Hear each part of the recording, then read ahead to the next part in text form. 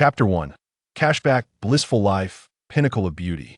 At the South High-Speed Railway Station in Jiang City, Jiang Nan descended from the train, dragging his suitcase behind him. All eyes turned toward him, for people are invariably drawn to beauty. "Mom, look, that brother is so handsome." A little girl tugged at her mother's hand, eager to share her discovery. The woman's face flushed crimson as she hurriedly covered her daughter's mouth, admonishing, "How can you say that? Don't speak out of turn, but he really is so handsome." "Mom, look." The woman hastened her pace, pulling the girl away. As Jiang Nan exited the train station, a woman clad in ultra-short shorts, revealing her long, fair legs, blocked his path. "Hello, I'm an agent from Jiahong Media. Is there something you need? I have been in this industry for over a decade and have never encountered a man with such outstanding looks. Have you considered pursuing a career in entertainment? I haven't thought about it. I have a leading role available. Would you like to audition? I don't know how to act." "Not to worry. As long as you can speak, that's sufficient. Besides, with your looks, it will surely become a sensational hit." Jiang Nan managed to extricate himself from the woman's entanglement and boarded a bus. Today marked the beginning of the new semester at Jiangxing University, and as a freshman, he was heading to campus for registration. Happiness system is binding. Happiness system binding successful.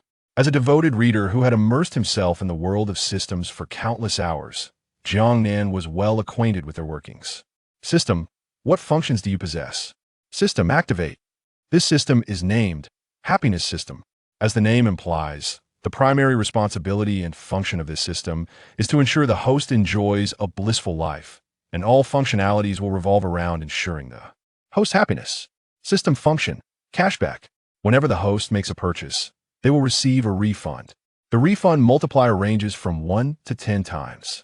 The minimum refund is the principal amount, with a maximum of 10 times the return. 10 times the return. Jiang Nan felt a surge of excitement and nervousness. This meant spending $1 could yield 10. The potential for accumulation was explosive. Experiencing wealth for the first time was exhilarating, albeit slightly overwhelming.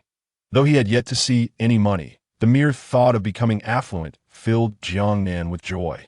Wealth, the second face of a man, often holds more significance than the first. In a not-so-distant future, he would ascend to become the world's richest individual. Not even the Rothschild family would compare. Even the Pentagon could serve as his backyard. In America, a nation masquerading as a company, money is everything. Newbie gift package has been credited. Would you like to open it? A newbie gift package?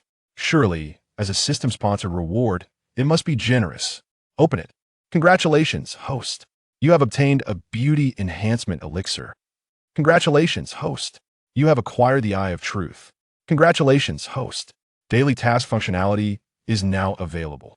The beauty enhancement elixir was familiar to him, as was the daily task functionality. However, what on earth was the Eye of Truth? Eye of Truth, capable of summarizing essential information about others into attribute data for the host reference. Would you like to integrate the Eye of Truth? Integrate. Who reads the manual? I prefer to dive right in. Congratulations, host. Integration of the Eye of Truth successful. Jiang Nan felt the world sharpen into clarity. He turned his gaze toward a passenger who had just boarded, a stunning young mother holding a little girl. Dressed in a loose, cream-colored oversized shirt that concealed her curves but revealed her beautiful, long legs, she presented a striking contrast between her robust thighs and her subtly delicate waist. Her legs were far from slender, yet they contrasted beautifully with her hidden waist, especially her thigh so voluptuous. The allure of her legs was unparalleled, particularly amplified by her maternal aura. 2 layers of charm, a lethal combination. The Eye of Truth. Name, Li Cici. Age, 32. Favorability, 5 points. Height, 169 centimeters. Weight, 56 kilograms. Beauty score, 90 points. Charging count, 1. 5 points of favorability? Do I know her? It doesn't seem so. Yet, if she feels a favorability of 5 points toward me, without prior acquaintance, Jiang Nan shook off his reverie. Most information was crystal clear. Charging count? Remarkable. Jiang Nan realized suddenly how powerful the system was, even revealing charging counts. With the Eye of Truth, he could avoid being a fool. He retracted the Eye of Truth, focusing on the beauty enhancement elixir, which piqued his interest. Use the beauty enhancement elixir. using the Beauty Enhancement Elixir. Beauty Enhancement Elixir usage failed. Reason for failure. The host has already reached the pinnacle of male beauty and cannot improve further. Compensation. The Beauty Enhancement Elixir has been converted to a Physical Enhancement Elixir. Physical Enhancement Elixir usage successful. Jiang Nan felt his vision elevate, as though a newfound vigor surged within him. His arms appeared more muscular, with beautifully defined biceps and triceps, exuding an aesthetic charm. He instinctively rolled up his sleeve. 8-pack abs, sharply defined, with noticeable muscle contours. Magnificent, and that line, so smooth and natural. From top to bottom, Jiang Nan felt like the crowning achievement of a divine creator. Li Cixi Favorability 5. Jiang Nan curiously lifted his gaze to the young mother nearby. Their eyes met, and she immediately blushed, averting her gaze, unable to hold his stare. The bus came to a halt. The young mother, clutching her daughter, hurriedly exited through the back door, as if fleeing, daily task refreshed. A voice in his mind pulled Jiang Nan back to reality. Daily task. Change your mobile phone. Task description. The host phone has been in use for an extended period, causing system lag and poor performance. It is recommended to replace it with a flagship model priced above $5,000. Task reward. 1 SUV lottery ticket. A mobile phone. Jiang Nan retrieved his Huawei Mate 20. This phone had been handed down from his father.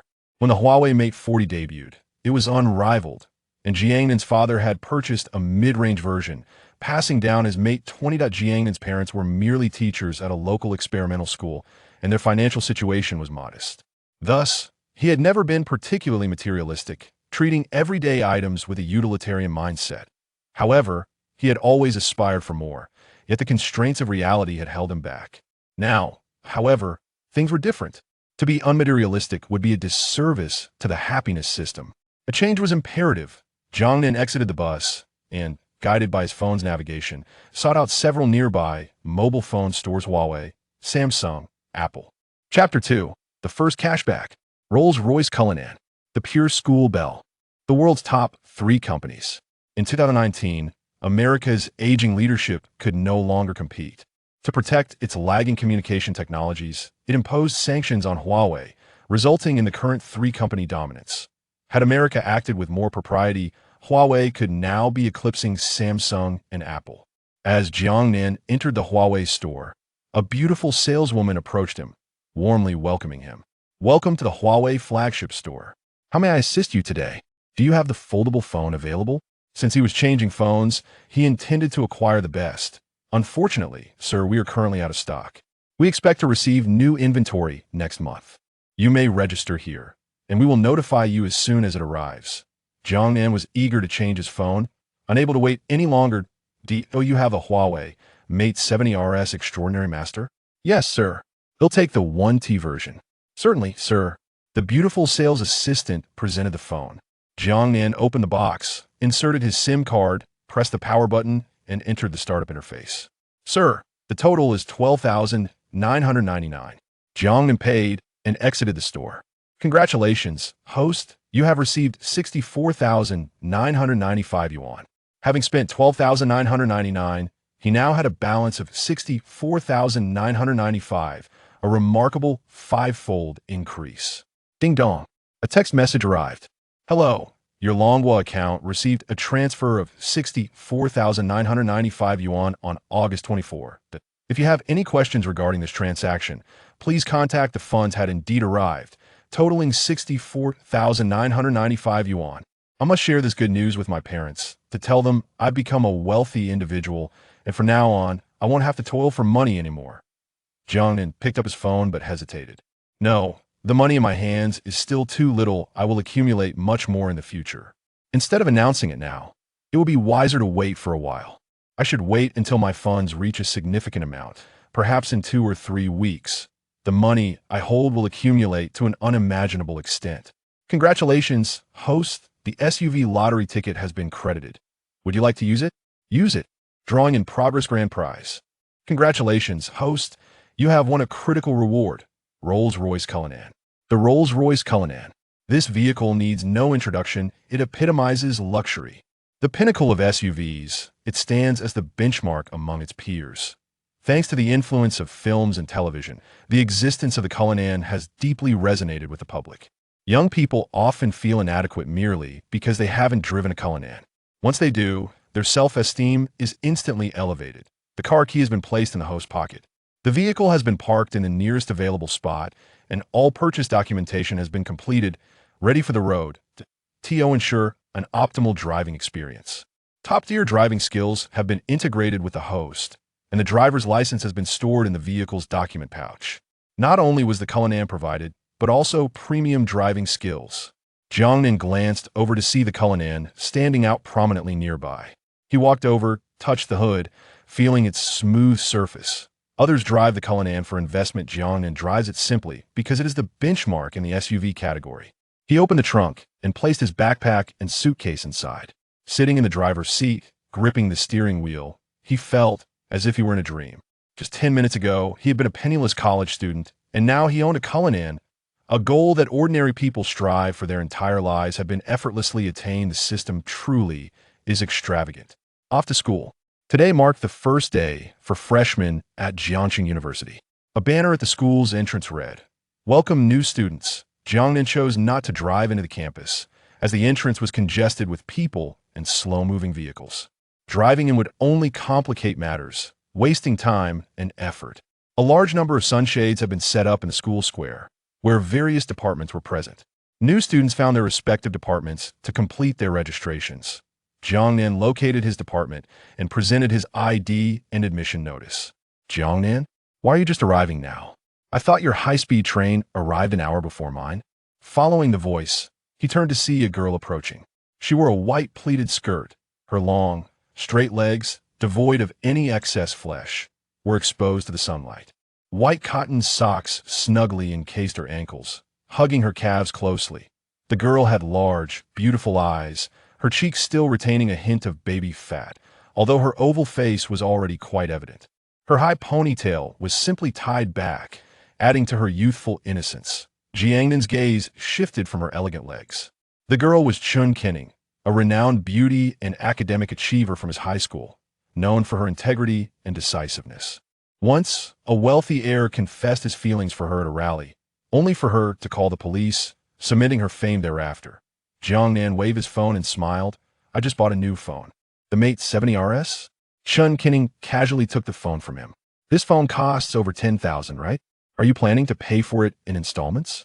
She suddenly laughed. "Jiang Nan, you wouldn't want your uncle to know you spent all your living expenses just to buy a phone, would you?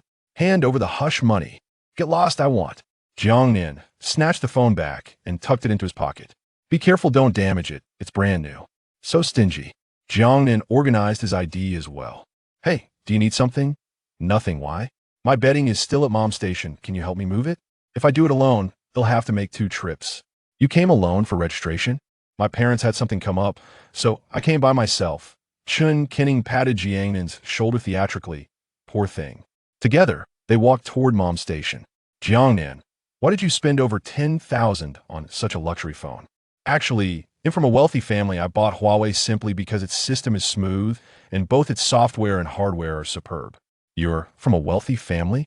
Which rich family stole my ice cream?" "That was 5 years ago. Do you still remember?" "You'll remember it a millennium.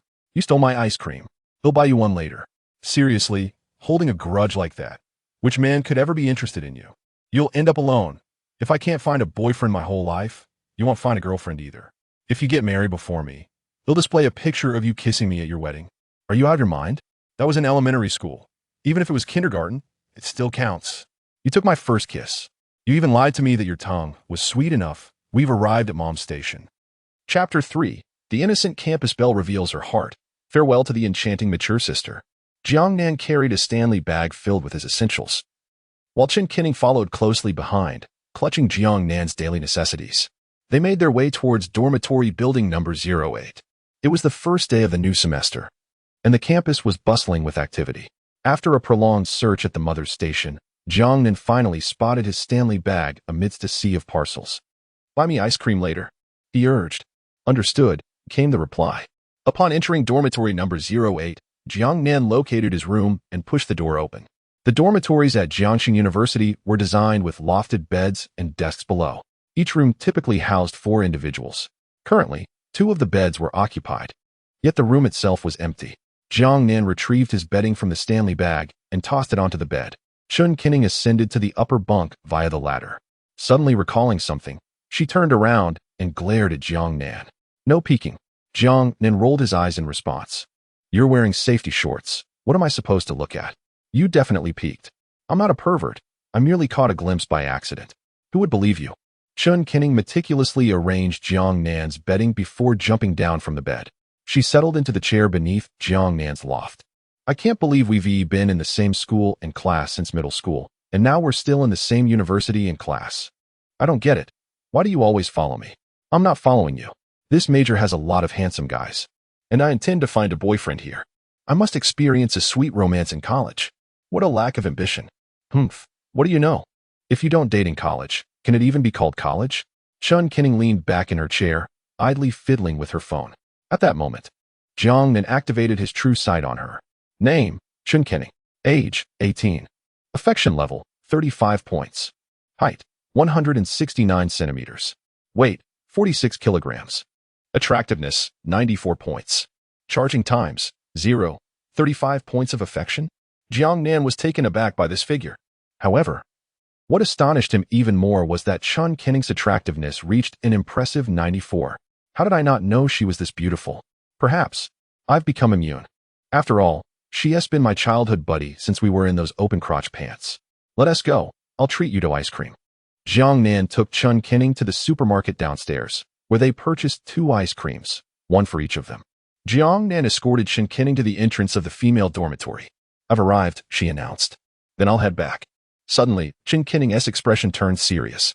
She stared behind Jiang Nan and exclaimed, Look, what is that? Instinctively, Jiang Nan turned his head. Ah. Chun Kinning swiftly took a bite out of half of Jiang Nan's ice cream and, with a gleeful stride, dashed away. Run, run, run. She urged as she reached the corner of the staircase on the first floor of the girls' dormitory. Unable to contain herself any longer, she stomped her feet in delight. The cold ice cream freezing her mouth. Serves you right, Jiang Nan remarked with a smirk, reveling in her misfortune. Upon returning to the dormitory, Jiang Nan found all 4 of his roommates present. The slightly plump boy greeted him with a smile, introducing himself as Zhang Chao, while the one sporting a stylish haircut was Xue Ming, and the one in the pink attire was Sun Hizhou. I am Jiang Nan, he replied. After a brief respite, the others busied themselves with their respective activities. Having reassured his parents of his safety, Jiang Nan reclined on his bed, scrolling through short videos. The allure of consumerism lingered in his thoughts, reminiscent of the extravagant gifts bestowed upon beautiful streamers in the novels he often read. He tapped into the live broadcast interface, casually browsing. The women within the stream, enhanced by special effects, appeared more enchanting than the last. Yet, under the discerning gaze of reality, their true selves emerged. As Jiang Nan continued to scroll, his hand suddenly halted. On the screen, a captivating young woman swayed her hips gracefully to the music, her movements subtle yet perfectly executed. Clad in an off-shoulder white t-shirt, her fair shoulders revealed a striking silhouette. Below, a pair of navy high-waisted yoga pants accentuated her curvaceous form, while her exquisite legs snugly embraced the fabric. Silver rimless glasses adorned her face, lending her an air of both innocence and allure. Jiang Nan recognized her. He had seen her recently on the bus. It was Li Sisi. Her small avatar indicated that she was live streaming, prompting him to enter the broadcast. Inside the live room, Li Sisi sat before the camera, still donning the loose, cream-colored half-sleeve top, engaging in light-hearted conversation with her viewers. With Jiang Nan's presence, the total audience numbered merely 10. Welcome, young lad, to the live stream, she greeted him. Such a beauty, how could your husband allow you to engage in this? One viewer commented, What is your profession? You seem to have a background in dance. If I could marry you, I would endure 100 years of Mount Fuji's eruptions without hesitation. Li Sisi tucked her hair behind her ear, responding, I am a single mother, raising my daughter who is in elementary school. The expenses are substantial. I heard that streaming can be lucrative, which is why I started. I've been at it for 3 months, but I'm struggling to continue. I plan to quit tomorrow. This is my final broadcast. As for my job, I currently have none. I used to teach at a dance training center, but the owner attempted to take advantage of me. I slapped him and was consequently dismissed. Bravo. Sister, you handled that scoundrel admirably. Being a single mother is challenging enough without such men trying to exploit you. If I were not utterly impoverished, I would certainly assist you. Are you in search of a partner? The costs of raising a child in elementary school are daunting. Finding a man could ease your burden. Sisi sipped her water and continued, "My approach to love is one of acceptance. If it does not come, I shall not seek it. I have found another job at a different training institution, and I will begin next week." The inability to witness the host's dance has extinguished the sole joy of my existence. To the individual above, "You seem to be a woman, am I correct? And what of it? Women, too, can appreciate beauty. Moreover, the host is undeniably stunning. Dear host, when you enter a romantic relationship, could you refrain from imposing gender restrictions? After all, beautiful women are already a rarity. You ought to cherish each other internally. Can you dance?" Sisi glanced at the message sent by the young boy. She had no intention of dancing today. After all, her earnings from days of streaming had been dismally low, as this was the final day of her broadcast. She merely wished to engage in casual conversation with her loyal fans. However, when someone inquired, she felt it inappropriate to outright refuse. Thus, she set the price of gifts rather high, hoping the other party would reconsider. A heart rabbit dance lasts for 10 minutes. Jiang Nan opened the gift list. Noting that a single heart rabbit costs 299 diamonds, roughly equivalent to 30 yuan, Sisi observed that the live stream had been silent for a while. Assuming the other party had decided to withdraw, suddenly, the stream was adorned with carnival effects. The young boy has gifted the host a carnival item. Chapter 4. The Carnival Screens. A stunning return of 660,000. Dancing in underwear like a little swan? Before Sisi had the chance to express her gratitude, the number of carnivals continued to surge. A young boy gifted the streamer a carnival one.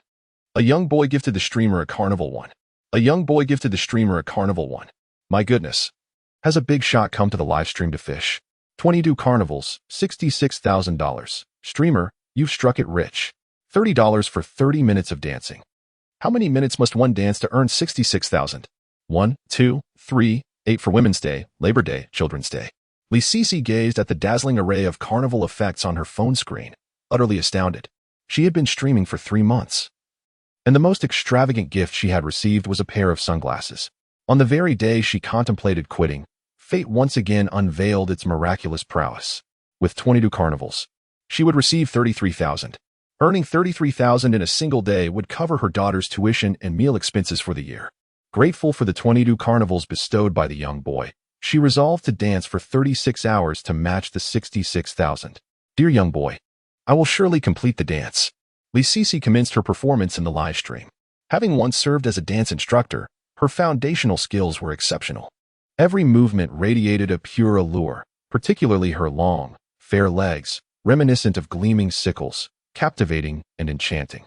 However, Jiang Nan's thoughts were far from Sisi. His intention behind gifting the carnivals was not to witness her dance, but to reap the rewards of a critical return. This time, he had spent 66,000. Only to receive a staggering return of 660,000, an entire tenfold increase. Within a day, he transformed from a penniless college student to one with 660,000 in savings.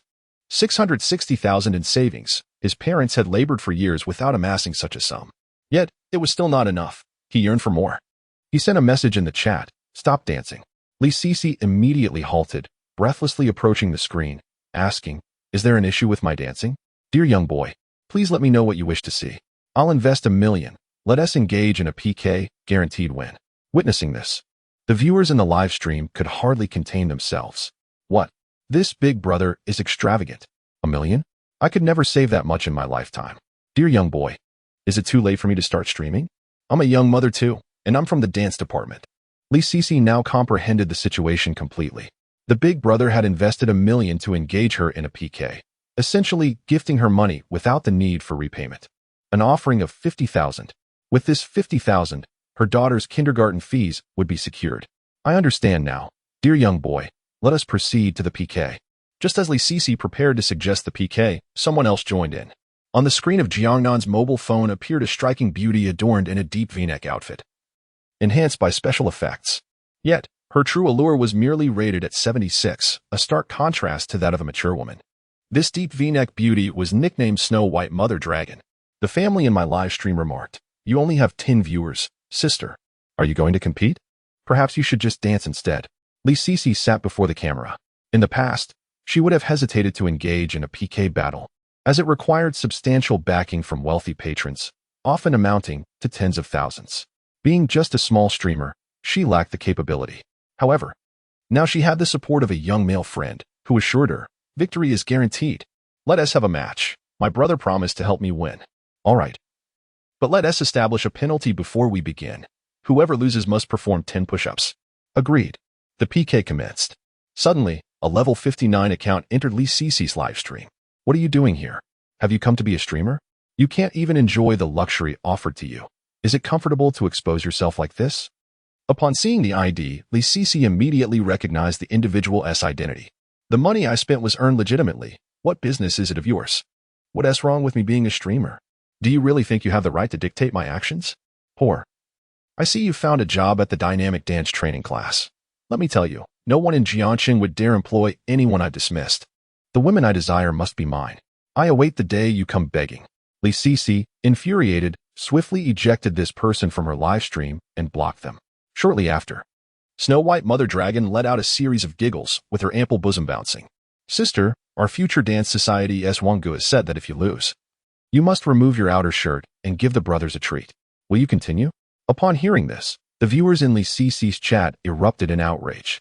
How can a streamer be asked to undress on air? What kind of sick individual thinks this is acceptable? A man capable of such repugnance surely has a mother who has lost all moral integrity. If only I knew his address, I would track him down. Lee Cece remained silent, her anxiety palpable. She did not wish to continue. It was blatantly a form of bullying. If she won, it would be one thing. But if she lost, would she truly be compelled to strip in front of so many? Jiang Nan furrowed his brow. He merely sought to engage in a PK for a bit of extra income, never anticipating such a distressing incident. Trash is trash, no matter where it is found.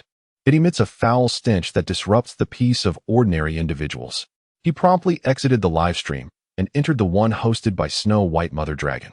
Upon noticing the entry of a level 38 account, she eagerly exclaimed, "Welcome, little boy brother, to the live stream. Love you." Jiang Nan disregarded her. Commenting in the chat, "Where is Wangu from the Future Dance Society? Come out, I wish to challenge you." Upon witnessing this scene in the live broadcast room, the audience erupted in joy. One viewer exclaimed, "I sense a juicy gossip brewing. Who is this formidable figure that enters only to hurl insults? The gentleman in the opposing stream seems to have come seeking confrontation. How dare he challenge a level 59 player with his mere 30-something level account?" Wangu from the Future Dance Society remarked, "What are your intentions?" The young boy from Jiang Nan replied, "If the pristine Mother Dragon loses the duel, you must share a video of yourself dancing the swan in nothing but your underwear." Upon reading this message, Wang Ji's expression darkened. Who is this insolent brat daring to invoke his ire? How concerned are you about her? Surely, you cannot be her lover, he retorted. I am your mother's lover. Are you game? If not, be gone. Naturally, the stakes must be raised. What if Lee Cece were to lose? I shall dance, came the response. Just ensure you don't max out your credit card. At that moment, another level 59 player named Tianhu joined the fray. Count me in, if Long Long loses. I too shall don only my underwear to dance the swan. And if the female streamer loses, she must also perform in her lingerie. The audience in the live room found this utterly delightful. I suspect that Long Long might have engaged in this banter solely for the sake of dancing in his underwear. It is reasonable to think that affluent individuals often harbor peculiar interests. While the idea of dancing the swan in one's underwear may seem odd, it ultimately does not impede others. Though I may not comprehend it, I extend my respect. Chapter 5, 880 Carnivals. Do not compare my savings with my pocket money. Welcome, little boy, to the live stream. Love you dearly. Upon hearing this, Lee Cece felt a chill in her heart. Older brothers are indeed rare treasures. They shower money, driven by the allure of beauty and the prospect of profit. Although her attire was somewhat revealing, it paled in comparison to that of the female host opposite her, who seemed on the verge of exposing everything. So, it appears that men are indeed drawn to this type. The comment section erupted in a frenzy. How did the little boy make his way over there? Did he switch sides so swiftly? It is only natural for the opposing host to flaunt her assets. Truly, no man is worth trusting. Sisters, let us cease this battle. From now on, I shall support you. Hurry over there. The little boy is rallying a team across the way. The little boy has made an agreement with 2 level 59 gentlemen opposite him, should the coconut host lose. She and her fellow host must don lingerie and perform the swan dance. If the opposing dragon lady loses, she and her 2 gentlemen must do the same. How ruthless. Those 2 level 59 accounts have each invested over 3 million. How could the little boy dare to confront them? Li Sisi felt warmth in her heart as she read the messages in the live stream. She had thought the little boy had departed, but in truth, he was seeking justice for her. A stranger willing to stand up for her filled her with gratitude. This unknown benefactor was ready to invest his own money for her sake, which touched her even more. In the brevity of life, encountering such a kind soul is indeed a stroke of fortune. Welcome, little boy. Li Sisi saw his name and continued. Little boy, why not let this matter slide? Both of them are level 59. You should not engage in this PK. The little boy replied, not fight? Would that not be a futile concession? Such scum only sees you as weak the more you retreat. It is only by inflicting pain that they learn to fear you. Li Sisi expressed her concern, but this will cost you a considerable sum. The little boy responded, I spend money, you earn it. I feel no remorse. Why should you? Aren't you aiming to support a child? Why hesitate to seize this opportunity to earn? Look at how ecstatic the opposing host is. The fair-skinned dragon lady is naturally thrilled. She witnessed the dialogue between Jiang Nan and the others just moments ago. Regardless of the outcome, today she is bound to secure a significant profit. What does winning or losing matter? She has worn outfits far more provocative than bikinis before. Perfectly, this is an opportunity to gain followers. As the PK commenced, the progress bar of the fair-skinned dragon lady surged forward with overwhelming force, pushing the bar to the very edge of the screen. Observing this, Jiang Nan converted the recently acquired 660,000 into a flurry of gifts. The 660,000 gift effects filled the screen in a chaotic spectacle. Soon, the progress bar was pushed back, reclaiming 1/3, yet victory still felt a distant dream. Congratulations, host, you have earned 1,980,000. With a triple critical hit, Jiang Nan amassed an astonishing 1,980,000.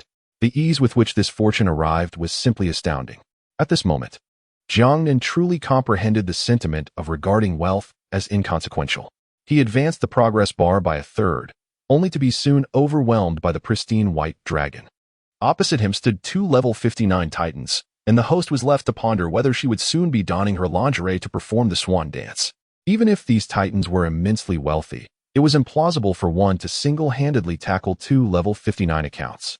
The expenditure for one level 59 account was 1,600,000, equating to 3,200,000 for both. If I possessed 3,200,000, I would certainly hesitate to squander it all on a female streamer. After completing a performance, Li Sisi sat before the screen, observing the suffocating progress bar.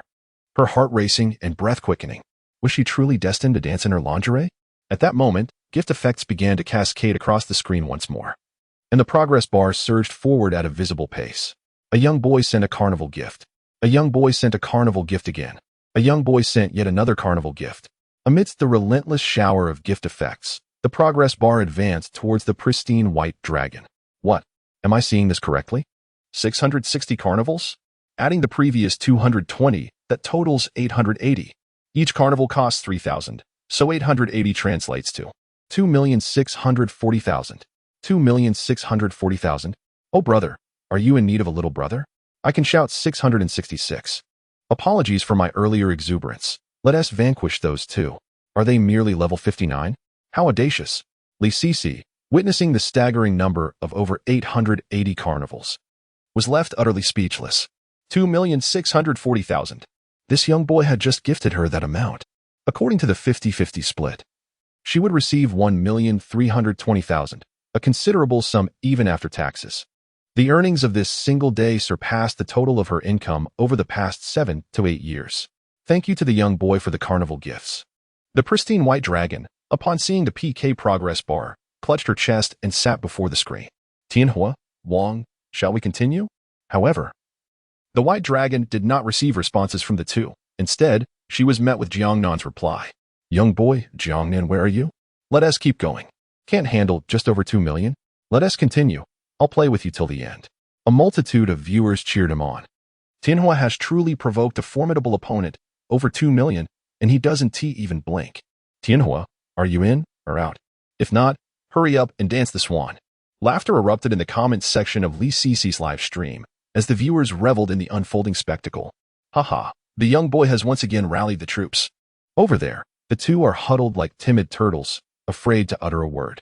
The opposing live stream room is in an uproar. My friends, soon we shall witness the three of them performing the little swan dance. I shall not partake. Instead, I will ardently cheer for the young boy. He is my idol. The pure white mother dragon received a private message from Tianhua. Dragon, hold on a moment. Brother Wang and I have conspired. We are nearly even, shortly. We shall stealthily attack the tower, allowing this young man to boast a little longer. I will never allow you to wear undergarments while performing the little swan dance. The pure white mother dragon replied, Brother Tianhua, you are truly wonderful. Love you loads. When we meet next time, I shall reward you handsomely. Jiang Nan amassed 1,980,000. The system's critical hit returned 3,960,000, a threefold critical strike. He certainly perceived the opponent's subtle intentions. Currently, the two sides are separated by a gap of approximately 670,000, indeed presenting an opportunity for a covert tower assault. Chapter 6. Financial Freedom. Lamborghini Revent In. The beautiful teacher from the Music Academy. As the PK entered its final moments, the progress bar on the opposing side surged unexpectedly, overwhelming the competition. The viewers on Li Cici's side were left bewildered, unable to comprehend the situation, only to witness an array of dazzling effects illuminating the screen. The progress bar, which had previously shown signs of decline, suddenly regained its momentum, eclipsing more than half of the opponent's display. The staggering number of 800 carnivals shimmered in the live broadcast, dazzlingly bright. 800 carnivals? Another 240,000? This is indeed a true magnate. The young boy had already spent over 5 million in the live stream, a sum sufficient to attract numerous beautiful female hosts in reality. Brother, should I head to South Korea and then to Thailand now? Congratulations, sister, you've achieved financial freedom in a single day. However, the protagonist, Li Cici, did not share in the exuberance. The young boy's total expenditure exceeded 5 million, and after taxation, she would receive just over 2 million. Even in Jiangxing, this amount could afford her a comfortable living for quite some time. Yet, she hesitated to accept such a substantial sum. The fair-skinned matron had made a couple of promises, stating that the three of them would release the video before the night ended, before hastily departing. Li Cici watched the effects in the live stream gradually fade away. Brother, perhaps I should contact the platform and return the money to you. It's too much for me to handle. The boy replied, just keep it. After much deliberation, she ultimately did not refuse. She truly needed this money. With it, she could provide her daughter with a good education and a nurturing environment, ensuring her healthy growth. Thank you, brother. May I add you on WeChat? Of course. After Jiang Nan and Li Cici exchanged contact information, he exited the live stream. In total, he had netted 8,760,000, with the final expenditure of 240,000 yielding a threefold return. 876,000. To amass such wealth in merely one morning felt surreal to Jiang Nan. He contacted his parents, fabricating a story about profiting from stock trading, and transferred over 300,000 to them. Initially, they were skeptical of his claims, but upon seeing the money, they were left speechless. 300,000. What kind of swindler would offer you 300,000 as a stake? After hanging up, Jiang Nan's assets dwindled to 576,000. Congratulations, host. Assets have reached 5 million. Phase task triggered. Task name, purchase a house. Task description, establishing oneself in a city is symbolized by owning real estate within that city. The sense of security a home provides is irreplaceable by any other possession. Task reward, Lamborghini Revent In. Purchase a house. Jiang Nan searched online and found that the average price of properties in Jiangxing's main urban area was over 10,000, with prime locations reaching up to 13,000. At that moment, Zhang Chao suddenly entered, exclaiming, "It's so hot outside." He lay on the bed, engrossed in a live stream on his phone. Jiang Gu, the beautiful internet celebrity from the Music Academy next door, is live streaming at our school. All the students are gathered around to watch. Aren't you going to take a look? No, it's too hot, he replied. I just checked it out. She's stunning. Whether or not she uses beauty filters. I'll send you the link to her stream. Zhang Chao forwarded the live stream link. Jiang Nan clicked it, and it redirected him to Douyin. Inside the live stream, a beautiful woman donned headphones, singing, I truly miss you in every rainy season. What you choose to forget is what I hold most dear. The paper is short, yet feelings are long, unable to express the many ripples. My story is entirely about you. How could I have fallen for her and decided to take her home? I relinquished everything. It mattered not. The paper is short, yet feelings are long, unable to recount the youthful days. Her voice was enchanting, a naturally gifted singer, truly a talent bestowed by the heavens. Zhang Chao chuckled. Isn't she lovely? Let me tell you, she is a major internet sensation, boasting over 1 million followers on Douyin. His words piqued Jiang Nan's interest. A true beauty indeed. Name, Su Jixia. Age, 27. Affection level, 0. Height, 168 centimeters. Weight, 47 kilograms. Beauty score, 93. Charging times, 0. With a beauty score of 93 and such a melodious voice, it was no wonder she amassed such a following on Douyin. Zhang Chao continued. She is a teacher at the Jiangqing Music Academy. Our school is quite close to the academy, so she is fairly well known here. A beautiful teacher, Jiang Nan murmured. After singing, the paper is short, yet feelings are long. Su Jixia enthusiastically continued. Let us get those likes to 90,000, and we shall continue. Students can leave their song requests in the comments. I can see them all. The live stream featured lucky bags, encouraging students to click away. A Huawei P70 and a Huawei tablet await you. Welcome to the live stream, young boy. Are you a new student? Welcome to the teacher's class. Young boy. Is there anything you'd like to hear? Jiang Nan had spent over 5 million on Douyin, and his account was at level 67. Upon entering the live stream, he had exclusive effects. The comment section exploded with excitement. Level 67. I've never seen this in a live stream in my 21 years. I've lived a year longer than you. A 5 million account? Surely at ISNT from some guild? Who else but a top-tier rich heir would spend 5 million in a live stream? Jiang Nan sent a comment in the live stream. Sing Sigh of the Clouds. And if it's good, I'll send a gift. The big shot is personally requesting a gift. I bet it's a carnival. A carnival? That has too small a vision. I'm guessing 10. Su Jixia adjusted the microphone and continued. Does the little boy wish to hear Tian Yunxi? Certainly. If we reach 90,000 likes, we shall sing Tian Yunxi. The teacher is currently at Jiangqing University. Today marks the opening day of Jiangqing University, and the crowd is quite large. Well, let us commence the performance of Tian Yunxi. And you are destined to be the very essence of my heart. This is fate, and also the most beautiful encounter ordained by destiny. Do not resent the heavens. A smile suits your visage far better. As the song concluded, the comments section overflowed with floral emojis. A myriad of gift effects blossomed in the live stream. At that moment, amidst the vibrant carnival effects, one particular effect began to emerge, starting from a count of 1 and gradually increasing. The little boy sends a carnival effect to the host 1. The little boy sends a carnival effect to the host 1. The little boy sends a carnival effect to the host 1. The tally soared to 23. Just as Jiang Nan contemplated ceasing, unexpectedly, another participant surged forward. The admirer sends a carnival effect to the host 1. The count astonishingly surged to over 20 in an instant. Jiang Nan smiled. For this was the first time since acquiring the happiness system that someone dared to openly challenge his authority. Chapter 7. I love you. The wealthy heir surrenders. Infuriated by incompetence, Jiang Nan contemplated increasing his investment further. With consumption yielding returns, particularly with critical bonuses, he had no reason to feel apprehensive. Yet, when the count reached 23, the other party abruptly halted. Simultaneously, Jiang Nan received an unfamiliar private message. Brother, Su Jixia is my girlfriend. Just enjoy the music. Girlfriend? Su Jixia is in a relationship? Chao. Does Su Jixia have a boyfriend? Zhang Chao, engrossed in short videos, looked up and pondered before replying. No, not that I've heard of. However, there is chatter on the Music Academy forum about someone named Zhou Linhao pursuing her. Zhang Chao continued to recline on his bed, scrolling through videos. Jiang Nan inquired of the individual who sent him the message. Are you Zhou Linhao? The reply came swiftly. Since you know me, you must be from the Music Academy as well. Jixia is my girlfriend. Keep your distance. Are you threatening me? Jiang Nan messaged back. Even a sycophant can be so bold.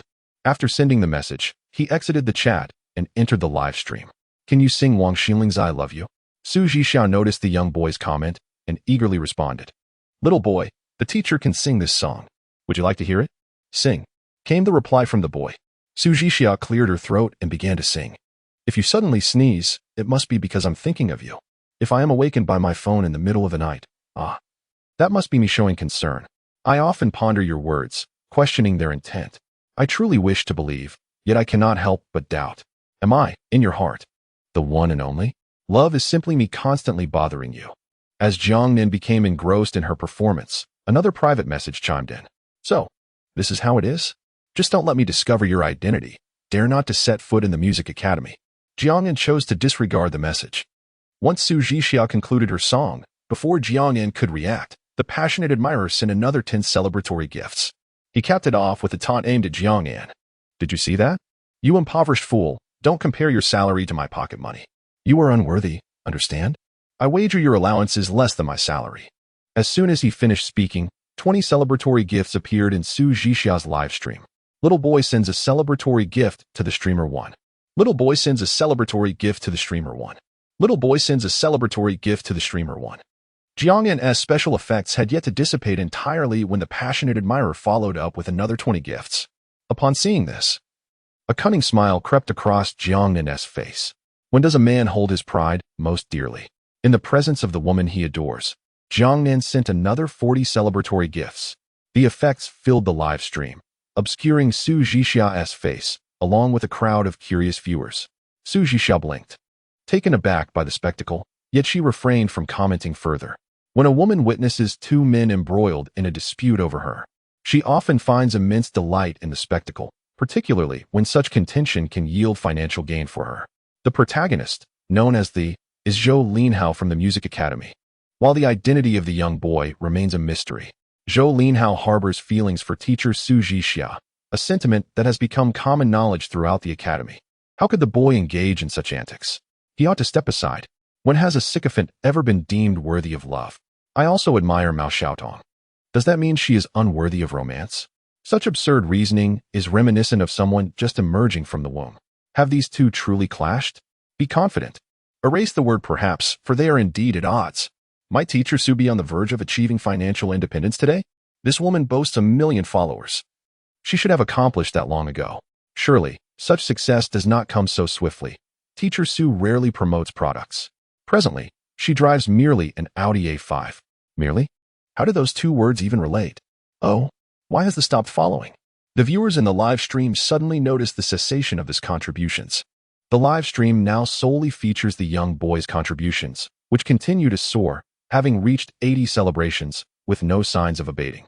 The young boy presents the host with a celebration 1. The young boy presents the host with a celebration 1. The young boy presents the host with a celebration 1. 150 celebrations? Each celebration costs 3,000. 10 amounts to 30,000. While 100 totals 300,000. 150 would be 450,000, adding the previous contributions. The young boy's celebrations must total around 200 by now. Greetings, esteemed benefactor. I feel you are my long-lost father. Please grant me the opportunity to express my filial piety before you. Why has this ceased his support? Most likely, he has run out of funds. The young boy has practically gifted an entire house. How can they compete? Goodness, was he not driving a sports car, claiming to be a wealthy heir? Why is he so timid?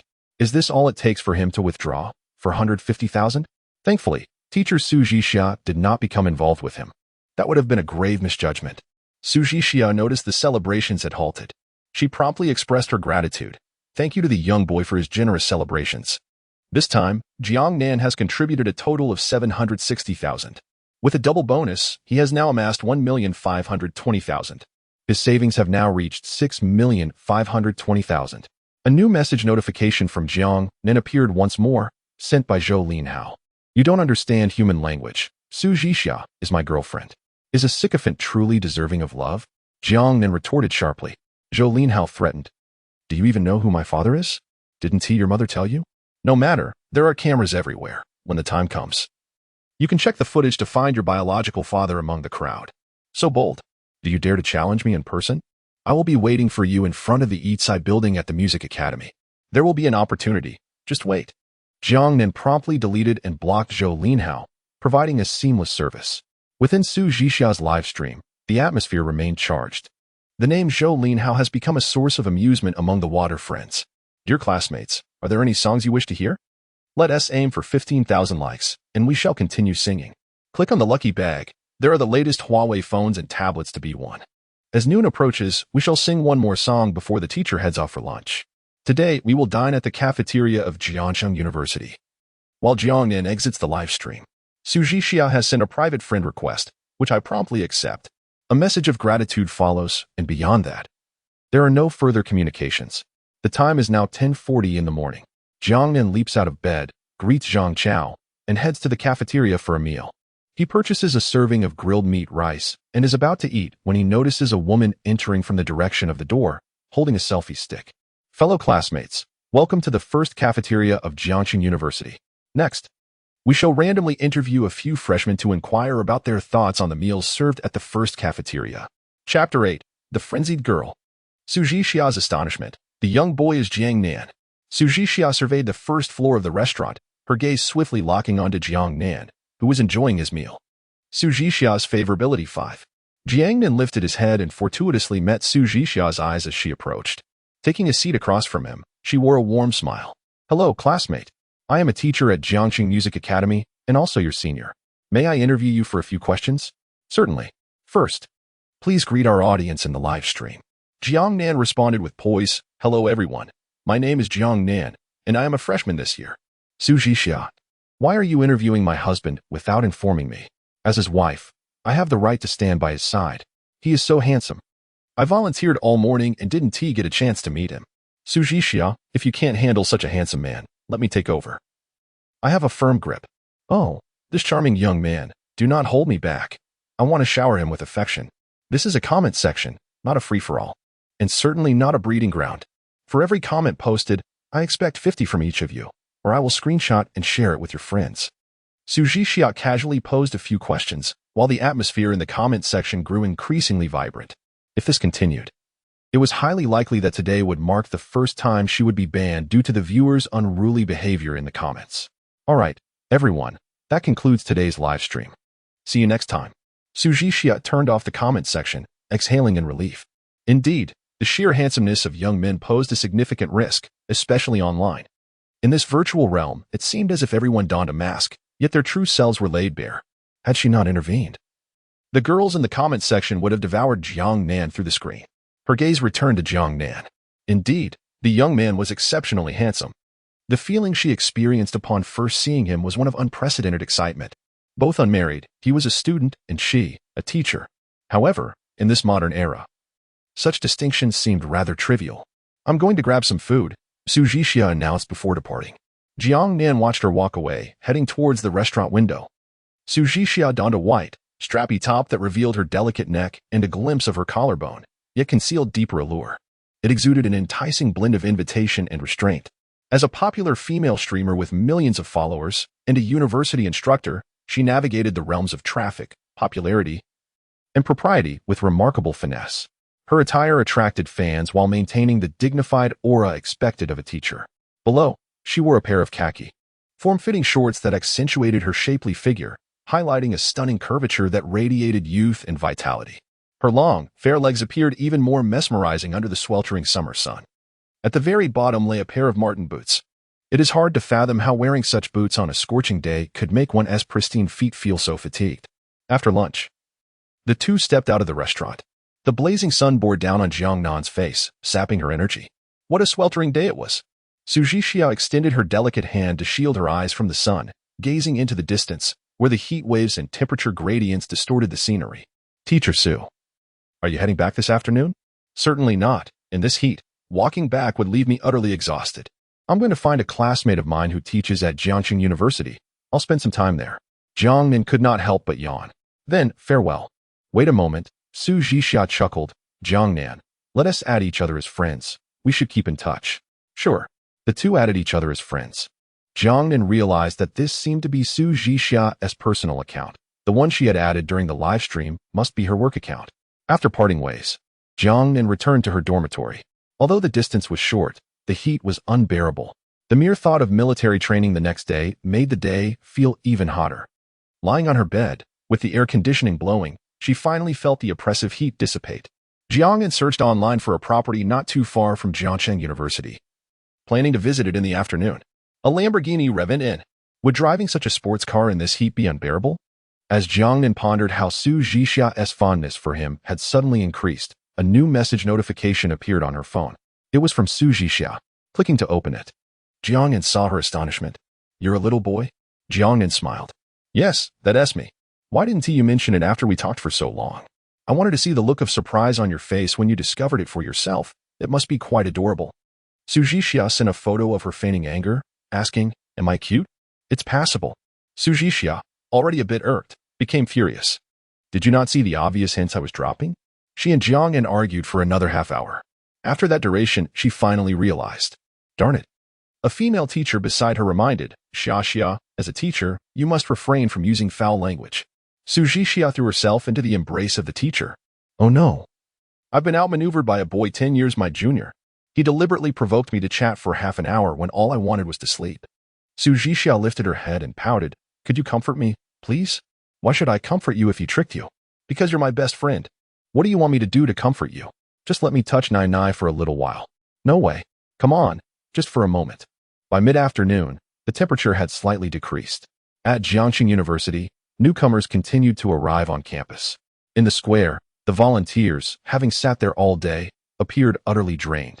Resembling desiccated vegetables, their earlier enthusiasm long evaporated. Jiang Nan glanced up at the blinding sun as he stepped outside the school gates. Not far along, he caught sight of a pair of long, fair legs. While it was quite common to see such legs in the sweltering summer heat, the chance of encountering a pair that was slender and straight was indeed rare. Teacher Su, are you returning to school? Su Jixia turned to find a remarkably handsome young man smiling at her. Standing beneath the sun, the light cast upon his face made him seem almost luminescent. Jiang Nan? On such a hot day, where are you headed? Just wandering, Jiang Nan replied with a grin. Why rush back to school on such a scorching day without taking a moment to rest?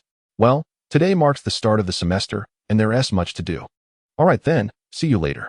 Su Jixia watched as Jiang Nan passed by, opening the door of a Cullinan not far away. This car is yours. Su Jixia exclaimed in astonishment. Yes, it is.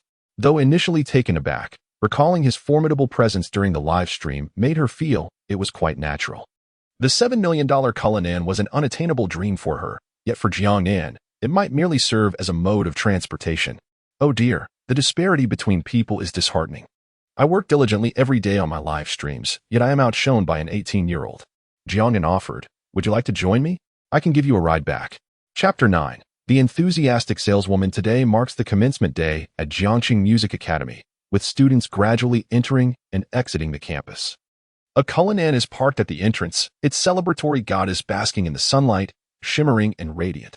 At this moment, the gaze of the crowd converges upon this luxury vehicle. Despite the sweltering heat that leaves one feeling languid, upon catching sight of the emblem of the celebratory goddess, the elegantly dressed young women around instinctively straighten their posture, striving to present themselves in the best light. As the car door opens, a pair of slender, fair legs gracefully steps out. When Su Jixia descends from the vehicle, the previously tranquil entrance of the academy bursts into lively chatter. Look, it's Teacher Su. Who could be dropping her off? Could it be her boyfriend? Does Teacher Su's boyfriend drive a Cullinan? He must be quite affluent. Given that Su Jixia is a renowned internet celebrity, is it not reasonable for her to be with someone who drives such an extravagant car? The thought of my goddess being involved with a middle-aged man stirs a pang of heartbreak within me. Jiang Nan steps out and glances at the grand entrance of the music academy. Shall I go in for a moment? Perhaps another time. I have matters to attend to. Next time, I'll enter through the south gate, which is much closer to the staff quarters, just to turn away. Indeed, next time for certain. The surrounding young women, upon witnessing the departure of such a handsome young man, are rendered speechless, their hearts racing. It takes them quite a while to regain their composure after Jiang Nan drives away. Su Jixia is immediately surrounded by a gaggle of girls, chattering excitedly like a flock of delightful sparrows. Teacher, is he your boyfriend? Your boyfriend is so handsome. Could you introduce him to me? Teacher, what is the name of my long-lost boyfriend?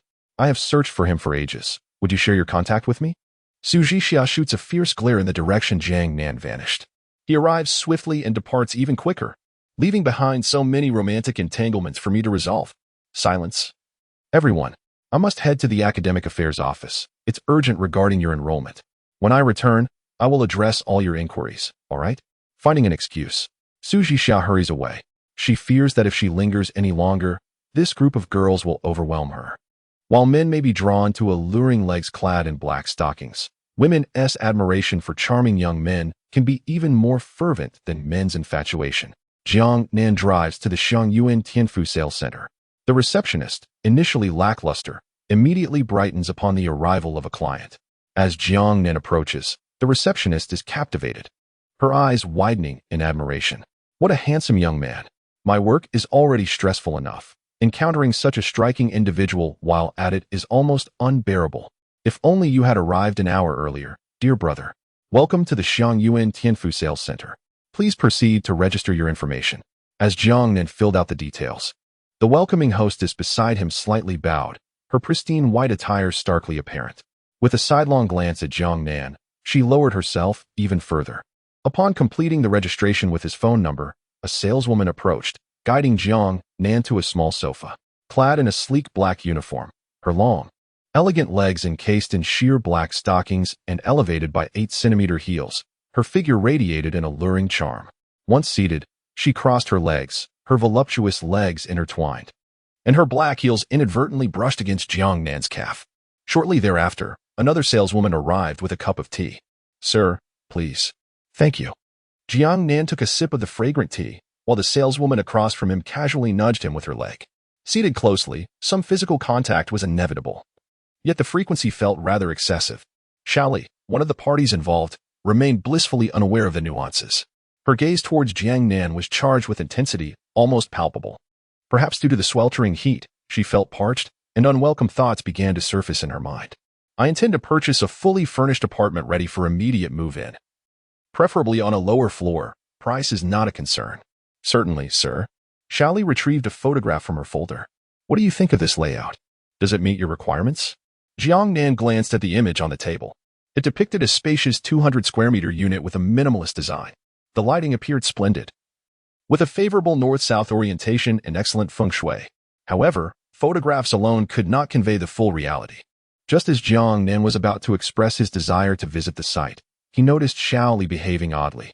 Her lips were pressed together, her expression troubled, and her legs tightly crossed, with her left hand instinctively covering her abdomen.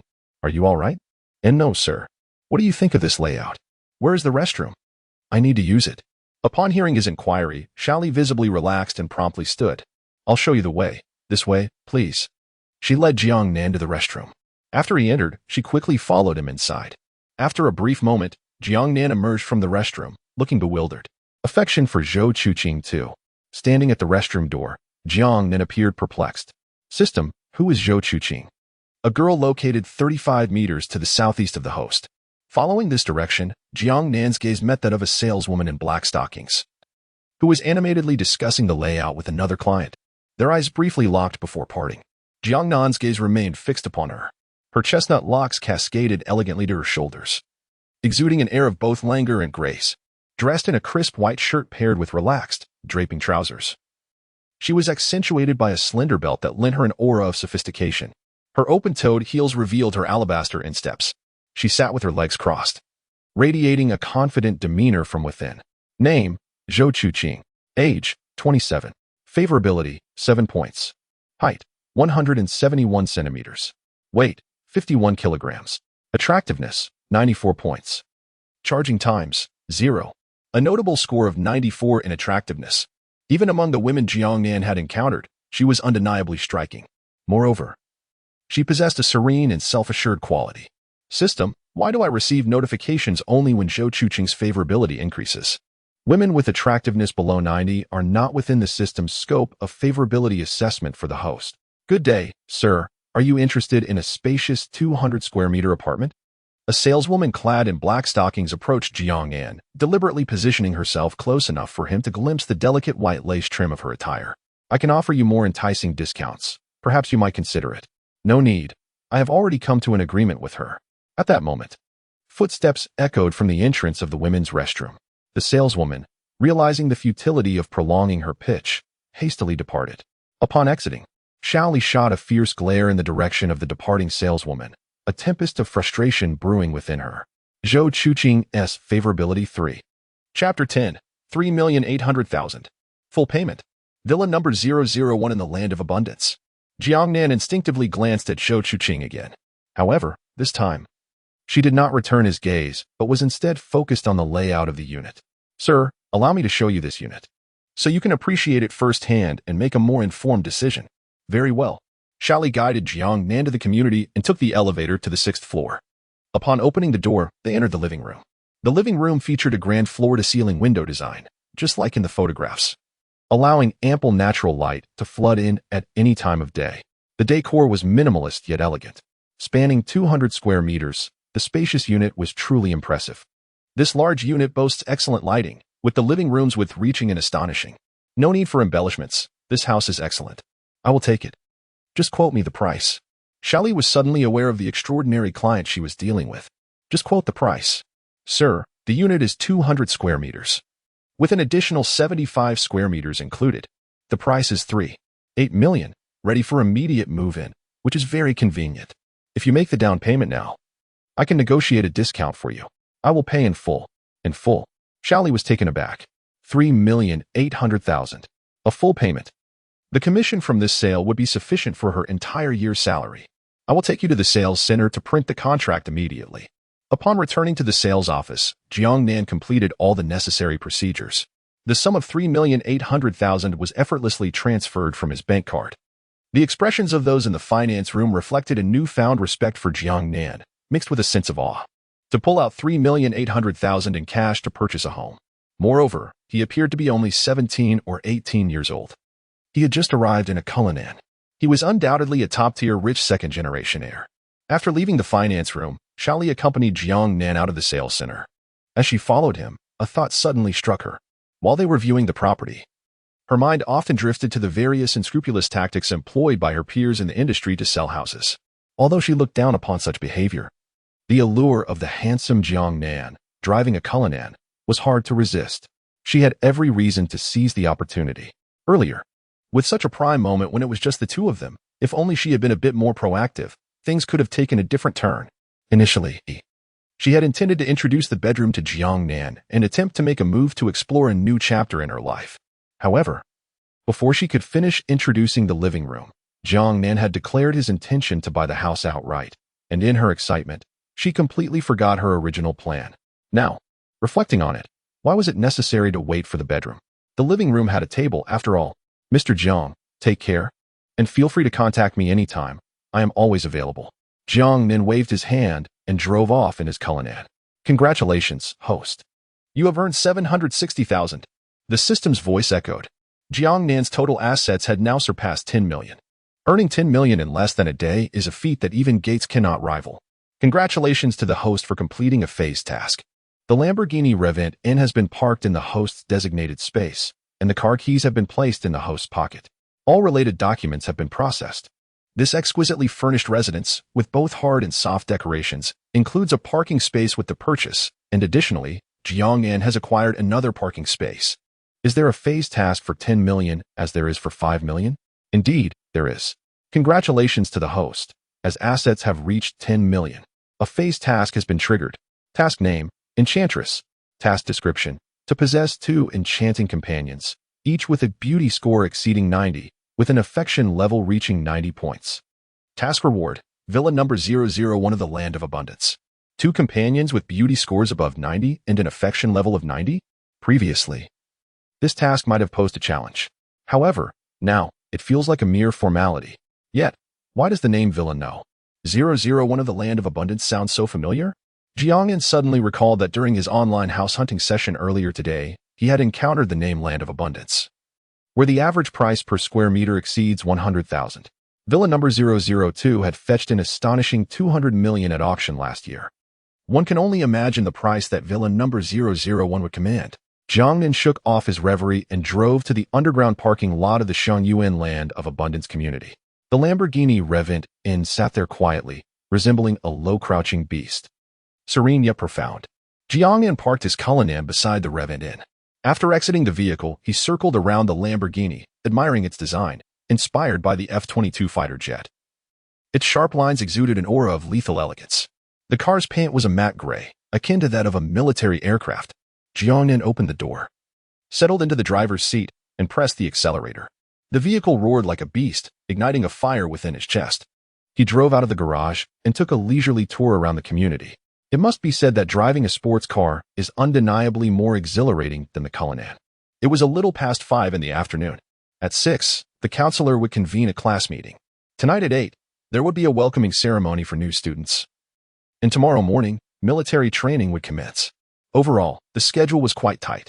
However, considering Jiang Nan's current physical condition, 15 days of military training posed no challenge at all, as he was a man enhanced by the system. At the class meeting around 6, the class leader was elected and military training uniforms were distributed. The lecture that began at 8 left Jiang Nan drowsy, and by the time it concluded, It was already 9:30. After the lecture, Jiang Nan approached the counselor, expressing his desire to reside outside. After all, his newly purchased home would be of little use if he did not move in. The counselor made a phone call to Jiang Nan's parents, and upon receiving their confirmation, issued a proof of off-campus residence for him. Seizing the moment after the lecture had concluded, and while the school leaders were present on campus, all necessary documentation was efficiently processed. Tomorrow evening, Jiang Nan will be able to leave the school and reside elsewhere. Beside the road adjacent to the boys' dormitory, several parking spaces have been created. Tonight, in one of those spaces, there rests a vehicle that exists only in legend, the Lamborghini Revent Inn. Bathed in light, the Revent Inn is breathtakingly handsome. A boy with blonde hair points at the car, the Lamborghini Revent Inn, worth over 30 million. This is the least expensive car in my garage. After a day of driving, it's out of fuel. Junior, come with me for some spicy hot pot, and tomorrow, I'll take you for a ride. The girl, clad in a short skirt with her legs adorned in black stockings, scrutinizes the vehicle, seemingly weighing the pros and cons. He is deceiving you. Jiang Nan stands a short distance away beneath a street lamp, his expression indifferent. Chapter 11. The man driving a Lamborghini does not initiate conversations with women as the young woman in black stockings caught sight of Jiang Nan approaching. Her eyes sparkled with excitement. How handsome he is. Is he coming over to speak to me? Should I respond to him? What name shall we give our future son? Will he manage to secure a place at a prestigious university and land a good job one day? Meanwhile, the blonde-haired man, incensed that his opportunity was being thwarted, threatened. Who do you think you are? Why are you wandering around at this hour? Get lost as far as you can. Jiang Nan forcefully pushed the blonde aside, causing him to stumble and fall to the ground. He then opened the door of his Lamborghini Revent Inn, seated himself in the driver's seat, and addressed the infatuated girl. A man driving a Lamborghini does not initiate conversations with women. With that, he drove off into the night. The blonde's face turned pale as he furiously dug his toes into the ground, wishing he could conjure a mansion from the earth. Listen, little sister, let me explain. I have a Lamborghini too. It's too dark. I mistook you for someone else. Please believe me. The black-clad beauty responded with a sharp slap across his face. And you think you deserve to drive a Lamborghini? Get lost. In the bustling Letian square of Jiangcheng, a plethora of luxury brands adorned the area. A veritable paradise for women and a hell for men. Even at night, the square was ablaze with lights and thronged with people. In the underground parking lot of Letian Square, luxury cars like Mercedes and BMWs were commonplace, but one vehicle eclipsed the brilliance of these extravagant machines. The arrival of the Lamborghini Revent Inn instantly captivated the attention of all present. A long-legged beauty who had just alighted from a Porsche 911 gazed in astonishment at the Lamborghini, exclaiming, Revent Inn. Wow, what a wealthy person. Yao, let us go. We've arrived, she said, responding to her friend before they departed together. After searching for a while, Jiang Nan finally found a parking spot. Just as he stepped out of the car, a young man approached him, accompanied by a girl swaying her hips, her long, slender legs clad in black stockings, and a curvaceous figure that was quite striking. Dude, your car is amazing. It's all right, Jiang Nan replied modestly. Can I take a picture with it? Sure, he consented.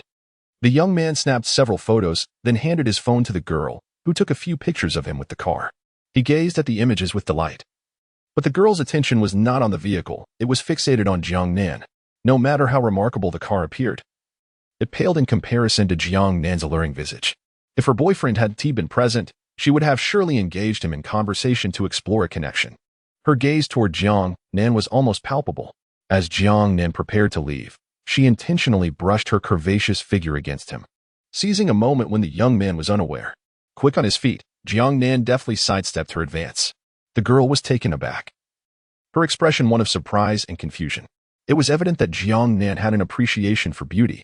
He would never pry into another's relationship. As the young man drove away, the girl in the passenger seat cast lingering, sorrowful glances at Jiang Nan. She could not comprehend why he chose to avoid her. After the young man departed, Jiang Nan made his way to the first floor of the Latte Mall.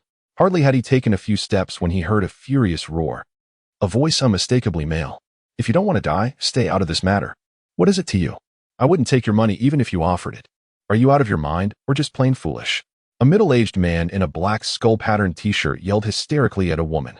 The woman remained unfazed. Despite being surrounded by 5 or 6 men and women, she showed no fear. Instead of acknowledging the man who was shouting at her, she turned her gaze to a nearby middle-aged woman, voluptuous and clad in black stockings and high heels. Is that money yours? she asked coldly. The middle-aged woman shot back with a fierce glare. It's not mine. Is it yours? That money isn't yours at all. Let me tell you. Even if you take this to the highest court, I will make you return it. The woman spoke with gravity. Do you really think you can leave this parking lot today? She threatened. I believe she can. What do you think? A handsome young man stood a short distance away, smiling as he watched them. The middle-aged woman frowned, questioning, this has nothing to do with you, so hurry up and get lost. Don't be so blind. This matter concerns me now. She signaled to a burly man in a black t-shirt. He immediately stepped forward, raising his thick hand to strike Jiang Nan. Unperturbed, Jiang Nan retaliated with a swift kick, sending the man flying 2 meters back, crashing into a nearby Mercedes. The onlookers were left in shock. Fear flickered in the middle-aged woman's eyes as she swiftly pulled out her phone. Family, this is the man who assaulted me. He touched me inappropriately. Don't we deserve any protection as women in this society? How long will we continue to be oppressed? Before she could finish her sentence, Zhou Chuqing snatched the phone and smashed it to the ground, shattering it. Get lost. Zhou Chuqing bellowed, realizing the situation was turning against her. The middle-aged woman quickly fled with her family. Zhou Chuqing's affinity increased by 15. Jiang Nan, listening to the voice of the system in his mind, remained composed. Are you all right? He inquired. I'm fine, Zhou Chuqing replied with a smile. Thank you. If it weren't for you, I might have really been in trouble. What did you do to provoke them? Jiang Nan asked.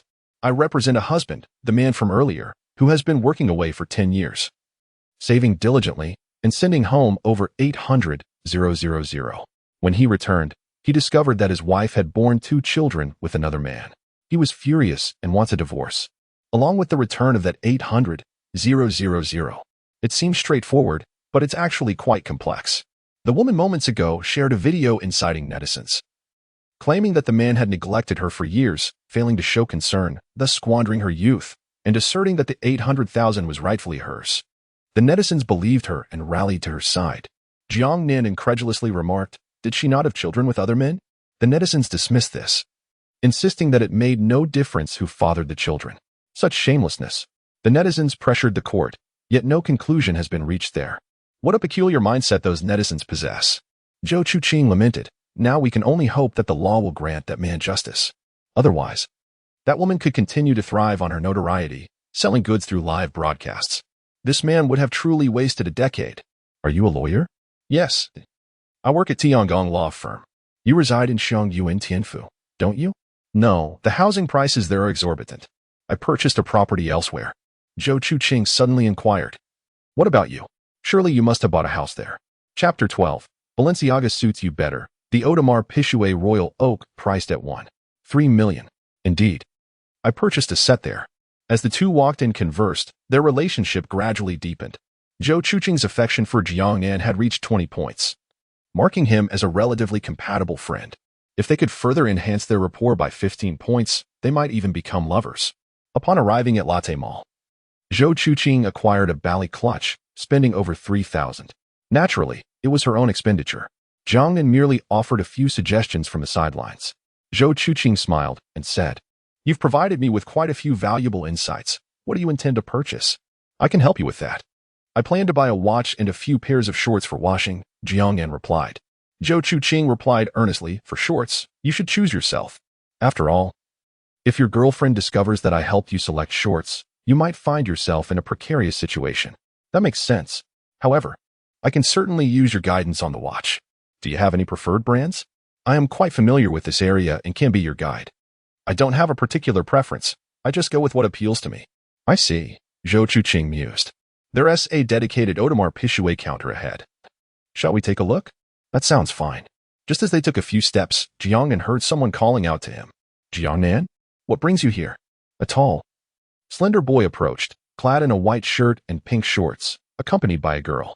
From the moment the girl laid eyes on Jiang Nan, her gaze seemed entranced, brimming with affection.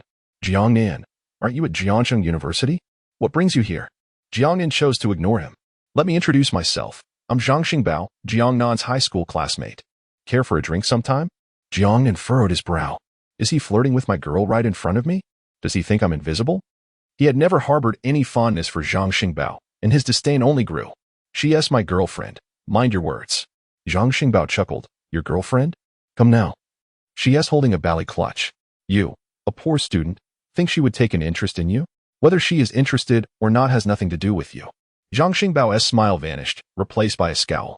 In the presence of a beautiful woman, all men are keen on preserving their dignity, especially someone like Zhang Xingbao, who possesses a modicum of wealth. Lacking the nonchalance of true affluent heirs, yet still better off than the average person, his self-esteem was particularly fragile. In their minds, women are won over by wealth. The instinct to pursue the strong is ingrained in their very essence. If a woman does not yield, it must be a matter of insufficient financial allure. A 3,000 yuan Bali bag is hardly impressive. Only a Balenciaga bag is worthy of you. There is a Balenciaga store on the second floor. Would you like to check it out together? Zhang Xingbao asserted confidently. Balenciaga? You keep that for yourself, Jiang Nan retorted coldly.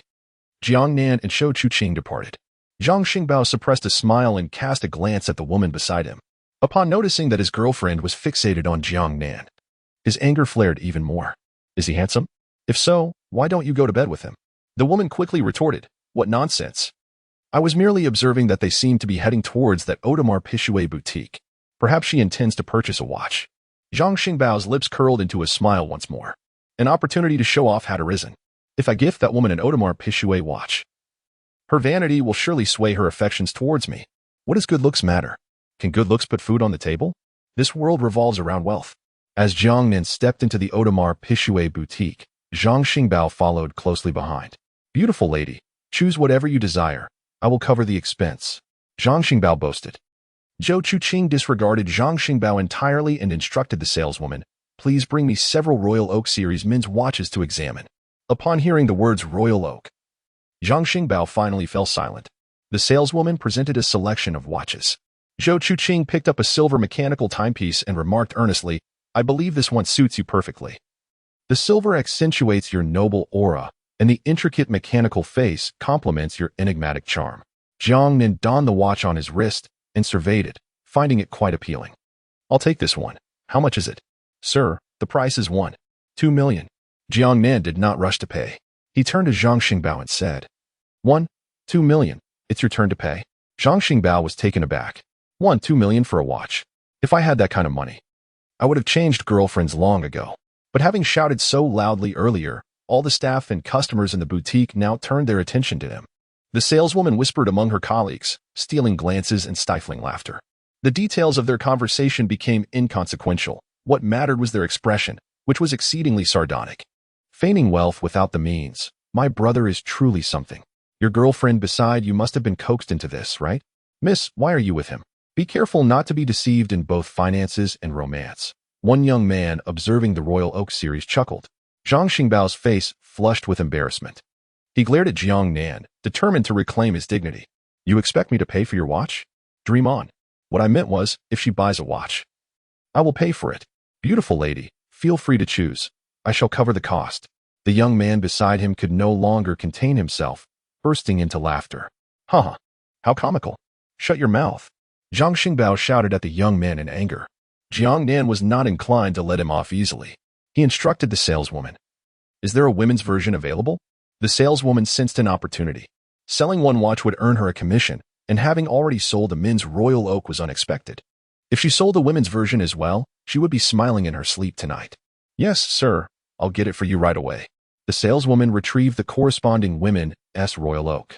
It is also silver in hue, albeit with a slightly smaller dial and a distinct design. However, the connection is evident, allowing one to immediately recognize it as a couple style. How much does it cost? 1,300,000, sir. Jiang Nan turned to Shou Chuqing and inquired.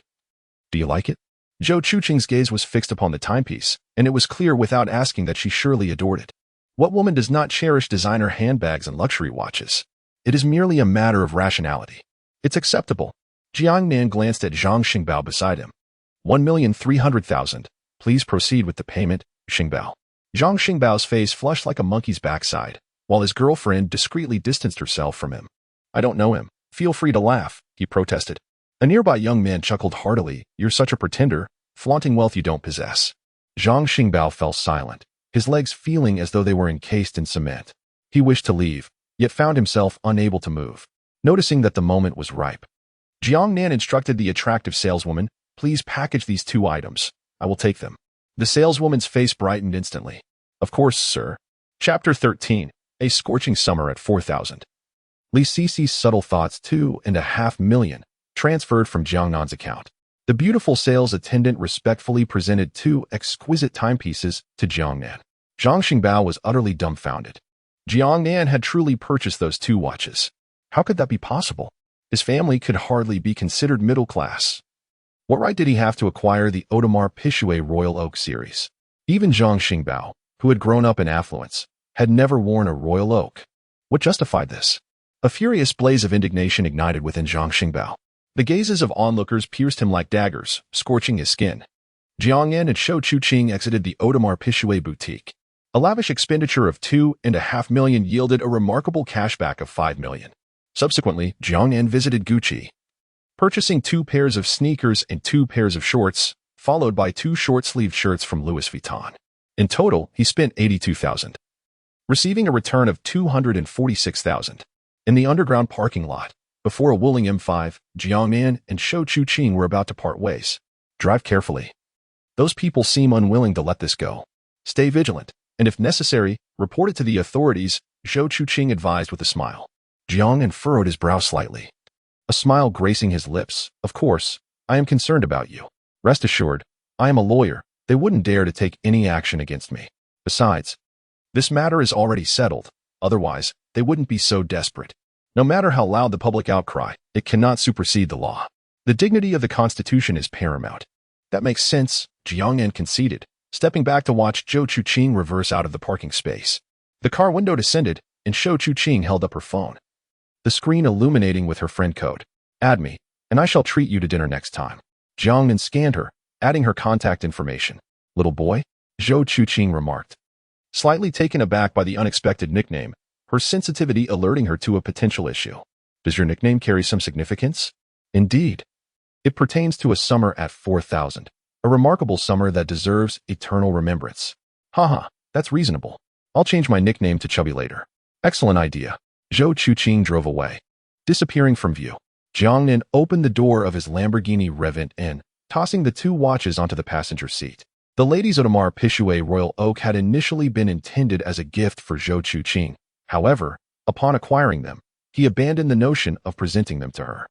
It seemed inappropriate to gift a watch after knowing her for less than a day. He cast the watches aside in the passenger seat of the Lamborghini Revent in and drove out of the underground parking lot. Not far away, he spotted Zhang Xingbao, frozen in place, gazing after him. Although he was unfamiliar with the Revent in, he recognized the Lamborghini emblem. That magnificent beast was a dream he could only aspire to. In an old, modest neighborhood, a bedroom's light remained on. The warm, yellow glow rendered the cramped space inviting and cozy. A 3-year-old girl reclines on her bed, cradling a tablet as she watches the animated series. I am Peppa, she chirps, and this is my brother George. Nearby, a woman clad in a cream-colored, drop-shoulder, long-sleeve top leans against the bed, her legs illuminated by the soft glow of the light, beautifully curvaceous and elegantly straight. Today, Li Cici has received the entirety of her earnings from the live broadcast, totaling over 2 million after taxes. Just yesterday, she was contemplating her uncertain future. With her savings depleted and friends and relatives avoiding her like the plague, her financial situation was dire, forcing her to relocate to this dilapidated community. Initially, today was to mark her final live stream.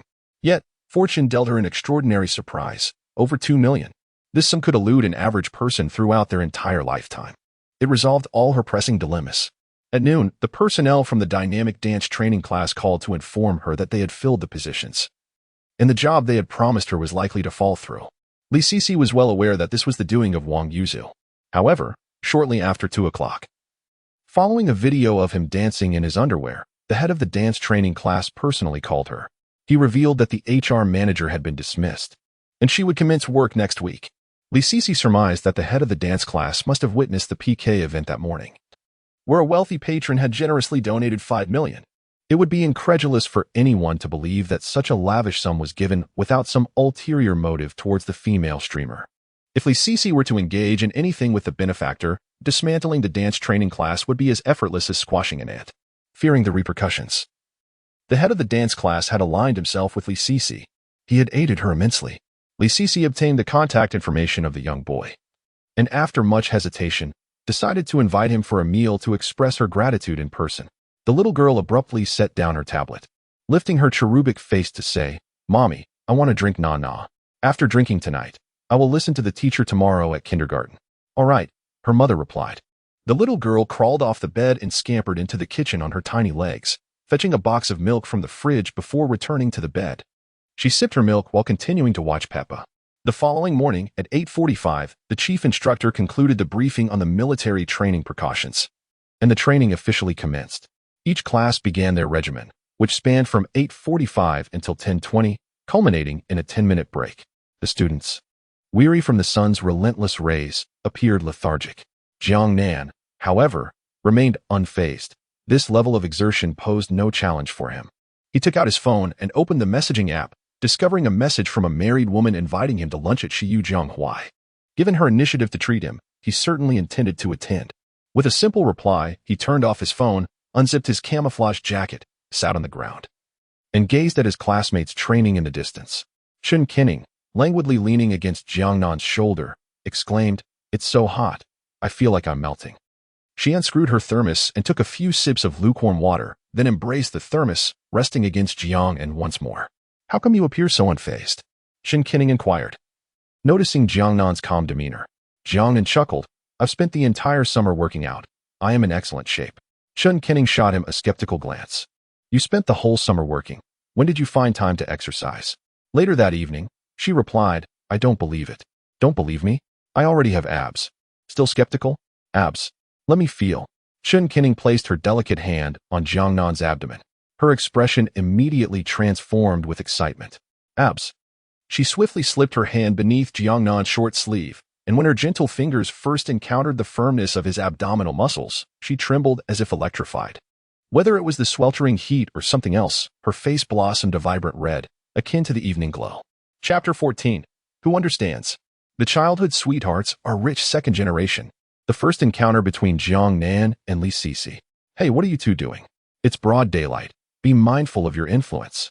The instructor could no longer tolerate the scene and called out a warning.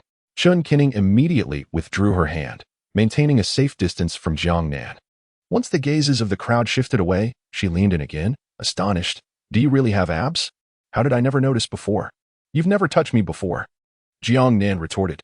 "That's true," Shun Kinning acknowledged, her gaze moving from Jiang Nan's chest to his wrist. She noticed he was adorned in LV and Gucci, with a dazzling silver watch gracing his wrist. His entire demeanor seemed to have transformed from what she remembered. "Jiang Nan, I heard you no longer reside at school?" "Yes. I purchased an apartment at Shangyuan Tianfu and live there now." Shun Kinning gasped. "Did your uncle pay the down payment for you?" "I paid the full amount myself." "Full amount? How much was that apartment?" "Not expensive, just over 3 million. "Over 3 million? And you think that's not expensive?" Shun Kinning exclaimed. "When did you become a rich second generation? I mentioned it to you yesterday. You didn't believe me, remember?" Shun Kinning recalled that Jiang Nan had indeed brought it up, but she had dismissed it as mere boasting. Now, however, it appeared to be true. "What about the watch on your wrist?" Don't say anything. Let me investigate." Shun Kinning pulled out her phone, opened a search app, and snapped a picture. The page began to load. A few seconds later, the page successfully loaded. The item displayed was identical to the watch on Jiang Nan's wrist. Audemars Piguet, AP, Royal Oak Offshore Series, High Luxury, 42 millimeters. Retail price, 1.2 million. Market price, 1.4 million. Shun Kinning lowered her phone, her eyes fixed on the silver watch adorning Jiang Nan's wrist. Then she raised her gaze to meet his. In a hushed tone, she asked, "Tell me, this is your A-grade replica?" Jiang Nan smiled. "It's not a replica. I purchased the genuine article at the Rakuten Mall last night." Shun Kinning was momentarily taken aback. She felt lost and overwhelmed. Her childhood friend, who had grown up by her side, had suddenly become wealthy. Who can comprehend such shock? Isn't your uncle a high school teacher? How could he have amassed such wealth? I am the first generation of wealth. Shun Kinning chose not to press further. Everyone has their secrets. In a lucrative business, even childhood sweethearts cannot pry into each other's affairs unless divulged. The military training continued, lasting until 11:40 before temporarily concluding. It would resume at 2:30 in the afternoon. Shun Kinning followed her friends to the cafeteria for lunch. Her roommate inquired, "Kinning, was that boy from this morning your boyfriend?" "No, he's a classmate from high school. I thought you two seemed quite close. We grew up together. Our bond is quite strong." Childhood sweethearts? Why don't you pursue a relationship with him? He is so handsome. How do you not understand the principle of proximity leading to affection? Is he truly handsome? Qin Qiring chuckled. Don't joke. That's impossible. Why would I deceive you? He's indeed quite handsome. Look, there's already a photo of him on the confession wall. Qin Qiring took the phone and looked. Goodness. A captivating side profile of Jiang Nan was prominently displayed. The comment with the highest likes beneath the photo read, "The most handsome guy in Jiangxing University's history." Is it really that exaggerated? At that moment, a roommate suddenly exclaimed, "Qiring, isn't he your childhood friend?" Qin Qiring glanced over and saw Jiang Nan getting into a sports car and driving away. Her roommate was immediately astonished. Is he a rich second generation? Qin Qiring did not respond. She had only recently learned this news herself. Suddenly, she realized something. Jiang Nan was not only handsome and wealthy, but he also had a good physique, and she had grown up with him, knowing him inside out. He was practically the ideal boyfriend, wasn't he? Jiang Nan drove to Jianghuai. The name itself suggested that it was a restaurant specializing in Jianghuai cuisine, renowned for its meticulous selection of ingredients and skillful preparation. Often featured in state banquets. After parking, he entered the establishment. Upon entering, he spotted Li Sisi sitting at a dining table. A charming little girl beside her was engrossed in her phone, watching Peppa Pig. Sisi? Li Sisi, gazing out the window, looked up. A flawless and exquisite visage met her eyes. She had seen this boy just the day before on the bus. His striking handsomeness had left a deep impression on her. But what was he doing here? You are the little boy? Li Sisi suddenly realized, her face lighting up with surprise. You are the little boy? A live stream had earned her 5 million. In her fixed mindset, she had imagined the little boy to be a middle-aged man. She never expected him to be so handsome, especially the same handsome guy she had seen yesterday. Is fate truly this marvelous? Li Sisi's affection level 3. Li Sisi's affection level 5. Having met him just once and realizing he was the little boy, Li Sisi's affection for him surged to 30 points. The 5 million she had previously received translated into an impressive 22 points of affection for Jiang Nan. However, this was contingent upon meeting Jiang Nan first. Indeed, looks are a powerful currency. Thank you for the generous gifts. Mainly, Wang Yuzu is simply insufferable. Anyone would find him unbearable. Li Sisi had prepared numerous things to say, but upon meeting Jiang Nan, she found herself utterly speechless. Primarily, Jiang Nan was so strikingly handsome that it completely disrupted her logical thoughts. Before long, the dishes were served, and the three of them began to eat and chat. Brother, who are you? From the moment he entered, the little girl's gaze had shifted from Peppa Pig to Jiang Nan. I am a close friend of your mother. So, are you also a good friend of Nan Nan? Of course. Jiang Nan enjoyed a delightful conversation with Nan Nan, and beside them, Li Sisi, who had been anxiously watching, finally felt her heart settle. She had feared that Jiang Nan would dislike Nan Nan, but to her surprise, they seemed to get along splendidly. Li Sisi's affection level 2. Li Sisi's affection level 2. Brother, would you join us for dinner at Nanan's house tonight? Mother's cooking is incredibly delicious, 1,000 times better than any restaurant. Jiang Nan paused for a moment, then looked up at Li Sisi. If you have the time tonight, please come over. I will personally prepare a meal for you. You have assisted me so much that merely treating you to a restaurant meal cannot adequately convey my gratitude. Tonight, I will cook for you myself. Li Sisi's heart raced, and her face involuntarily flushed. Her smooth, fair legs pressed tightly together. Her heart pounded. If I invite him to my home for dinner tonight, he won't misunderstand. Will he? Then I will go over this evening. Yes. Jiang Nan continued chatting with Nan Nan, making her exceptionally happy. However, at that moment, an unpleasant incident occurred. An ill-timed voice, coarse yet gentle, reached Jiang Nan's ears. It belonged to a middle-aged man. Li Sisi, have you struck it rich? Is that why you can dine at Jianghuai? Chapter 15. The bewildered Wang Yuzu and Li Sisi's subtle thoughts. A middle-aged man with a scruffy beard donned a pink shirt, his attire meticulously arranged, exuding a faint scent of cologne. His gaze was gentle, softer than that of the fleeting stars of the entertainment industry. The once glorious Jiang who had also fallen from grace. Yet here he was, indulging himself. The middle-aged man let out a haughty snort. Li Sisi, incensed, declared, Wang Yaozu, please leave. Wang Yaozu cast a sidelong glance at Jiang Nan, a smirk curling his lips in derision. Little brat, do not rush to flatter beautiful women. Li Sisi is a woman with a big brother. A man clad in a tailored suit emerged from the restroom. Wang Yuzu immediately approached him, presenting a sycophantic smile. Sisi, do not take it to heart. He is merely envious. Li Sisi nodded with a smile. I am aware. His video of dancing in his underwear has gone viral in the dance circle. He must be furious. Let us eat. We shall ignore him. Jiang Nan continued to tease the little girl. Before long, a waiter rushed in. Whose Lamborghini is parked at the entrance? We need it moved. Cici, I shall handle it, Jiang Nan replied. All right, she nodded. Jiang Nan rose and stated, it is mine. The waiter promptly approached him with a beaming smile. Sir, please. As Jiang Nan reached the entrance, he spotted Wang Yaozu and the middle-aged man nearby. Upon seeing Jiang Nan, the middle-aged man immediately approached with a smile. Young brother, is this your car? Yes. What of it? Jiang Nan inquired. The middle-aged man produced a cigarette and respectfully offered it to Jiang Nan. Jiang Nan waved his hand, indicating he did not smoke. It is nothing serious. Your car is simply too expensive for me to move. I would not be able to afford any damages. Would you kindly shift it a bit to grant me some space? Jiang Nan replied with a smile, of course. He entered the vehicle and drove it out. After exiting, he observed Wang Yuzu, whose expression was dark and evasive. Isn't this Mr. Wang? What a swift reunion, the middle-aged man said, approaching with a grin. Do you know Mr. Wang? I do. Mr. Wang harassed my friend, who rejected him. He was displeased and caused a commotion in my friend's live stream. He lost a bet, promising to dance in his underwear, yet that video has yet to be released. The middle-aged man dared not inquire further. The atmosphere was evidently tense. Casting a sidelong glance at Wang Yaozu, he chuckled awkwardly. I am Wang Gang, owner of a dance culture company. Here is my business card. I would be delighted if you could visit sometime. Delighted indeed. Enjoy your meal. I shall take my leave now. Take care. The middle-aged man entered his Audi A8. Just as Wang Yaozu intended to get into his car, the middle-aged man bellowed, Get away. Wang Yaozu trembled, stepping back 2 paces. With a resounding thud, the car door slammed shut, and the Audi A8 sped away, disappearing at the end of the street. Are you the little boy? Indeed, that would be me. Why must you drive me to despair? Jiang Nan innocently protested. You need to understand, I have done nothing wrong. Wang Yaozu found himself at a loss for words, enveloped in confusion and uncertainty. Just yesterday, in a fit of rage, he had recklessly invested over 500,000 or 600,000.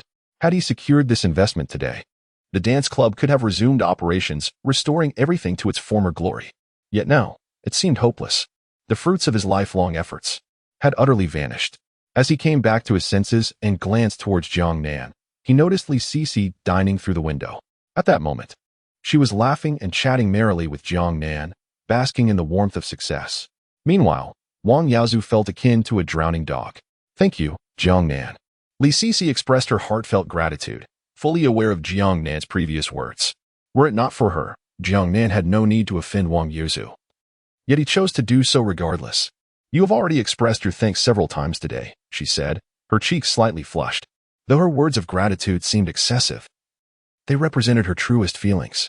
Without Jiang Nan, how could she afford to send her child to school or dine at Shiujiang, Hawaii? This upscale restaurant commanded a per capita expenditure exceeding 1,000. In the past, she would only dare to glance from the entrance. But now, she possessed the confidence and means to enter. As she looked towards Jiang Nan, she caught him raising his gaze, his eyes meeting hers for a fleeting moment. Jiang Nan's gaze instinctively lowered, glancing at her chest, his expression intense, though it was but a fleeting glance. Out of courtesy, he refrained from looking further. Yet that brief, captivating moment left an imprint on Li Cici. It was common for female streamers to dine with their top supporters, and it was not unusual for something more to occur afterward. Before meeting Jiang Nan, Li Cici had been grateful to her top supporter and wished to treat him to a meal. However, she had no desire to engage in any relationship with him. Yes, she needed money, but she was unwilling to compromise her principles or sell her body. If she were to resort to such measures, why wait until now? She brought her child along to deter her unseen top supporter from making any advances. Yet now, Jiang Nan had inadvertently cast a glance at her chest. She should have felt alarmed, even angry. Instead, she was filled with a sense of surprise and anticipation. After a brief moment of doubt, she quickly regained her composure. She was not an inexperienced young girl, but a mother. Mom, I need to go to the restroom. I'll take you, Li Cici replied, subtly nodding to Jiang Nan before leading her child away.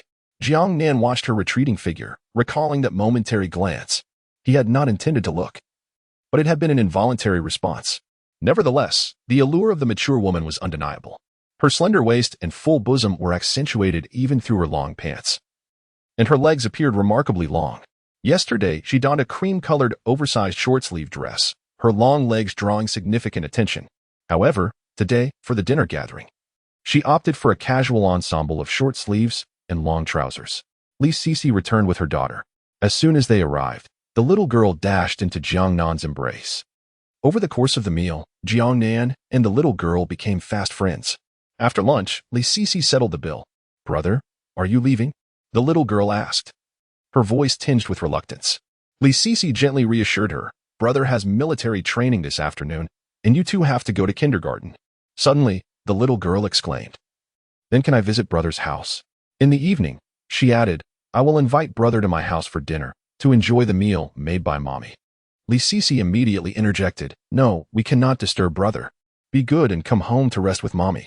Children can be quite stubborn. Once they fixate on something, it is nearly impossible to sway them.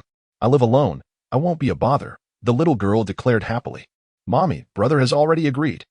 Chapter 16. The Enchantment of the Young Woman. Li Sisi's potential value. Li Sisi hailed a ride-sharing vehicle, trailing behind Jiang Nan's Lamborghini. The driver, glancing at the extravagant supercar ahead, casually inquired, "Miss, is that your brother?" Unfazed, Li Sisi replied with poise, "He's a friend." The driver seemed to ponder something, refraining from further conversation. Li Sisi paid no heed to the driver's gaze. After all, she had raised her daughter alone for many years and encountered her fair share of disdainful looks. At that moment, an inexplicable thought emerged. If the entire world believed something to be true, why not align with societal perceptions and turn it into reality? After all, once everyone accepted a falsehood as truth, it would wield the same influence as reality itself. The notion of her dining with the top-ranked gentleman would eventually reach her friends. Nothing had transpired, yet would others believe it? Likely not. A handsome young man, affluent and wealthy, alongside a woman in her 30s, this pairing seemed undeniably combustible. The idea, which had begun to take root in Li Sisi's mind, was now quietly flourishing, clad in a robust armor of theoretical perspectives and coherent logic. The ride-sharing vehicle followed Jiang Nan into the Xiangyuan Tenfu community. Upon alighting, Jiang Nan led his daughter into his home. The moment they stepped inside, the child was captivated by the expansive views and radiant light. "It's so big," she exclaimed, darting around like an inquisitive little creature. "The bathroom is huge. The bedroom is huge too. What is this?" The child played exuberantly, yet her energy waned quickly. In kindergarten, there is a customary practice for children to take a nap. As the hour approached, little ones inevitably needed their rest. Li Sisi settled onto the sofa. Her daughter nestled in her lap, murmuring sleepily, "Mom, I want to sleep." "All right, dear, shall we head back for a nap?" Jiang Nan interjected with a smile. "She can sleep here, their essay room." However, it was getting late, and returning home would not afford the child much rest. "That's true," she conceded. Li Sisi's affection level 3. Congratulations, host. Li Sisi's affection level has reached 42 points. A remarkable 42 points. Such a high level of affection surpassed even that of Chen Keilang. Even if something were to unfold now, it would likely occur naturally. Yet, there was also the possibility of an adverse outcome, considering they had only known each other for 2 days, with less than 2 hours spent together. Once the child fell asleep, Li Sisi emerged from the bedroom. "Is she asleep?" "Just dozed off. I apologize for the trouble. She's quite well behaved." Li Sisi took a seat nearby, sunlight cascading across her features. Though nearing 30, time seemed to have left no etched traces upon her visage or form.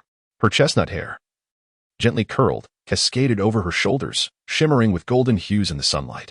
Though she donned a short-sleeved shirt and long pants, it did little to conceal her captivating figure. "Why do you gaze at me so?" Li Sisi inquired with a smile, feeling the unabashed and fervent eyes of Jiang Nan upon her. There was no trace of youthful shyness in her demeanor. Rather, she exuded an air of ease and contentment. "I was pondering how you managed to be so beautiful." "Sister Sisi, I am 30 this year, well past the age of beauty. Young maidens entice, while mature women ensnare the soul. One need not fear an 18-year-old girl. The true challenge lies in a sister at 30. Sister Sisi, you are in the prime of your life." Li Sisi merely smiled politely, refraining from comment. A single mother, lacking absolute certainty, would not reveal her emotions, even if she found herself rather fond of the young man before her. "Jiang Nan, do you have feelings for Nan Nan?" "Of course, I do. Nan Nan is well-behaved and optimistic, devoid of the insecurity often born from a single-parent upbringing. Then I believe Nan Nan and I could become good friends." Jiang Nan preempted Li Sisi's anticipated question with his response. A fleeting hint of disappointment crossed Li Sisi's face. She managed a slight smile and said, Nan adores you. You two will surely become great friends. I will take a moment to rest. You have military training this afternoon. You should rest as well. All right. Li Sisi returned to her room, closed the door, and lay upon her bed. Beside her, Nan sprawled in a deep slumber, her sleeping posture quite unruly. Fortunately, it was summer, and she needed no blanket. In her heart, the last vestiges of unrealistic hope shattered. Deep down, she understood such possibilities were utterly implausible. Yet when Jiang Nan directly rebuffed her, a twinge of discomfort lingered, even as her rational mind insisted that it was entirely justified. At 2:20 in the afternoon, Li Sisi roused Nan for kindergarten. Nan emitted a wide yawn. Let us go. I will take Nan to school. It's on my way. Li Sisi expressed concern. But your car? I possess more than one vehicle. It is sufficient for the three of us. Jiang Nan escorted Li Sisi and Nan to the underground parking of their complex.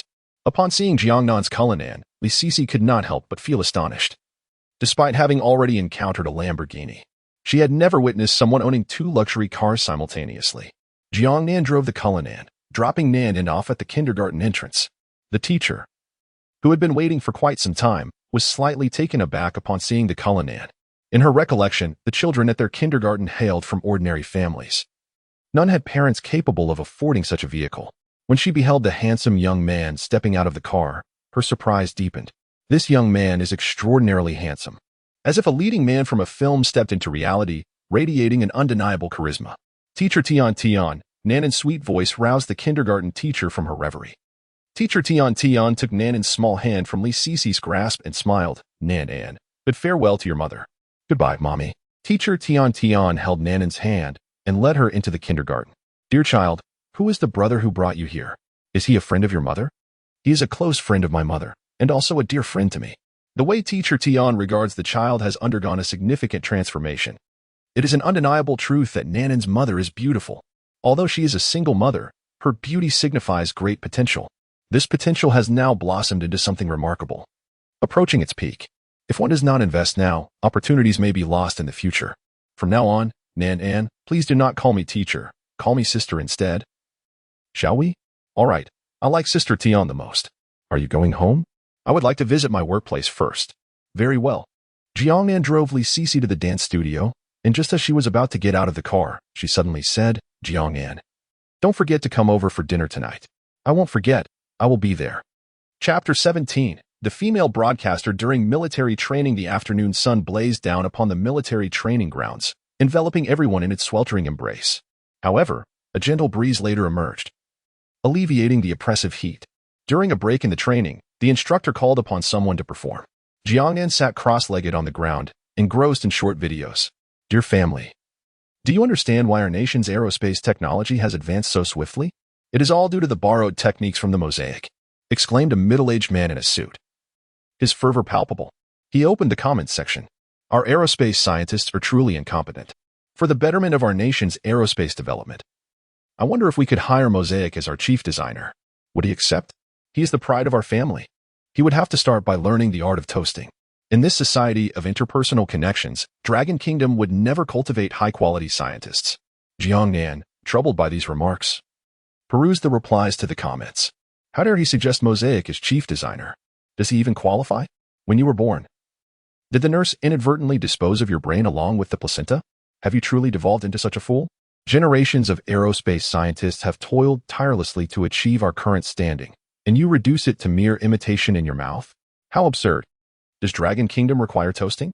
Yes, America is not a society of connections. America does not have Commissioner Smith. A bag of iron nails costing $700 in America is a tremendous value. Isn't Teacher Ma planning to take you to Mars? What's happening now?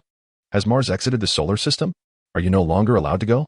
Jiang Nan observed the harmonious atmosphere in the comments section and departed with satisfaction.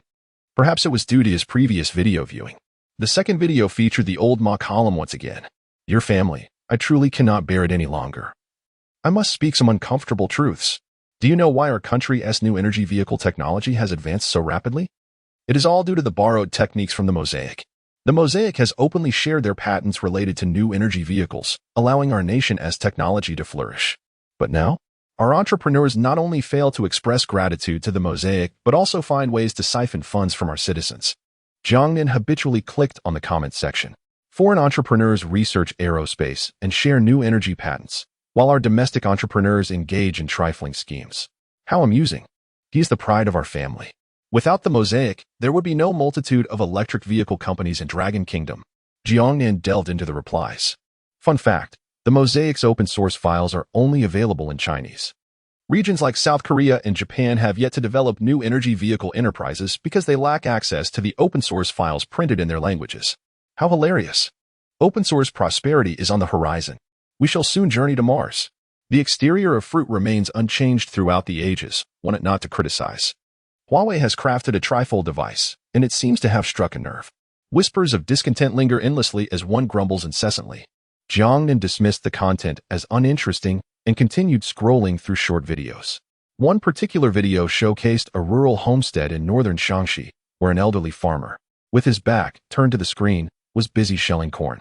Prominently displayed across the screen were several lines of text. 60,000 gene of corn is required to purchase a Huawei trifold.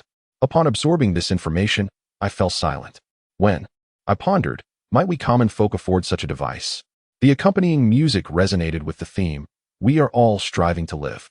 Jiang Nan ventured into the comments section. Millions of gene of corn are needed to buy a Rolex submariner. When shall we commoners be able to afford one? Billions of gene of corn are necessary to acquire an Apollo IE. When will we ever be able to purchase such a luxury? How dare the neighbor steal my photo and post it on Douyin? Remove it at once. What do you consider me if I am a commoner? Jiang Nan dismissed the content again and continued scrolling. He sought images of beautiful women, clad in sheer stockings and yoga pants. Finally, he stumbled upon a live stream. In the stream, a girl donned military training attire, squatting on the ground, her delicate features directed toward the screen, her gaze vacant, reminiscent of a frostbitten eggplant. With the weather ominously overcast, suggesting rain was imminent, he encountered a peer, name, Zhong Shujia, age, 19, affection level, 0, height, 170 centimeters, weight, 47 kilograms, attractiveness, 95, charging instances, 0. Jiang Nan entered, enchanted by the extravagant entrance effects, capturing the attention of the host. The dazed streamer immediately perked up. Welcome, little brother, to the live stream. The viewers in the comments section erupted with exclamations. Goodness, a level 67 account. That's akin to having amassed over 5 million. Over 5 million? My dear brother, I must be your long-lost son. A wave of laughter ensued. Jiang Nan sent a comment asking, is there a show? Zhang Shujia, invigorated, responded, Indeed, indeed. Little brother, if you send a heart, you can request a song. She had initially thought to idly stream, never anticipating such fortune in encountering a level 67 account. What song would you like to request, little brother?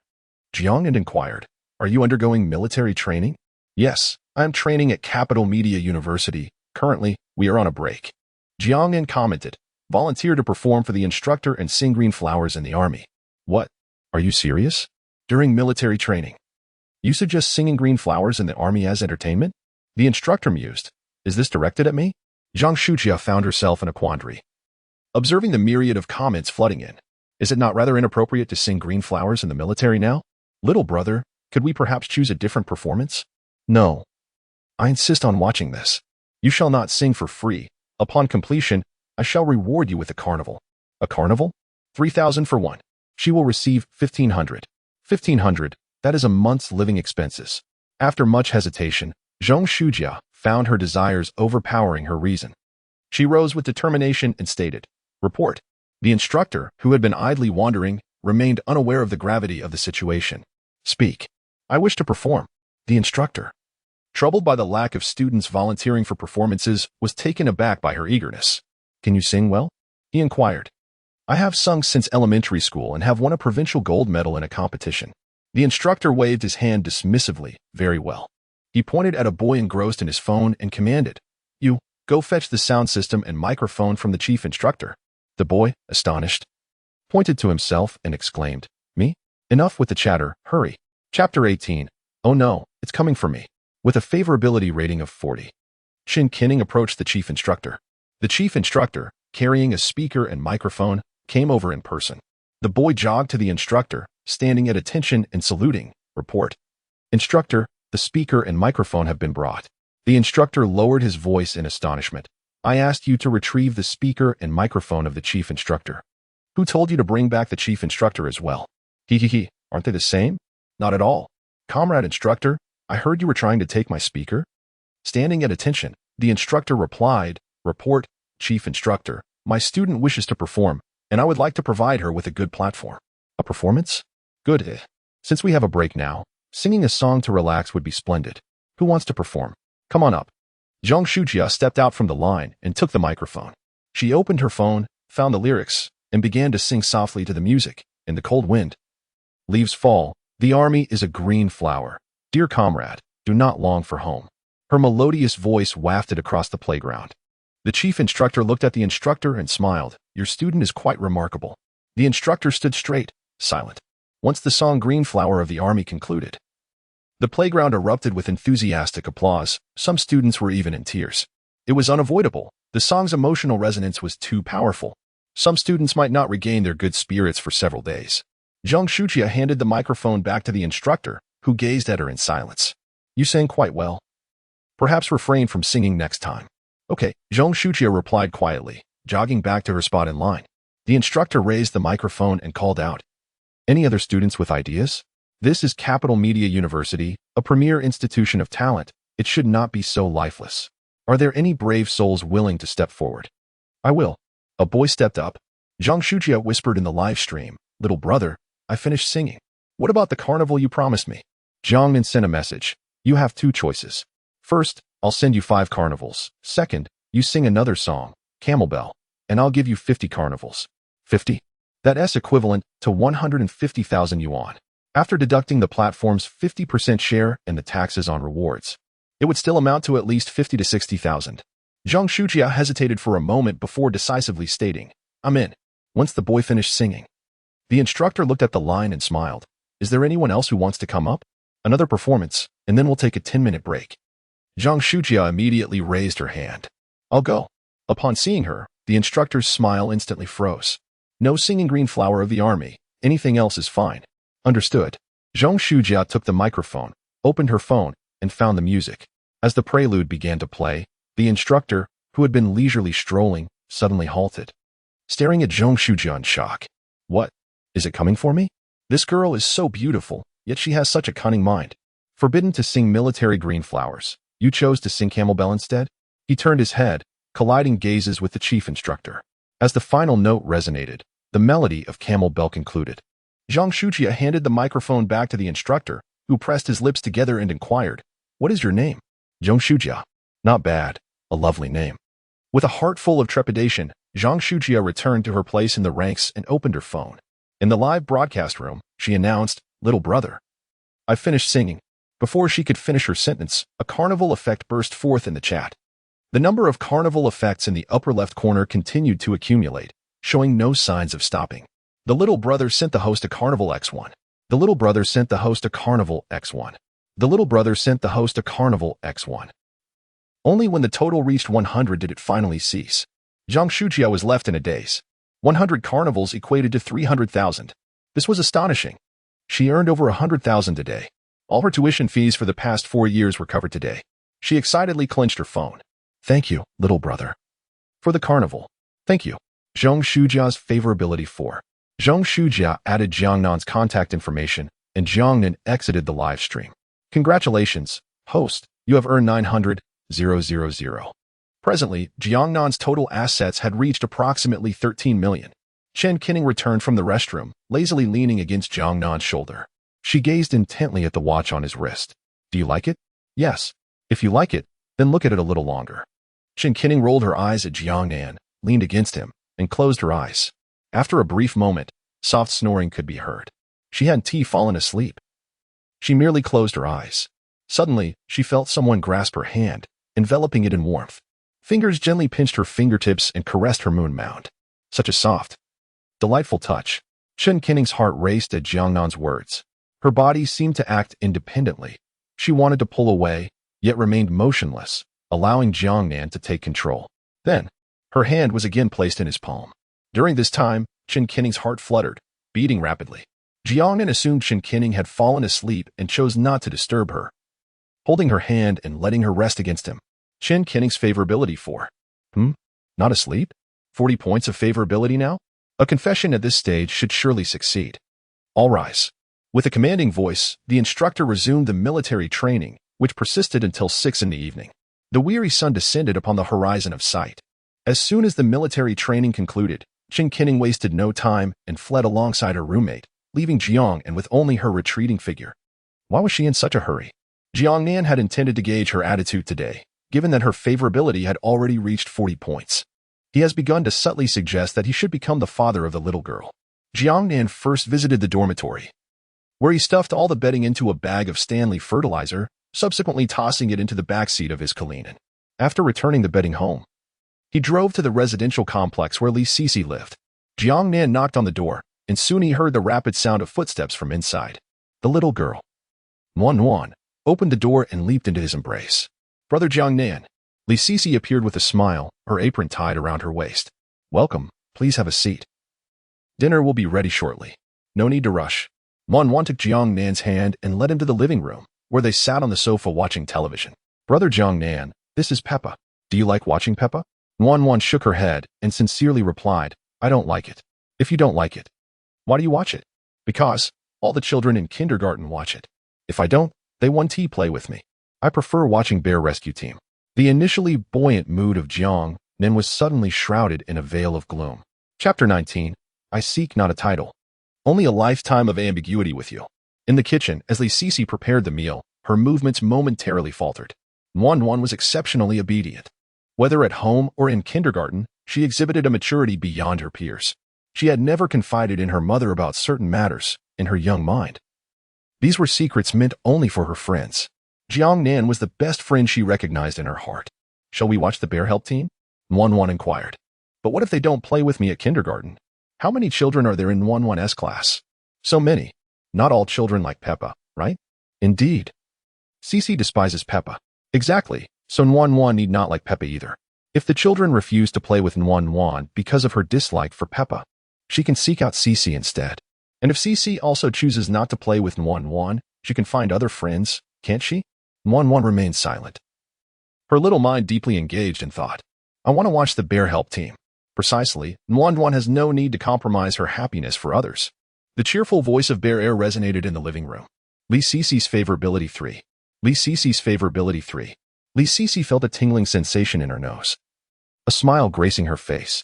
She had assumed that after the events of noon, Jiang Nan's feelings towards her would shift. Yet it seemed she had underestimated both the man who stirred her heart and the depth of his character. Jiang Nan treated Wan with great kindness, gently guiding her and imparting wisdom in small, thoughtful increments. He was like a wise elder, or perhaps more accurately, a loving father. The term loving father sent a sudden flutter through Li Sisi's heart. Jiang Nan, it's time for dinner. Wan, mealtime. Li Sisi placed the delicious dishes on the table and then untied her apron. 2 enticing rabbit-shaped buns immediately caught Jiang Nan's attention. Li Sisi served him a piece of braised pork. Do taste my culinary skills. Jiang Nan took a bite, generously showering her with praise. Delicious. It's even better than the meals at Siye Jianghuai. Mother-S cooking is the finest. As Li Sisi observed the scene before her, warmth enveloped her heart, and her gaze towards Jiang Nan softened with tender affection. Wan enjoyed her meal immensely, consuming a bowl more than usual. Afterward, as Jiang Nan prepared to leave, Wan wished to accompany him downstairs. However, Li Sisi intervened. The Bear Help Team is about to begin. Wan. How about you watch at home while Mommy sees off Brother Jiang Nan? I want to go too. It's dark outside, and the stairwell light is broken. Let us wait until next time when Brother Jiang Nan visits and the light is fixed, shall we? Wan was a well-behaved girl. She glanced at Jiang Nan, then at her mother. Okay, be a good girl at home. Mommy will return shortly. All right. Li Sisi secured the door and accompanied Jiang Nan down the stairs. The neighborhood was an old one, devoid of an elevator. However, it was fortunate that Li Sisi resided on the 5th floor, which was not too high.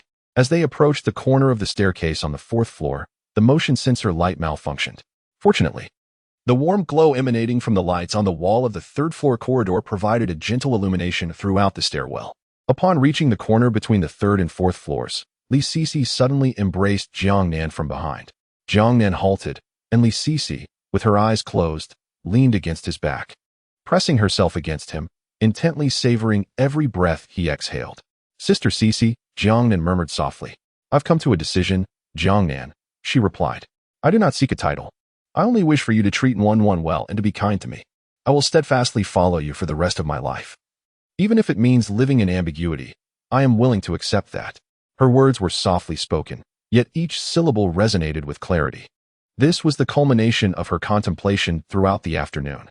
Jiang Nan turned, grasping Li Cece's hand, which felt soft and warm, akin to freshly steamed buns. Without uttering a word, he leaned down to kiss her.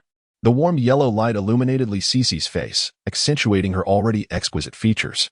A gentle breeze wafted through the corridor, tousling her chestnut locks. As they parted, a delicate thread of glistening silk lingered between their lips. Li Cece extended her slender fingers to sever the thread, delicately licking her fingertip. The moon outside shone brightly, marking a full moon night. I'm sorry, she said, her complexion flushed, her breath steady yet lingering. Once Pandora's box is opened, it unleashes a ceaseless torrent of demons. Her desires had been locked away for so many years, and, at this very moment, they were unleashed. She gazed at Jiang Nan with an insatiable longing, yearning to relish the fusion and collision of love and passion deep within her soul. Yet reason urged her to refrain. There were others in the building, and should anything transpire here, it might very well surface online come morning. Unable to resist, she stole another quick kiss from Jiang Nan. Brief and delicate, reminiscent of a bird pecking at grain. Tonight, I had intended to keep you here, but my relatives have arrived. When can you leave? Tomorrow afternoon, while 1-1 is at kindergarten, why not come over for a meal? Tomorrow is soon enough? They just arrived today. Li Cece smiled. I do not wish for my man to suffer, nor do I want my passionate feelings to be claimed by another woman. Trust me, I can surprise you. Jiang Nan embraced her, their hearts drawing closer together. Suddenly, footsteps echoed from above, prompting them to part instantly, moving in unison towards the ground floor. Upon arriving downstairs, Li Cece lingered a moment longer, embracing Jiang Nan once more. You must come to my home for lunch tomorrow. I will prepare a feast for you. I will definitely come. After leaving the enchanting Jiang Nan, Li Cece ascended to her home. On her way back, she encountered her landlady, an elderly woman of 70, who, despite her age, exhibited remarkable vitality, effortlessly climbing 7 flights of stairs. Are you on your way to dispose of the trash, dear? She inquired. My grandson is visiting tomorrow, and I need to tidy the room. Allow me to assist you with the refuse. It's getting late. You needn't trouble yourself, the landlady replied. Oh, that simply won't do. It's rather unsightly, she insisted. Not to worry, it's all contained within a garbage bag. Please head back home, Li Cece reassured her. After discarding the landlady's waste, she finally returned to her abode. As soon as her daughter, Wan, spotted her mother, she hurried over with enthusiasm. The mother and daughter settled on the sofa to watch television together. Do you like brother Jiang Nan? Li Cece asked. Yes, Wan replied. Do you like him very much? Less than I like mommy, she answered with a grin. What makes you like him so much? Nestled in her mother's embrace, Wan giggled and swayed playfully. Because brother Jiang Nan is handsome. If I were to gift you a brother or sister as handsome as brother Jiang Nan, would you want that? Li Cece inquired. Yes, Wan exclaimed with excitement. Chapter 20. Su Mu urges marriage for Su Zhixia. Su Zhixia is captivated by Jiang Nan early the next morning. Jiang Nan completed his morning routine and drove to school. Being alone at home left him devoid of motivation, despite his intentions to prepare breakfast. He found himself unable to do so. After much contemplation, he decided to have breakfast at school instead. Time was of the essence. He needed to find a cook. After parking his Lamborghini Revan in, he made his way to the second dining hall for a meal. The concrete floor still bore traces of moisture from the heavy rain that had fallen throughout the night, arriving swiftly and departing just as quickly. In the distance, students could be seen jogging on the playground. Upon entering the dining hall, Jiang Nan purchased his breakfast and settled into a seat. Just as he took a bite of his bun, a girl sat down across from him. Why are you alone? Su Zhixia inquired casually after taking her seat. Just arrived at school, Jiang Nan replied vaguely. Are you living off campus? Yes. Where did you rent your place? I bought a furnished apartment at Shangyu in Tianfu, he said. With a loud clap on the table, Su Zhixia exclaimed, You bought a house? Startled, Jiang Nan responded, What's wrong? You purchased a property at Shangyu in Tianfu? Yes. What of it? That place is quite expensive. It's manageable. Could you share how much you spent? I'm just curious, purely curious. About 3.8 million. Upon hearing this figure, Su Zhixia was taken aback. 3.8 million. Here was an 18-year-old boy still in university, casually wielding such a sum, while she, now 28 and having worked for several years, had yet to even glimpse what 3.8 million looked like. It was simply outrageous. The capitalist elite were truly reprehensible. Xiangyuan Tianfu is very close to the music academy. I'll come visit you sometime. Su Laoshi, what brings you to our school? Meeting in the dining hall so early in the morning? I have no classes today. I came to hang out with my friend. As Jiang Nan dined with Su Jixia, a pair of eyes nearby was intently observing them. Zhou Linhao, holding his breakfast, had intended to join them, but was instantly disheartened upon seeing the handsome boy seated across from Su Jixia. With just a glance, he felt all hope dissipate. Not only Jiang Nan, but many other girls were also stealing glances at him. In such circumstances, Zhou Linhao had no confidence of success, especially since he lacked the wealth that Jiang Nan possessed. Setting aside the designer attire that adorned Jiang Nan, the watch on his wrist alone was beyond Zhou Linhao's financial reach. The conspicuous Audemars Piguet Royal Oak watch was a luxury his father owned as well, retailing for 1.2 million. The agony of comparison. In times of distress, one often seeks solace in myriad justifications. Zhou Linhao mused to himself, if I cannot win over Su Laoshi, that young boy certainly has no chance either. My own happiness is inconsequential. As long as that young boy cannot have Su Jixia, it suffices. In front of so many people, he was left embarrassed, forcing him to flee in disgrace. This grudge will linger with him for a lifetime. Jiang Nan and Su Jixia parted ways at the entrance of the restaurant. He headed to the playground for military training, while Su Jixia went to the staff building to find her close friend. At this hour, her friend had not yet risen, and just the thought of her in pajamas filled Su Jixia with excitement. Suddenly, she paused, pondering if she might be a bit too invested. The ring-tone of her phone pierced the air. She pulled it out to discover it was her parents calling. She promptly hung up. After a few steps, they called again. Su Jixia helplessly said, "Mother, what is it? You're calling me so early in the morning." Her mother replied, "You don't have classes today, do you? What are you up to? Tomorrow is Sunday, and you need to hurry back on the high-speed train. Your father and I have found several suitable young men for you. You can choose. Set up for a blind date." "Absolutely not. Xia, you are already 28. Aren't you the least bit anxious?" "Not anxious at all." "You may not be, but we are. And from now on, keep your distance from your friend. She has no boyfriend, and neither do you. You are both at an age where you should not be spending all your time together." "Mom, what do you mean by spending time together?" "You know exactly what I mean. Do you think I don't understand? I was young once too. Listen to your mother's advice. Find yourself a nice boy, all right?" Su Jixia understood. Her dear mother was suspecting an inappropriate relationship with her friend. "Rest assured, I will find someone. Come back today. I want tea. If you don't return, then you must find yourself a boyfriend. Shall I just pick someone off the street? Don't provoke me. I refuse to believe there is not one boy you like. I'll give you a week. If you haven't found a boyfriend by next Monday, you'll come back for a blind date." "A week? Today is already Friday, dear mother." "I don't care. You must find a way." The call ended. Su Jixia's cheerful disposition was utterly dashed. 3 days to find a boyfriend? If I had that ability, I wouldn't have been single for 28 years. When will the world ever show a little kindness to older singles? Walking along the campus path after the morning rain, the ground was strewn with green leaves, and the air was imbued with the earthy scent of damp soil and concrete. Bright sunlight filtered through the leaves, casting dappled patterns upon her delicate features. "A boy of interest," she murmured this phrase as she strolled thoughtfully. Jiang Nan seemed to fit the bill. Yes, indeed, Jiang Nan appeared quite promising. Handsome, wealthy, with a simple nature, and already an adult. Su Jixia reflected and realized that among the boys around her, Jiang Nan was the only optimal choice. The others, to varying degrees, had their shortcomings. Yet he was merely 18, while she was already 28. Setting aside the objective factor of age, they had only known each other for 2 days. If I confess my feelings to him now, will he be frightened away? Su Jixia felt a slight headache. Having never solved a romantic dilemma before, her mind short-circuited when faced with this sudden emotional equation. I must first ascertain his feelings towards me. But how can I confirm that? Love, it seems, often begins with physical attraction, and in today's digital age, the most representative gestures of flirtation involve legs and feet. Boys seem to refer to these as beautiful legs and exquisite feet. All right, Su Jixia resolved. I will send him a picture of my black stockings. If he doesn't mind, I shall confess my feelings. If he does, then I shall seek someone else. Very well, that's settled. By the way, it rained last night, and this morning was rather chilly, so I wore long pants and did not put on the black stockings. Su Zhixia shrugged nonchalantly. Never mind. I will borrow a pair of black stockings from my friend. Chapter 21.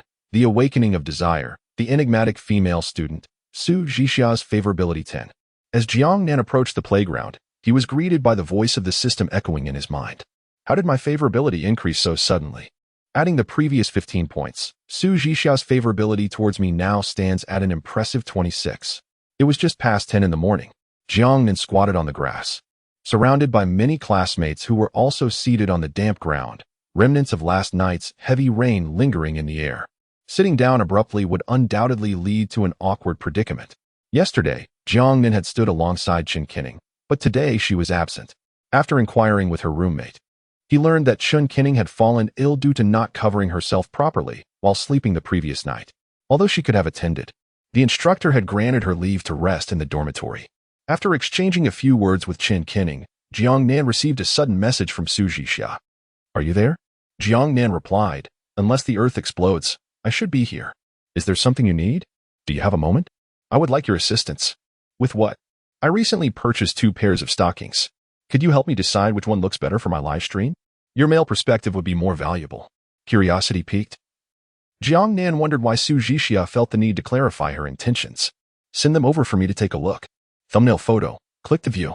Su Zhixia forwarded a picture featuring 2 pairs of neatly packaged stockings resting on her bed. From the packaging, one was thigh-high stockings while the other was a simple pair of black tights. Jiang Nan candidly replied, I can't really tell. Let me try them on. And you can judge. All right, I have no objections. Before long, Su Zhixia sent 2 more pictures. Thumbnail photo. Click to view. Thumbnail photo. Click to view. The first image displayed the thigh-high stockings, while the second featured the black tights. Su Zhixia's legs were long and slender, perfectly straight without any excess flesh, reminiscent of pencil legs, yet her thighs and calves possessed a fuller, more alluring curve when adorned in the black tights. Her legs transformed into the mythical pencil legs of legend. The thigh-high stockings accentuated her curves, exuding an undeniable sense of sensuality and allure. Which one do you prefer? The first one looks great. Upon receiving this definitive answer, Su Zhixia exclaimed with excitement, It's settled. A nearby girl questioned, Xia, isn't this a bit hasty? What if he develops ulterior motives? Ulterior motives? I certainly do not. Su Zhixia immediately defended herself with a serious expression. The girl rolled her eyes at Su Zhixia, exclaiming, I was referring to him. Only then did Su Zhixia feel at ease. She intended to confess her feelings to Jiang Nan, convinced that her choice was purely a result of parental pressure to marry, leading her to select the most outstanding candidate among the exceptional men around her, Jiang Nan.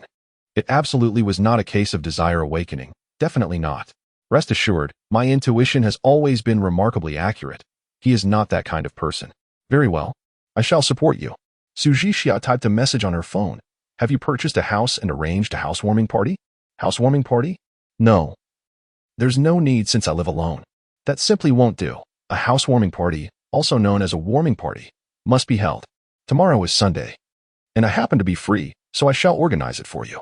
I find it troublesome. There's really no need. It's not troublesome at all. It's quite simple. Just wait to enjoy the food. Jiang Nan, holding the phone, did not rush to respond. What on earth is Su Zhixia up to? Why is she so eager to throw me a housewarming party? All right then, let us hold it tomorrow morning. Okay, I will definitely surprise you. Su Zhixia tossed her phone onto the bed, feeling elated, and declared, A housewarming party.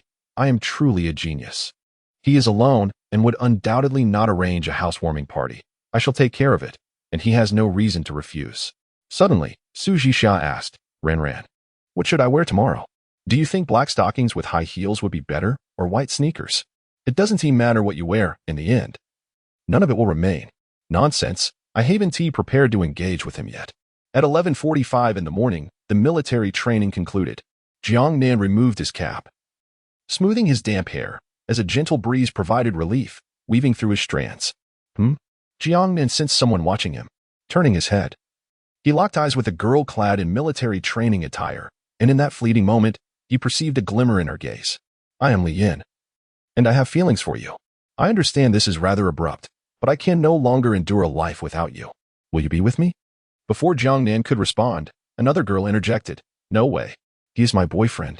Nonsense. If he is your boyfriend, then who am I? Step aside. How dare you try to take my boyfriend? Darling, come home with me. I have purchased a bunny outfit, and I will entertain you. A bunny outfit? I have Spider-Man. I have Iron Man. Iron Man is nothing compared to that. Darling, I have Sun Wukong. Sun Wukong? A person cannot, at least should not. Jiang Nan stood still, quietly observing the increasingly boisterous, chattering girls around him, akin to a flock of sparrows. He was waiting. The chief instructor would never allow such a spectacle to unfold.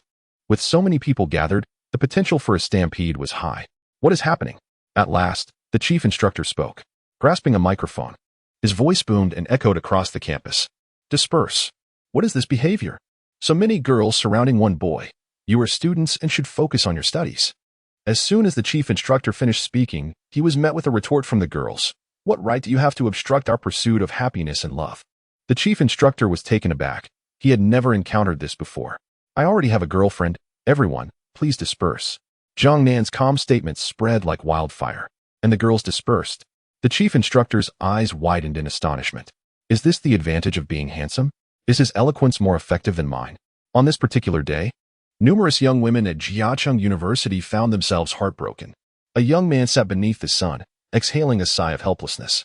My girlfriend has suffered a breakup, and I still have to console her. What kind of predicament is this? What is so special about him? Is it merely his handsome appearance and his ability to drive a Lamborghini? Beyond these superficial traits, what else does he possess? I recall a celebrity hosting a concert, where throngs of women donned wedding dresses, proclaiming their happiness. Later, when another female star wore a bridal-inspired gown for her concert, they accused her of tarnishing their love. Such pettiness. Beware, for walls have ears, speak softly. Jiang Nan drove to the residential complex of his sister-in-law. He parked the car and ascended the stairs. He knocked on the door. Moments later, Li Sisi opened it. You've arrived, please come in. Chapter 22, The Dedication of Li Sisi. Money accelerates human corruption. Li Sisi gracefully held a petite teapot, pouring water for Jiang Nan. The table was rather low, compelling her to bend slightly, her hips subtly accentuated. In this moment, the curves of her form were vividly apparent, full and rounded, reminiscent of a ripe peach. The smooth fabric of her dress clung tightly to her. The fibers stretched to their limits, glistening softly under the midday sun. Her skirt, designed to embrace her alluring figure, revealed a hint of white from Jiang Nan's perspective, an exquisite glimpse, akin to a carefully curated gift. It was reminiscent of an unexpected delight discovered in a film. A thrilling surprise that was utterly incomparable. The meal will be ready shortly, please wait a moment, Li Sisi said as she rose and made her way to the kitchen. Today, she donned a nude-colored bodycon dress, its soft and smooth fabric fitting snugly against her skin. It beautifully accentuated her slender waist, ample bosom, and curvaceous hips.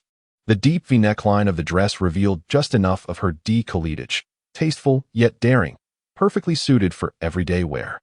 This choice of attire allowed her alabaster neck to be fully on display. She resembled a peony blooming in spring, striving to present her beauty to those she cherished. As for her legs, they were adorned in flesh-toned stockings that complemented her skin tone, amplifying the elegance of her legs. The allure of her legs was magnified, causing Jiang Nan's heart to race uncontrollably. Her thighs, though possessing a healthy fullness, maintained a graceful aesthetic typical of a fit woman. Being a dance instructor, her thighs were not only fair and voluptuous but also muscular, perfectly proportioned with her calves, creating a smooth transition. Her slender ankles captivated the gaze, making it difficult for Jiang Nan to resist the temptation to peer into her slippers, eager to glimpse her delicate feet encased in sheer stockings. Jiang Nan grasped Li Sisi's hand, pulling her gently. She melted into his embrace like a soft cloud. His heart raced until this moment. He had been a mere novice in the kitchen, yet before such an ethereal beauty, he found it hard to maintain composure. The intoxicating fragrance emanating from Li Sisi overwhelmed his senses, effectively disarming his rationality. He leaned in to kiss her, lifting her enticing form and placing her upon the table. Wait, please don't rush. My dear, what is the urgency? Li Sisi inquired, noticing the flush of excitement in Jiang Nan's eyes, igniting the fire within her heart. Yet, as the architect of this fervor, she retained a semblance of composure, planting a gentle kiss upon his forehead. In a hushed tone, she said, My beloved, you have military training this afternoon, and you must have lunch. If you do not have training, I would gladly accompany you in playful mischief until dusk. My health is perfectly fine. Li Sisi gently cradled Jiang Nan's face. It pains me. My man must not endure hardship. Jiang Nan gazed into her tender, watery eyes, and the flame within him was momentarily enveloped by her affectionate warmth. I shall heed your wishes. Li Sisi made her way to the kitchen, while Jiang Nan resumed his seat. He noticed two damp crescent-shaped imprints where Li Sisi had just sat. The day was scorching, the tabletop cool, and Li Sisi was undoubtedly warm. The beauty of the world coalesced in this moment. Li Sisi prepared the meal with remarkable speed in merely 5 minutes. A sumptuous lunch was ready. Is it delicious? Quite so. It is no wonder that Nan is so healthy under your care. When we have a son, he shall be just as robust as Nan. Jiang Nan smiled, not contemplating such distant futures. His thoughts were solely on winning the heart of the woman before him. Yet she was already envisioning far ahead. Last night, I told Nan that I would give her a handsome brother or sister just like you. Guess how she responded? What did she say? Nan was overjoyed. She wants one this year. Jiang Nan set down his chopsticks, rose, and without further ado, swept Li Sisi into his arms, heading towards the bedroom. The chopsticks were discarded. The sunlight around 1 o'clock was bright yet languid, streaming through the narrow gap of the curtain, illuminating the bedroom. The wardrobe door stood ajar, revealing a glimpse of a white blouse. Li Sisi lay against Jiang Nan's chest, feeling utterly content, as if her life were without regrets. His body warmth enveloped her in a sense of unparalleled comfort. Will you come again tomorrow afternoon? She asked, holding him close, her small hand caressing his abdominal muscles. Reluctant to let go.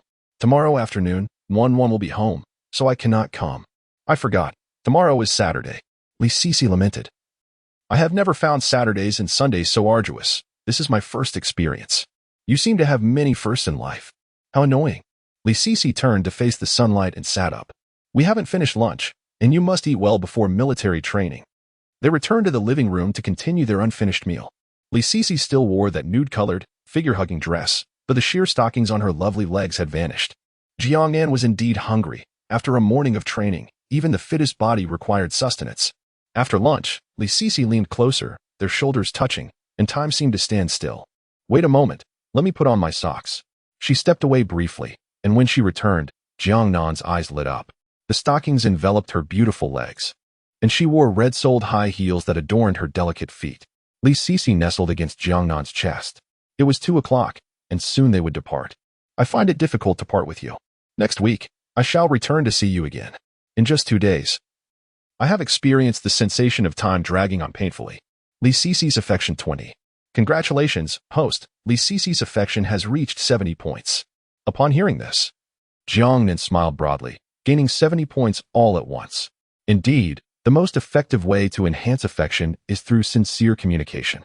Only through honesty can hearts truly resonate. The visage of Chun Kenning involuntarily surfaced in Jiang Nan's mind. Would there be a contrast in her character? The cheerful and vivacious campus belle.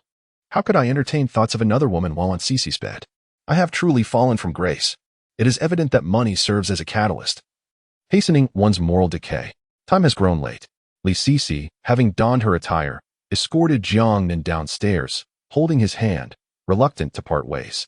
As they walked, Jiang Nan observed his surroundings with a furrowed brow. This neighborhood is quite old, and the accommodations are rather rudimentary. The only appliances are an induction cooker and a rice cooker. There are no televisions or refrigerators. Moreover, the transportation here is quite inconvenient, situated far from the city center. Only a single decent shop exists nearby, hardly qualifying as a supermarket. Suddenly, he paused and inquired, Sisi, how long does it take Nan to commute to school each day?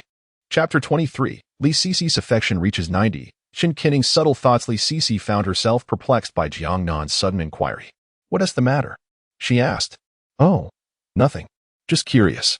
The journey to school in the morning took about 50 minutes, and returning home took the same amount of time, totaling roughly 2 hours.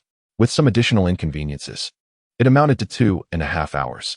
This meant that Nan was losing at least 2.5 hours of precious sleep each day. At her age, which was critical for physical development, this could not continue indefinitely. A slight tremor coursed through Li Sisi, and her nose tinged with sadness. 2 streams of tears involuntarily cascaded from the corners of her eyes. Jiang Nan immediately expressed concern. What's wrong? Nothing, just got some dust in my eyes, she replied, wiping away her tears discreetly while turning to face him with a smile. The man she had chosen truly cared for her. Unlike those who would abandon her after the thrill of romance faded, he was not merely a creature of desire, kind only in the confines of the bedroom. He loves me, cherishes everything that belongs to me. In this lifetime, regardless of the world's opposition, I will remain by his side, even if he were to disdain me. Jiang Nan, she said softly. What is it? He inquired. I love you. Jiang Nan gently wiped away the tears from her eyes, reassuring her, you've already expressed that countless times. I remember every single one. In moments of deep emotion, declarations of love are imbued with sentiment, yet now, it felt like the most rational of statements. Li Cici's affection 15. Jiang Nan smiled at the voice echoing in his mind. Li Cici's affection for him had officially reached 89. This was a milestone. Just a whisper away from 90. Attaining that final degree of affection required a unique opportunity. I have considered the challenges you face commuting to school, he continued. Previously, without a job or money, solutions seemed elusive. But now, with the 2 million you provided as support, I am contemplating purchasing an apartment in Jiangcheng. Have you found a suitable property? I discovered a promising one online. I plan to visit next week. I will accompany you then. All right. As they descended the stairs, the sun blazed fiercely, giving her skin a burning sensation. Do you have time tomorrow afternoon? Jiang Nan asked. Li Cici paused, then smiled. I can in the afternoon. But after I fall asleep, I will come find you. Jiang Nan chuckled. That's not what I meant. Flushed with embarrassment and indignation, Li Cici felt her thoughts drifting to more intimate matters. She couldn't help it. Jiang Nan was simply too captivating, inciting an irresistible desire within her. I am free tomorrow afternoon. She finally replied. Then I will pick you up. I have a gift for you. With that, Jiang Nan drove away. The white shirt lay forgotten on the ground. As Li Cici turned around, she chanced upon her landlord's family not far away, accompanied by her grandson and granddaughter-in-law. The landlord inquired, Cici, who is that person? Li Cici replied with a smile, he is my man. The grandson, astonished, exclaimed, the one driving the Lamborghini is your boyfriend? Yes, he is my boyfriend. The grandson, taken aback, gazed in the direction where the sports car had vanished. This beautiful sister residing at his grandmother's house actually had a boyfriend who drove a Lamborghini. Then why are you still living here? I will be moving out next month. The grandson's mind raced as he quickly grasped the implications. She is our tenant. Now she has found a boyfriend who drives a Lamborghini. No, I must seize this opportunity. Sister, do you know me? I am my grandmother's grandson, and this is my grandmother, and this is my girlfriend. His girlfriend remained silent. The Lamborghini was indeed impressive. However, that man was even more dashing. With a handsome man in sight, who would care about a mere car? So handsome, that fleeting glance was a rarity in this world, akin to Chaoji's encounter with the Luo goddess. Yet, while Chaoji could compose the timeless Luo goddess ode, she could only gaze longingly, internally exclaiming how handsome he was. One must not encounter two astonishing individuals in life. At the military training site, Jiang Nan was resting on the ground. He had been resting for 10 minutes and appeared to have another 10 minutes left. During the afternoon's march practice, 3 individuals were out of sync. Just like a coding bug, as long as they marched incorrectly, it was bound to happen. Jiang Nan's instructor, a stubborn character, possessed a tenacity that refused to relent until they were properly trained. How's the training going? As Jiang Nan scrolled through short videos, Chen Kailang suddenly sent him a message. Not bad. And you? How long do you plan to lie in bed? Be careful not to gain weight without exercise. Chen Kailang furrowed her brows, feeling a surge of indignation at the message. How presumptuous of you. You are the one who is fat. I am not fat at all. I am quite slender. To prove her point, Chen Kailang sent a photo. Thumbnail of the photo, click to view. The image showcased a pair of legs devoid of any excess flesh, with her playful thumb and index finger forming a V shape. Nice legs, very impressive. Of course, I am naturally beautiful. An angelic physique that gains no weight from merely eating. Gains no weight from merely eating? Who among us didn't indulge during the winter break of the first year of junior high and become a little chubby? I have no idea. It certainly wasn't me. Chen Kailang lay on her bed, humming an indistinct tune to the music playing on her phone, her fair little feet swaying. A smile she could hardly suppress lingered at the corners of her mouth. Her fingers danced swiftly across the phone screen. Jiang Nan, there is something I want to tell you. Something I've wanted to say for a long time. Without a second thought, Jiang Nan replied, need to borrow money? Who wants to borrow money from you? I have money. Then lend me some. Penniless, not a single cent in my name. Chen Kailang exited the chat interface and instinctively opened Douyin. After scrolling for a minute, she pondered. Did I forget something? Oh, yes. I intended to confess my feelings to Jiang Nan. That guy. Honestly, Jiang Nan, you deserve to remain single. Chen Kailang reopened the chat interface. Without uttering a word, she typed, please don't speak. When did I say anything? Regardless, just hold your tongue. I have something of utmost importance to share with you. All right. I promise to remain silent. Please, go ahead. I'm all ears. Chun Kenning took a moment to compose herself, a smile re-emerging on her face. With a light-hearted spirit, she tapped out a message on her phone. Jiang Nan. I have liked you for a long time. Since high school, I've harbored feelings for you. Will you be my boyfriend? After sending this message, Chun Kenning shut off her phone screen, awaiting Jiang Nan's response in silence. Buzz. Her phone vibrated. Jiang Nan had replied. Chapter 24. The Romance of Childhood Sweethearts. How could you think of sleeping with me when I consider you a brother? She exclaimed. Admit it. Have you been harboring ill intentions towards me all along, and only now feel unable to conceal them? With a playful threat, she added. If you don't tell the truth, I shall snatch away your baby bottle. Chun Kenning was enveloped in shyness, utterly flustered by Jiang Nan's teasing remarks. Puffing her cheeks, her already cherubic face appeared even more round and adorable.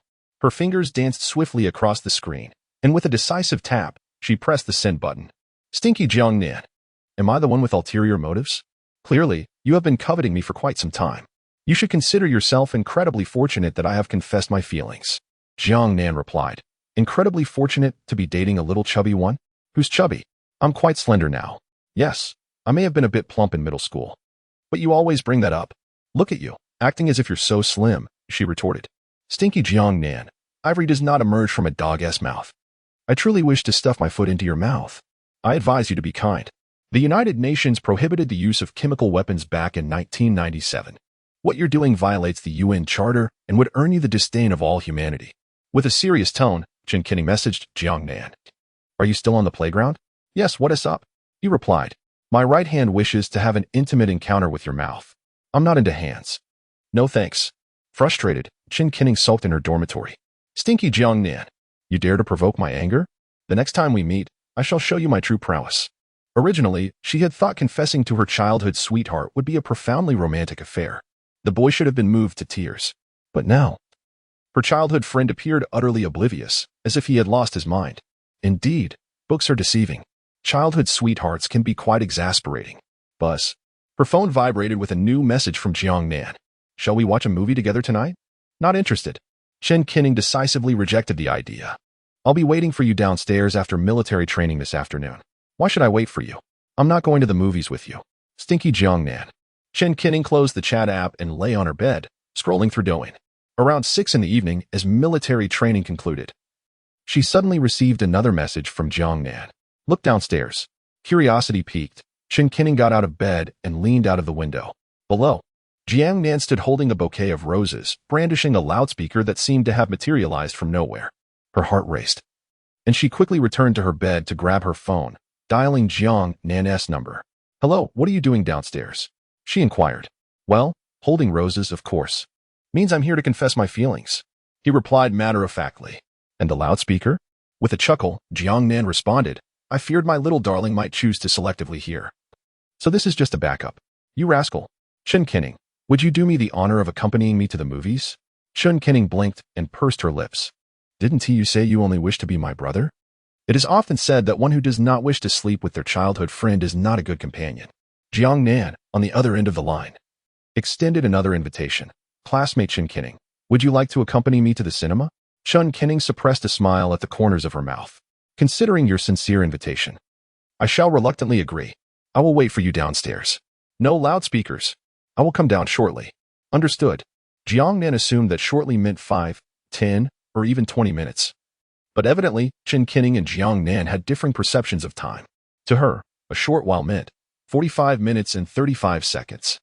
Jiang Nan nearly lost his composure waiting beneath the girl's dormitory, yet upon seeing Chun Kenning, he felt that waiting for 45 minutes was hardly a great inconvenience.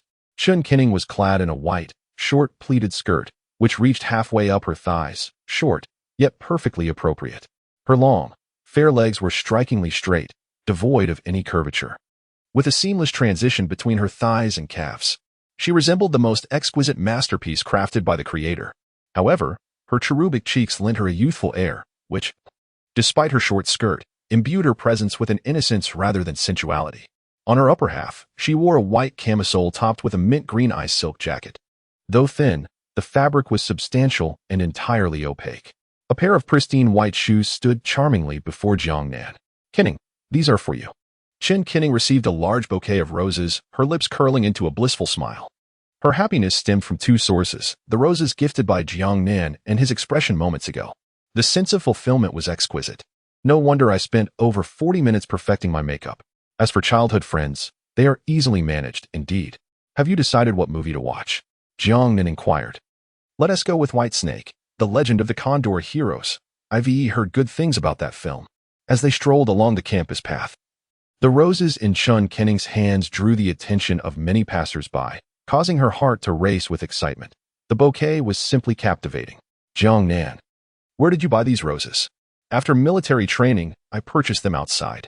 Do you like them? I do. In fact, I wanted to give you another gift. Another gift? Chun Kenning's eyes sparkled with delight. Every girl adores surprises, and even though she had been upset just an hour ago, she now felt a delightful shyness that was undeniable. She cherished gifts, especially on this day. Where's the gift? Jiang Nan smiled and replied. A gift is best chosen by oneself. You have always admired my watch, Haven to you? Let us go to the Latte Mall, and I shall buy you one. Chun Kenning hesitated, her gaze forlorn as she murmured, Isn't it a bit too expensive? Jiang Nan shot her a glance, retorting, Let us not dwell on that. I'm just being a tad reserved. Chun Kenning protested. Jiang Nan scoffed, Reserved in front of me? The moment you squat down. I already know what you're about to say. Oh, Jiang Nan, can you not be a little more romantic? Once they were in the car, Jiang Nan fastened his seatbelt while Chun Kenning cradled a bouquet of roses, occasionally inhaling the fragrant petals with a delightful smile. How about we put them in the trunk? She suggested. No, I want to hold them. This is the very first bouquet you've given me. Buckle up, we're heading to the Latte Mall. Jiang Nan drove his Lamborghini Reventon, departing from Jianbei University and heading straight for the mall. Chapter 25. A clumsy encounter in Jiang and at the Latte Mall. Jiang Nan and Chun Kenning ascended to the second floor of the mall. The pedestrians by the roadside hurried along, their steps brisk, as Chun Kenning's hand inadvertently brushed against Jiang Nan's. A flutter of excitement raced through her heart. Should I refuse if Jiang Nan takes my hand? At that moment, she felt her hand enveloped by a warm palm. Looking down, she discovered Jiang Nan gently holding her small hand, his touch delicate as if fearful of causing her pain. Chun Kenning's cheeks flushed slightly. Upon reaching the Patek Philippe boutique on the second floor, a beautiful saleswoman approached them as they entered. Welcome to Patek Philippe. How may I assist you? Jiang Nan straightforwardly inquired. Do you have any pieces from the stargazing collection available?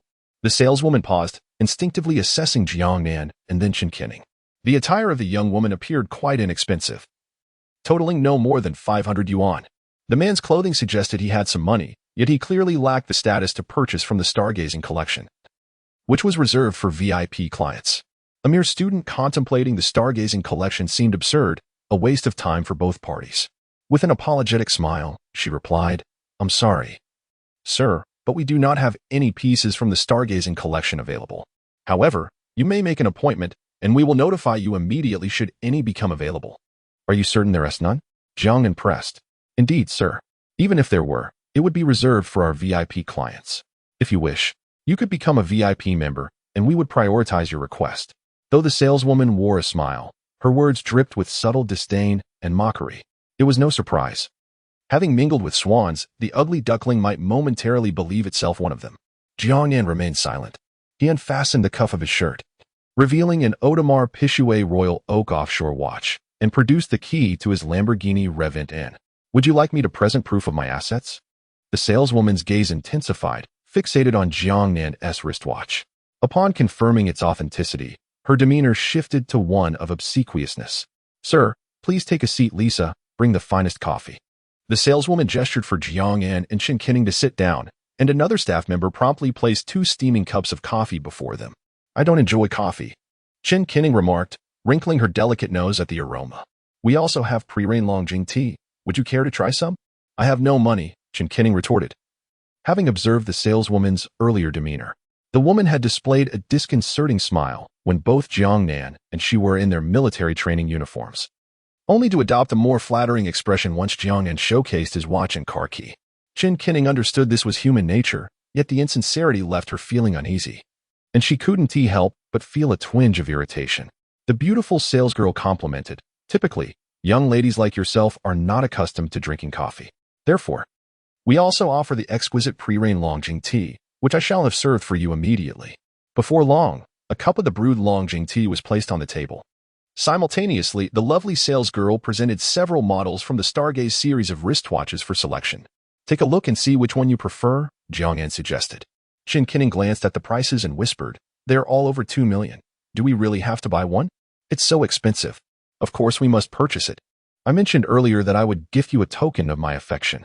Qin Kinning's gaze shifted among the watches until she ultimately selected a Stargaze wristwatch priced at 2.45 million. "Are you hungry?" Jiang Nan asked, taking Qin Kinning's hand as they strolled through the latte mall. "A bit," she replied. "Let us dine and then catch a movie." "Sounds good." Throughout the evening, Qin Kinning felt an unusual weight on her right wrist. Although the watch itself was quite light, she could sense its presence. Yet it did not feel cumbersome. The reason for her sensation of heaviness was that she felt as though she had a house on her wrist. After the movie, the hour was late. Jiang Nan drove Qin Kinning back to her school, arriving at the entrance of the girls' dormitory. Qin Kinning smiled at Jiang Nan and playfully remarked, "Jiang Nan, the girls' dormitory won't close for another 15 minutes. Jiang Nan suggested, "Shall we take a stroll?" "Sure. It's no trouble to linger before returning to my dorm." The two meandered through the campus and found a bench by the roadside to sit upon. A gentle breeze tousled Qin Kinning's hair and lifted her pleated skirt, prompting her to instinctively press it down in surprise. Under the soft glow of the white street lamps, she appeared breathtakingly beautiful. As Qin Kinning's gaze shifted, it fortuitously met Jiang Nan's. "Why are you looking at me like that?" she asked. "You look stunning tonight. I sense a mischievous glint in your eyes." "Do you?" Qin Kinning nodded. Jiang Nan softly inquired, "Do you recall what I once teased you about in elementary school? You claimed your tongue was sweet." "In truth, I was not deceiving you," he confessed. Qin Kinning blushed and murmured, I don't believe you." And with that, they shared a kiss. After a long while, they parted. At that moment, Qin Kinning's cheeks were flushed, exuding a charming shyness. She whispered, "What did you feel?" "It seemed like a layer that is neither soft nor hard. That is the shell." They lingered together until the dormitory door was nearly closed, at which point Qin Kinning returned inside. Upon returning home, Jiang Nan washed up and settled onto a lounge chair on the balcony, savoring the cool evening breeze. Suddenly, Su Zhixia sent him a message, reminding him not to forget the housewarming banquet scheduled for the next morning, and Jiang Nan told her to arrive early. He would be waiting for her at home. As he aimlessly scrolled through short videos, sleepiness gradually enveloped him, and he dozed off on the balcony. Time slipped away, and he was roused by a phone call. Upon picking up his phone, he noticed it was an unfamiliar number. Just as he hesitated whether to answer, the other party hung up. Jiang Nan dismissed it, reasoning that if there was indeed a matter of urgency, they would surely call again. If not, it was merely a nuisance call. "Aki," Jiang Nan sneezed, having caught a cold on the balcony. He took 2 cold medications and returned to his room to rest. Lying in bed, he tossed and turned, his nose congested. Unable to find sleep, tissues used to wipe his nose filled the wastebasket. It was quite late before he finally drifted off. Early the next morning, he was jolted awake by a phone call. Upon glancing at the screen, he saw it was Su Zhixia calling. "You can't still be asleep," she said. "I was just stirred by your call. I'm at your front door. Please let me in." After hanging up, Jiang Nan realized his cold had completely vanished. He opened the door to find Su Zhixia standing there, a tote bag in hand. "Welcome," he greeted her. Chapter 26. Su Zhixia's affection level hits 40. The door swung open, and Su Zhixia's gaze became fixated on Jiang Nan. He had rushed out, clad only in a pair of shorts, revealing his well-defined abdominal muscles, powerful chest, and a chiseled physique. This unadulterated display was a profound shock to Su Zhixia, akin to a man who has remained single for 27 or 8 years visiting the home of a beautiful female colleague, only to be greeted by her in a revealing nightgown. One can only imagine the impact of such a situation. "Su Lao, sure, why are you bleeding?" Su Zhixia snapped back to reality, instinctively touching her nose to find it indeed bleeding. She hastily handed Jiang Nan the items she had brought. "Where is the bathroom?" "To the left." Su Zhixia dashed into the bathroom, shutting the door behind her. She turned on the faucet, icy water cascading down. After tending to her nosebleed, she gazed into the mirror, her face glistening with moisture. In that moment, she felt utterly mortified, wishing she could find a crack in the ground to hide in forever. How embarrassing. She was in her 20s, yet here she was, bleeding from the nose simply from glimpsing a young man's abs. Was she truly that fragile? No. It couldn't be. It must be the dry weather. Yes, just the dry weather. It was her fault. After regaining her composure, she exited the bathroom. "Jiang Nan, where are you?" "In the bedroom, making the bed," following the sound of his voice. Su Zhixia entered the bedroom just in time to see Jiang Nan neatly folding the bedding and putting on a short-sleeved shirt. Su Laoshi, are you all right? I'm fine. She replied with an awkward smile, her gaze unconsciously drifting to the chest concealed by the shirt. As autumn arrived, the air had turned dry. Though it had rained a few times, it hardly made a difference. The dryness made one prone to nosebleeds. Su Zhixia engaged in casual conversation with Jiang Nan. But her peripheral vision caught sight of a trash bin overflowing with crumpled tissues. Are young people this energetic? She asked. I caught a cold yesterday. Those tissues were for wiping my nose, Jiang Nan replied, a hint of amusement in his voice. I didn't ask. Why are you so defensive? Jiang Nan chuckled softly. Sister-type girls really are bold and knowledgeable. Stop dawdling. I've prepared a lot for your housewarming party. The two made their way to the living room, where Su Zhixia enthusiastically unveiled the items she had purchased: dates, peanuts, sunflower seeds, candies, and an assortment of fruits like apples, grapes, and bananas. Naturally, she also brought along the necessary utensils for dining, couplets, and the character for good fortune. Su Zhixia revealed a plethora of items, showcasing her heartfelt effort for the housewarming celebration. Su Laoshi, thank you for putting so much thought into my housewarming. So, what shall we eat in the morning? At home or out? Su Zhixia brought only ready-to-eat foods. Aside from nuts, there were fruits.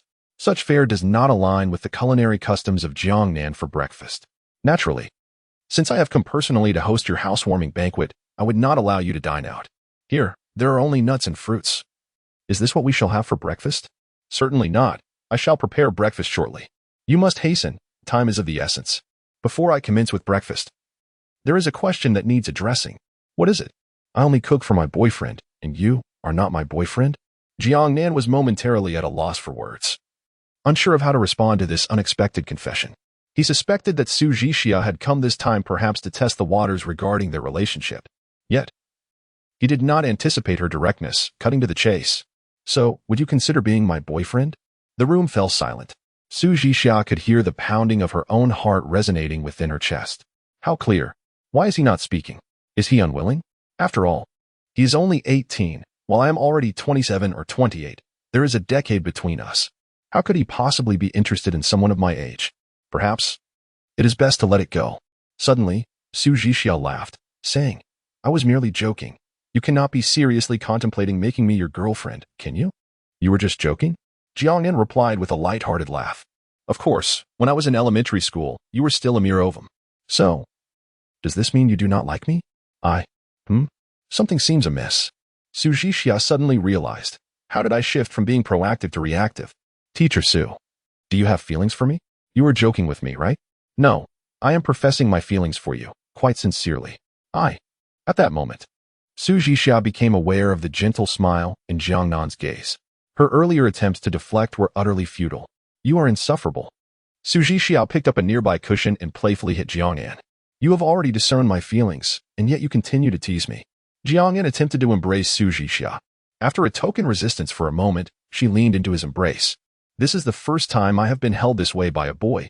You must take responsibility. I assure you, I will be responsible. Jiang Nan. Why don't we share a kiss? Holding each other like this feels a bit awkward. That makes sense. They straightened up, facing each other. Su Zhixia's cheeks flushed as she said, do not be nervous, take your time. All right. They closed their eyes and shared a kiss. However, this kiss lasted only 20 seconds before it was interrupted by a phone call. Su Zhixia took out her phone and glanced at it. It's my mother calling. Please remain silent. Understood. Su Zhixia pressed the answer button and held the phone to her ear. How have you been considering things? Today is Saturday. When do you plan to return for the blind date? Su's mother inquired over the phone. A blind date? Wasn't I supposed to find someone myself? If you could find a boyfriend within 3 days, would you have remained single for 28 years, my precious daughter? Don't look down on me. I have found someone. I truly have. Enough chatter. Return to me before noon. I will not return. I already have a boyfriend and have no intention of going on a blind date. You found someone, have you? Send me his photo so I can have a look. I hope you aren't deceiving me with an internet image. I will send it right now. After hanging up the phone, Su Zhixia took a picture of Jiang Nan. Just as she was about to send it, she noticed that there was a glimmer of moisture at the corner of Jiang Nan's mouth. Upon closer inspection, she realized it was the result of their earlier playful exchange. She wiped the droplet away, took another photo, and sent it. There, done. Sushi Xia set her phone down, redirecting her thoughts back to Jiang Nan. Classmate Jiang Nan. There is something I wish to ask you. What is it? When we first met, it seemed you were staring at the teacher's silhouette for quite some time. Did I? Of course you did. Through the reflection in the restaurant window, I saw your gaze fixed upon me. Tell me, what were you looking at? Were you admiring the teacher's legs? Chapter 27. The urging of Su's mother and the gift from Jiang Nan. Su Zhixia's demeanor was both enchanting and alluring. Her luscious red lips resembled ripe peaches, tempting anyone to savor their sweetness. Jiang Nan leaned in closer, resuming the passionate kiss that had been interrupted moments before.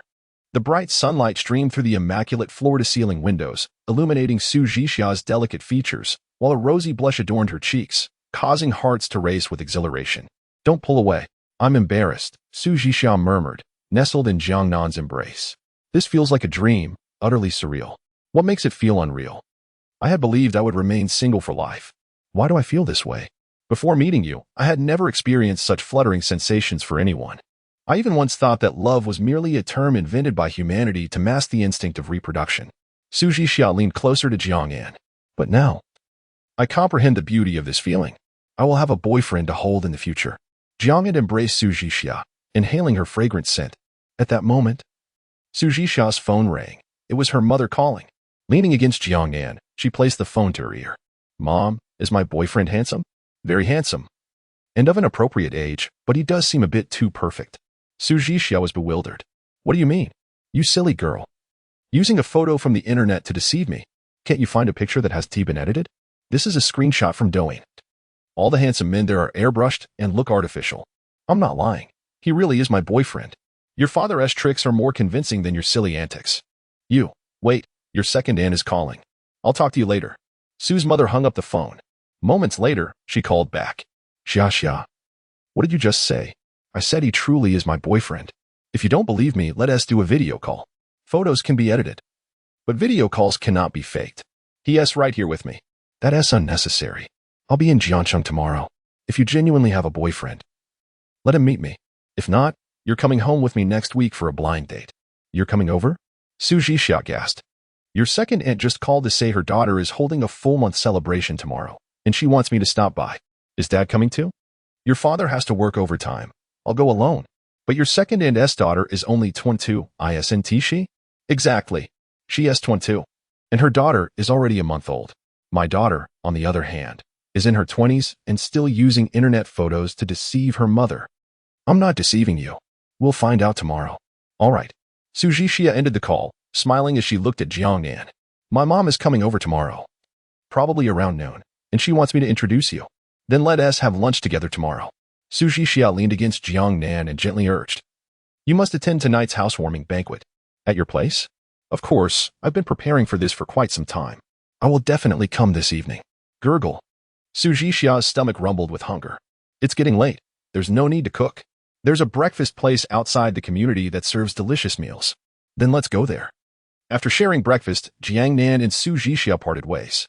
Although it was Sunday, he still had to attend military training at school.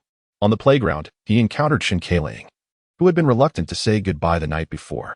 Wearing a military cap, her fair face resembled a peeled egg, smooth and radiant. During a break from training, Chen Keiling appeared exhausted. Leaning lazily against Jiang Nan's shoulder, she sighed. I'm so tired. I feel completely drained. I just want to go home and sleep. Did you not sleep well last night? I was too excited all night and only fell asleep at dawn. Excited about what? The sudden acquisition of over 2 million in assets. The thought alone is thrilling. Chen Keiling stifled a yawn and continued. But aside from my poor sleep last night, it's also because today is Sunday. Usually, I wouldn't even be awake at this hour. I'm utterly fatigued. During the morning military training, Chen Keiling managed to hold on. However, after lunch, fatigue overwhelmed her, and she could hardly keep her eyes open.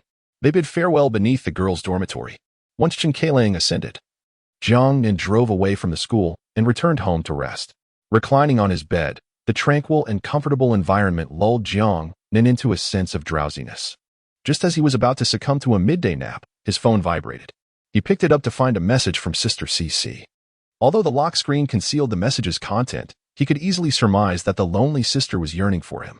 Jiang Nan unlocked his phone and navigated to the chat interface. This afternoon, I settled CC with the landlady. I previously mentioned wanting to give her a gift. It seems Sister CC may have misunderstood, thinking I intended to consume her this afternoon.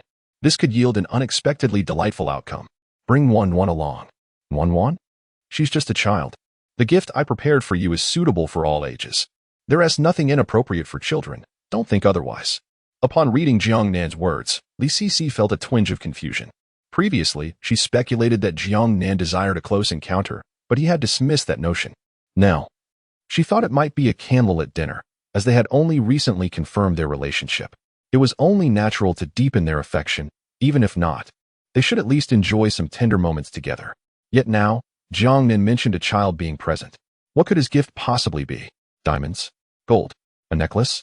Li Cici reflected on the contents of the films and dramas she had watched, pondering that wealthy individuals often gifted their lovers with extravagant items, predominantly gold jewelry or handbags.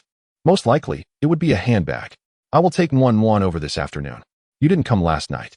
1-1 kept mentioning you, saying she made new friends at kindergarten. What about you? Did you miss me last night? Li Cici sent a shy emoji in response. Of course I missed you. You pervaded my dreams last night. Are you coming over now? 1-1 is napping and 1T wake up for a while. After sending this message, Li Cici also attached a picture which depicted a pair of elegantly shaped legs encased in sheer stockings. The legs, illuminated by sunlight, appeared radiant and alluring, while the material of the stockings shimmered seductively. Are you coming over? Li Cici inquired once more. Chapter 28. Li Cici, should we give Nan and a brother?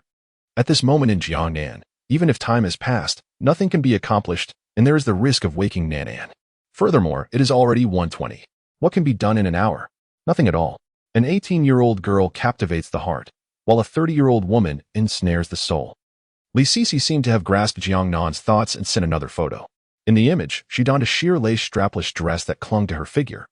Her exquisite legs enveloped in flesh-toned stockings, her delicate feet nestled in glossy red-soled high heels.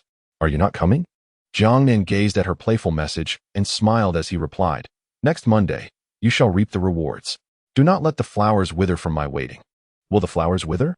In the absence of rain, the earth will surely dry up, causing flowers to wither. If meteorological conditions permit, artificial rainfall could be employed to alleviate the drought.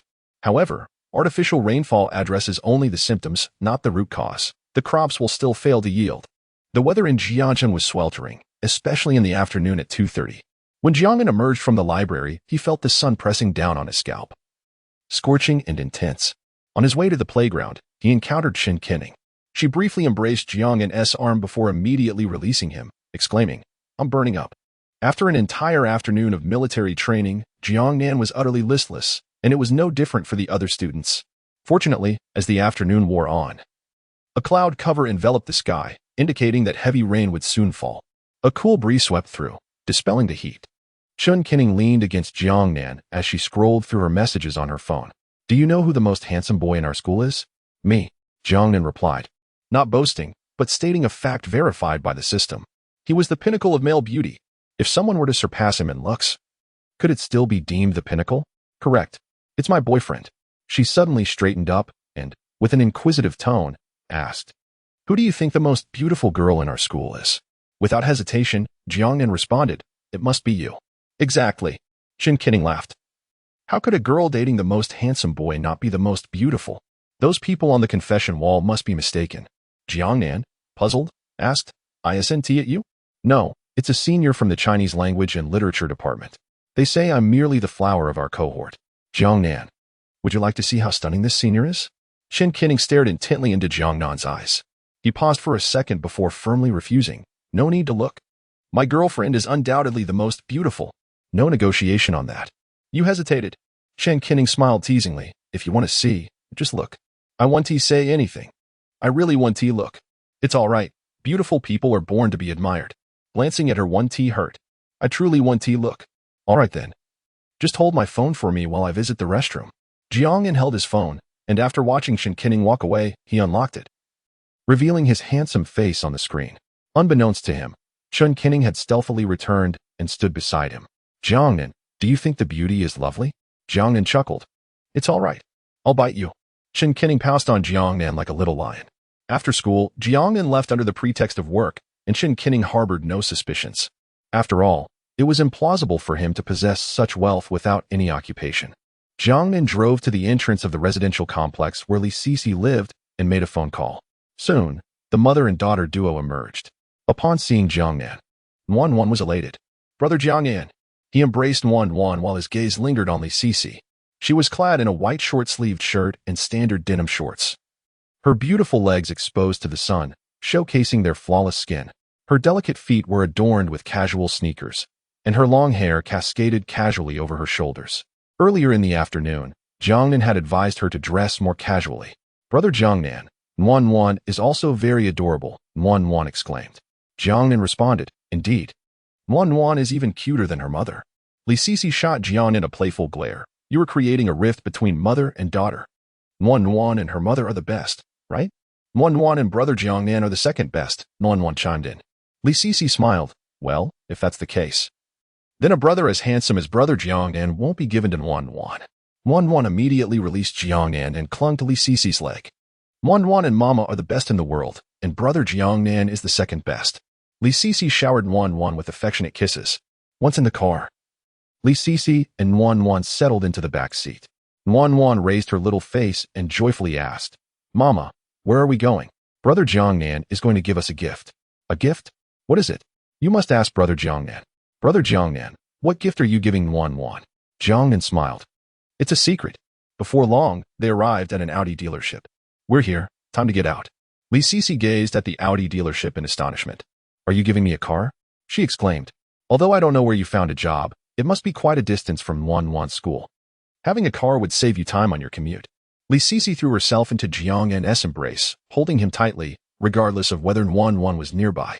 Wan raised her little face, blinking in surprise. "I want a hug too," she declared excitedly. Li Sisi released Jiang Nan and knelt down to pinch Wan's cheek. "So small and already competing with mama for her husband, does the little brother still want you?" Wan looked at Jiang Nan and then at her mother. I want a hug." Jiang Nan embraced the little girl, taking her hand as they made their way to the 4S dealership. A woman clad in professional attire promptly approached them. She wore a pristine white shirt, the collar of which was left unbuttoned, revealing her delicate collarbone. A fitted black skirt accentuated her curves, while black stockings enveloped her long legs. Coupled with her striking beauty, she undeniably stood out in the dealership. Her nameplate read Zhou Qi. "Welcome to Jialan Audi 4S dealership," she greeted. Jiang Nan nodded slightly. Turning to the little girl, "Choose a car you like." Li Sisi inquired, "Whose name will it be registered under?" "If I am buying you a car, naturally it will be in your name." Excited, Li Sisi took the little girl's hand and followed the saleswoman to view the vehicles. Jiang Nan settled into the lounge area, where Zhou Qi brought him a cup of hot tea. Since Jiang Nan's arrival, her gaze had been fixed upon him. This young man was exceedingly handsome and affluent. If she could be with him, who would need to sell cars? Although he had arrived with a woman, it was evident that the little girl was not his biological daughter. Men are often drawn to married women, a peculiar inclination, while an attraction to youthful maidens remains an eternal truth. Though I may no longer be a girl, I certainly surpass that young mother. She deliberately chose to sit in front of Jiang Nan, subtly revealing the hint of black fabric at her neckline, either intentionally or unintentionally inviting his gaze. Chapter 29. Li Sisi's 90 affection points and Su Zhixia's housewarming party. It was now 5:20. Jiang Nan had arranged to meet Su Zhixia at 7 in the evening. There was still ample time. Jiang Nan sipped his hot tea. Although Zhou Qi had persistently sought his attention, Jiang Nan found himself utterly disinterested in the individual before him. Name: Zhou Qi. Age: 25. Affection points: 30. Height: 167 centimeters. Weight: 52 kilograms. Attractiveness: 85 points. Charge count: 105. An attractiveness score of 85 was somewhat acceptable, yet with 105 charges, could the battery's health truly remain at a perfect 100%? Did batteries not age? Did they not swell? In this era of integrated smartphone batteries, after-sales service seldom involved battery replacements, and at most, one could resort to third-party manufacturers. However, the technology of third-party suppliers was fraught with flaws. Suddenly, Wan scampered over, extending her arms. Hug, though small. She was perceptive enough to recognize that Jiang Nan's previous embrace had been rather perfunctory, lacking sincerity. With her mother preoccupied with inspecting cars, she had sneaked over for a hug. After receiving Jiang Nan's embrace, the little girl dashed back to her mother. Li Sisi gently rubbed her little face and asked with a smile, "Do you like brother Jiang Nan that much?" Super-like. After several minutes, Li Sisi had settled on her desired model. Jiang Nan, I've made my choice. At this, Jiang Nan rose and approached her. Which one did you choose? This one. The A8L55 TFSI Quattro flagship model. Can I pick it up today? Certainly, sir, the female salesperson replied with a smile. Then it's this one. The female salesperson escorted Li Sisi to sign the contract and complete various tax procedures, while Jiang Nan handed over his card. This vehicle officially became Li Sisi's mode of transport. Nuan gazed eagerly at the silver mechanical beast. Is this car ours? This car belongs to Nuan now. Jiang Nan smiled. Nuan climbed into the passenger seat, curiously looking around with uncontainable delight. I'll accompany you for a test drive. Okay. Li Sisi settled into the driver's seat, while Jiang Nan and Nuan took their places in the back. She gently pressed the accelerator, and the vehicle roared to life. As they drove, Li Sisi's heart raced. Glancing at the rearview mirror, she saw the smiles of Jiang Nan and Nuan, which made her feel utterly at ease. The total cost of the car, including insurance and purchase tax, amounted to $950,000. With a triple cashback reward, Jiang Nan received nearly $3 million. Consequently, his savings had swelled to $15 million.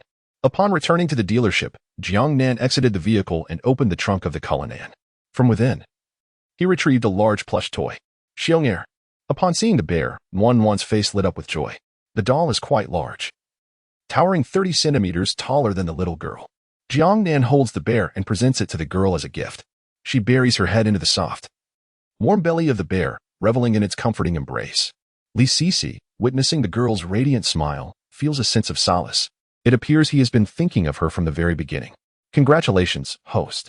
Li Sisi's affection level has reached 90 points. 90 points. If 40 to 50 points signify the budding of romance, 70 and 80 points represent a more intimate phase, then 90 points mark the beginning of unwavering devotion. At this level of affection, barring any extraordinary circumstances, Li Sisi is destined to love Jiang Nan eternally. Jiang Nan places the doll in the back seat of his Audi A8L.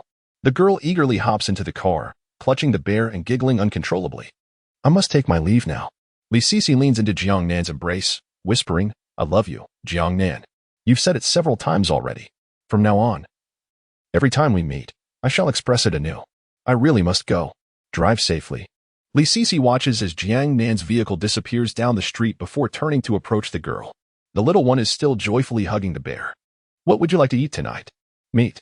Li Sisi fastens the girl's seatbelt and prepares to close the door. Mommy, bear needs a seatbelt too. Shall we entrust the task of securing bear's seatbelt to you? Okay. The girl promptly unbuckles her own seatbelt, exerting all her strength to insert the buckle. Mommy, I've completed the task. Well done, dear. Jiang Nan first returns to his residence, taking a shower and changing into fresh attire. By 6:30, he drives to the south gate of Jiangqing Music Academy. The last time he visited, Su Zhixiao mentioned that the staff dormitory is very close, as she usually resides there. The dormitory is located within the academy grounds. Upon arriving at the entrance, the security guard is engrossed in a video featuring a strikingly attractive woman, clad only in yoga pants and a fitted lace camisole, perched on a chair with her legs crossed, swaying her high heels. As the guard catches sight of an approaching vehicle, he prepares to admonish, no entry for outside vehicles. However, upon recognizing the glimmering luxury of the Cullinan, he thinks better of it. No need to cause trouble over my modest salary of $3,500 a month. The security guard cheerfully lifts the barrier, allowing Jiang Nan to enter. Jiang Nan parks his car in the staff dormitory area and, following the address, approaches Su Zhixiao's front door. He rings the doorbell, and shortly after, Su Zhixiao opens the door. Ah, it's my classmate Jiang Nan. Come in. Do you need to change your shoes? Those blue slippers are for you. Jiang Nan steps inside, changing his shoes and settling onto the sofa. The apartment is modest in size, measuring just over 50 square meters. On the balcony's drying rack, pairs of white cotton socks and casual shoes hang neatly. From her recent fashion choices, it is evident that she prefers a more casual style. For instance, now Su Zhixiao has replaced her previous stockings with a pair of white cotton socks, showcasing her fair and elongated legs, which appear both healthy and well-proportioned. Please hold on for a moment. The soup will be ready in 5 minutes, she said. Jiang Nan embraced Su Zhixiao's slender waist. Startled by his sudden action, she gasped softly, instinctively placing her hands against his chest. Their gazes intertwined. She extended her arms, wrapping them around Jiang Nan's neck and under his watchful eyes. She initiated a kiss. Su Zhixia's lips were both soft and warm. This time, they were undisturbed, entwined for 4 or 5 minutes before parting. The soup. Su Zhixia adjusted her clothes and hurried into the kitchen to turn off the heat. All right, Jiang Nan, let's eat. At the dining table, they sat opposite each other. The atmosphere charged with unspoken intimacy. Although they were dining, neither of them was truly focused on the meal. I simmered the fish soup for 2 hours, she said. Jiang Nan took a sip and exclaimed, delicious. Both Su Zhixia and her sister-in-law possessed remarkable culinary skills, though their tastes differed. One favored lighter flavors while the other preferred a richer palate. As Jiang Nan reached for a dish, his chopsticks slipped from his grasp. He bent down to retrieve them, only to find a petite foot clad in white socks inadvertently stepping on the end of his chopsticks. Jiang Nan smiled and remarked, your foot is on the chopsticks. Su Zhixia's cheeks flushed slightly as she bit her lower lip and softly inquired, do you think the chopsticks are dirty, or is it your foot? Hearing this, Jiang Nan stood up and replied with a grin, though it's an obvious question, I would still like to engage in a serious discussion with Teacher Su. May I have the honor? Chapter 30. Whisper softly, shout not. Su Zhixia reclined against Jiang Nan's chest, bathed in the warm glow of the yellow light that illuminated her striking face. Her long, fair legs were bare, radiating a captivating allure under the gentle illumination. Delicate white cotton socks adorned her dainty feet. My mother is coming tomorrow, and I am quite anxious, Su Zhixia confessed. Her eyes closed as a wave of worry washed over her. What if my mother disapproves of Jiang Nan? I have finally found someone worth loving for a lifetime. From the very first moment she laid eyes on Jiang Nan, Su Zhixia felt an undeniable attraction, a desire to be with him. The family's incessant pressure for marriage merely provided her with a valid excuse. Why be nervous? Jiang Nan mused, gently toying with her soft, delicate hand, pressing a kiss to her lips. I fear my mother may not like you. I dread that our nascent love might abruptly reach its conclusion. Your mother will surely adore me.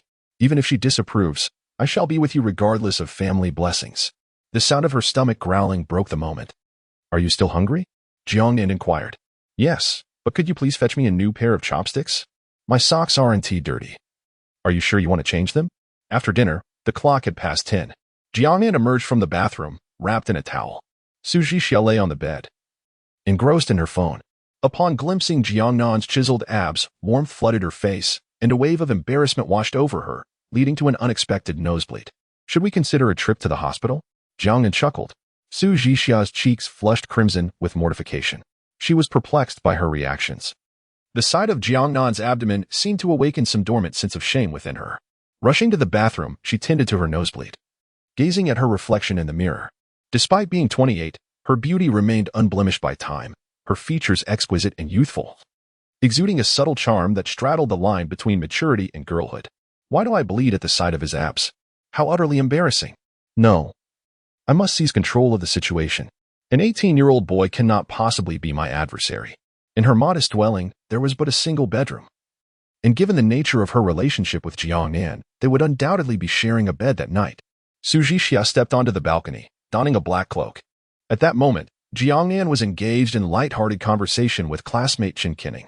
After sending a farewell message to her, Su Zhixia entered the room, clad in a black lace backless nightgown that exuded an alluring innocence. The contrast between the black fabric and her porcelain skin made her appear even more radiant. At first glance, her fair arms and long, slender legs were striking. Her legs were straight, elegant, and well-proportioned. The nightgown was perfectly tailored, its craftsmanship impeccable, creating an impression of effortless grace, sensual yet retaining an air of propriety. She removed her delicate white socks, revealing her fair and exquisite feet. Her bare legs, unblemished and smooth as porcelain from Jingdezhen, exuded an ethereal grace. The 2 slender straps seemed like evidence of her coyness, inviting yet resistant. Awaiting the detective to grasp this evidence and probe into her innermost thoughts. Why, when desire was palpable, did she still feign disinterest? Surely, she must recognize the delicate nature of those straps. Meanwhile, her allure was bountiful. Su Zhixia felt Jiang Nan's fiery gaze sweeping over her, and a subtle smile graced her lips. She was quite pleased with this state of affairs. After all, how could a mere child be her match? Did he truly think she was just a naive girl, blushing at a crude joke? How amusing. At this age difference, it should be him, her sweet little darling, who turns crimson. Su Zhixia reclined on the bed, which yielded softly beneath her, forming a gentle indentation. She lay back, Her pristine legs elegantly crossed atop the bedding, silent as she played the waiting game. Jiang Nan, observing her, smiled silently while continuing to scroll through Douyin. It's getting late. Let us turn off the lights and sleep, Su Jixia suggested. All right, let us sleep, Jiang Nan replied. To her astonishment, he extinguished the light, tucked himself under the covers, and shut off his phone screen, drifting into slumber. He fell asleep just like that. Su Jixia felt a surge of frustration. She pouted her lips. I'm dressed so beautifully, so enticingly, and you dare to sleep? She scoffed. Let us see how long you can pretend. She couldn't believe a boy of 18 or 19 could possibly sleep at such a moment. 1 minute. 5 minutes. At the 5-minute mark, Su Jixia switched on the bedroom light and slipped into Jiang Nan's covers, wrapping her arms around him from behind. You little rascal. You weren't really asleep, were you? As dawn broke, Su Jixia made her way to the cafeteria after breakfast. It was yet another splendid Sunday, free of classes. And she felt radiant. Good morning, Teacher Su. Hello. Teacher Su, you look stunning today. You look lovely as well. Teacher Su, you seem particularly lively today. Is that so? I didn't sleep well last night and was planning to catch up on some rest. A fellow music teacher from the same department stopped her to inquire. Was the boy from last night your boyfriend? Did you see him? The teacher shot her a knowing glance. There is no one above you, but there are people below. My dear sister, please be a bit more discreet next time. I'm not saying you're noisy, just consider the feelings of someone like me who doesn't have a boyfriend. The things you were shouting. Su Jixia quickly covered her mouth, whispering. Let us keep our voices down. Though Jiang Nan had not slept a wink, he still radiated vitality. The physique of a second-tier athlete is no joke. After a night of reflection, Su Jixia's fondness for Jiang Nan surged dramatically, increasing by 35 points to a total of 75. Just a little more, and she would reach 90. The pivotal point for the married woman was her daughter. Could Su Jixia's be her mother? Jiang Nan parked the car, and not far away, Chen Keilang rushed over, leaping into his embrace. Today, Chen Keilang was clad in a green military training outfit, her high ponytail secured at the back of her head. The uniform hugged her delicate figure, and although her military shoes fit well, they were rather conventional and lacked any striking features. However, Chen Keilang's beauty shone through a refined visage. Harmonious features, a pair of slightly pale lips, and a youthful, oval face.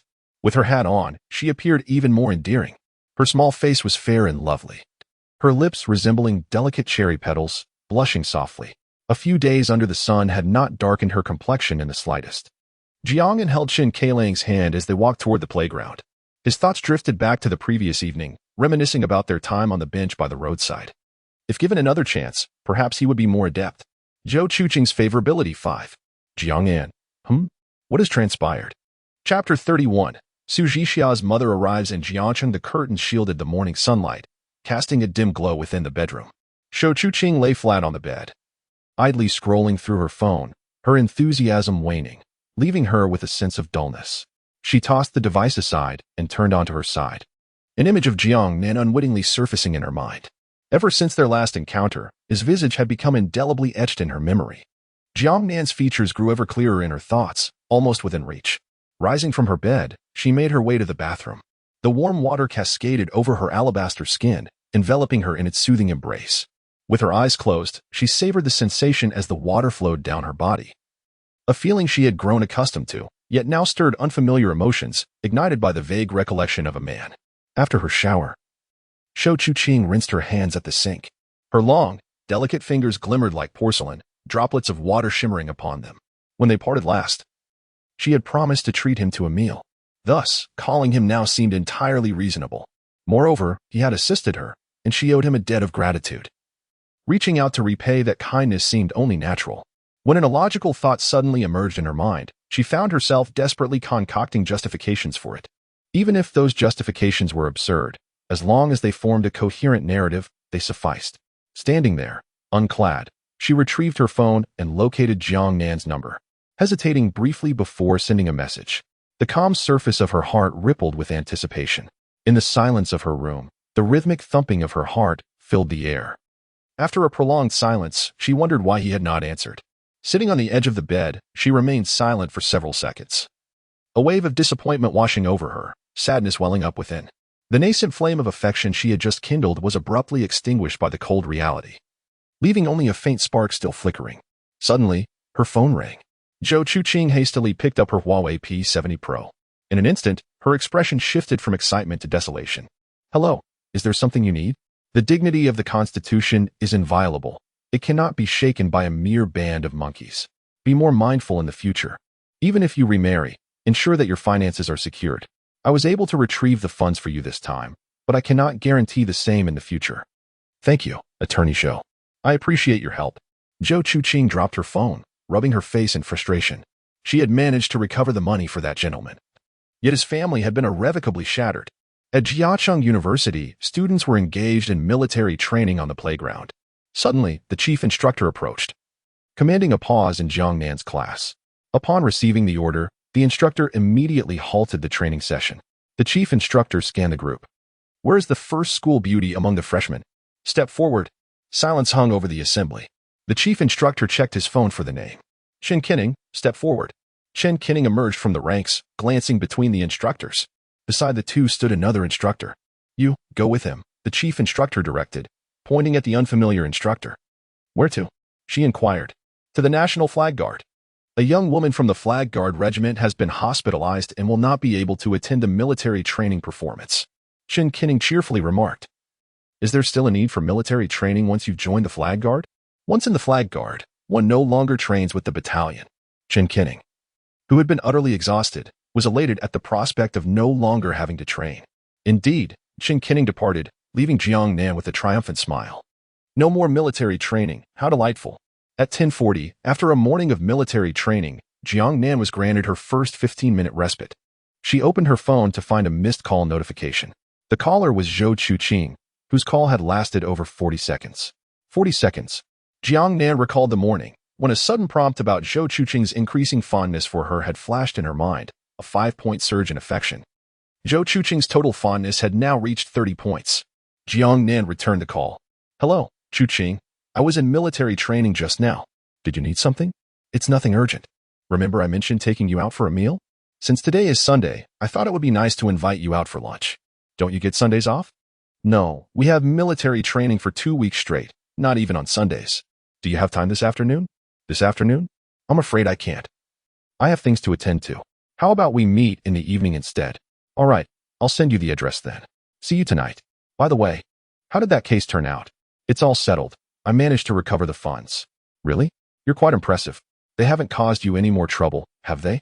Not at all. It was a court ruling. That's good to hear. See you tonight then. See you later. As Jiang Nan hung up, Zhou Chuqing's earlier disappointment lifted. Realizing that Jiang Nan had not ignored her call, but was simply unable to answer due to military training obligations. At 10:40, Lin Qinglan arrived at Jiangcheng High-Speed Railway Station. Upon exiting, she spotted Su Zhixia amidst the crowd. Su Zhixia was strikingly beautiful, with an enviable figure and a coveted position as a university lecturer. From any angle, she was an exemplary woman. However, Lin Qinglan was troubled by the fact that her daughter had remained single for 28 years. Being single for 18 years could be somewhat understandable. But 28 years without a hint of romance, coupled with an ambiguous friendship, left Lin Qinglan deeply concerned. She feared her precious daughter might inadvertently stray from the right path. Mommy. Upon seeing her mother, Su Zhixia rushed over and enveloped her in a warm embrace. You little rascal, I knew you were deceiving me. Lin Qinglan playfully pinched Su Zhixia's cheek, speaking with affectionate exasperation.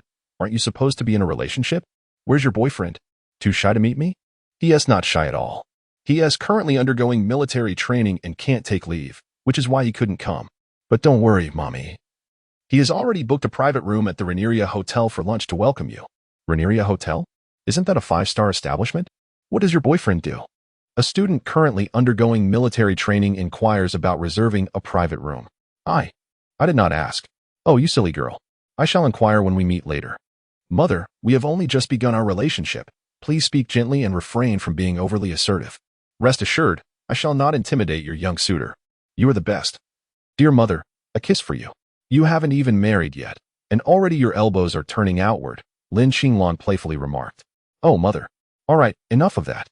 Our Xiaxia has become shy. Lin Qinglan and her daughter made their way towards the parking lot. Suddenly, Lin Qinglan said, he has just entered university. Is the age difference a bit too significant for you two to be dating? Xiaxia, you must think this through. For it is a matter of great importance in your life. Do not worry, mother. As long as there is true love, age is but a number. Now, let us go. I shall escort you back to rest for a while. Chapter 32. The ill-tempered second aunt Lin Qinglan occupied the passenger seat. Casting a glance at the Audi emblem on the steering wheel, I suggested you purchase a domestic vehicle, yet you insisted on acquiring an Audi. Now, with this A5, you can hardly afford a decent meal. Just look at how much weight you've lost. After repaying the loan this month, how much will be left? Will it suffice for your sustenance? Su Zhixia flashed her bright smile, proudly declaring, Mom, you're mistaken. What do you mean? I've paid off the entire car loan. Over 200,000 has been settled? Where did you procure such a sum? Lin Qinglan was aware that her beloved daughter was engaged in live streaming and had amassed over 1 million followers. However, due to her profession, Su Zhixia only streamed singing and refrained from selling products or accepting advertisements. This resulted in 1 million followers that did not translate into purchasing power. It appeared impressive. Yet no revenue was generated. Suddenly, Lin Qinglan inquired, did he assist you in settling it? Well, in a way, yes. You reckless girl. How many times have I told you not to casually accept gifts from boys? You've taken over 20,000 from him. How will you repay him in the future? Su Zhixia explained, he rewarded me. It's not as if I took it for free. He rewarded you? He pursued me actively, even before we met. He was gifting me during my streams, and after meeting 2 or 3 times, we became a couple. Be cautious. Don't be deceived. Rest assured, Mom. He's genuinely a good person, handsome, and considerate. Lin Qinglan rolled her eyes. Girls in love could be quite formidable. Turn left. Let us head to the Rainieri Hotel. Lin Qinglan instructed. Mom, it's still early. Let South go to my place first and head there closer to noon. The celebration for your second aunt's newborn is also being held at Rainieri. What a coincidence that they booked the same hotel. Upon arriving at the Rainieri Hotel, Su Zhixia parked the car at the entrance, where a staff member took the keys to park it properly. Mom, which floor is Annie on? It seems to be the 12th floor.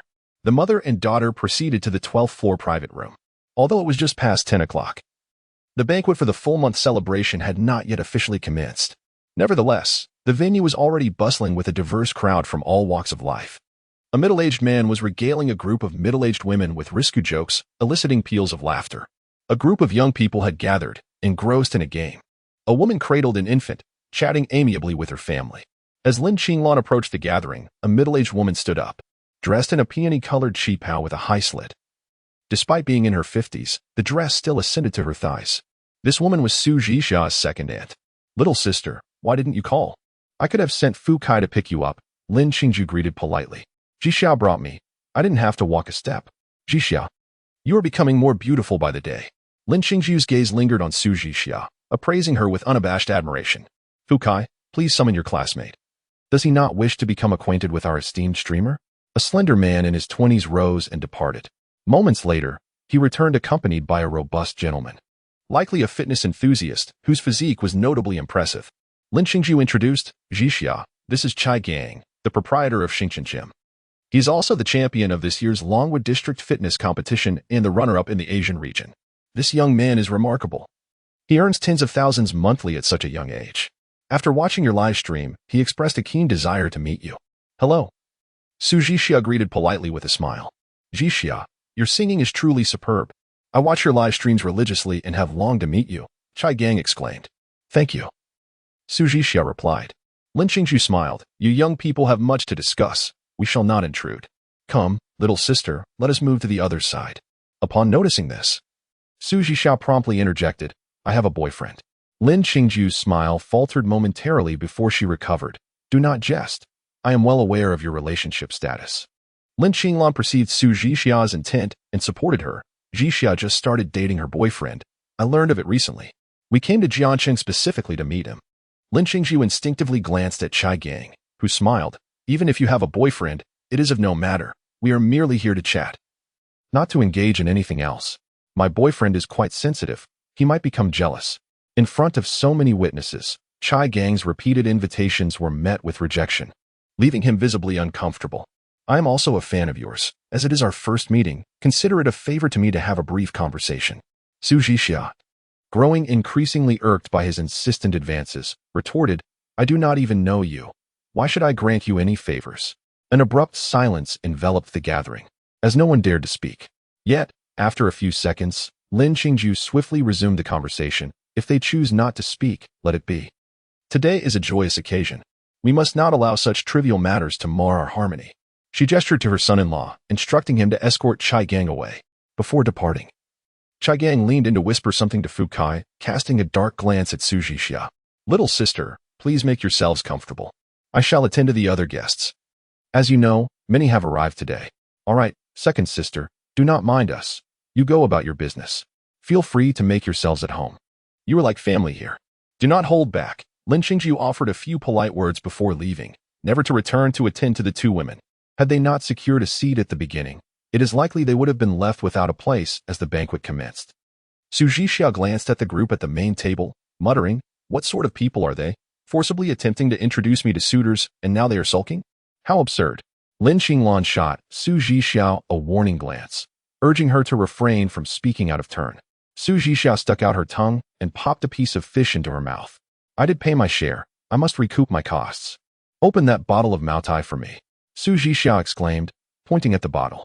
"Oh dear," she lamented, rubbing her delicate white hands in frustration. Just moments ago, when she reached out to seize the Maotai, Lin Qinglan gently swatted her hand away, admonishing, "What business does a young lady have with alcohol?" Su Jixia set down her chopsticks, her heart brimming with vexation directed at her second aunt, rendering her unable to eat a single morsel.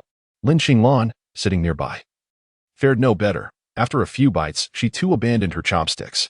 Meanwhile, the parents of the children honored each table with a toast, yet their table was conspicuously overlooked. This blatant disregard deepened Su Jixia's indignation, and had it not been for her mother's presence, she would have departed long ago.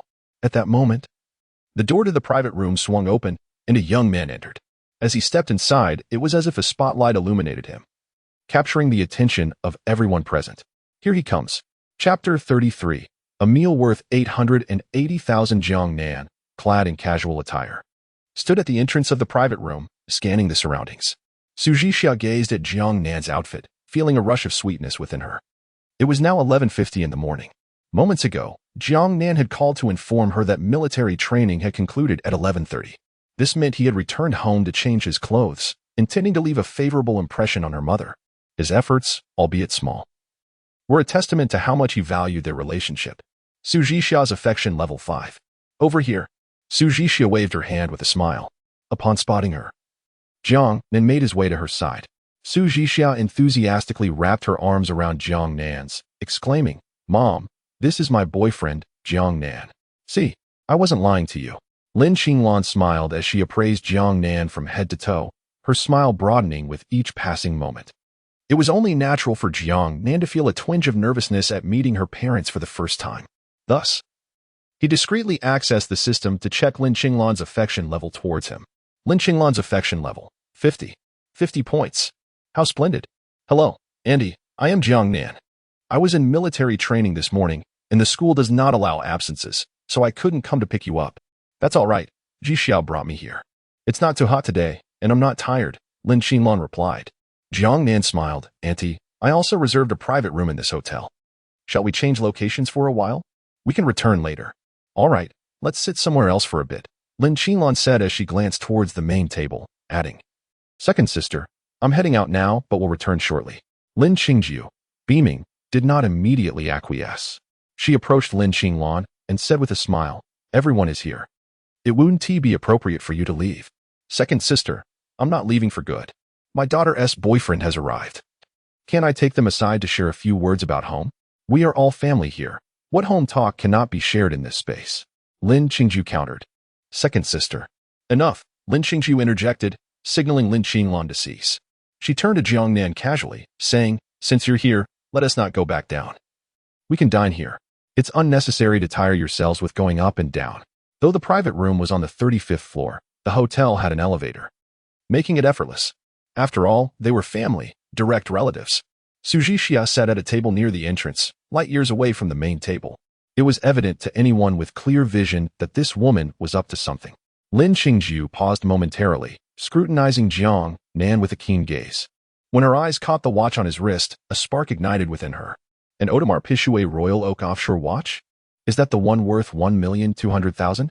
While most might not recognize it, she, as a devoted aficionado of AP, could identify even the smallest component of a watch. Spending 1,200,000 on a timepiece seemed rather extravagant. Jixia, why don't you introduce your boyfriend to your second aunt? We are, after all, a family. It would be quite embarrassing if we were to pass each other on the street without recognition. Su Jixia furrowed her brow slightly. Now that you acknowledge we are family, why did you not realize this earlier? Just moments ago, you had me and my mother positioned at the entrance, without a thought to our familial bond. Second aunt. This is Jiang Nan, my boyfriend. Ah, Jiang Nan, what a delightful name. Your parents must be well educated. Lin Qingju welcomed Jiang Nan. Please, take a seat. Don't just stand there. Oh dear, little sister, you ought to know better than to sit at the entrance when there's a main table. Lin Qinglan perceptively sensed the shifting dynamics of the social balance, tilting in her favor. The shadows that had loomed over her heart were instantly dispelled. Sister, we shall not sit. Please attend to your guests. We are all family here, and there is no need for favoritism. Indeed, we are all family. Those present were astute enough to discern the sarcasm and reprimand woven into Lin Qinglan's words. Even when reproached, one must smile and nod in agreement. The nuances of social etiquette were vividly exemplified in that moment. Jiang Nan, Jixia, let us depart. Lin Qinglan guided the two toward the door of the private room. Lin Qingju, along with her husband, daughter, and son-in-law, escorted them to the elevator. The onlookers in the private room were left dumbfounded. Their astonishment was not merely due to Lin Qingju's obsequious behavior, but rather the realization that she now had someone to fawn over. While they were left without any such opportunity, yet the thought of Lin Qingju treating her own sister in such a manner lightened their spirits. They felt a sense of joy akin to shedding a weight of 1,000,000. Lin Qingju turned to her husband, inquiring, "How much does a private room on the 33rd floor cost?" "Well, the least expensive seems to be 660,000, while the most extravagant is 880,000. 880,000. Lin Qingju felt a pang of regret. She had reserved a room for 80,000, meticulously planning for it, and even that was merely to mitigate her losses. Yet now, her sister's son-in-law had effortlessly booked a room for 880,000. Had it not been for the earlier incident, considering her relationship with her sister, she would certainly be seated in a lavish room on the 35th floor, basking in honor. Rather than becoming the subject of ridicule, Lin Qingju cast a cold glance at her son-in-law. "Fukai, steer clear of your dubious friends in the future. They are as impoverished as they come, likely quite a few, and they carry no small amount of pride. And yet, you still expect Jixia to show you respect. What does that make you?" The young man remained silent, facing his mother-in-law's rebuke and scorn. "Mom, let us go home for dinner.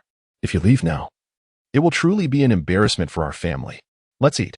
In a resplendent private room on the 35th floor, where opulence adorned every corner, the three gathered around the table. The server brought forth the dishes and stood by, awaiting further instructions. Lin Qinglan gazed at the array of exquisite dishes before her, delicacies from both land and sea, creatures that soared through the skies and those that swam in the depths.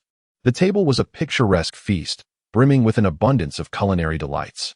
While she maintained a semblance of politeness, Su Jixia was already fervently digging into her meal, disregarding any semblance of decorum, consumed by the pursuit of comfort in her dining experience. As realization dawned upon her, Lin noticed that both Jiang Nan and her mother were observing her intently. Su Jixia blinked and inquired, "Why aren't you two eating?" Lin Qinglan, with a hint of exasperation, replied, "It is indeed your good fortune to have Jiang Nan as your boyfriend. Had it been another young man, he would have long since begun to criticize your dining habits."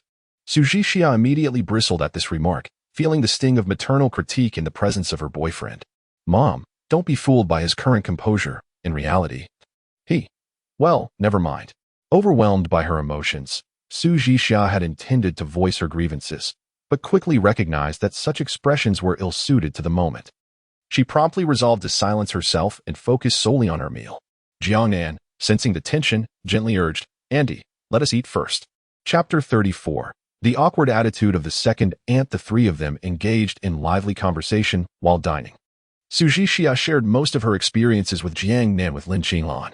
Following this meal, Lin Qinglan's fondness for Jiang Nan surged from a modest 50 to an impressive 70. After finishing their meal and settling the bill, her admiration skyrocketed by another 5 points upon hearing the staggering price of the meal, 80,000. A single meal cost 80,000. The private room at her second sister's place, along with the food, barely amounted to that sum. This table, with only a few dishes, exceeded the cost of the lavish banquet served in that spacious room. "Mom, why don't you stay here for a night before heading back? You have to work tomorrow. If you truly miss dad and mom, you can find time to visit.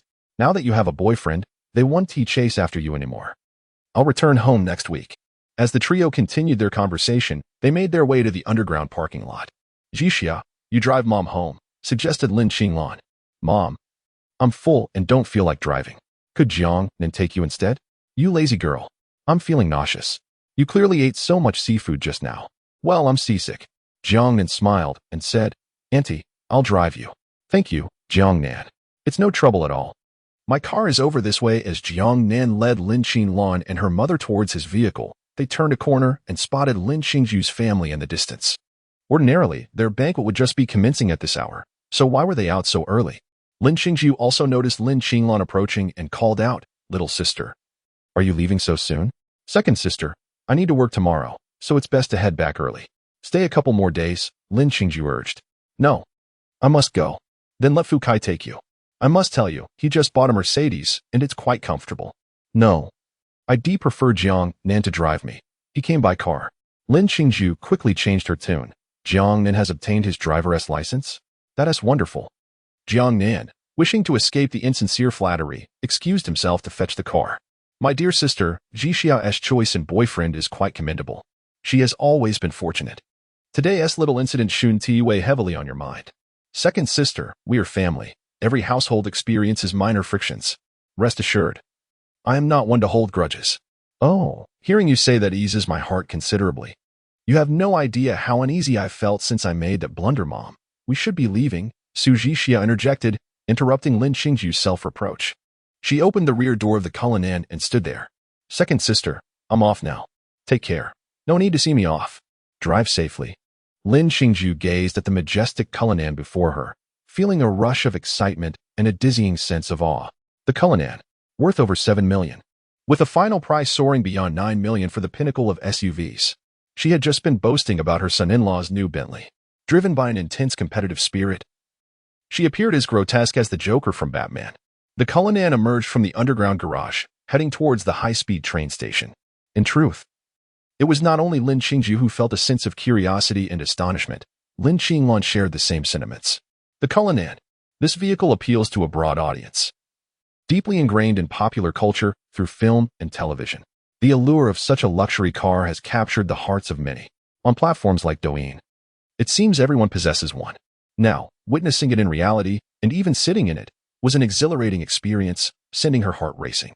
Upon reaching the high-speed train station, Jiang Nan parked the car and escorted Lin Qinglan inside.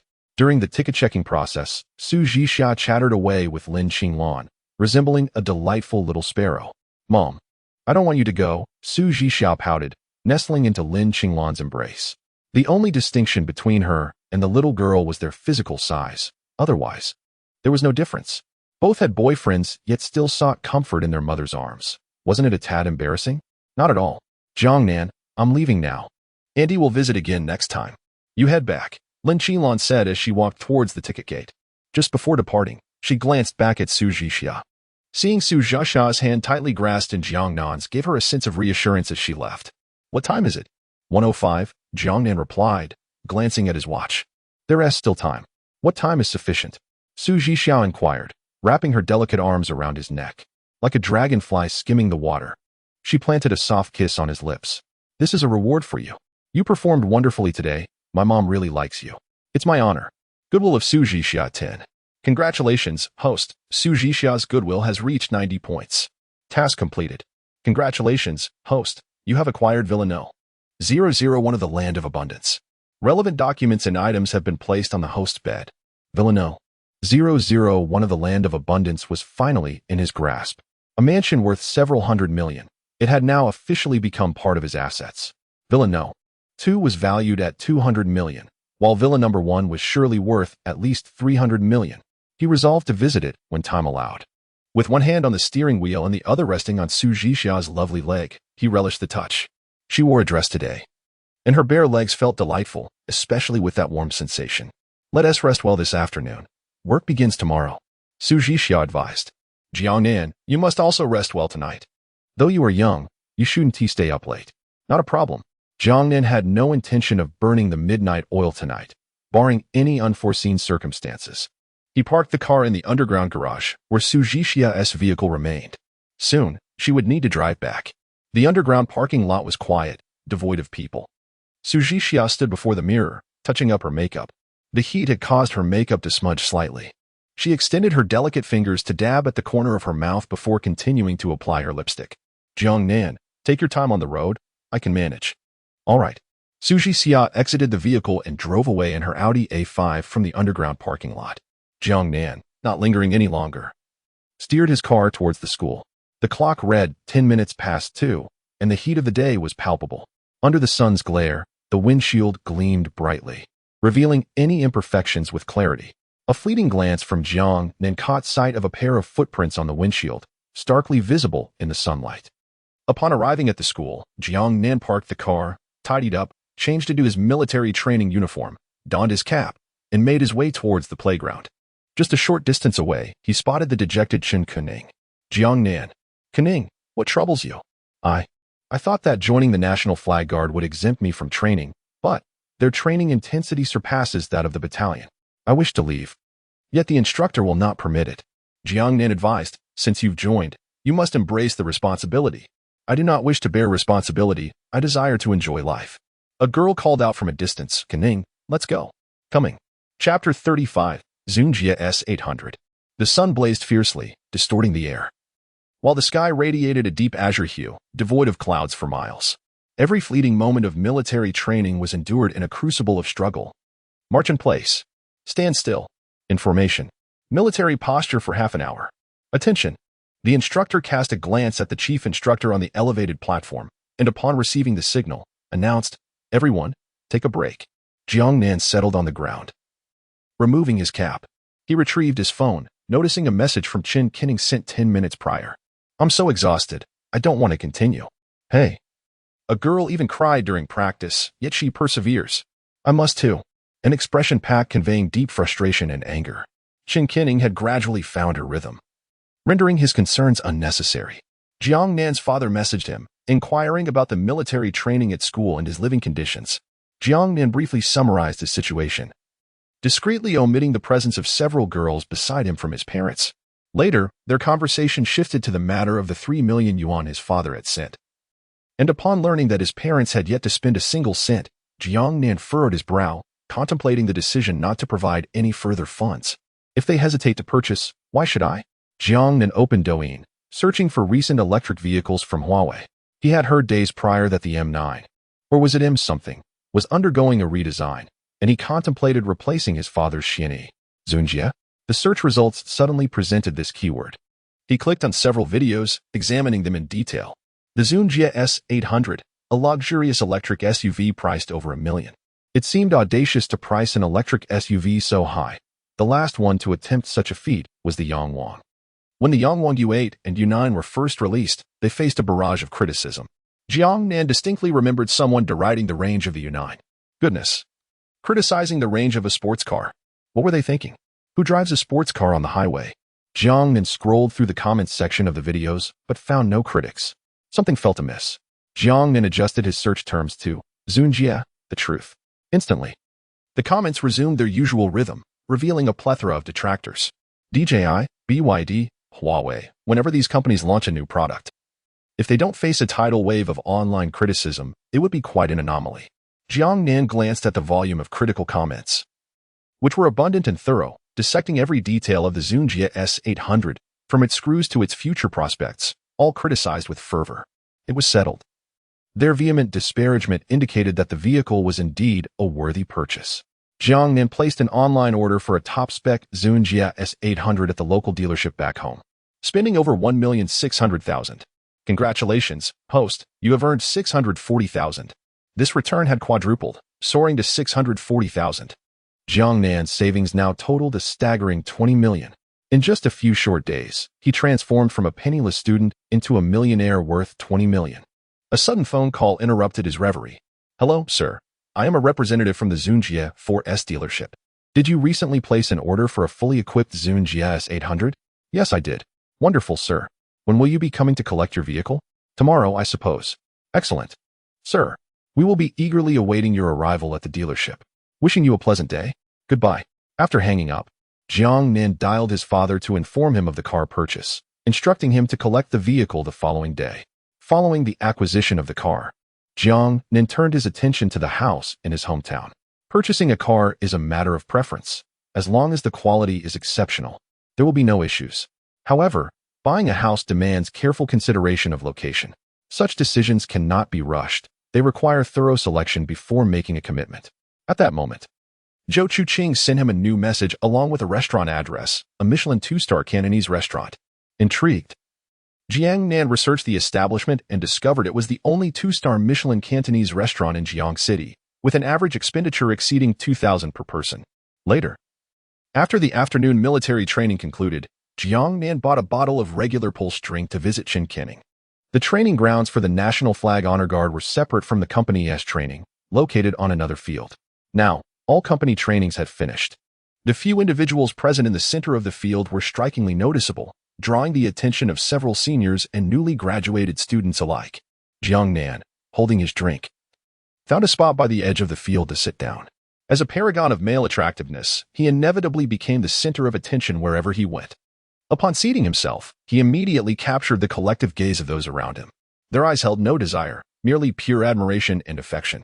A tall senior clad in a short skirt approached and sat beside Jiang Nan, her glossy black stockings accentuating her lovely legs, her delicate feet encased in black leather shoes. She initiated the conversation. "Junior, are you here to see your girlfriend?" "Yes." The statuesque senior glanced at the group. "Which one?" "The one who is the most beautiful." "The girl with the oval face next to the flag bearer?" "Exactly her." "It seems she hasn't noticed you. You might as well have not come." Jiang Nan frowned slightly. "Reveal the truth of your gaze." "Name, Feng Yu. Age, 21. Affection level, 60 points. Height, 169 centimeters. Weight, 50 kilograms. Attractiveness, 80 points. Charge count, 56. Jiang Nan averted his gaze, ignoring her. It appeared that her training had concluded, but there was still some time left. "Have you eaten?" "I know of a delicious spicy hot pot place in the university town. Would you like to go?" "Spicy hot pot. Can you handle spicy food?" This candid invitation was a first for Jiang Nan. "I'm not going." The senior clad in black stockings faced Jiang Nan's outright rejection with neither anger nor a desire to leave. "Everyone take a 10-minute break." Finally, the instructor issued the long-awaited command. Qinqining, unable to endure any longer, approached Jiang Nan with a scowl. Just moments ago, while training, she had felt immense joy upon seeing him, which had alleviated some of the fatigue and hardship of their exercises. However, she was taken aback by the audacity of someone daring to steal her boyfriend right beneath her nose. The skirt was so short, paired with black stockings. Who was she trying to entice? Without hesitation, she plopped down beside Jiang Nan, removing her cap to reveal her stunningly beautiful face. Upon seeing Qinqining, the senior felt a fleeting pang of inferiority wash over her. Yet, this feeling was ephemeral. While beauty is indeed an advantage, how often do men stray because their mistress is more attractive? In reality, mistresses often pale in comparison to their legitimate partners, yet men still choose to cheat. Those foolish women never grasp why their men would betray them for someone they deem less attractive. It mirrors the perplexity of men who cannot fathom why women might stray for men who are poorer or less appealing. Fear not, Junior. I was also a member of the National Flag Guard in my freshman year. Feel free to ask me anything you find unclear, the senior in black stockings declared, her tone imbued with a sense of challenge.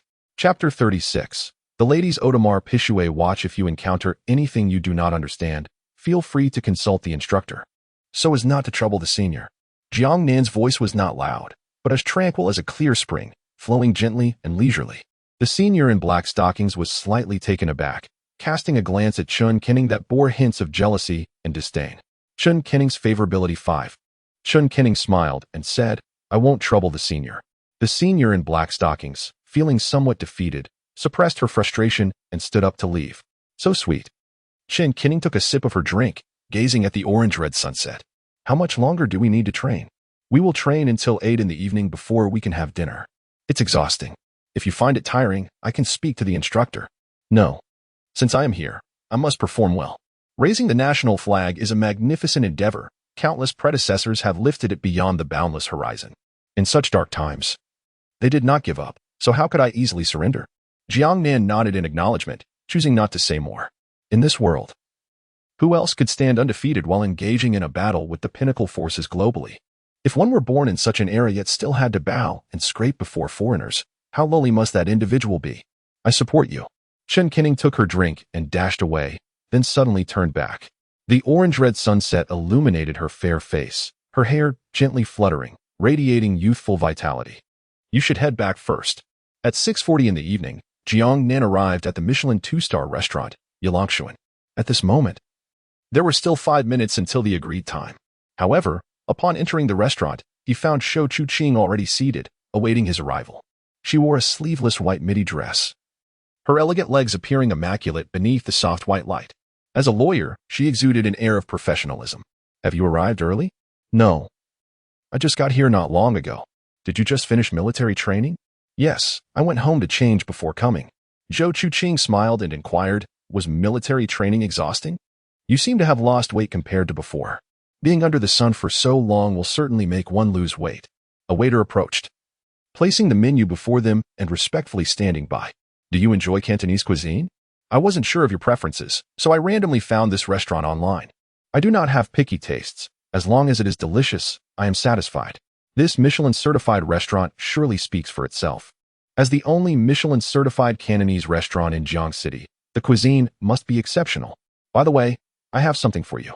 Jiang Nan pulled out a watch box from his pocket and opened it. A shimmering, exquisitely crafted lady's watch appeared before Zhou Chuqing's eyes. This watch was indeed the Royal Oak Series ladies' watch that she and Jiang Nan had purchased together at the Audemars Piguet counter in the Latte Mall. Here. It's for you. No. I cannot accept this. It is too precious. Jiang Nan smiled gently and said, it was originally meant for you. I intended to give it to you last time, but you left in such a hurry. He then took her hand and adorned her wrist with the exquisite watch. It suits you perfectly. Zhou Chuqing's affection 10. The Audemars Piguet Royal Oak Offshore Couples Watch for Women, valued at over $1 million. He simply gifted it to me. This is worth more than $1 million. In Jiacheng, that amount represents a decade of hard work for many. To me, over $1 million is substantial, but for him, it must be trivial. Zhou Chuqing admired the artistic luxury watch on her wrist. After years of working since her university graduation, she had never earned enough to purchase such a timepiece. During dinner, her gaze often drifted to the watch, not out of desire, but because it was overwhelmingly dazzling. Perhaps it was her psychological perception, but she felt the weight of the watch was significant. After dinner, they exchanged a few more words and left the restaurant. Strolling towards the parking lot, the moonlight poured down, and the neon lights flickered, heralding the vibrant nightlife that was just beginning. Zhou Chuqing stole glances at Jiang Nan, feeling a twinge of anxiety. As the evening drew to a close, she realized that their relationship had made no progress. Not only was there no advancement, but following this parting, they would have no excuse to meet again in the near future. What once held a thread of connection would now sever. And they would truly become strangers. Becoming strangers, no, she had finally found the man she admired. To part ways now would surely lead to regret. Did you drive here? She asked, gazing at Jiang Nan's face. Then she quickly added with a smile, my car is charging. I took a cab. I'll drive you. All right. Zhou Chuqing settled into the passenger seat of the Levant. Captivated by Jiang Nan's focused demeanor, he was undeniably handsome. Under her guidance, Jiang Nan swiftly delivered her to her doorstep. I've arrived. Then, see you next time. The hour was still early, and she suggested, how about we go up for a beer? Jiang Nan responded with a puzzled murmur. Zhou Chuqing felt her cheeks flush after suggesting this, offering no further explanation. She had spoken hastily, not wanting Jiang Nan to depart so soon. What beer? There wasn't a single can in her home. The elevator ride from the 1st to the 12th floor was brief, lasting only seconds. Zhou Chuqing opened the door, kicked off her high heels, and slipped into a pair of blue slippers. The delicate, sheer hosiery wrapped around her feet. Jiang Nan also changed into a pair of blue slippers that were noticeably small and ill-fitting. It seemed she lived alone, as there was no second pair of slippers, indicating she seldom had guests. Please have a seat. I'll fetch you some tea. Jiang Nan took her hand, gently pulling her into his embrace. Zhou Chuqing placed her hands on his chest, her face flushed, and her breath quickened in nervousness. Jiang Nan, please, do not act this way. Release me for a moment. Jiang Nan held her delicate arm gently, exerting no force. With just a slight effort, she could have freed herself, yet she chose not to. Your vehicle remains parked outside that Michelin-starred restaurant, does it not? Upon hearing these words, Jiang Nan sensed a sudden heat enveloping Zhou Chuqing, as if a flame, soft and burning, Her gaze wandered, unable to meet his eyes directly. During our last encounter, I memorized your license plate number, and if I am not mistaken, that very car is stationed at the restaurant. Zhou Chuqing nervously blinked, her hands transitioning from a gentle push against Jiang Nan's chest to gripping the fabric of his shirt. I forgot. Jiang Nan chose not to expose her deceit, instead offering a soft smile and saying, I believe you. Please, go pour some tea. I find myself rather parched. Chapter 37. Trousers are more alluring than bodycon skirts. Jiang Nan released Zhou Chuqing, yet she did not rush to distance herself from him. Instead, she seemed to be entranced, lost in a captivating state. What's wrong? Do you need another hug? No. I will pour you some tea. Please, lie down on the bed, or at least sit on the sofa. As Zhou Chuqing busied herself with the tea, Jiang Nan took the opportunity to survey the room's layout. The space was a one-bedroom apartment, modest in size, yet exuding a sense of openness. The coffee table was neatly adorned with a few books, and the other furnishings were equally pristine and well-organized. At the entrance, a collection of high-heeled shoes was meticulously arranged in a shoe cabinet, organized by color and heel height. The tidiness of the place suggested that Zhou Chuqing had a slight inclination towards cleanliness. While the room was not devoid of dust, it was undeniably neat and orderly, far more so than Su Zhixia's apartment. Though both had similar layouts, Su Zhixia's abode appeared somewhat chaotic in comparison. Yet, no matter how disheveled Su Zhixia's space was, it was still 1,000 times more organized than Jiang Nan's bedroom. A moment later, Zhou Chuqing placed a cup of steaming tea before Jiang Nan. The fragrant aroma wafted through the air, with tea leaves floating atop the surface. Jiang Nan gently stirred the water with a breath, savoring a sip. Not bad. It's quite fragrant. Zhou Chuqing, seated beside him, had relaxed from her earlier tension. She was unsure what had come over her moments ago. When Jiang Nan's arm brushed against her soft waist, it felt as if a switch had been flipped within her.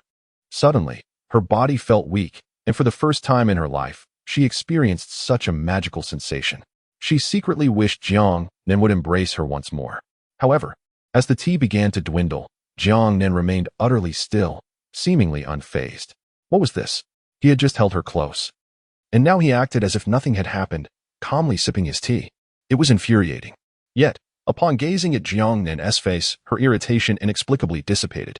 Jiang Nan, you must accompany me to the inspectorate, Zhou Chuqing suddenly declared. The inspectorate? Why on earth would we go there?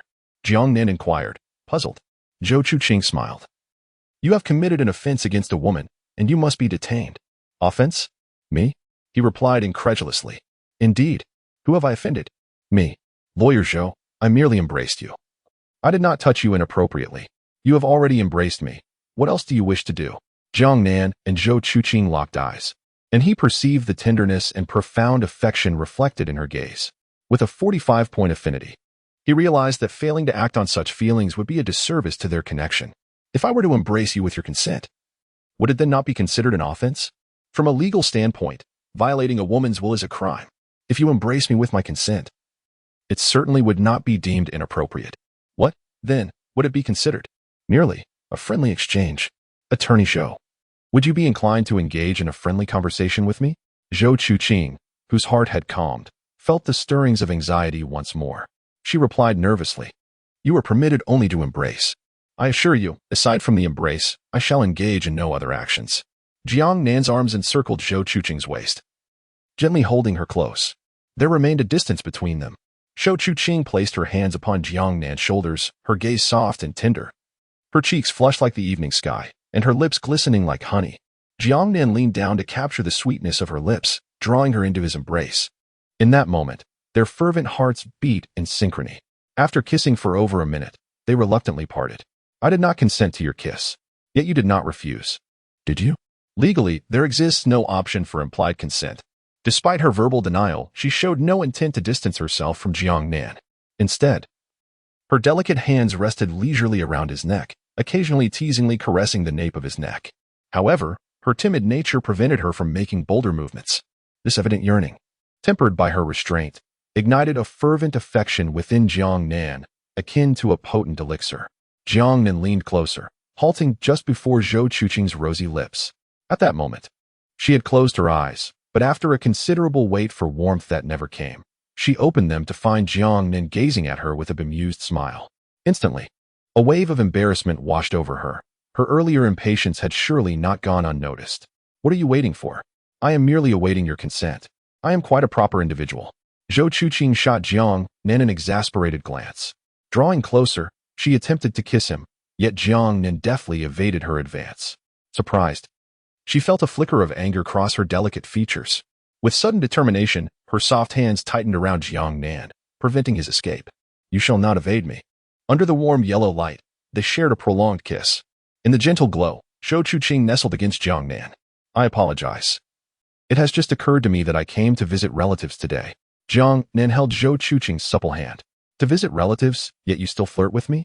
You deserve a reprimand. I ought to give you a couple of light smacks. I fear you would do more than that. I am quite the proper gentleman. Your credibility with me has plummeted to zero. Alas, the trust between us has been shattered.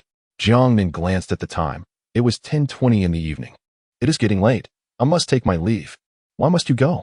I fear that if I remain here, you may turn against me tonight. Rogue. Do you disdain me? Not at all. I am merely looking out for you. I do not wish for your protection. I desire your love. Sister Chuqing, have you forgotten that your relatives have arrived? Just leave it as is. You need not concern yourself with the rest.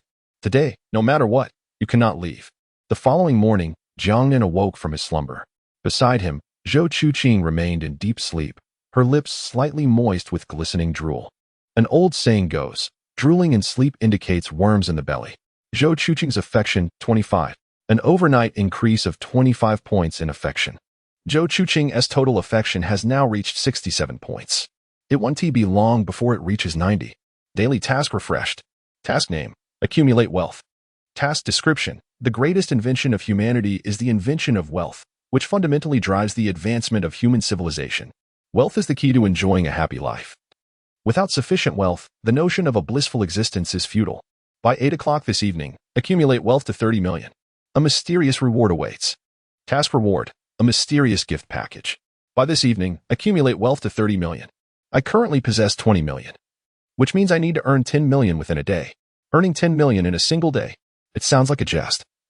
No one can amass such a fortune alone in such a short time. Yet, Jiang Nan can.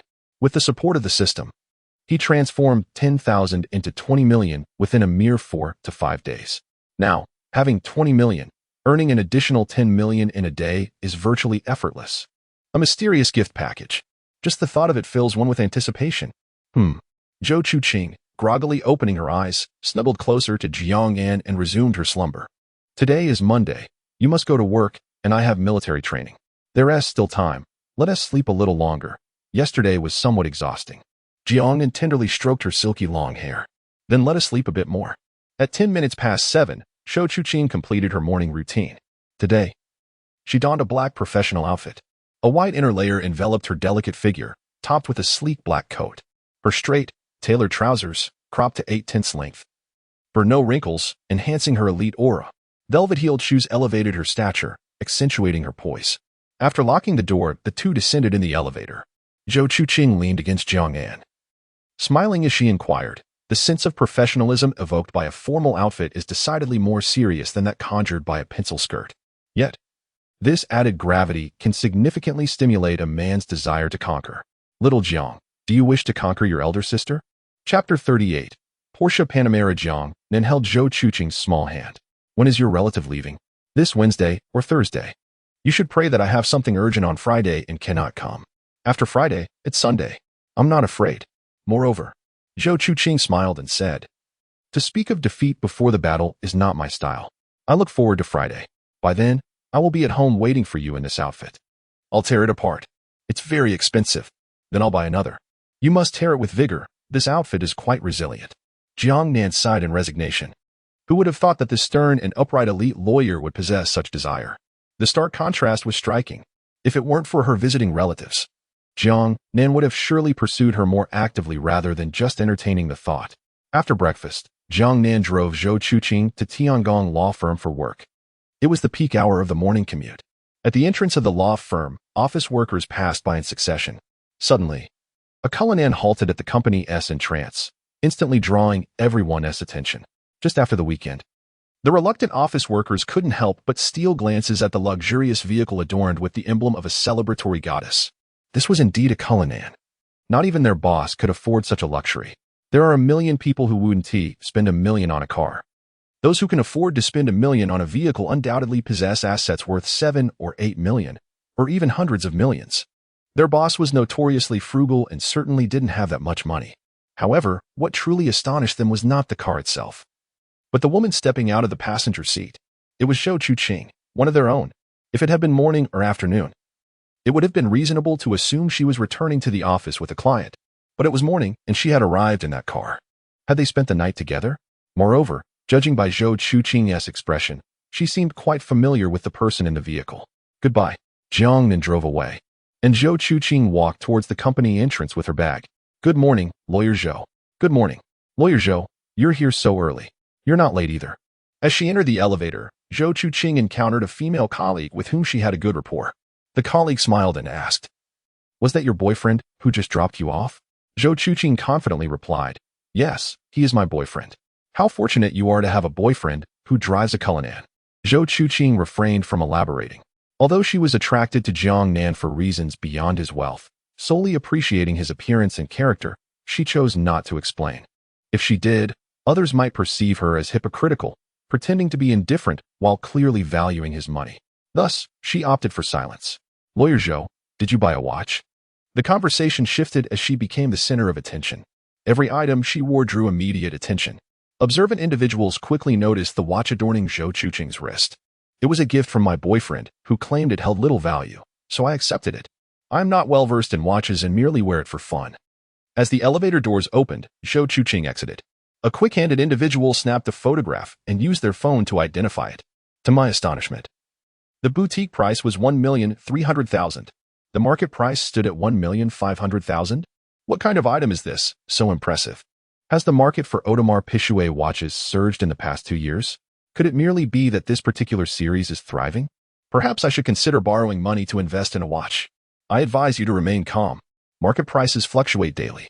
Should you find yourself stuck with it, your life could be ruined. Buying for pleasure is acceptable, but investing requires caution. Moreover, the likelihood of you being able to purchase it is slim. Jiang Nan arrived at the training grounds of the National Flag Guard.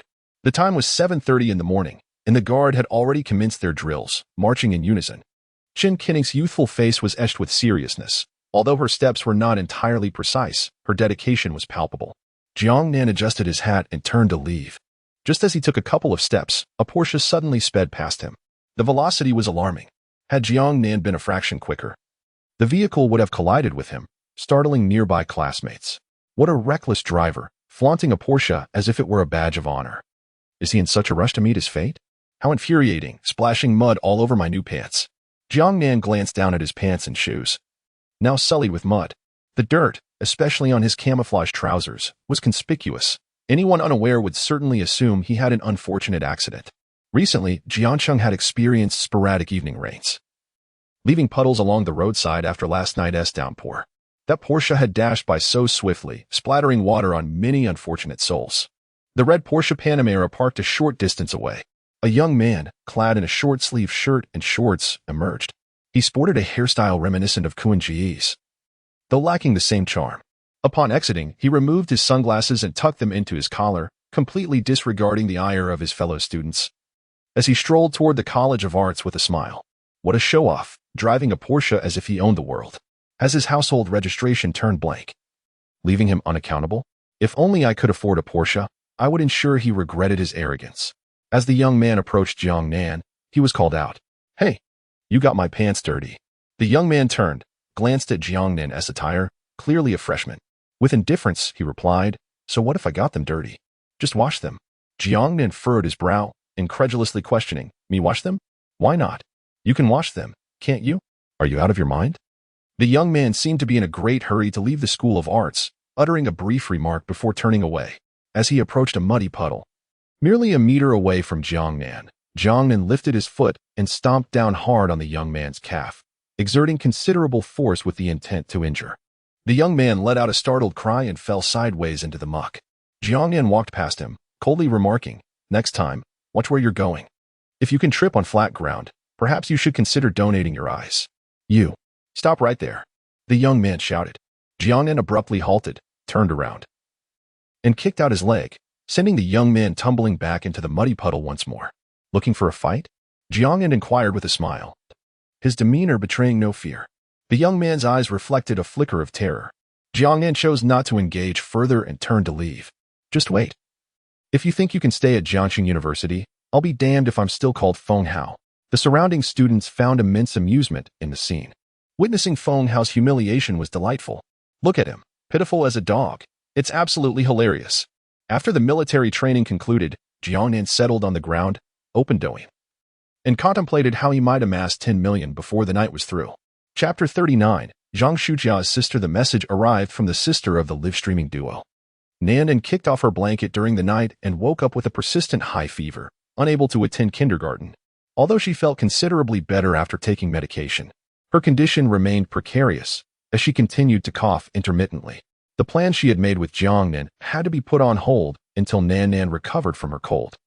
Jiang Nan expressed his concern briefly before exiting the chat application and opened Douyin to continue watching short videos. He had just invested 10 million Douyin diamonds, amounting to a total of 1 million yuan. During his earlier break, he had already gifted 50,000 yuan and received a return of 400,000. The return multiplier for this event was astonishingly high at 8 times. It seemed that the system had subtly increased the return multiplier after issuing the tasks. Jiang Nan's gifts were directed towards those resilient women who bravely fought for their livelihoods, disregarding the opinions of others. He held great admiration for them. A few tokens of appreciation could bring them joy, and he looked forward to enjoying braised pig trotters for dinner that evening. A notification suddenly popped up on his phone screen. The streamer Dinosaurs Don't Eat Peppa Pig is live. Jiang Nan wondered when he had begun following such an abstract streamer. This notification had appeared 2 or 3 times already. Clicking on the prompt, he found himself in the live streaming room. His account was of a high level, and upon entering, he was greeted with impressive entrance effects. Inside the live streaming room, 2 girls dressed in denim shorts and fitted white t-shirts were performing squats on a pressure board. The title of the stream read, Sisters Live Together. Beside the screen, messages scrolled. Flowers, go for it. 1 squat. Love you. 5 push-ups. Peach canned goods. 10 squats on the pressure board. Rui Jin Nong. The host takes a break. In the bottom left corner of the screen, the number of peach canned goods was rapidly increasing, now reaching a staggering 150. This meant that the 2 female streamers still had to complete 750 squats on the pressure board. Among the girls squatting, one was Jiang Nan's acquaintance, Zhang Shujia, and the other bore a slight resemblance to her, albeit with a markedly different aura. Each peach canned good cost 10 yuan. Thus, 150 amounted to 1,500 yuan. The pressure board was not merely for show. Zhang Shujia was quite earnest, with each protrusion of the board measuring at least 5 centimeters in height. Zhang Shujia was in considerable pain, her face flushed, neck thickening, and veins bulging on her forehead. The girl beside her was faring no better. However, a viewer with the username Xin Bing Duo Zhu kept showering them with peach canned goods. Upon seeing the entrance effects in the live stream, Zhang Shujia promptly stepped off the pressure board and joyfully exclaimed, "Welcome home, little boy brother." Just as her voice faded, the flow of peach canned goods ceased, and Xin Bing Duo Zhu messaged in the live stream, "I've spent so much money here, and you haven't called me brother even once." Upon the arrival of the newcomer, designated as number 67, "You dare to call him brother? Oh, dear host, your superficiality is truly disheartening. All the money I have spent seems utterly wasted." Zhang Shujia furrowed her brow, a hint of displeasure evident on her face. "What I choose to do is my own affair. While you indulge in canned peaches, am I not also enduring the discomfort of squats on a pressure board?" Xianbing Duoza sent a message in the chat. "Oh, is this a game? If you can still stand tomorrow, I will take your surname. Just make sure to consume the canned peaches I've provided." With a scoff, Zhang Shujia turned her gaze to the pressure board, biting her lip in determination. Gathering her resolve, she placed her foot, clad in a white sock, upon the board, only to wince in pain almost immediately. Zhang Shujia glanced at the girl beside her, who continued her squats relentlessly, despite her own discomfort, her face flushed with effort. "Sister, shall we take a break?" The girl shot her a glance and replied, "There are over 1,000 people in the live stream. If you rest now, how will we continue in the future?" Xianbing Duoza chimed in again, "I won't bully you. Just hang a sign on the wall stating that you were defeated by me, and we'll consider this matter settled." Zhang Shujia glared at her phone screen and retorted loudly, "Who do you think you are? If you have the guts, keep sending those gifts. I, Zhang Shujia, am a fairy. I'll even write my name backward." Resolutely, Zhang Shujia stepped back onto the pressure board and resumed her squats. The canned peaches kept coming. quickly rising to a total of 160. Goodness, this is too harsh. With this additional 160, Xianbingduozu has sent a total of 3,000 yuan in the live stream. At this rate, the squats will last until next year. Perhaps it's wiser to concede. If this continues, my legs will be rendered useless. And tomorrow, we still have military training? What a farce. Earning money is hard, and life is challenging. At that moment, the carnival effects began to float across the live stream. A little boy presents the host with a carnival gift one. A little boy presents the host with a carnival gift one. The boy, with the level 67 account, declared, "Let us take a break." 6,000 yuan immediately eclipsed Xianbingduozu's canned peaches. Upon witnessing the carnival effects in the live stream, the viewers erupted in excitement. Wow, the true big brother has arrived. Starting off with 2 carnival gifts, that's impressive. Xianbingduozu, this one deal. If someone disrespects me, I cannot simply overlook it. If Xianbingduozu can tolerate it, then I shall remain silent. You, my friend, your intentions are clear. I can hear your calculations from afar. The seeds are prepared. Let the battle commence. Zhong Shujia, seeing the 2 carnival gifts in the live stream, exclaimed with joy, "Thank you, little brother, for the 2 carnival gifts." She helped Zhang Shuqing down, urging her to sit on a chair. Zhang Shuqing, having performed numerous squats, was now suffering from leg pain, backache, and headache. This sensation was one she never wished to experience again in her lifetime. "Thank you, little brother. Love you." Zhong Shujia's Affinity 5. Zhong Shuqing's Affinity 5. In Jiang Nan's mind, the system's notification echoed. True vision. Name, Zhang Shuqing. Age, 19. Affection level, 5 points. Height, 171 centimeters. Weight, 48 kilograms. Attractiveness, 95 points. Charging times, 0. The 2 sisters are both stunning beauties, each adorned with a score of 95 for their looks. One can only imagine the remarkable attractiveness of their parents to have birthed such exquisite daughters. "Xianbingduozu, are you slapping my face?" A young boy responded, "Let them take a moment to rest." "Xianbingduozu, did I say they should rest? What is a level 67 account doing in front of me? Would a level 67 account even grace such a small live stream? They don't even have their own dedicated female host. Surely, the account was purchased." Jiang Nan furrowed his brow. He could adopt a strategy of courtesy before aggression. However, should the other party remain impolite, he still had a modicum of resources to draw upon. "Young boy, have you eaten expired canned peaches? Is that why you're hallucinating? Xianbingduozu, do you have sympathy for them? I insist on having them continue. 10 carnivals, I shall arrange without hesitation." Xianbingduozu declared. Continue. Chapter 40. A million tiny goals achieved. The resilient Su Jixia. Zhang Shujia never anticipated that events would unfold to such an extent. As she contemplated rising to perform squats on the pressure board, that familiar yet exhilarating scene reappeared within her live streaming room. Once again, her platform was inundated with festive donations. The screen was flooded with messages. A young boy sends a carnival gift one. A young boy sends a carnival gift one. A young boy sends a carnival gift one. Where had Xianbing vanished? Why was there no sign of him? He had fled as the carnival count reached 100. Wasn't he over level 40? How could he have disappeared so swiftly? Had he decided to abandon Douyin altogether? Goodness. Am I seeing this correctly? 230 carnivals, totaling an astonishing 690,000. Zhong Shujia leaped with joy. Despite having previously witnessed Jiang Nan showcase his financial prowess on the playground, the sight still astonished her. 690,000. A splendid sum indeed. Enough for a down payment on a house post-graduation. Gratitude filled her heart for the young boy's generous gifts. Jia loves you dearly. As Zhong Shuqi observed the ceaseless stream of carnival gifts on the screen, her heart swelled with awe, leaving no room for other thoughts. The emotions a woman yearns for do not necessarily require wealth, yet it is only opulence, crafted from boundless riches, that can truly touch a woman's heart. Zhong Shuji's affection 10. Zhong Shuqi's affection 20. Congratulations, host. You have gained 6,900,000. Jiang Nan, listening to the voice echoing in his mind, allowed a slight smile to grace his lips. Quite splendid. Daily tasks, completed ahead of schedule, surpassing expectations. He had amassed a total of 10,090,000 in just one day. Task completed. Congratulations, host. You have received a mysterious package. Would you like to open it? Open. Congratulations, host. You have obtained 500 milliliters of physique enhancement liquid. Congratulations, host. You have acquired master-level knowledge in traditional Chinese medicine, including techniques and skills. System, utilize the physique enhancement liquid. Applying physique enhancement liquid. 480 milliliters of physique enhancement liquid successfully used. The host's body reaches an optimal state, with organ functions enhanced tenfold. Jiang Nan was taken aback. The enhancement of every organ's functionality by 10 times meant that even his renal capabilities were amplified significantly. This was akin to possessing an immortal kidney of diamonds and gold. The system truly delivered, playing the game splendidly. I am utterly eager to test its capabilities. Why not use it all? The system has only consumed 480 milliliters, leaving 20 milliliters unused. What purpose does that serve?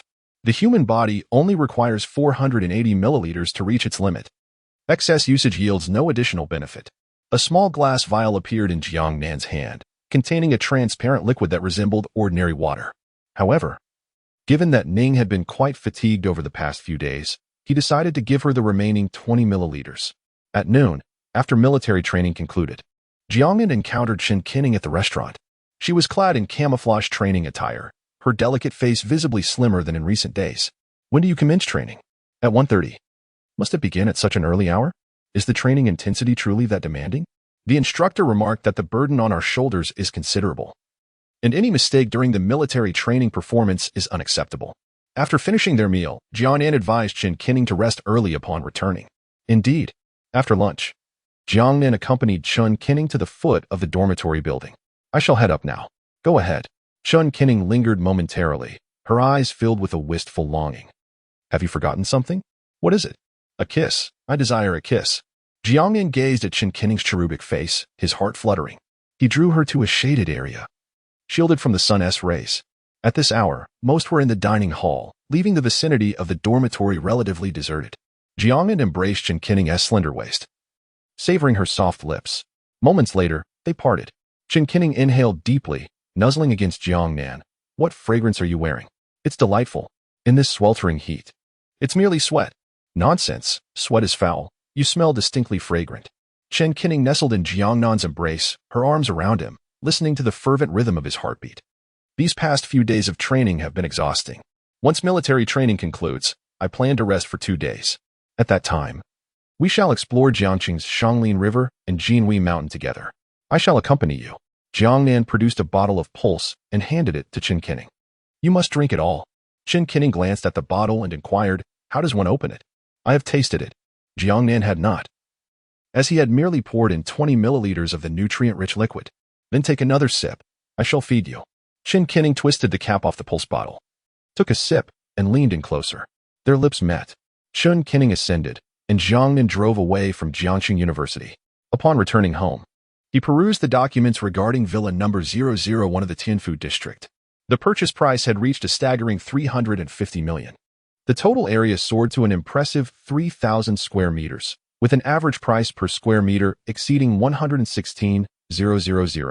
Jiang Nan's curiosity regarding this villa intensified. After military training concluded that evening, he planned to visit the villa. Speaking of which, it was time to consider relocating his parents after next week's training ends. A 5-day break awaited, perfect for a visit home. Suddenly, a call interrupted his thoughts. It was Su Jixia. Hello, little rascal, are you at home? Jiang Nan lay on his bed, smiling as he replied, Is there something you need? It's only 12:30. I wish to see you. Are you free? I am. But don't you have classes this afternoon? Of course I do. Then why come? Do you look down on me? I'll be waiting at home. After a morning of military training, I'm drenched in sweat. I must wash up and prepare for the teacher's biology lesson. I eagerly anticipated. A mischievous spirit, soon to be tamed. Jiang Nan lay resting in bed, having neglected to take a shower. Moments later, the sound of the doorbell echoed through the air. Upon opening the door, Jiang Nan was greeted by Su Jixia, standing at the threshold. She donned a white shirt that draped loosely over her upper body. An excellent choice for the season. Her long, slender legs were accentuated by a pair of fitted jeans, which embraced her curves perfectly. The roundness of her shapely backside, along with her well-proportioned, straight legs, exuded an alluring charm. The jeans, rather than a skirt, left a tantalizing sense of mystery. The beauty of her legs was visible, yet the full allure remained just out of reach, a delightful tease. Her feet were clad in athletic shoes, revealing a glimpse of white ankle socks at the top. As Jiang Nan closed the door, Su Jixia leaped into his embrace, her gaze dreamy as she murmured, You little rascal. I didn't feel this way on my way here. The moment I saw you and caught a whiff of your scent, I became utterly overwhelmed. Chapter 41. I give you my most precious possession. Su Jixia appeared like a little greedy cat, her expression evoking a sense of endearment. The bright sunlight illuminated her face, casting a soft glow upon her gentle, sparkling eyes, reminiscent of the shimmering waters of Xianglin Lake. What fragrance envelopes you? How is it so delightful? After enduring a morning of military training, drenched in sweat, Su Jixia, with a look of realization, embraced Jiang Nan, absorbing the essence of masculine hormones. You seem to possess a certain understanding, don't you, little greedy cat? Releasing her hold on Jiang Nan, she playfully wrapped her arms around his neck and smiled. You little rascal, when I first learned about Teacher Tsang, you were still blushing over a beautiful sister, weren't you?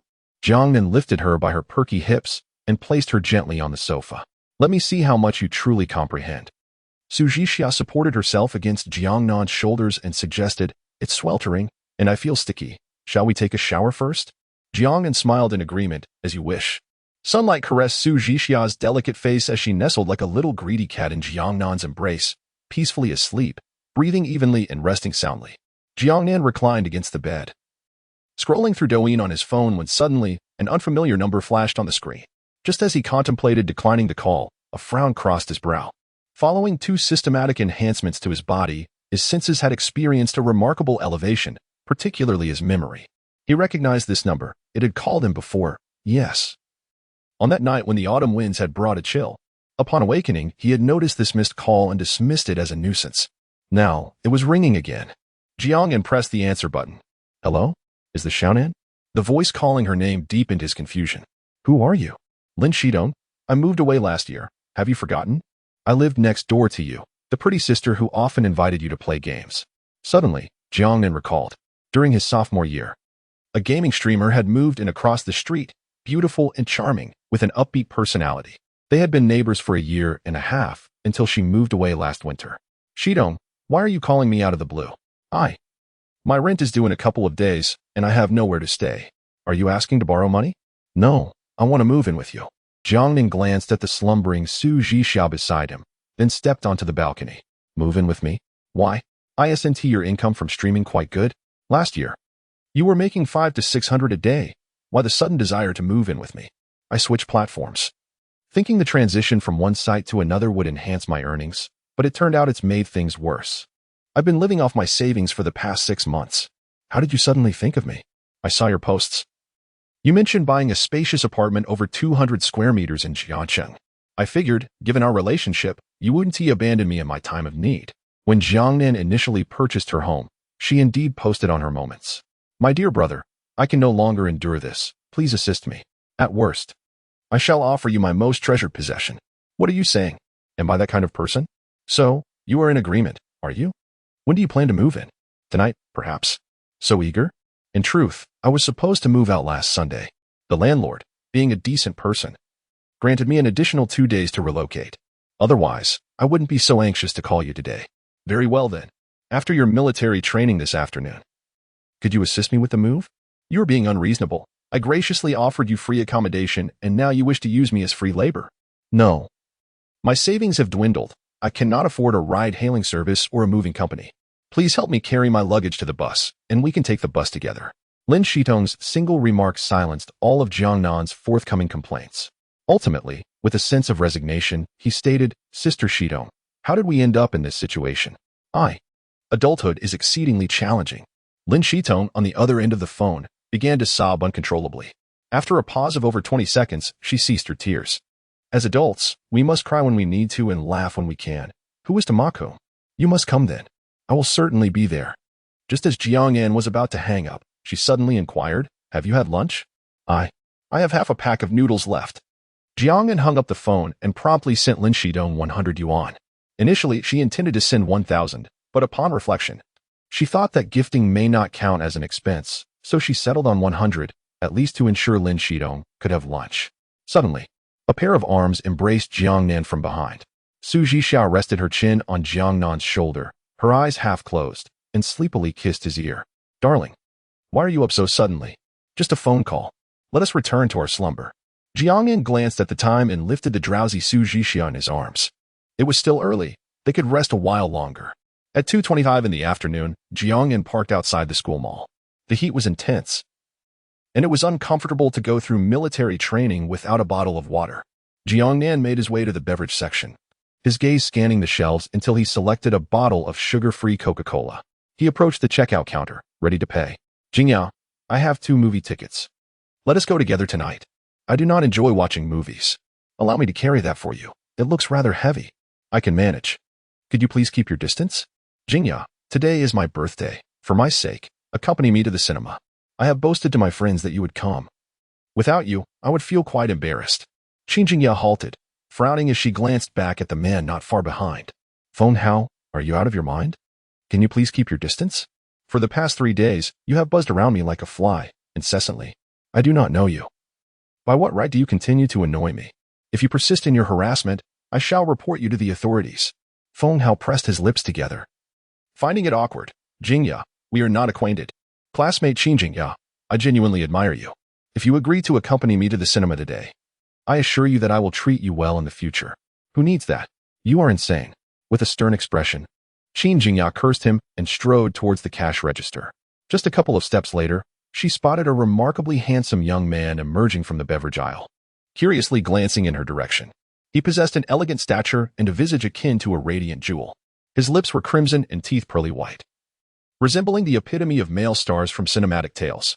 No, even the male stars of film and television could not compare to his handsomeness. He was a singular presence, unparalleled since the dawn of creation. Instinctively, she slowed her pace, hoping for a serendipitous brush against him.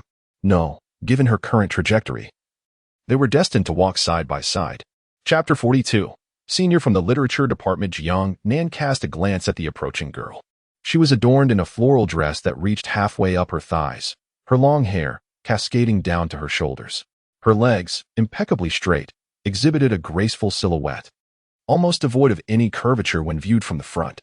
They were slender, straight, and proportionately full, with a remarkably smooth transition from thigh to calf. Her thighs were tightly pressed together, leaving no hint of a gap, while delicate white socks enveloped her ankles, slightly visible. The white casual shoes she wore further accentuated her air of innocence. Name: Jingyao. Age: 21. Affection level: 10 points. Height: 170 centimeters. Weight: 51 kilograms. Attractiveness: 95 points. Charge counts: 0. A full 10 points in affection? So remarkable? Is it merely due to this fleeting encounter? The name Jingyao struck a familiar chord in Jiang Nan's mind. Suddenly, it dawned upon him. She was the campus belle voted by everyone on the confession wall, the senior from the literature department who overshadowed Kuning. What a coincidence to encounter her at the school supermarket. Though, in truth, such encounters with fellow students at the school supermarket seemed almost inevitable. Jiang Nan averted his gaze, not wishing to linger. This was their first meeting, after all, and it would be impolite to stare. Maintaining his pace, he soon found himself walking alongside Jingyao as they approached the cashier. Before he could utter a word, she unexpectedly said, "You go first." "All right," Jiang Nan thought. "I'm in front. If not me, then you. Besides, isn't there another cashier over there? There's no one, right?" From behind, Jingyao observed his profile, her heartbeat inexplicably quickening. At that moment, she felt as though she had already decided on the name for her future son. If he were to propose to her now, she would undoubtedly say yes without hesitation, much like Juliet's unwavering commitment to Romeo or Zhu Tai's devotion to Liang Shanbo. In the heavens, I would be a pair of birds flying together. On earth, I would be a branch intertwined with you. Should a century pass and he depart before me, I would willingly join him in the fiery furnace, embracing the radiant flames to commemorate our encounter in this lifetime. The myriad of renowned literary works Jingyao had perused throughout her life surged to life within her at that moment. She loathed the throngs surrounding her, as their presence stifled her ability to articulate her emotions. If only there were fewer eyes upon her, she would have composed poetry to celebrate their serendipitous meeting. Jingyao was acutely aware of her beauty. She had known it since childhood, which was her greatest pride. Yet, upon entering university, she discovered that physical allure did not guarantee respect among peers. Rather, they would mock, slander, and ostracize her behind her back. Humans are inherently social creatures. When an individual stands apart from the collective, the dynamics of the group shift. Regardless of whether an individual is strong or weak, they will inevitably face pressure, unless they possess the strength to disregard such pressure or even conquer the collective. Physical beauty, even at its pinnacle, cannot serve as a means for an individual to dominate a group. However, wealth can. In the latter half of her freshman year, a girl was subjected to malicious rumors. And after retaliating with a blow, the institution merely issued a verbal warning with no further repercussions. This incident instigated in her an extreme, almost distorted infatuation with money. Such an obsession bordered on madness. Yet, humanity is both rational and irrational. Since the dawn of civilization, have we not been wagering every day? Figures like Newton, Faraday, and Tolstoy. Humanity seeks progress, oftentimes gambling with scant resources, lose, and civilization stagnates, win, and we leap into the industrial age. Qingjia is also gambling. Her extraordinary beauty serves as her wager, her sole asset. She aspires to a future paved with riches and cloaked in fame. She harbors a profound affection for wealth. Yet she scorns the money of the average person, such as Feng Hao, who has been pursuing her with his dilapidated car for the past 3 days, inciting her disdain. Prior to encountering Jiang Nan, her sights were set solely on affluent, handsome men who could alter her destiny. Yet, at this moment, her aspirations shifted. If she could be with him, what does money matter? She is indifferent. Even if he lacks ambition and is destined for a life of mediocrity, she is willing to share that existence with him, even in poverty. Jiang Nan was the first to exit the supermarket. Before Qingjia completed her transaction, she turned to Feng Hao with a scowl. Get lost, keep your distance. This is my final warning. Feng Hao seethed internally but refrained from expressing his anger. As the saying goes, a good woman fears a persistent man. How did the blonde manage to secure a girlfriend? Through decent looks and a silver tongue, no doubt. Am I, Feng Hao, not more attractive than him? Besides, I drive a luxury car. If I persist, surely she will relent. Won't she? After paying, Qingjia hastily left to pursue Jiang Nan. Feng Hao, having purchased nothing, followed suit. Upon exiting the supermarket, Qingjia spotted Jiang Nan clad in camouflage training attire, stepping out into the sunlight. Junior. Her voice rang out, clear and melodious. Nearly all the boys, including Jiang Nan, turned simultaneously, summoning her courage. Under the gaze of those around her, she approached Jiang Nan, her lips slightly parted. Junior, may I add you on WeChat? I am a member of the Student Council's disciplinary committee, and I can assist you with any queries in the future. Sure. Jiang Nan accepted her request. Qingjia beamed at her phone screen. Your name is Jiang Nan, right? Such a lovely name. Did your parents draw inspiration from Wang Wei's poetry? Wang Wei's poetry? Indeed. Only longing resembles spring colors. Jiang Nan bids farewell to you from the north to the south. Qingjinya's affection for. Qingjinya's gaze was intense, her eyes ablaze, yearning to capture Jiang Nan's attention. However, she was mistaken. Jiang Nan smiled and explained, no, my father's surname is Jiang, and my mother's surname is Nan. Thus, I am named Jiang Nan. There is no significant connection to Wang Wei. Qingjinya's expression slightly dimmed. Is that so? Nevertheless, I have dabbled in the poetry of Wang Wei. We could discuss it further in the future. Qingjinya's gaze reignited with fervor. Let us keep in touch. Indeed. Jiang Nan turned to leave, not glancing back. His strides were steady, unaffected in the slightest. Qingjinya's eyes sparkled with enchantment, as if the paragon of virtue from the pages of a book had materialized before her. Qingjinya's affection too. Jiang Nan raised an eyebrow slightly as he opened the door of his Lamborghini Revent in, instinctively glancing at the distant Qingjia. At that moment, her expression appeared somewhat peculiar. What is the matter with her? Jiang Nan pondered. Chapter 43. The first encounter of Zhong Shujia and Jiang Nan drove away, vanishing at the horizon. A gentle breeze stirred the sycamore trees, causing the leaves to rustle softly, while sunlight filtered through the foliage, casting playful patches of light upon the ground. Qingjia gazed in the direction Jiang Nan had departed, her heart racing, hands clasped in prayer before her chest. She had previously perceived Jiang Nan as merely a penniless student. In fact, she had adjusted her criteria for a partner, willing to strive alongside him for a better future, provided he harbored affection for her. Yet, fate seemed to play a cruel jest on her. The individual she had developed feelings for today was none other than the owner of a Lamborghini Revent in. Qingjia had an interest in cars. Otherwise, how could she be so easily deceived by a mere pretender of wealth? The Lamborghini Revent in, renowned in online rankings of top supercars, stood out with its design inspired by fighter jets, rendering it a singular masterpiece within Lamborghini's illustrious history. Furthermore, this vehicle was globally limited in production. Originally priced over $10 million, it had appreciated to over $30 million now. Even the affluent could not readily acquire it, and should one manage to purchase it, It would likely reside in a garage, awaiting further increase in value. Who would use it as a mere mode of transportation? Ordinary individuals would certainly hesitate to do so. Thus, it could be said, he is the epitome of the ideal boyfriend in my heart. I eagerly anticipate our next encounter. Now that we have met, I must take the initiative next time. If someone else were to claim him, I might regret it for a lifetime. Meanwhile, Jiang Nan parked the car and glanced at Chen Qinning. Indeed, the National Flag Guard had commenced their training. Chen Qinning appeared earnest, her gaze resolute. Jiang Nan returned to the training ground to continue his military drills. The sun blazed overhead, scorching the skin and rendering the body uncomfortably heated. The military training began with an hour of standing at attention. Despite the sun's relentless rays, his posture remained unwavering. After an hour had elapsed, the formal training for the day commenced. At Capital Media University, the freshers' military training took place on a designated field. Although the day was overcast, it was far from cool. The air was stifling. After 2 hours of training, one felt sticky all over. Zhang Shujia plopped down on the ground, letting out a contented sigh. When would these military training days come to an end? A nearby female voice lamented, there are still 6 or 7 days left. Zhang Shujia sat cross-legged, illuminating her phone screen to open the Douyin app. As she did, a captivating young woman appeared, dancing gracefully. The beauty wore a low-cut fitted top, enhanced by visual effects that accentuated her curves and slender waist. Her shapely legs were snugly encased in light-colored jeans. At that moment, she swayed rhythmically to the music, her hips moving enticingly in every direction. Moreover, her expressions conveyed a multitude of meanings. Even Zhang Shujia, inexperienced in such matters, could discern their implications. To Zhang Shujia's astonishment, as the video neared its conclusion, the young woman deliberately lifted her foot and playfully stepped on the camera.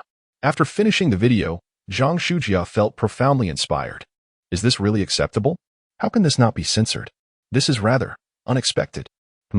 If I were to dress like that, would my fan base surpass 100,000? As this thought crossed her mind, she promptly dismissed it. No, if I dared to do that, my parents would undoubtedly break my legs. Zhang Shujia shifted her thoughts and noticed her sister, Zhang Shuqing, sitting a short distance away, hugging her knees and staring blankly into space, seemingly bored. My sister has such a reserved personality. If she were to dress like that, the impact would certainly surpass mine. Zhang Shujia closed Douyin and opened her messaging app, immediately spotting Jiang Nan's profile and contact information. He has probably gifted me around 1 million by now. I wonder what she looks like. Zhang Shujia bit her lip, moving stealthily as if committing a misdeed, and tapped the option for a video call. Just a quick glance. As the video call was about to connect, her small hand hovered over the hang-up button, ready to end the call the moment Jiang Nan answered. If questioned, she would simply claim it was a mistake. 1 second later, Jiang Nan's image appeared on the phone screen. So handsome. Upon seeing the boy on the screen, Zhang Shujia involuntarily gasped. The hang-up button she had intended to press remained untouched. Jiang Nan, observing the dazed Zhang Shujia, inquired, "Is it frozen?" "No, it's not frozen. Can you hear me clearly?" Zhang Shujia asked. "I can hear you," Jiang Nan replied. "Why did you suddenly call me?" I accidentally pressed the wrong button." "Oh, I see. By the way, are you still in military training?" "Yes, I'm still in military training. I just had a break when you called." "Jiang Nan, are you in Jiangxing?" "I'm attending university in Jiangxing. If you have time, come visit. The scenery there is lovely. After military training, I will have 5 or 6 days off. Would it be all right if I came to Jiangxing to see you?" Jiang Nan pondered briefly before responding. "After military training, I will return home and 1 TB in Jiaqing. How about during National Day?" National Day. Zhang Shujia felt that the wait until then was too long. She couldn't quite understand why. She had not felt this way before meeting Jiang Nan. Yet now, she yearned to see him immediately. "How about I come to your home instead? For me, Jiangxing is no different. Wherever you are, I wish to be." As soon as Zhang Shujia uttered those words, regret washed over her. What did I just say? Have I been too blunt? All right, when you come to my hometown, I'll treat you to some delicious food. It's a deal. I will definitely come to find you. I'll be waiting. Let us not miss each other. Agreed. After their conversation, with lingering affection in her gaze, Zhang Shujia watched as Jiang Nan ended the call. A girl beside her leaned on Zhang Shujia's shoulder and asked Shujia, "Who was that guy just now? Is he your classmate from high school?" "Yes, so handsome. Even more attractive than the heartthrob at our school, Capital University of Media. A gathering place for handsome men and beautiful women. Here, beauty and charm abound. Even more striking than the campus heartthrobs of the Communication University, such an exalted compliment indeed. My friend, Zhong Shujia, casually remarked, and then trotted over to her sister, Zhong Shuqing, crouching beside her and whispering, "Sister, do you remember that young boy who tipped over 600,000 that day?" "Of course, I remember. Why do you ask? Has he been bothering you?" Since that day's live stream, Zhang Shuqing had been increasingly anxious, unable to shake off her concerns. Generally speaking, ordinary individuals do not bestow such generous gifts upon female streamers without reason. Those who lavish tens of thousands are indeed a rarity. Although the circumstances that day were somewhat unusual, such a lavish display of generosity inevitably raises suspicions. Zhang Shuqing feared that her sister might be at risk. Despite her repeated cautions, her sister seemed unfazed. "Don't worry, if it comes to it, we can always call the police." "Call the police for what?" "I've already video called him. Here is his picture." Zhang Shuqing unlocked her phone and smiled, saying, "Sister, look." Chapter 44. The potential thoughts of Zhang Shuqing. Zhang Shuqing gazed at the photo on her phone. It was evidently edited. How could anyone look that stunning in reality? The image was captured during a video call, the frame in the upper left corner revealing her own video box. At this moment, she noticed these details. "Is he Jiang Nan, the boy who generously rewarded you with over 600,000 that day?" "Yes, it is indeed him," Zhong Shujia chuckled. "Quite handsome, isn't he?" "Indeed, more charming than that fellow on the confession wall." Suddenly, Zhang Shuqing realized a pressing question. "How could he have taken the initiative to call you?" "I called him first." "What did you discuss?" "I told him that once military training concluded, I would seek him out." "You intend to meet him?" Zhang Shuqing exclaimed in astonishment. "Do you like him?" In a single glance, Zhang Shuqing discerned her sister's feelings. "I do have a slight fondness for him." Zhang Shuqia sat on the ground, tugging at the lush grass with a hint of embarrassment. She was still a young girl, and being teased by her elder sister made her blush uncontrollably. "You haven't even met face to face, and you wish to meet him? That is far too risky. You must contemplate this carefully. I simply want to see him and converse with him." Zhang Shuqing refrained from responding. Traveling such a distance merely for a meeting? Who would believe that? She certainly did not. Nevertheless, since Shujia liked him, this stubborn girl would resolutely pursue what she had set her heart upon. Zhang Shuqing stared at the screenshot of the photo.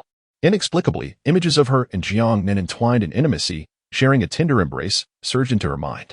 Her heart raced inexplicably, akin to the fluttering of springtime affection. These absurd images flooded her thoughts. The more she attempted to suppress these fanciful visions, the more they clung to her mind like a persistent parasite. No, absolutely not. He is Shujia's object of affection. He may very well become Shujia's future husband. How could I entertain such thoughts? No, I must be fatigued to be thinking so irrationally. Yet, with every insistence on the relationship between Jiang Nan and Zhang Shujia, those images grew clearer and increasingly unbearable. Zhang Shuqing had always been the model child. She excelled in her studies, avoided early romantic entanglements, and exhibited impeccable manners. Regardless of what delightful things she possessed, she would relinquish them to her sister if Shujia desired them, which fostered an extraordinary bond between the two. Consequently, their parents frequently praised her. Zhang Shujia's favorability 4. Zhang Shuqing's favorability 15. Meanwhile, Jiang Nan, engaged in military training, received the system's notification sound. A myriad of questions swirling in his mind. A sudden increase of 15 points in favorability? Such a high number? Under normal circumstances, this level of favorability would only be attainable following a significant event, such as scoring a goal, especially with other girls. How could Zhang Shuqing's favorability rise so dramatically? Jiang Nan did not delve further into this inquiry.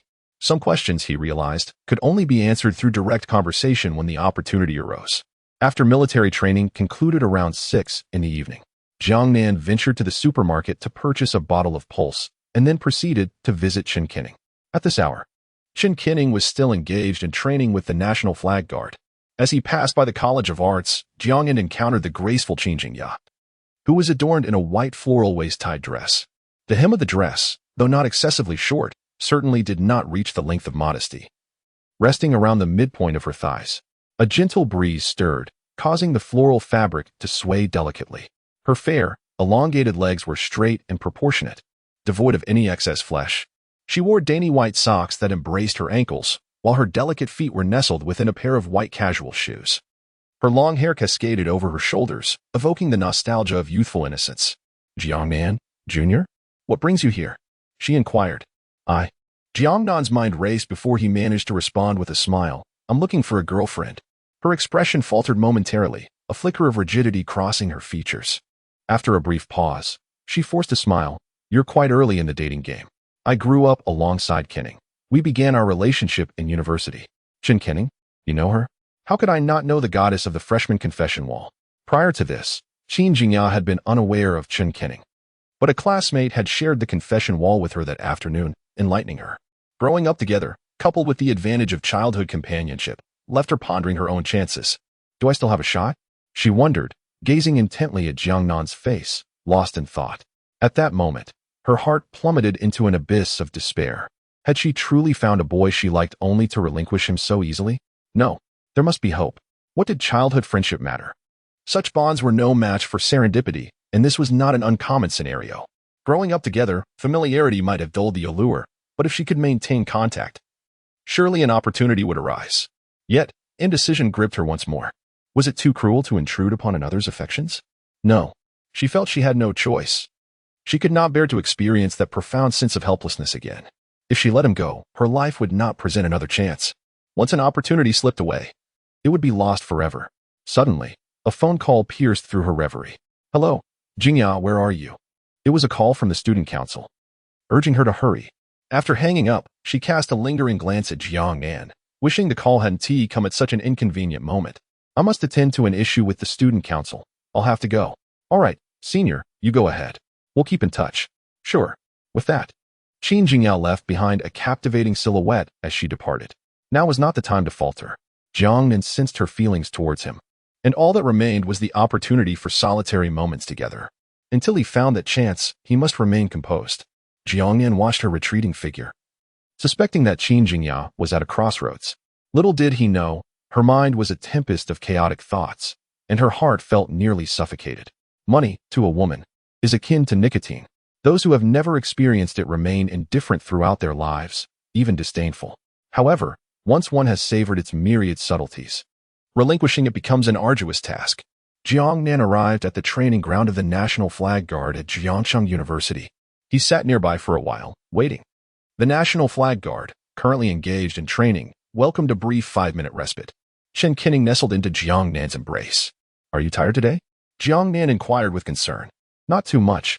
Not as fatigued as yesterday afternoon. I can manage. Jiang Nan's visit was primarily to ascertain whether Chen Kenning had fully absorbed the physical enhancement serum. It appeared that she would require more time. Tomorrow evening, we'll finish an hour early. Shall we go watch a movie? Why the sudden leniency from the instructor? He has matters to attend to tomorrow. Then I will come to pick you up after military training. Jiang Nan and Chen Kenning conversed for a brief period before the break concluded. Jiang Nan drove back to the community and switched to his Cullinan. He was set to assist Lin Shidong with her move. The Lamborghini Revenant was certainly not suitable for this purpose, beyond showcasing affluence. Jiang Nan found little else of utility in that vehicle.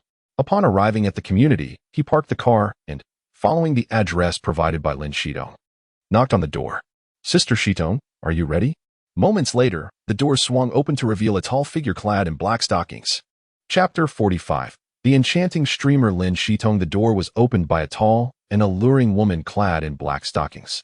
She possessed a classic oval face adorned with exquisite features, lightly made up with subtle cosmetics. Her long black hair cascaded mostly down her back, with a few strands gracefully framing her chest. She wore a gray low-cut camisole that revealed nothing inappropriate, merely showcasing her enticing collarbone and porcelain neck. The fitted gray camisole, while modest, accentuated her curves in a tantalizing manner. Her slender waist and flat abdomen drew the gaze of onlookers. Below the camisole, she donned a pair of revealing denim shorts that hugged her voluptuous curves. A pair of elegant black stockings enveloped her slender, straight legs, enhancing their impact even further. Despite being at home, she still sported a pair of glossy black stilettos with red soles. Jiang Nan, you've become even more handsome, Lin Shidong exclaimed, greeting Jiang Nan with a warm embrace. Jiang Nan returned the embrace, aware that it was rather impolite, yet the thinness of Lin Shidong's attire made it unavoidable. As his hand made contact with her back, he felt the strap of her lingerie, prompting him to quickly shift his grasp to her petite waist. Come in and have a seat. Would you like some water? Lin Shidong invited, settling beside Jiang Nan. I'm not thirsty, he replied. Lin Shidong sighed, reflecting. It's been over 6 months since we last met. and I never imagined we would reunite in Jiangcheng. Shitong, what brings you to Jiangcheng? Jiang Nan inquired. Lin Shitong hesitated, letting out a sigh before explaining. I had a close friend who was also a streamer. She told me about a media company in Jiangcheng that was hiring streamers, offering decent salaries and commissions, and asked if I would consider joining. And so you came? Jiang Nan prompted. Yes, she affirmed. When I heard about the good salary and commissions, and given that she is a dear friend, I didn't think twice and came here. Were you deceived? Jiang Nan asked. Lin Shitong scoffed. Deceived? How could I possibly be deceived? Then how did you end up in a situation where you can't even afford rent? Jiang Nan pressed. Lin Shitong indignantly replied, after arriving in Jiangcheng. I worked at that media company for a month. During the probationary period, the salary and commissions were indeed promising, and I was prepared to continue there. However, what happened? Jiang Nan inquired. Lin Shitong, with a hint of helplessness, recounted, as you can see, I'm known for my sensual appeal and always dress attractively. One day after work, the owner of the media company summoned me to his office and bluntly told me that if I wanted to be confirmed as a regular employee, I had to be with him. You didn't agree. Did he attempt to extort you? Jiang Nan asked in disbelief. Did he dare to extort me? I was so furious at that moment that I gave him a beating. You hit him? Jiang Nan exclaimed in surprise. Yes. I sent him to the hospital and ended up compensating him tens of thousands.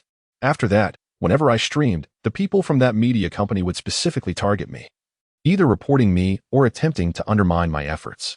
Having found it untenable to continue on a certain platform, I transitioned to another. Alas, my account failed to flourish, and my savings have been entirely depleted. Upon hearing Lin Shitong's account, Jiang Nan gleaned a semblance of understanding regarding her experiences. What are your plans moving forward? Naturally, I shall persist with live streaming, Lin Shitong declared, brimming with determination. If it weren't for those individuals reporting me daily, my follower count would have soared into the millions by now. As long as I maintain my efforts, becoming a top creator on that platform is merely a matter of time. Lin Shitong possessed commendable looks and an appealing physique. To carve out a niche for herself online, she required but one opportunity. Everything else was in her favor. I have faith in you, Jiang Nan replied with a smile. After a brief exchange, they began to tidy up in preparation for their move. Jiang Nan surveyed the room thoroughly. The bedding lay carelessly on the bed, while stockings, garments, and undergarments hung haphazardly on the balcony. Did I not ask you to tidy up earlier? Why have you not started? Jiang Nan asked, exasperated. I only fell asleep at 4 in the morning. After lunch, I intended to take a short nap before beginning the cleanup. Unfortunately, I slept through my alarm. Well, you are quite the champion, Jiang Nan retorted, chuckling. Little Nan has grown. Your anger is quite a sight. Jiang Nan shot her an incredulous glance. You handle your personal belongings. I will assist in packing the bedding. Okay. Jiang Nan entered Lin Shitong's bedroom. The room was relatively tidy, furnished with merely a bed and live streaming equipment. Her streaming setup was minimal, fitting neatly into a single bag. Jiang Nan approached the bed, grasped the corners of the duvet, and with a vigorous flick, the crumpled blanket unfurled. A pair of black lace panties fluttered like a delicate butterfly, catching the warm orange rays of the setting sun as they settled onto the duvet. Lin Shitong, come here. What is it? The discarded underwear. Could you please wash it? If not, at least refrain from tossing it about. Lin Shitong replied absent-mindedly, I believe. I didn't change my underwear yesterday. Jiang Nan, momentarily taken aback, halted mid-sentence, instinctively glancing at Lin Shitong's elegantly long legs adorned in black stockings. What are you thinking about? I definitely wore them, Lin Shitong exclaimed, snatching the panties and dashing out of the room. Jiang Nan paid little mind to the incident as he rolled up the bedding and placed it into the nearby suitcase. Lin Shitong's belongings were not overly abundant, fitting snugly into 4 bags. Everything is packed, Sister Shitong. Have you settled your rent? Lin Shitong did not respond. Sister Shitong? What? Jiang Nan reiterated his question. Have you cleared your rent? The rent is settled, but the utilities remain unpaid, bathed in the golden glow of the sunset. Lin Shitong's cheeks flushed a charming hue. I shall seek out the landlord. She resides above me. Please wait a moment. Very well. Lin Shitong ascended the stairs. Before long, she returned, accompanied by a woman in her 40s. The woman possesses a slightly plump figure, with fair skin and a kind, gentle demeanor, exuding an air of approachability. Jiang Nan. This is my landlord, Aunt Chin. Hello, Aunt Chin. My name is Jiang Nan. Greetings, greetings. You must be Xiao Zhang's boyfriend. No, merely a friend. How are you getting there? Have you hired a moving company? I have the contact of a friend who can offer you a 20% discount. No need. I arrived by car. It's parked downstairs. Driving is indeed convenient. Saves a lot of hassle. Allow me to assist you down. That's not necessary. It's no trouble at all. I need to go down as well. I appreciate it. Not at all, not at all. Aunt Shin and Lin Shidong each carried a luggage bag, while Jiang Nan held two. What kind of car did you drive? Will it fit everything? It should be sufficient. Chapter 46. Living with the beautiful hostess upon descending the stairs, Jiang Nan was queried by Lin Shidong. Where did you park the car? It's right in front, Jiang Nan replied as he opened the trunk of his Cullinan and placed the luggage inside. He gestured to Lin Shidong. Go ahead and load it up. Initially taken aback, Lin Shidong soon broke into a radiant smile. She circled to the front of the car and gazed intently at the statue of the goddess of joy for quite some time. Wow, a Cullinan. Jiang Nan. When did you strike it rich? You've got a Cullinan now? Just a couple of days ago, didn't you purchase a spacious flat exceeding 200 square meters? Where on earth did you procure such wealth? Jiang Nan smiled and replied, just fortunate, that's all. Aunt Shin, standing nearby, also wore a look of delight. A Cullinan. This is certainly the hallmark of affluence. Thank goodness I didn't rush Lin Shidong away. I always said, with beauty like hers, she must be accustomed to luxury. If I had sent her off a few days ago, I would have regretted it for a lifetime. Jiang Nan placed 4 bags of luggage into the trunk of the Cullinan. Stop admiring it. Let us go, he called to Lin Shidong, who was still admiring the goddess of joy. Once seated in the passenger seat and fastening her seatbelt, Lin Shidong waved to Aunt Shin. We're off, Aunt Shin. Contact me if you need anything. As Jiang Nan drove away from the community, he inquired, what did you have for lunch today? Instant noodles with lao gan ma. Jiang Nan, puzzled, remarked, didn't I give you 100 yuan? I don't have much money on me. Every penny counts. Besides, I've been eating instant noodles with lao gan ma for over 3 months now, so I've gotten used to it. Missing a meal or two doesn't matter. Lin Shidong chuckled. Although you've grown accustomed to it, too much lao gan ma can leave a bitter taste in your mouth. Even the most delectable food can become nauseating after 3 months, she added with a laugh. Upon returning to the community, Jiang Nan parked the car in the underground garage. Right here, let us get out, he said. Lin Shidong unbuckled her seatbelt, opened the door, and exited from the left side. As she stepped out, her eyes were drawn to a strikingly low and sleek sports car. Jiang Nan, come here quickly. Hurry. What's the matter? Pointing at the Lamborghini, Lin Shidong exclaimed. The residents of your community must be incredibly wealthy. They even have a Lamborghini Revent Inn. Jiang Nan laughed. Oh, so you recognize the Revent Inn? Who are you looking down upon? While I may not be able to afford a Lamborghini, my knowledge of them is quite extensive. For instance, this Revent Inn, inspired by fighter jets, is a global limited edition originally priced at $12 million, and now it has soared to over $30 or even $40 million. Not that expensive, Lin Shidong chuckled. Not that expensive? How do you know it's not? Her smile abruptly faded, her eyes widening as she whispered. Is it yours? Jiang Nan nodded. It's yours? Lin Shidong's voice suddenly escalated by several decibels. Is it really yours? This is mine. The new car I just picked up a couple of days ago, Lin Shidong exclaimed, her excitement rendering her momentarily speechless. She rested her hands on the car's hood, her gaze fervently fixed on the windshield. Shall we take a seat inside? She asked, her heart racing. Is it truly permissible? It's merely a car. What harm is there in gifting it to you? As she opened her mouth to respond, Lin Shidong bit her lip in restraint, shaking her head. Never mind. It's too extravagant.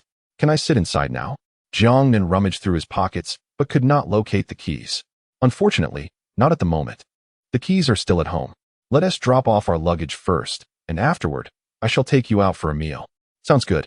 Jiang Nan and Lin Shidong each carried 2 bags of luggage as they ascended to the 6th floor. Upon reaching the door, Jiang Nan pushed it open. Come in. Lin Shidong stepped inside, her eyes curiously surveying every detail of the home. Wow, this living room is incredibly spacious. She set down her bags and rushed to the floor-to-ceiling window, gazing out at the distant Jiangqing. I have never seen such a beautiful Jiangqing before. The view from the rented room and this one is like night and day. The Jiangqing from the rental was cramped and suffocating. Here, it is majestic and grand. A breathtaking spectacle that dwarfs the mountains. Shidongjie, come here. Jiang Nan opened the door to the 2nd bedroom. What do you think of this room? Lin Shidong glanced around.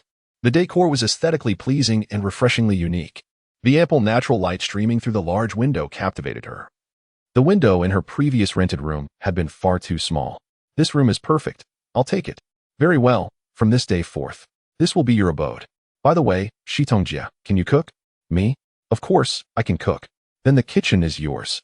I usually eat at school when I'm not home, but if you prepare meals, I might occasionally dine at home. There's also a study. It's quite spacious. So if you stream, you can do so there. Lin Shidong's affection level 2.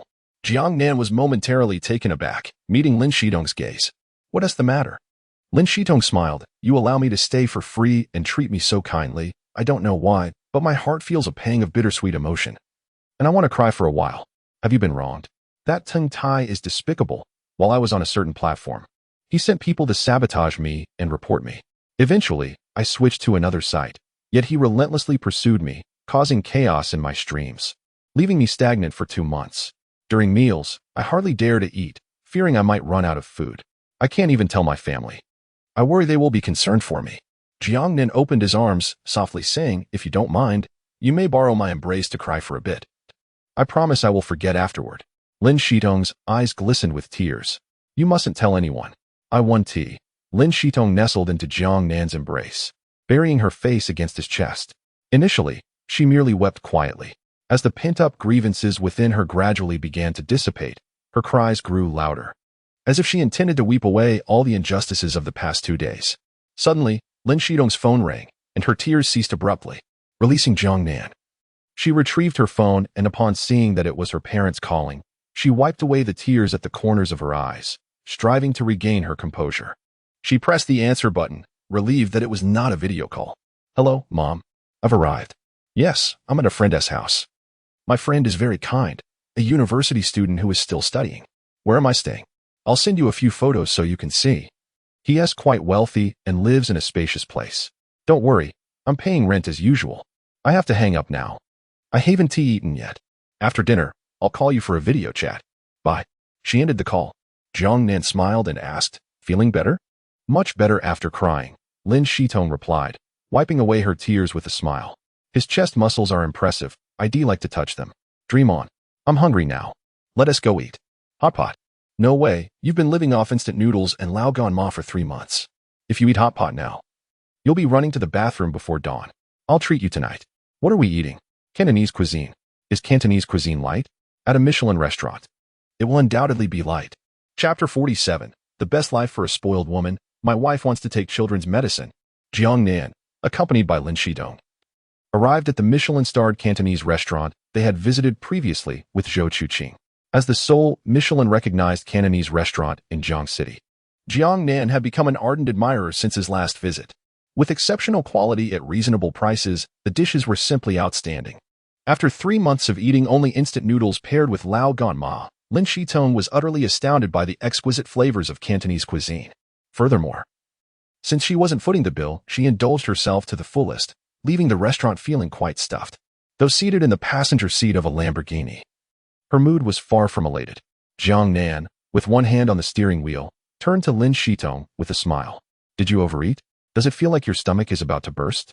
At your age, you should know better than to overindulge. Lin Shitong grimaced, her expression contorted in discomfort.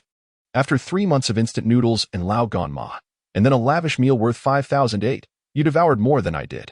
That is true, she replied, reclining in her seat with a frown. My stomach feels so bloated. It's as if I'm about to give birth. What nonsense is that? Jiang Nan retorted. There is a pharmacy nearby. Let me buy you some digestive tablets. Overindulgence is detrimental to your stomach, and I have a feeling you will need those tablets for the entire week ahead. Jiang Nan temporarily parked the car by the roadside. After exiting, Lin Shitong followed suit. Stretching her limbs, the pair entered the pharmacy, where a woman in a white coat was placing a box of combined levonorgestrel pills on the glass counter. A girl in black stockings and high heels was scanning her payment, casually placing the medication into her purse. Upon turning around, she spotted Jiang Nan and Lin Shitong entering. Lin Shitong. Upon seeing the woman, Lin Shitong's previously relaxed demeanor transformed into one of indifference. To her surprise, the woman also wore a mask of coldness. I heard your life has been quite difficult since leaving Jia Media. Not too bad. I'm still alive. If you had agreed to President Chen, would you have fallen to the point of being unable to afford meals? You've managed 3 months with fewer than 30 viewers in your live streams. Honestly, I admire your perseverance. A sarcastic smile graced the woman's lips. You've had your struggles too. To make ends meet, you've had to take on any job. I'm certainly in a better position than you, Lin Shidong replied. I can't afford milk before meals, while you drink it freely. The woman's grip on her purse tightened, her hands trembling from exertion, her nails digging into her flesh, causing her skin to pale. Lin Shidong chose to ignore her, turning to Jiang Nan with a playful demeanor. Darling, my tummy hurts. I need medicine. I'm afraid of bitter pills. I prefer sweet ones. You're the best. A kiss, please. Lin Shidong gently pressed her lips against Jiang Nan's cheek, her gaze tender, reminiscent of a young girl in the throes of love. There was no hint of pretense. It was a sincere display of affection. Jiang Nan marveled at her innate talent for performance. Fetch a bottle of digestive tablets. Certainly. My dear. The female doctor placed the digestive health tablets on the counter. Sir, that will be $6.50. Lin Shidong clung to Jiang Nan's arm like a koala, pressing closely against him, her expression one of grievance as she gazed at the digestive tablets behind the glass counter. Is this medicine bitter, dear? Jiang Nan, unsure of its taste, inquired. Is it bitter?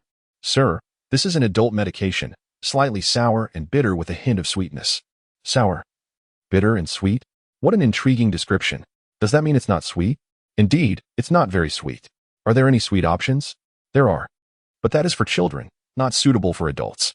I want the children's version. The doctor observed Lin Shidong's blissful demeanor with envy. What woman wouldn't desire to remain forever youthful, like a cherished child, adored and cared for? How fortunate she felt. Why does comparing oneself to others evoke such frustration? Her husband was so wonderful. Meanwhile, her own husband spent his evenings scrolling through social media, admiring women, with the rare utterance of, wife.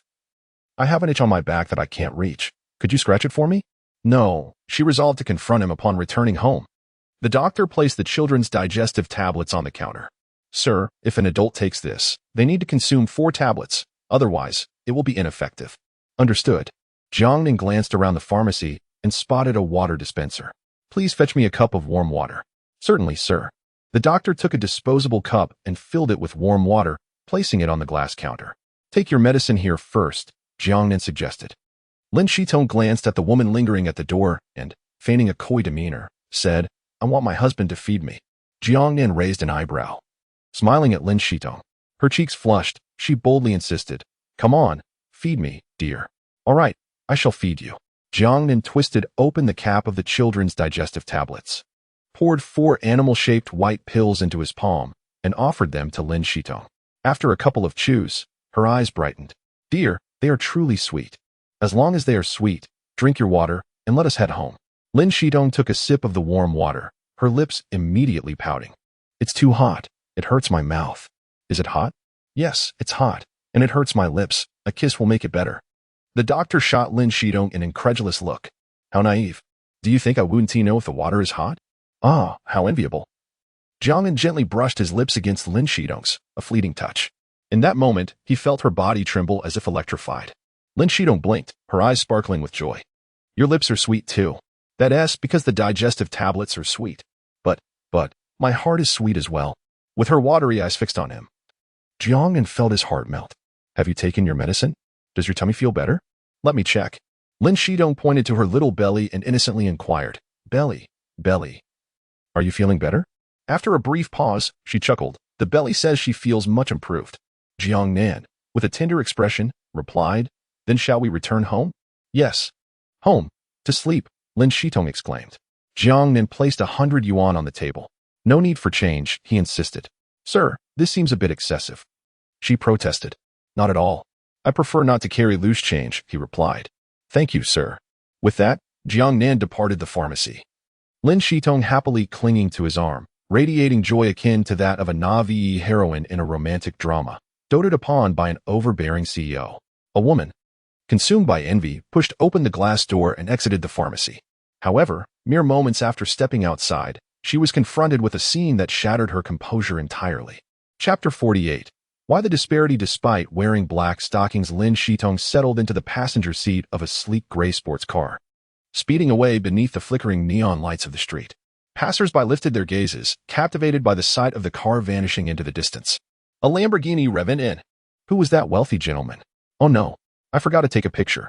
I'll snap one for my lock screen and share it in the group chat. A car worth over 30 million, truly stunning. However, The girl from earlier seemed quite beautiful as well. One may question the character of the affluent, but one cannot doubt their taste. The beauties accompanying wealthy gentlemen are invariably exquisite. How enviable.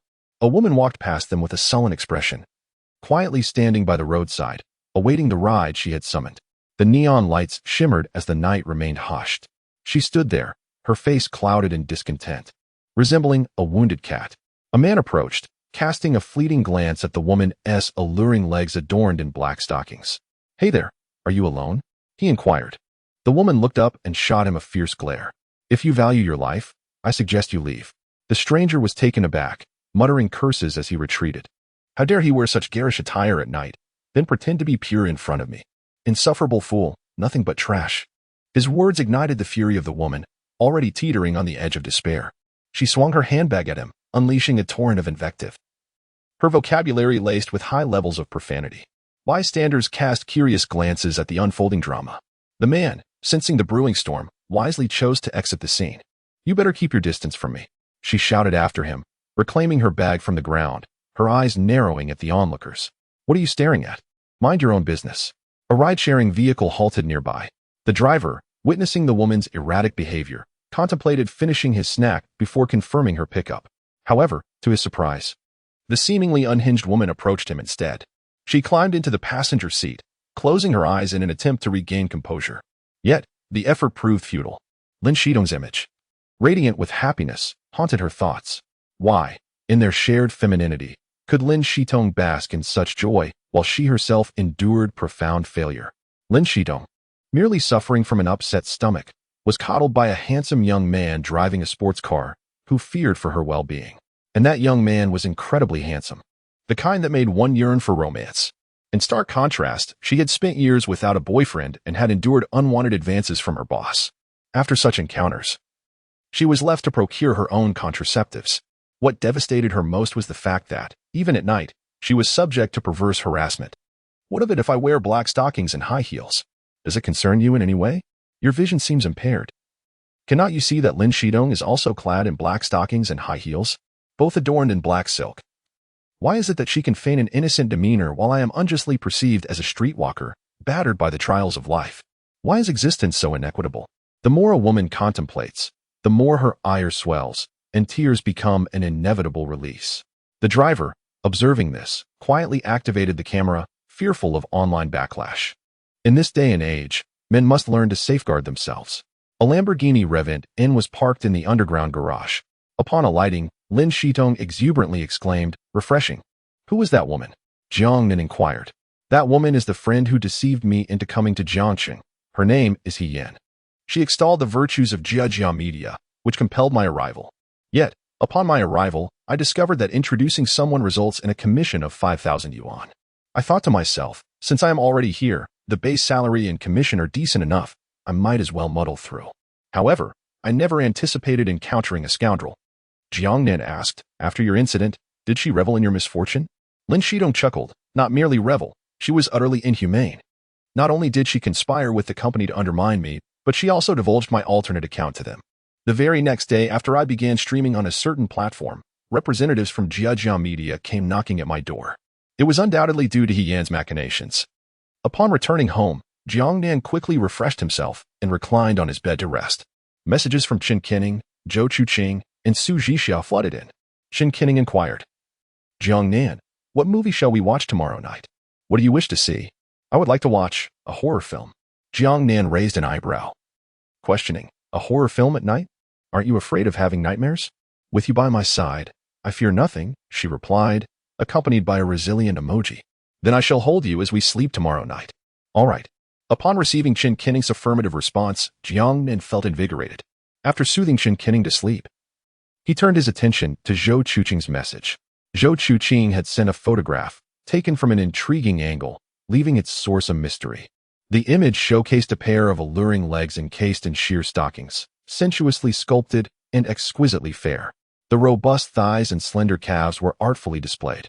A pair of delicate feet rested within nude, open-toed high heels. Illuminated by the light, the intricacies of the stockings were rendered vividly. The open-toed heels, slightly taut, accentuated the already elongated legs, rendering them even more statuesque. The photography was superb, exuding artistic flair. I must learn this technique from you next time. Are you truly only interested in learning photography skills? There will be delectable rewards for you. After soothing Zhou Chuqing to sleep, Jiang Nan clicked on Su Zhisha's avatar. I have classes tomorrow, the day after, and the day after that. I am utterly exhausted. I am but a groundhog yearning to avoid work. After lulling the three of them to slumber, Jiang Nan set his phone aside and drifted into dreams. The following morning, when Jiang Nan awoke, Lin Shitong was still peacefully slumbering beside him. Initially, he had contemplated that living together would allow him to share breakfast with Lin Shitong. However, it now seemed utterly hopeless. For Lin Shitong was even lazier than he was. By the time she roused to prepare breakfast, it was likely to be around 10 o'clock. Jiang Nan stifled a yawn and made his way to the underground parking garage. As he opened the door to his car, poised to enter, he was unexpectedly called from behind. Jiang Nan, is it? Puzzled, Jiang Nan turned to see a tall figure with fair, smooth skin. Sporting a trendy haircut reminiscent of a certain celebrity and adorned with exquisite, rimless glasses, a man, dressed in a white shirt, tailored black trousers, and a pair of uniquely styled casual shoes, he presented a strikingly distinctive appearance, albeit one that Jiang Nan found difficult to appreciate. At that moment, the man approached him, one hand casually tucked into his pocket. How should one describe him? He exuded an air of refinement that was almost unmanly. It is often said that a tidy room devoid of any odor suggests either a sissy or a gay man. Was he the one who called out to me just now? Yet, the voice seemed distinctly feminine. Jiang Nan, you're heading to Jiangxing University, right? Could you give me a ride? My car broke down and is at the dealership. Jiang Nan widened his eyes, staring at him. That delicate voice. Was it a woman? Chapter 49. Huan and Ji, I am fond of you. The woman smiled innocently and asked, do I resemble a man? Jiang Nan remained silent. Kuan-ge sported a center-parted hairstyle, his hair only slightly longer than Jiang Nan's. He was dressed in a standard suit without an overcoat. Most notably, there was no hint of femininity about her. At first glance, anyone would mistake her for a man. I am Huan and Ji, pleased to meet you. Huan and Ji, indeed. It sounds somewhat like a stage name. I am a university lecturer, engaged in a respectable profession, teaching social psychology. You teach at Jiangxing University? Indeed. A gentlemanly gaze from Jiang Nan fell upon her as all of Huan and Ji's personal information materialized before him. Name, Huan and Ji, gender, female, age, 29, affection level, 10 points, height, 171 centimeters, weight, 50 kilograms, attractiveness, 94 points, charging times, 0. Truly a woman. Would you be able to give me a ride? My car broke down, as I mentioned earlier. The request was not unreasonable. Jiang Nan nodded. Get in.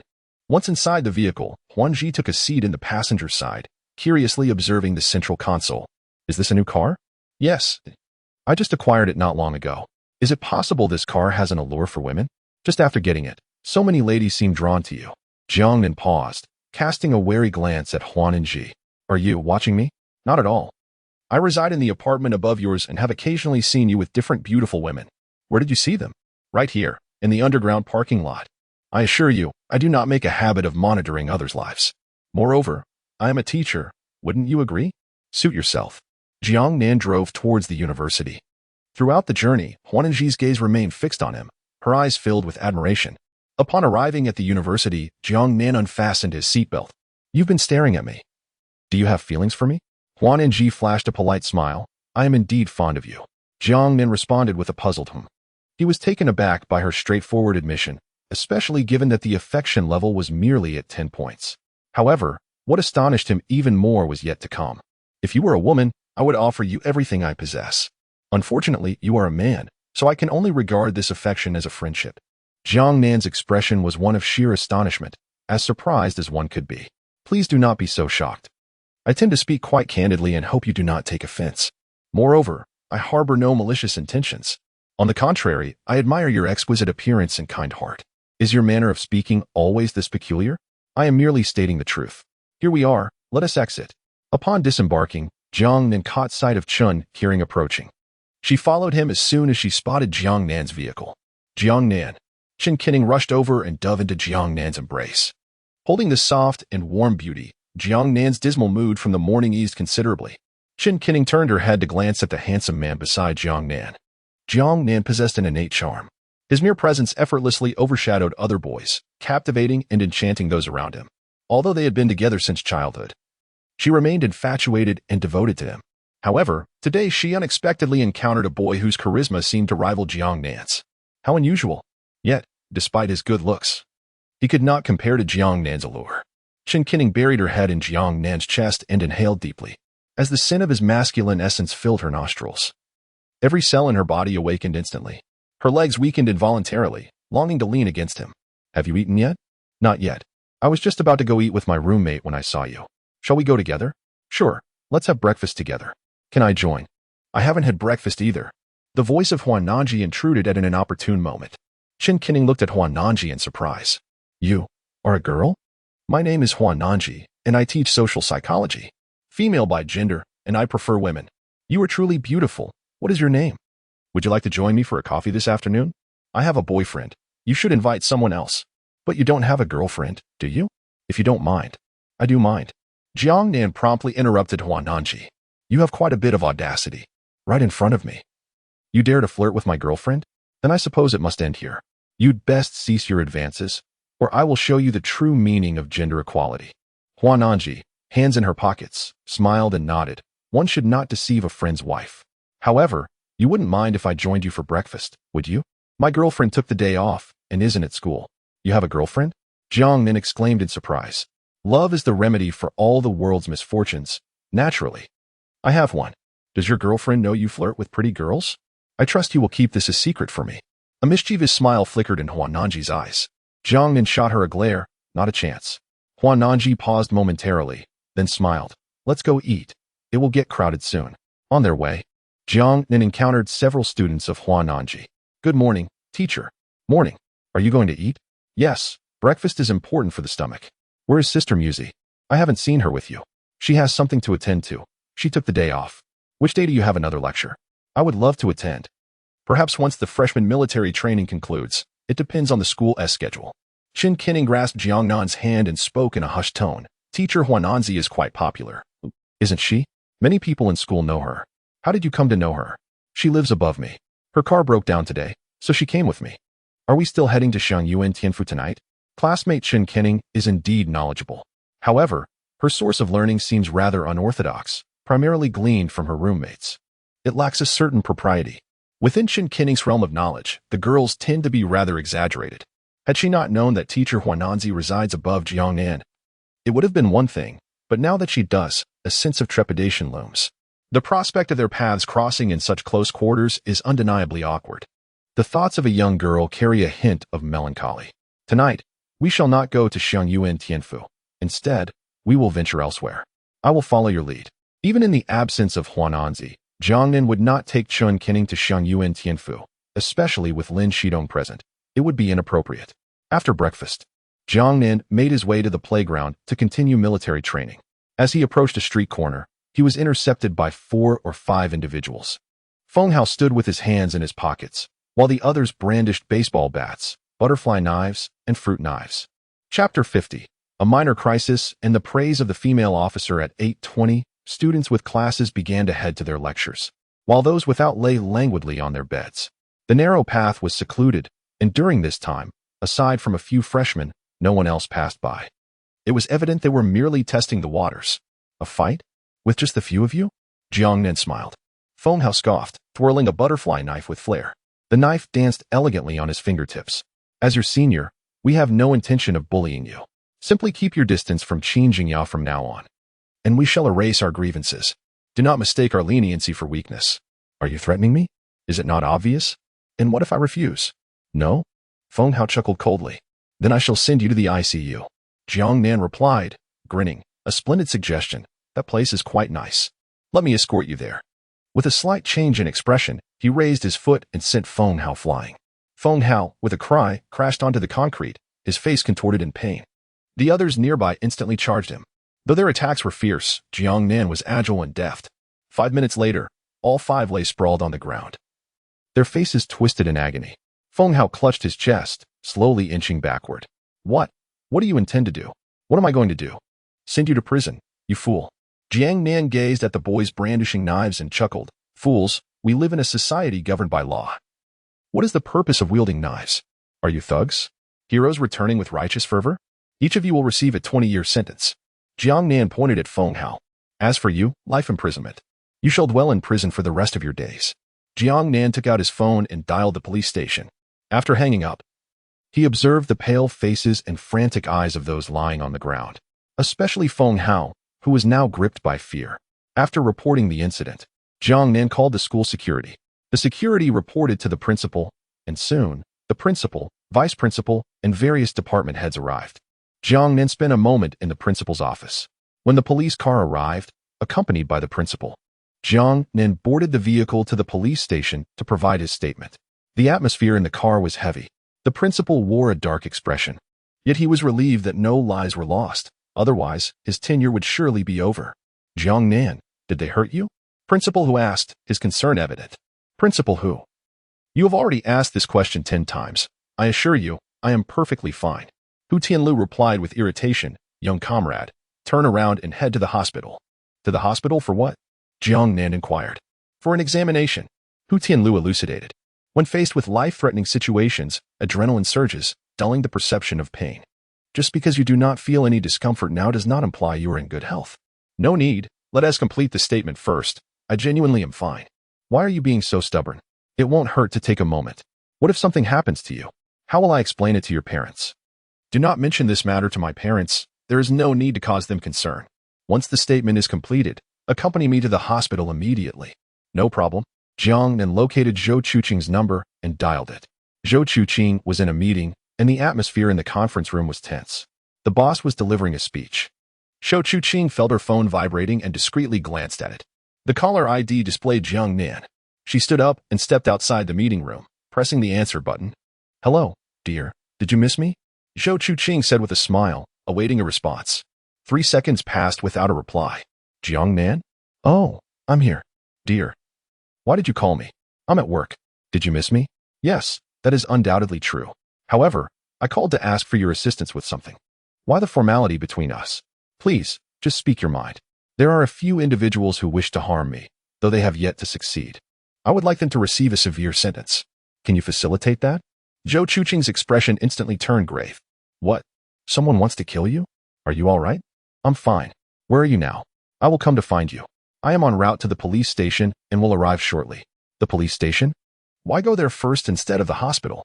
"You should tell them to prioritize your medical assessment. The statement can be taken at any time." "What if there are lingering issues?" "I am uninjured. I will complete the statement first. Then wait for me. I will come to you right away." "All right." Zhou Chuqing hung up and hurried back into the meeting room. "Old Zhang, I have work to attend to. I must step out." Before the female boss could respond, Zhou Chuqing had already exited the meeting room. Upon arriving at the police station, Jiang Nan was escorted by the officers to the 3rd floor of the public security building to provide his statement. As he ascended, a striking female police officer approached. She walked with poise, exuding an admirable demeanor, her face a perfect oval, fair and delicate, with gentle eyes. A mere glance at her was akin to witnessing a scene of national peace and prosperity, a quintessential Eastern beauty. She carried a thermos and was descending the stairs while Jiang Nan and the officer moved upwards. She glanced briefly at Jiang Nan but did not linger in her gaze. Jiang Nan received no notification of increased affinity from the system. Her beauty was undoubtedly above 90. "He Kai, what crime has he committed?" "He has committed no crime.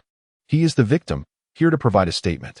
Upon learning that Jiang Nan was not a suspect, the female officer took a second look at him. He'd size affinity too. As the pinnacle of male attractiveness, Jiang Nan left a positive first impression on both men and women alike. This favorable perception only arose after he Kai discovered that Jiang Nan was not a criminal suspect. "Perfectly timed. Let's see how you perform." "Really? Last time, I was reprimanded by my mentor for taking notes. With you guiding me this time, surely Master Deng won't scold me again." Upon reaching the 3rd floor, he placed a glass of warm water before Jiang Nan. The police officer responsible for the record asked, "Why did they attempt to kill you? Was there a conflict between you?" Jiang Nan replied candidly, "Feng Hao has feelings for a girl from our school, and I have grown closer to her. In his jealousy, he committed murder." The officer, puzzled, inquired, "Have you trained for this?" Jiang Nan responded, "I've practiced some moves from films, but it's nothing remarkable." The officer turned to He Can, astonished. "He is quite a talent." "What do you mean?" He Can asked. Faced with 5 individuals wielding 2 butterfly knives, a fruit knife, and a baseball bat, he emerged unscathed. If it were me in such a scenario, I would undoubtedly flee in terror. He can sip her hot tea, her scrutinizing gaze once again assessing Jiang Nan. He isn't lying. At least he hasn't trained systematically. It seems he possesses an innate quickness of reflexes and considerable muscle strength. Such individuals are natural warriors. Leaning back in her chair, he continued, however. He has quite a few girlfriends. He is a scoundrel. Jiang Nan was taken aback. Can you really perceive that? But how did you figure it out? Suddenly, a woman burst through the office door, enveloping Jiang Nan in an embrace. Chapter 51. Assets reach 50 million. Decision-making power at Lingyun International Plaza.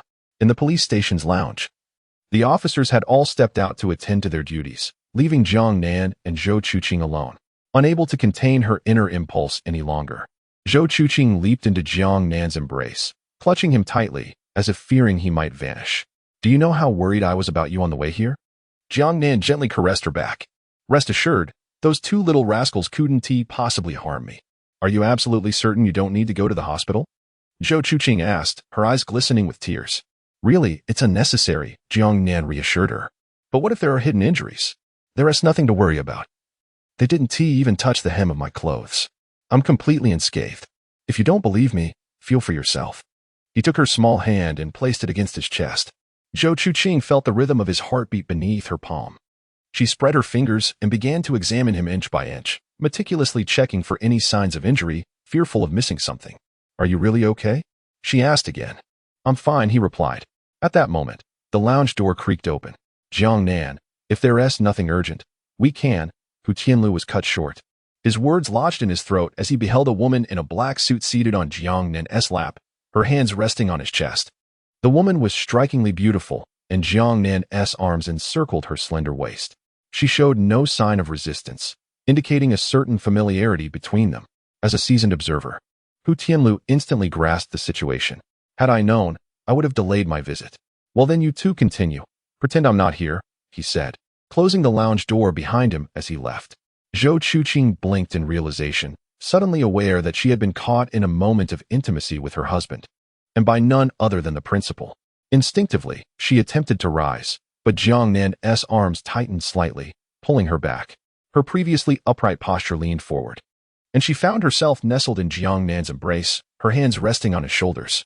The distance between them shrank to less than 10 centimeters. What are you doing? Zhou Chuqing exclaimed, her cheeks flushed as she playfully tapped his shoulder. Jiang Nan held her waist, knowing that since someone had already interrupted, it would be a while before another interruption occurred. Zhou Chuqing lowered her voice. You do realize where we are, don't you? Let us not be reckless. What is there to fear? We aren't criminals. We are law-abiding citizens. That doesn't mean we can do this here just to kiss, Zhou Chuqing whispered. All right. I promise. She cupped Jiang Nan's face, her eyes filled with tenderness, and leaned in for a kiss. A minute later, footsteps echoed down the corridor. Zhou Chuqing immediately sprang away from Jiang Nan, giving his hand a playful slap and casting him a teasing glare. The police officer pushed the door open. Jiang Nan. Is that you? Yes, Jiang Nan replied as he stood. The interrogation has concluded. You may leave now. Understood.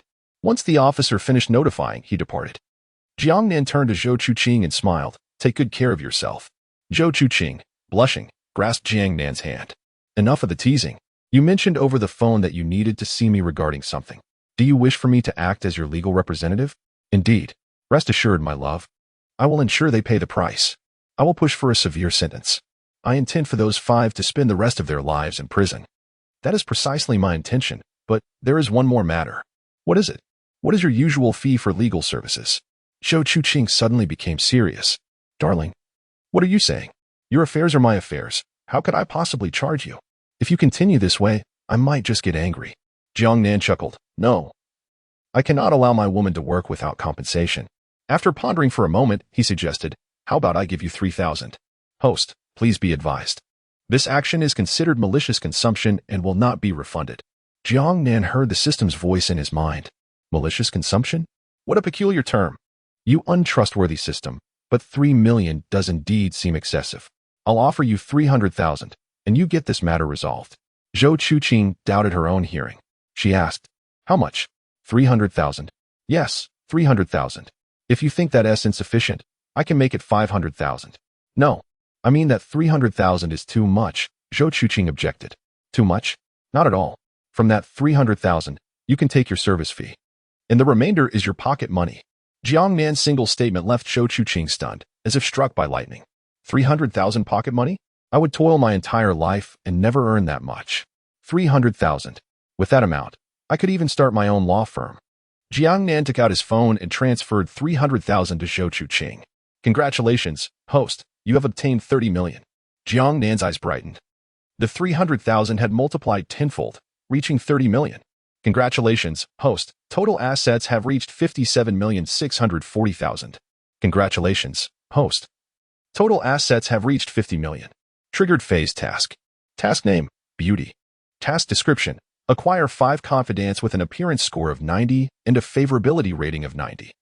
Note, confidence with a favorability rating of 90 prior to the task announcement do not count. Task reward, 62. 1 equity and decision-making authority in Lingyun International Building. Jiang Nan's eyes sparkled. 62.1% equity and decision-making authority in Lingyun International Building. Does this not mean that the entire Lingyun International Building will fundamentally belong to me? 5 confidence with an appearance score above 90 and a favorability rating of 90. This task can be effortlessly accomplished. Zhou Chuqing's favorability 13. The system's voice resonated once more. 3 million directly augmented my favorability by 13 points. With this addition, Zhou Chuqing's favorability towards me has reached 80. By the time her relatives depart, which will be on Friday, the final 10 points of favorability will be within my grasp.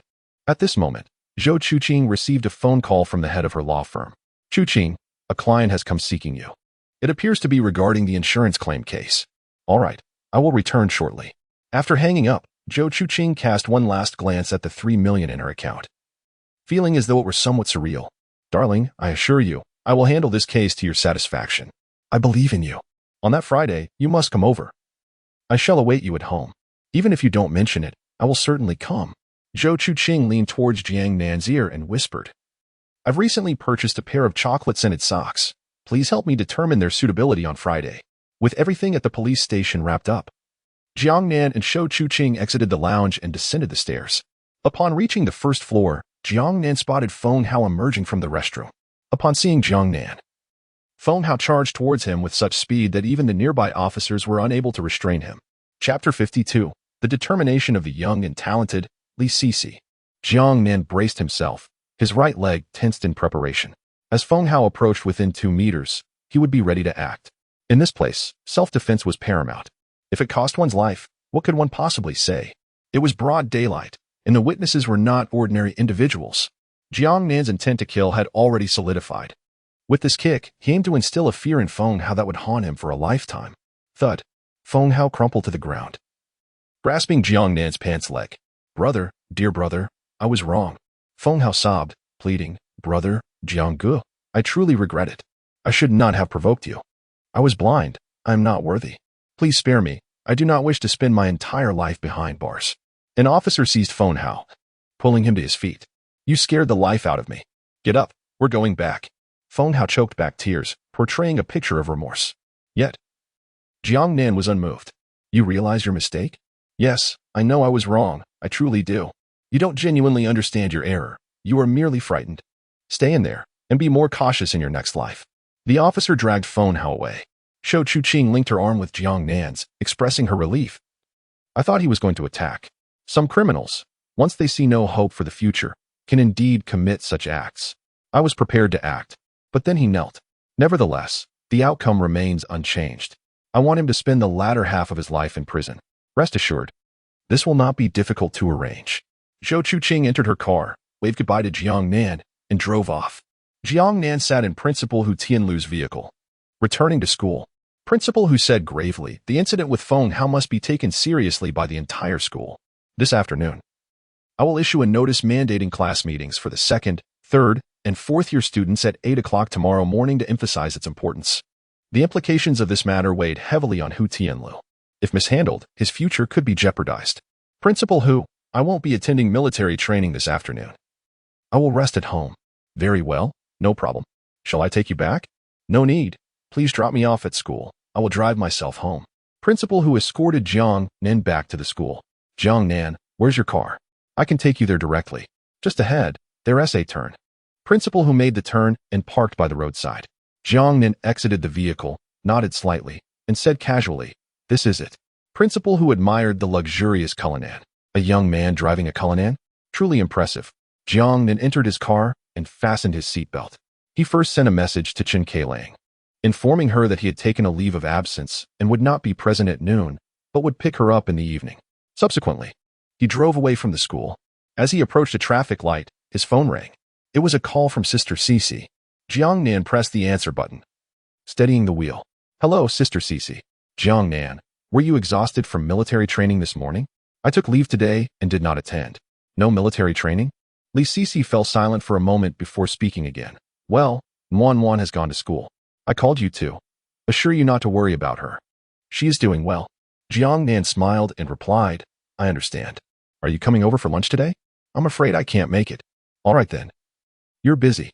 After hanging up, Jiang Nan turned at the intersection and arrived at Li Cece's building. He purchased a box of children's snacks and ascended the stairs. Upon reaching the door, he knocked gently. Li Cece opened a small crack, and upon seeing Jiang Nan, her eyes lit up. She swung the door wide open and leaped into his arms, embracing him tightly. "Come in," Jiang Nan said. Once inside, he settled onto the sofa while Li Cece sat beside him. It was as if she had anticipated his arrival. Today, she wore a purple lace bodycon dress. Her chest prominently accentuated, her waist slender and delicate, and her ample hips rounded like a ripe peach. Her beautiful legs were encased in sheer stockings, pressed together.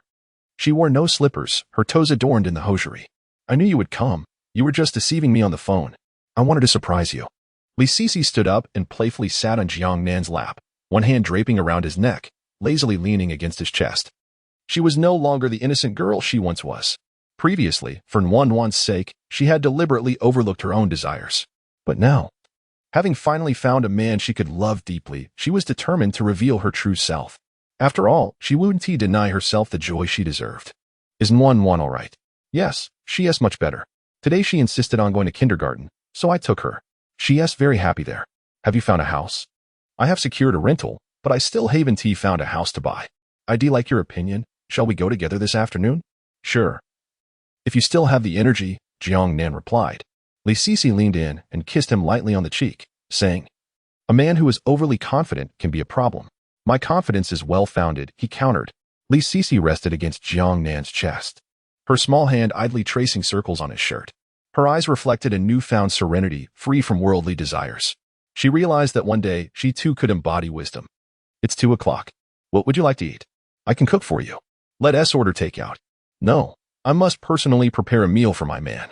Since you can't decide what you want, I'll make something that will surely satisfy your hunger." "All right." Li Cece stood up and stretched lazily, the soft sunlight filtering through the curtains, casting a gentle glow upon her. Turning to Jiang Nan, she shyly asked, "Am I getting too old?" Jiang Nan marveled. "You are undeniably beautiful. How could you possibly be old?" "Not at all." From the moment Li Cece chose to be with Jiang Nan, she had resolved to maintain a lingering affection with him indefinitely. However, she can assure herself of her everlasting love for Jiang Nan. Yet she cannot guarantee that Jiang Nan will always harbor an interest in her. There are countless 18-year-old girls in the world. Sooner or later, she too will age. However, Jiang Nan's wealth will endure, and some girls are simply captivated by older men. To ensure that one day Jiang Nan will not disdain her, Li Cece resolutely decided to practice yoga every day after work to maintain her figure. Li Cece opened her bedside drawer and retrieved a box. She unwrapped it and took out a pair of sheer stockings, which she adorned her legs with. She was an ardent enthusiast of stockings since her childhood. When she began learning dance, she had developed a fondness for this material. After donning the stockings, she selected a beige undershirt and a pair of denim shorts from her wardrobe. "All right, darling, I'm off to prepare dinner for you," she said, gently caressing Jiang Nan's face. Upon noticing the expression in Jiang Nan's eyes, she withdrew her hand with a smile. "No more fooling around. Let us eat first. We still have to go house hunting this afternoon." Chapter 53. Over 2 million. Purchasing a house in full before Li Cece could retract her hand. Jiang Nan's arm had already encircled her delicate waist. Her ample curves were reminiscent of soft, bouncy jelly. Li Cece leaned into Jiang Nan, her hands clasping around his neck. "What are you doing?" Her gaze conveyed a playful reluctance, imbued with an enchanting softness, as if she were about to devour life itself. Every subtle expression of hers seemed to possess an innate charm, effortlessly stirring the soul. Particularly, her petite hand gently tugged at Jiang Nan's ear. "What do you think I intend to do?" "Stop teasing. Aren't you hungry, little man? Because I'm hungry, I came to find you, Sister Cece. I was referring to your stomach. After a moment, as the clock approached 4, Cece gazed at the torn stockings with a sigh, filled with both love and disdain. Little man, how much do you adore my stockings? She removed the damaged hosiery and tossed it into the trash, leaving Jiang Nan with an alluring silhouette. I'm going to take a shower first. Let's go out to eat soon. It's getting late. Have you decided where to dine? There's a beef noodle shop outside the community. The taste is quite good. Wan and I often go there. After both had showered, Jiang Nan and Cece made their way to the noodle shop downstairs. While waiting for their meal, they began discussing Cece's housing situation. Sister Cece, have you found a suitable place?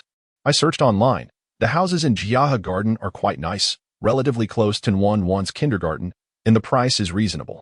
Is it suitable for Wan when she goes to elementary school? It's a bit far from the elementary school, but those close to it are all in the school district, with an average price of around 13,000 per square meter, and in some areas, it can reach 15,000, which is exorbitant. Here comes the beef noodles. The owner placed 2 bowls of noodles on the table. Jiang Nan consumed his meal significantly faster than Cece. After dining, Jiang Nan began searching for houses online. After a lengthy 5 minutes of deliberation, he selected a school district property conveniently located near Ancheng Experimental Elementary School. Sister Cece, let us go check out Longming Shanjuan. Longming Shanjuan? Cece was familiar with this community. She had noted it several times while searching for houses at night. But the price was steep. If this community were situated elsewhere, the average price would hover around 14,000 to 15,000, but now, being adjacent to the experimental elementary school and classified as a school district property, the price had skyrocketed to 18,000 per square meter. To purchase a modest 90 square meter unit, one would need to spend over 1.6 million, not including the cost of renovations. Thus, upon initial consideration, it was immediately dismissed. Jiang Nan. Although that community boasts an excellent location, it is simply too expensive. Perhaps we should opt for a more conventional neighborhood. Now that I have a car, transporting our daughter is not burdensome at all. Jiang Nan grasped her hand. Why settle for less when we could have a superior choice? However, trust me, Cece's gaze was tender and sweet. All right, I will heed your advice. Jiang Nan guided Cece to the sales center of Longming Shanjuan.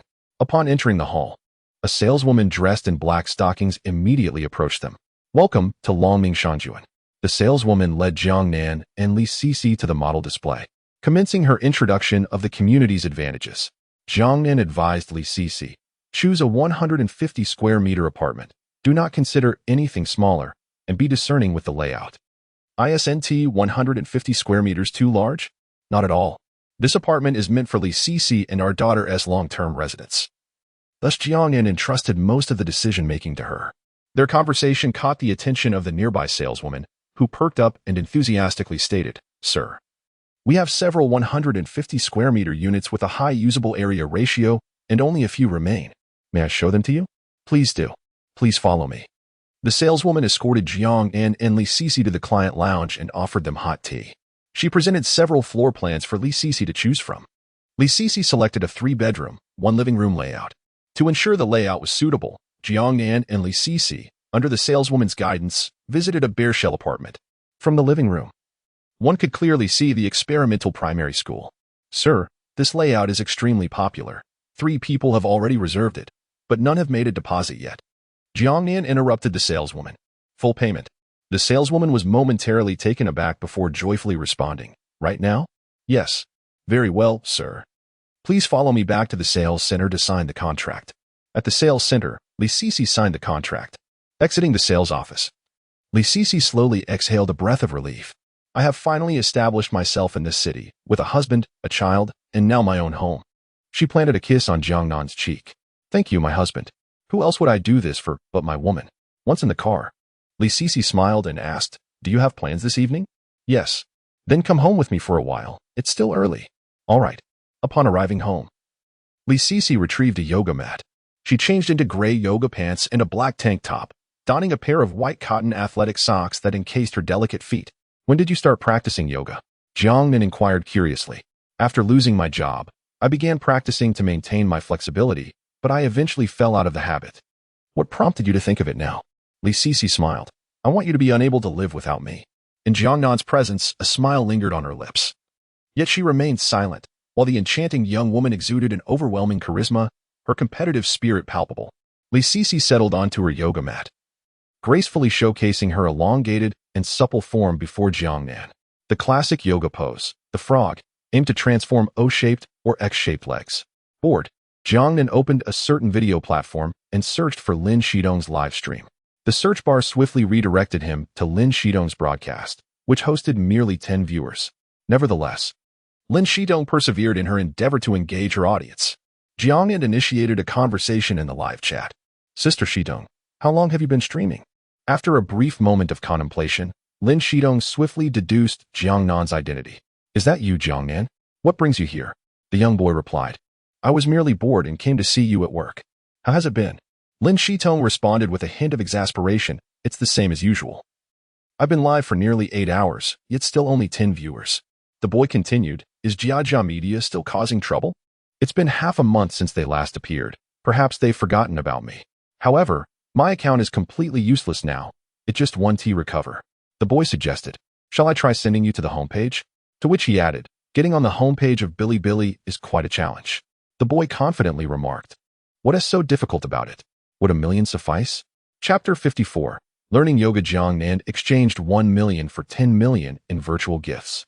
He navigated to the gift section, selected the Dreamland amusement park, and clicked to send. In an instant, the live stream of Lin Shidong was filled with the dazzling effects of the Dreamland amusement park. On the left side of the stream, the number of Dreamland amusement parks continuously surged, skyrocketing from 1 to 334 in a mere 20 seconds. Upon witnessing such an influx of gifts, Lin Shidong covered her mouth in excitement, smiling broadly as she leaned closer to the screen, scrutinizing the display as if fearful of misreading the figures. 334 Dreamland amusement parks? 1 million?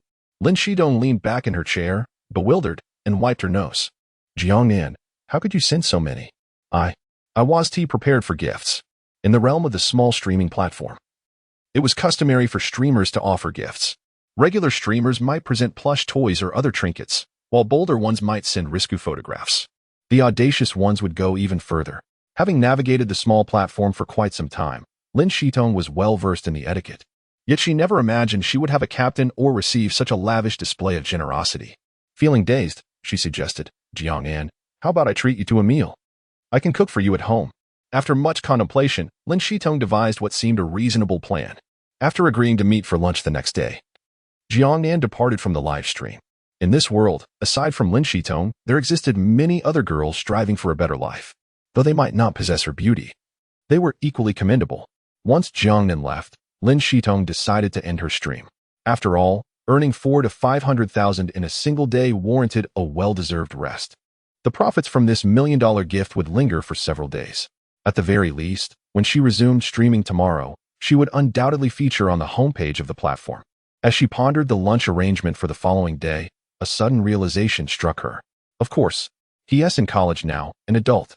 He's no longer that high school boy, and it's not illegal for us to date. Back in Donglan City, Lin Shidong had been captivated by her neighbor, a remarkably handsome young man, and felt an immediate desire to connect.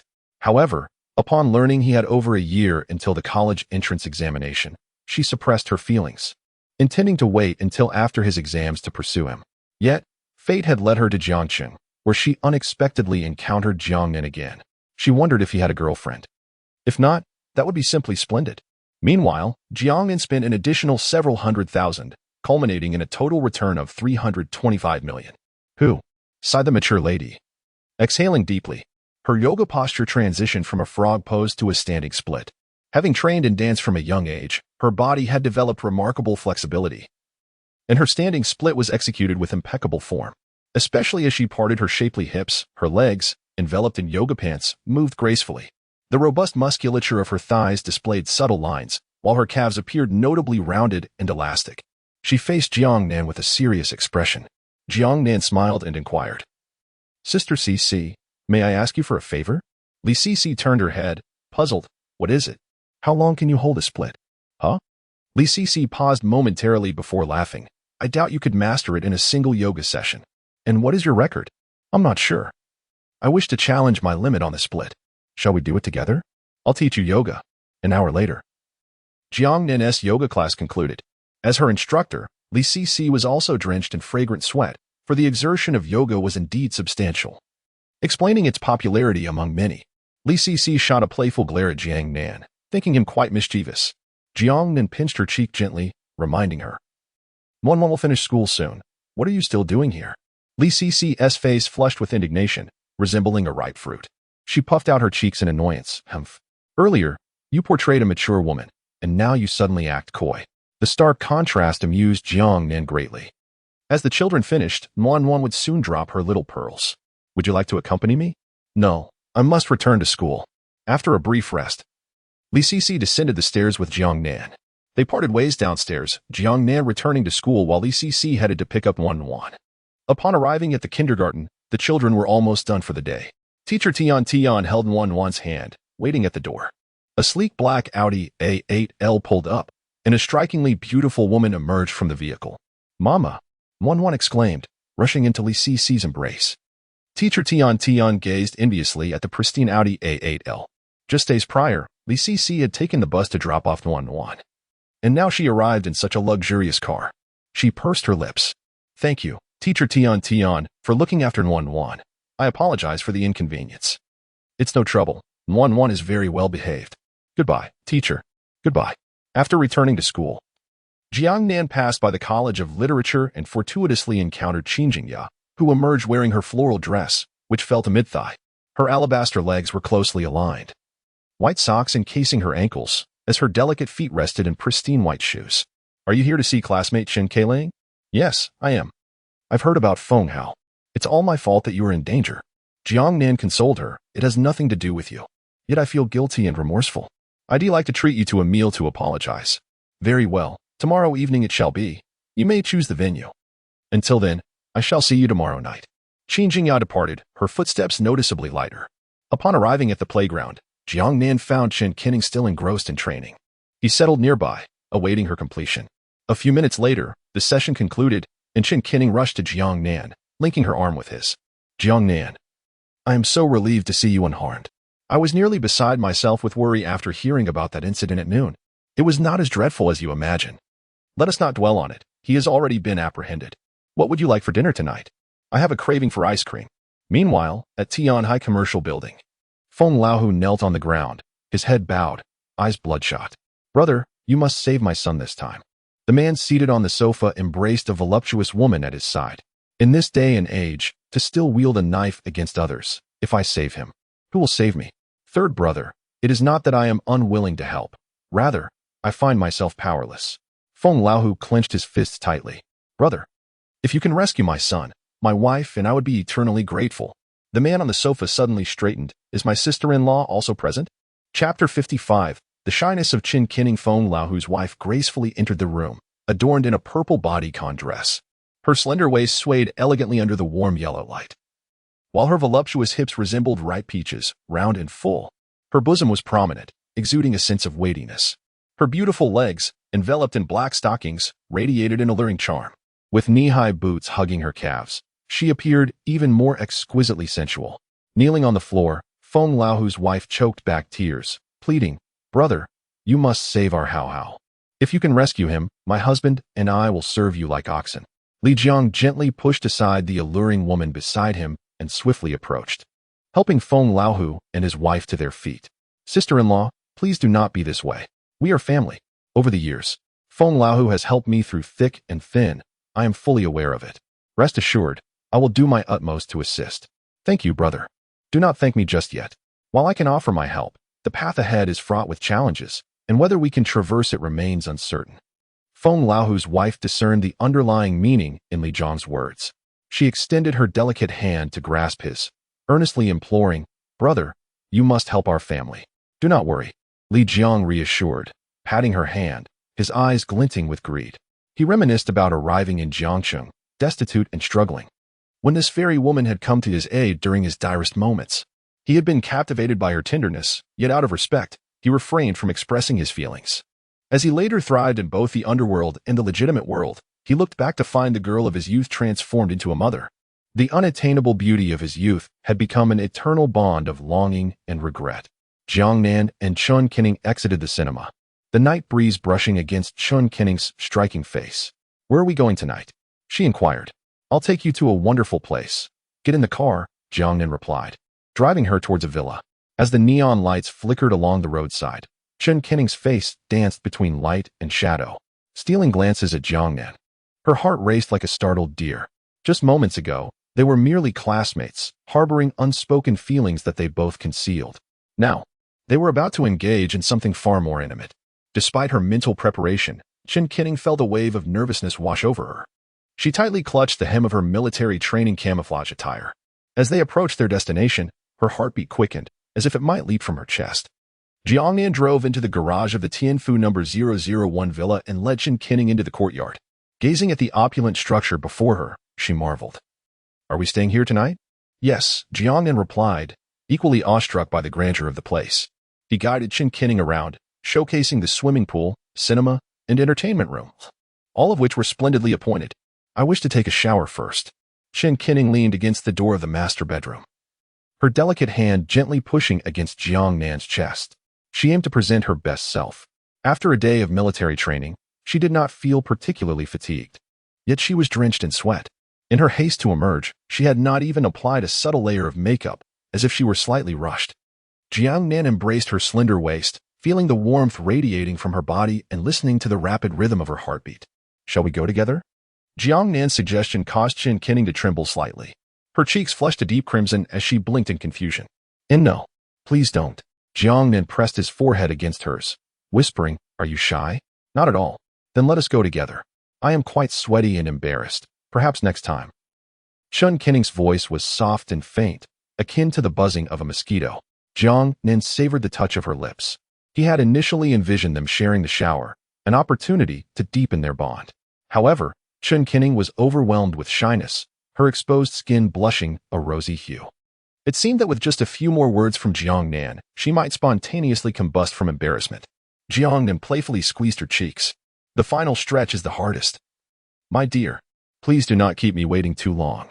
Chun Kinning nodded gently, reminiscent of a timid little rabbit, and swiftly entered the bathroom, decisively shutting the door behind her. Leaning against the door, she clutched her chest. How nerve-wracking. When Jiang Nan had proposed showering together, her first instinct was to agree. Had it not been for the predatory glint in his eyes, she would have remained resolute in her decision. Showering together. Chun Kinning touched her scorching face. How embarrassing. She took a moment to compose herself, allowing the heat enveloping her to subside slightly before beginning her shower. She shed her garments, revealing a body as pure as jade, youthful yet curvaceous, and turned to face the mirror. Aside from her face, she was quite pleased with her appearance, though her cheeks bore a hint of plumpness that she had struggled to reduce. "Why is my face so round?" Chun Kinning pinched her baby-fat cheeks, feeling a twinge of dissatisfaction. She settled into the bathtub, relishing the sensation of water enveloping her body, and picked up her phone to scroll through Douyin, before losing track of time entirely. 40 minutes later, wrapped in a towel, Chun Kinning emerged from the bathroom. Upon seeing the weary Jiang Nan, her cheeks flushed with warmth. I lost track of time while scrolling on Douyin." Jiang Nan wrapped his arms around her waist, murmuring softly, "How should I punish you now?" Please don't punish me. What do you think, my dear?" At 11:40 in the early morning, Chun Kinning leaned against Jiang Nan's chest, her face adorned with a faint blush, her eyes still sparkling with lingering excitement. "How utterly embarrassing," she suddenly exclaimed. Jiang Nan pondered. "Shame? Where's the shame in that?" Chun Kinning shot him a glance. "It's all your fault that I ended up like this." "Like what?" Jiang Nan inquired knowingly. "You know very well, yet you still ask. You even made me call you daddy." Chun Kinning leaned against Jiang Nan's chest, playfully biting him. With a pout and tearful eyes, she lamented, "Jiang Nan, my tooth hurts." Jiang Nan cradled her face gently. "A toothache? I told you not to bite. Let me rub it for you. It will feel better." Chun Kinning swatted Jiang Nan's hand away. "My tooth hurts, not my chest. Your hand is in the wrong place." Right. Just look at you, often staying up late. Feeling lethargic, and you can't even tell where your jaw is," Jiang Nan quipped. Chun Kinning blushed and gave his chest a playful slap. Unfortunately, her little hand turned red and hurt even more. "You insufferable Jiang Nan, is your chest made of carbon-based flesh?" "Of course it is," he replied. "So sensual. Let me touch it." "No way. You think you can just bite or touch me whenever you want? What do you take me for?" "If you want to let me touch, I'll just have to touch anyway." Chapter 56. Lin Shidong, If I Lose. You may dispose of me after a delightful interlude with Jiang Nan. Chen Qinning shed the initial shyness and embarrassment, reverting to her naturally cheerful demeanor. That insufferable Jiang Nan. Refusing my touch, yet I am still reluctant to refrain from it. She rose from the bed, stretching languidly, her arms reaching skyward with fervor. Ah, how refreshing. Chen Qinning exhaled a sigh of relief, humming a light tune as she strolled into the bathroom. Just as she was about to close the door, she caught sight of Jiang Nan lounging. A mischievous smile crept across Chen Qinning's face. Nan, shall we bathe together? Jiang Nan got up and pushed open the bathroom door. The following morning, with the sun's radiant beams illuminating Chen Qinning's face, she abruptly sat up in bed. Blinking in confusion, although her body was awake, her mind lingered in slumber. Jiang Nan, what time is it? Breathing heavily, Chen Qinning leaned down, prying open Jiang Nan's eyelids with her thumb and forefinger, sleepily inquiring, what time is it? Jiang Nan brushed her hand away, turning her back. You silly. I have no clock in my eye. Why are you bothering me? Let me sleep a little longer. My phone fell into the bathtub. Then check my phone. Where is your phone? Right over there, Jiang Nan mumbled indistinctly. Chen Qinning sighed in exasperation. In such a large villa, how is there no clock in the master bedroom? What were you thinking? Who puts a clock in the master bedroom? I have money. I don't care about time. Get up. School. Military training. Have you forgotten? With a sudden jolt, Jiang Nan sat up, blinking at Chen Qinning. Why didn't you say so earlier? Chen Qinning shot her a look. What time is it now? Jiang Nan lifted the covers, retrieving her Audemars Piguet watch from beneath her. 7:20. Jiang Nan settled back down, relaxing. No rush. No rush? It takes 20 minutes to get to school. We only have 20 minutes to eat. 5 more minutes. 5 minutes later, Jiang Nan entered the garage, surveying the empty space. I need to find time to fill up this garage. In the morning, Jiang Nan participated in military training as usual. During a break, she called the property management of Tianfujigua. Is there a housekeeper available? Our property respects the choices of our owners. If you require a professional housekeeper, we can provide dedicated service. If you have a more suitable candidate, we will also assist you as comprehensively as possible. Please provide one. Certainly, sir. We will dispatch a professional housekeeper to serve you. After hanging up, Jiang Nan recalled the Zhongshuja sisters. It seemed she had not seen them live stream in the past few days. Perhaps they were still haunted by the previous incident, leaving a lingering shadow, which explained their absence. In a few days, military training would conclude, and Zhang Shujia would come to visit her hometown. Qinning, Zhou Chuqing, Lin Shidong, Zhang Shujia, and Qin Jingya, 5 individuals, perfectly aligned. System, please check Chen Qinning's current affection level. Chen Qinning's affection level has reached 88 points. It increased to 88 points overnight. Just 2 more points, and it will reach 90. At noon, after military training concluded, Chen Qinning lamented, I only have 20 minutes for lunch. 20 minutes? Are you in such a hurry? I still have training until 8 in the evening. As the military training performance approached, the instructor began to intensify the training. Go eat. I'm quite hungry. Jiang Nan accompanied Chen Qinning for lunch and then drove her home. Upon returning home, Jiang Nan spotted Lin Shidong busily working in the kitchen. Lin Shidong was clad in a revealing gray t-shirt that exposed her midriff, paired with snug denim shorts that accentuated her curvaceous figure. Her long, fair legs added to the allure, and her attire radiated a classic image of a devoted wife. You arrived just in time. Please take a seat, Lin Shidong said, placing a steamed base on the table. Give it a try. Before Jiang Nan could pick up his chopsticks, the enticing aroma wafted toward him. Sister Shidong, not only are you skilled at gaming, but your culinary skills are also exceptional. Whoever marries you will certainly enjoy a life of luxury. Lin Shidong smiled. You have a sweet tongue. As they began their meal, Lin Shidong seized the moment to inquire, where did you stay last night? Jiang Nan replied with a smile. Why? Are you checking up on me? What would I check up on you for? I'm merely curious. Outside, in a villa. Alone? Jiang Nan smiled. Guess. Lin Shidong, biting her chopsticks, asked a girlfriend? Yes, a girlfriend. Jiang Nan had no intention of concealing the truth. If she had noticed the subtle hints, he would acknowledge it openly. Lin Shidong felt a pang of disappointment. The once delectable meal now held no flavor for her. The boy she admired had a girlfriend. Anyone in her position would feel discomfort. I'm going to the restroom, Jiang Nan said, leaving the dining table. Lin Shidong bit her lip, pushing around her food. She found it difficult to swallow. Memories of past sorrows and grievances, coupled with Jiang Nan's smile, flooded her mind. Gazing around the spacious room, she was seized by a question. If I were to find another boyfriend, could he provide me with such a good life? A 200 square meter apartment and a Cullinan for transportation. More importantly, Jiang Nan was not a middle-aged man. In every regard, he was her ideal partner. Except, of course, he was a bit of a rogue. Clearly in a relationship, yet still attempting to flirt with her. Just a few days prior, she had been cramped in a tiny rental, eating instant noodles and a mouthful of spicy sauce. Did she never regret it? Did she never consider how advantageous it would have been to accept the offer from the boss of Jeju Media? Although she would have been coerced, at least her meals would have been better. Had she never thought about it? Impossible. Of course, she had. However, at that moment, she held her breath and resolutely refused to look back. Once that breath dissipated, she would likely yield. By then, even if she were coerced, she would strive to lead a life worthy of a person. Fortunately, before that breath escaped, she encountered Jiang Nan. Otherwise, Hien would have been my fate. Upon realizing her predicament, Lin Shitong completely relaxed, and the shadows that had loomed over her heart vanished. I will never let go.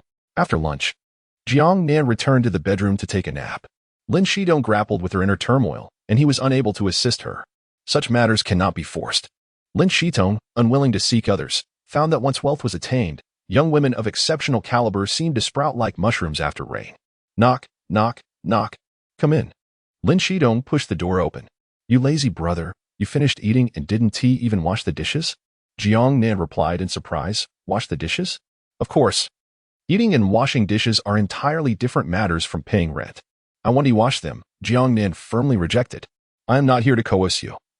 I want you to willingly wash the dishes. That's impossible. Lin Shitong took out her phone. In a game of honor of kings, if I win, you will wash the dishes. Jiang Nan glanced at her from the corner of his eye. And if you lose? Me lose? I'm the streamer. If I lose, you can do with me as you wish.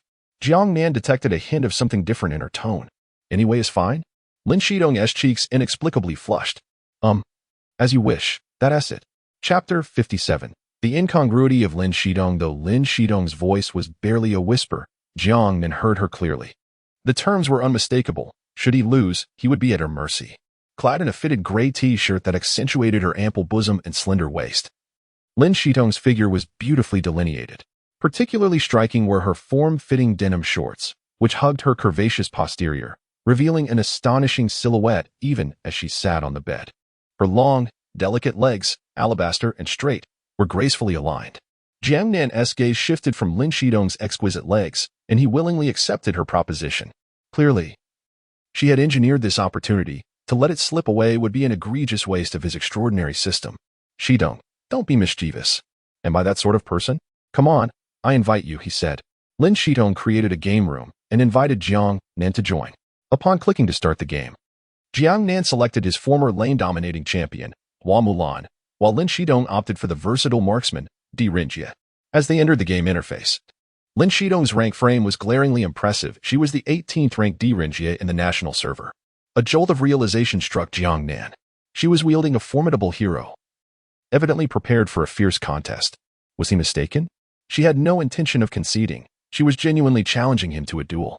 The game commenced with both sides maintaining a steady ascent to level 4 without incident. However, due to Di Rinjie's considerable range, he relentlessly harassed Hua Mulan, reducing her health to an alarming 60%. Yet, Jiang Nan remained unperturbed. Di Rinjie was still crafting his late-game item and lacked defensive gear. With a well-executed combo, he could dispatch him easily. Searching for an opportunity within the minion wave, Jiang Nan executed his second skill, swiftly following up with his first skill, intending to engage Di Rinjie in close quarters. Just then, Di Rinjie flashed away, simultaneously unleashing his ultimate ability, immobilizing Hua Mulan while delivering a barrage of basic attacks. Jiang Nan switched to his heavy skill, advancing with his second skill, but after pushing Di Rinjie back a couple of paces, the latter regained control with his second skill, creating distance once more. Ultimately, he claimed the first kill against Hua Mulan. Lin Shitong wore an expression of utmost seriousness, though her cheeks retained their rosy hue.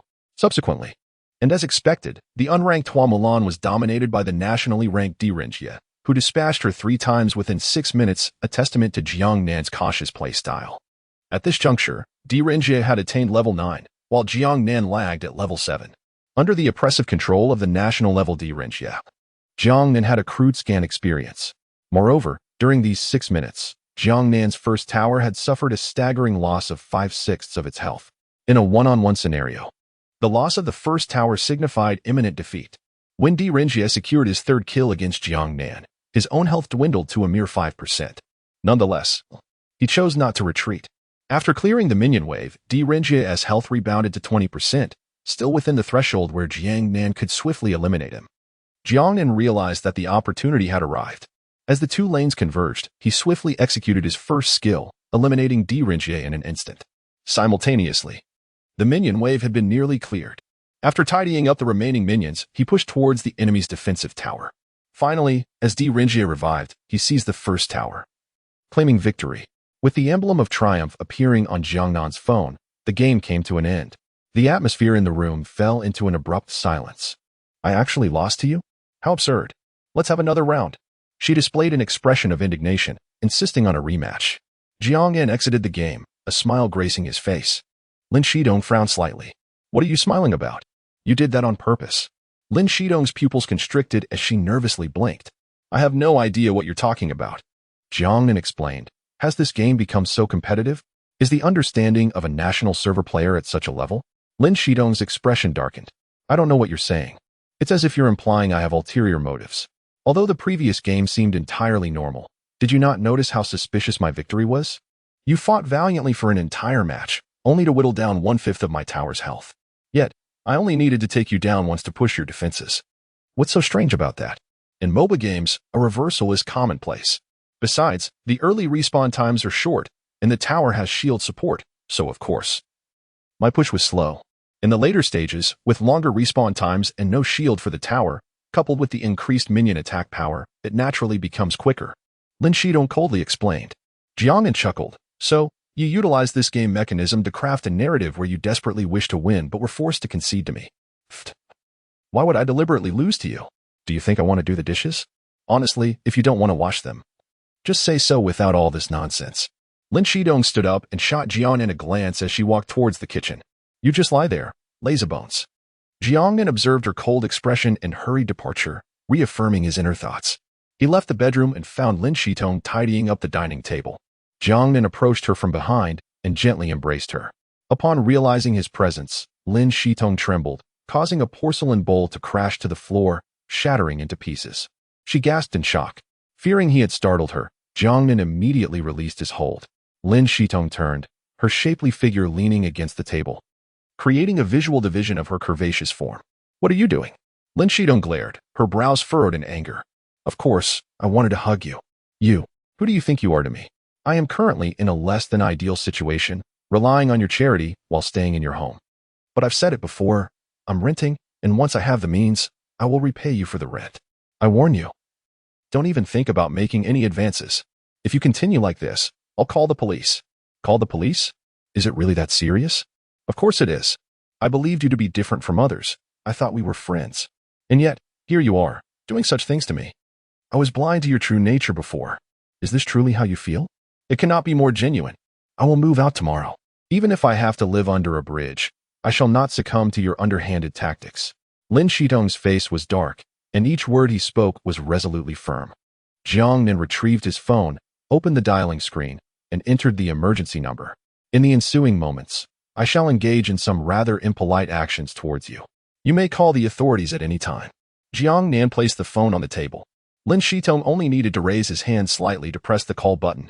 He leaned forward slowly, stopping when the distance between them was merely a few centimeters. Lin Shidong supported himself on the table with both hands, facing Jiang Nan. They were very close, their breaths intertwining. Jiang Nan whispered, You still have a chance. It's not too late to call now.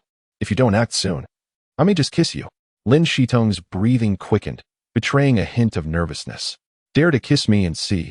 I will not let you off easily. Chapter 58. Is Feng Hao innocent? The atmosphere in the room was quite peculiar. One was captivated by the sight of the crimson lips before him, yearning to savor their sweetness, yet fearful of being summoned for a cup of tea. Another, apprehensive of being violated, deliberately ignored the phone that lay nearby, wagering that he would not dare to act. After 2 minutes of this stalemate, Jiang Nan could no longer endure the tension. He threatened, I will truly kiss you. Not possible. If you dare to kiss me, I shall report you to the authorities. Lin Shidong maintained her resolute defiance. Upon witnessing her determination, Jiang Nan's smile deepened. You have 10 seconds to make a call. After 10 seconds, if you still do not act, I shall take the initiative.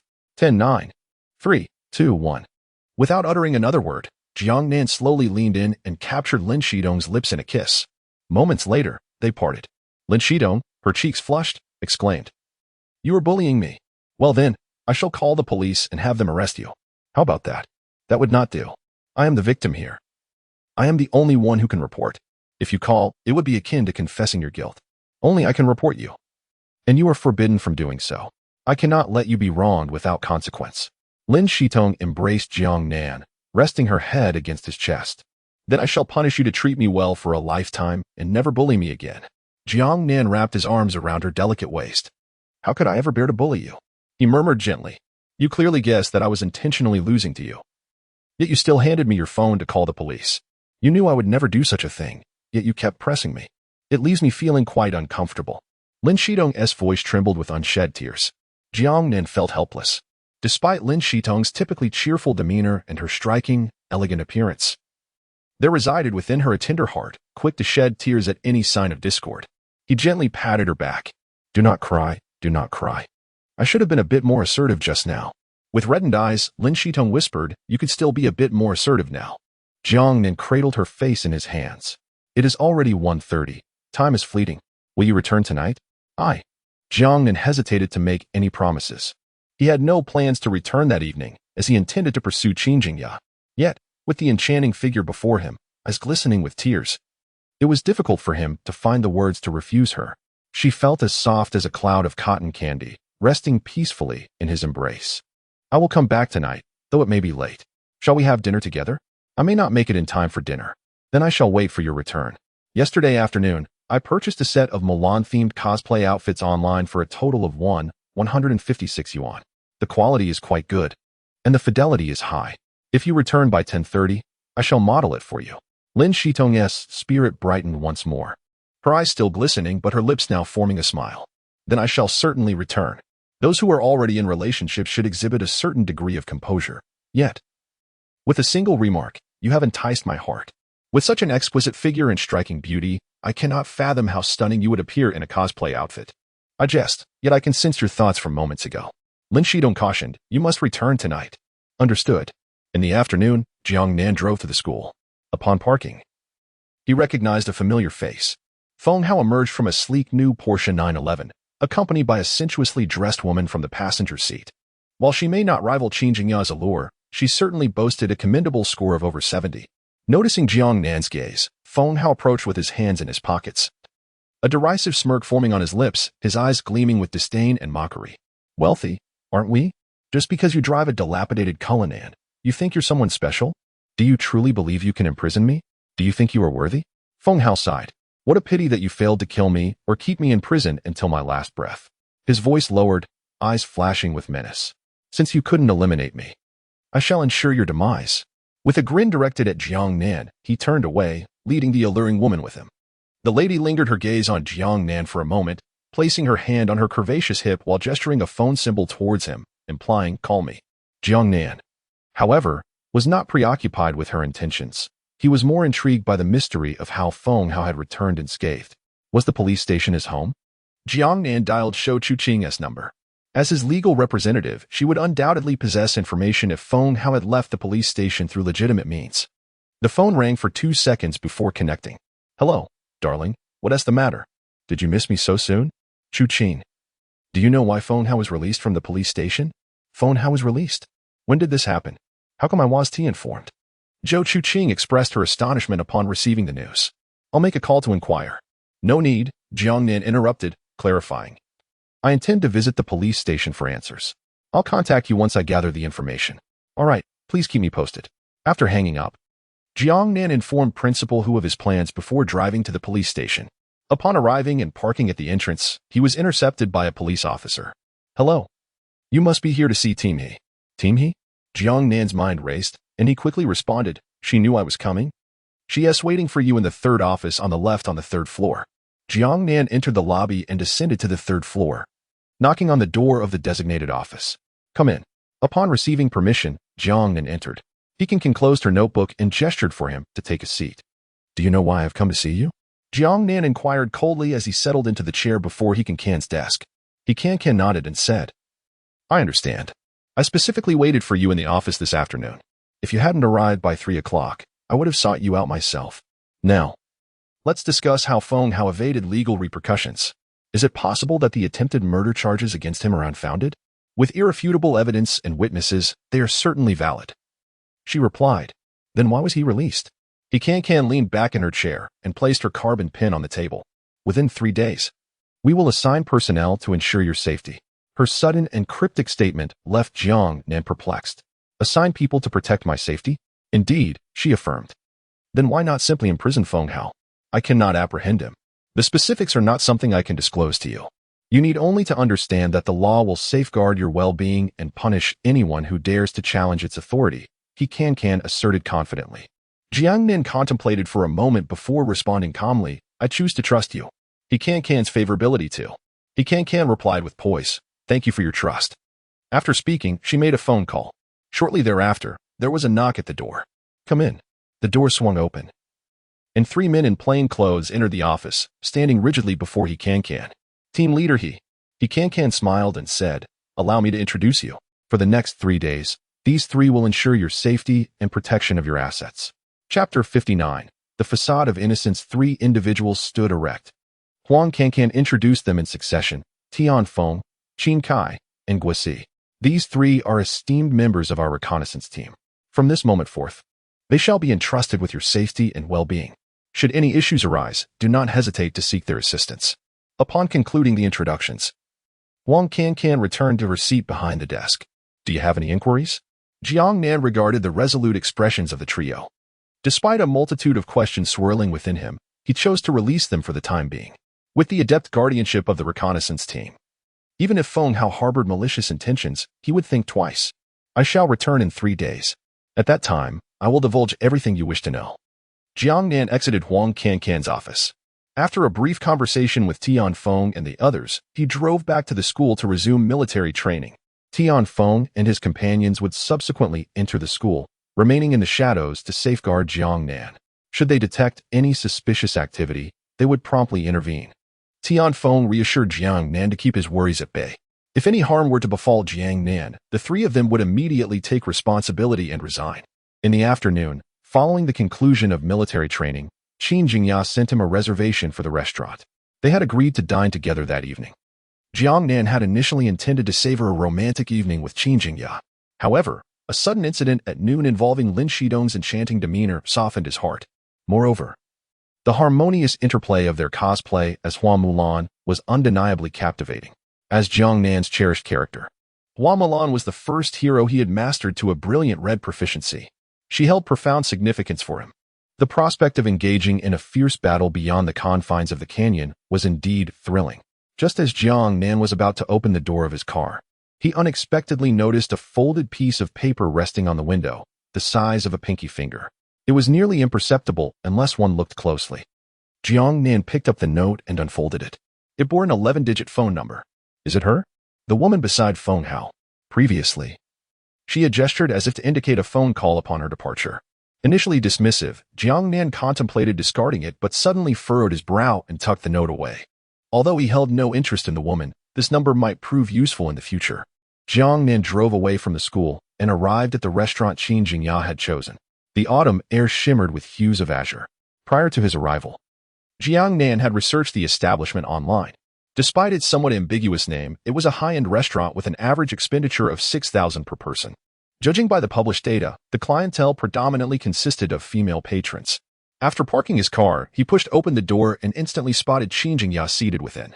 She wore a delicate white dress reminiscent of first love, sitting quietly as if she were the ethereal moonlight in countless hearts.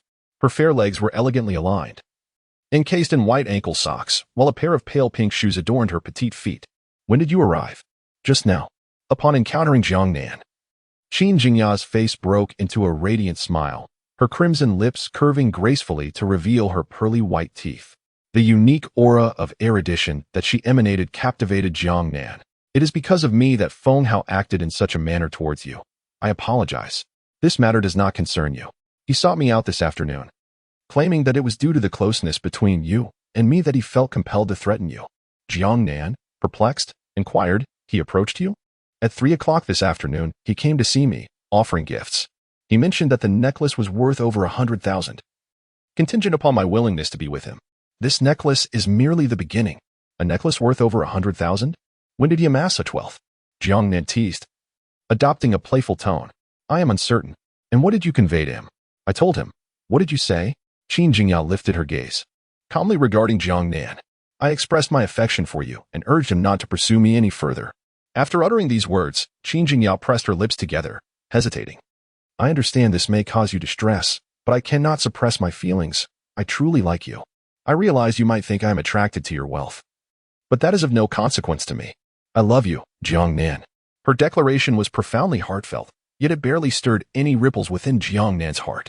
I have Cullinan. I will not disrupt the bond between you and her. All I ask is that you allocate even a fraction of the affection you bestow upon her to me, and I would be content. That is not acceptable. Qin Jingyao's heart sank into despair. Is that so?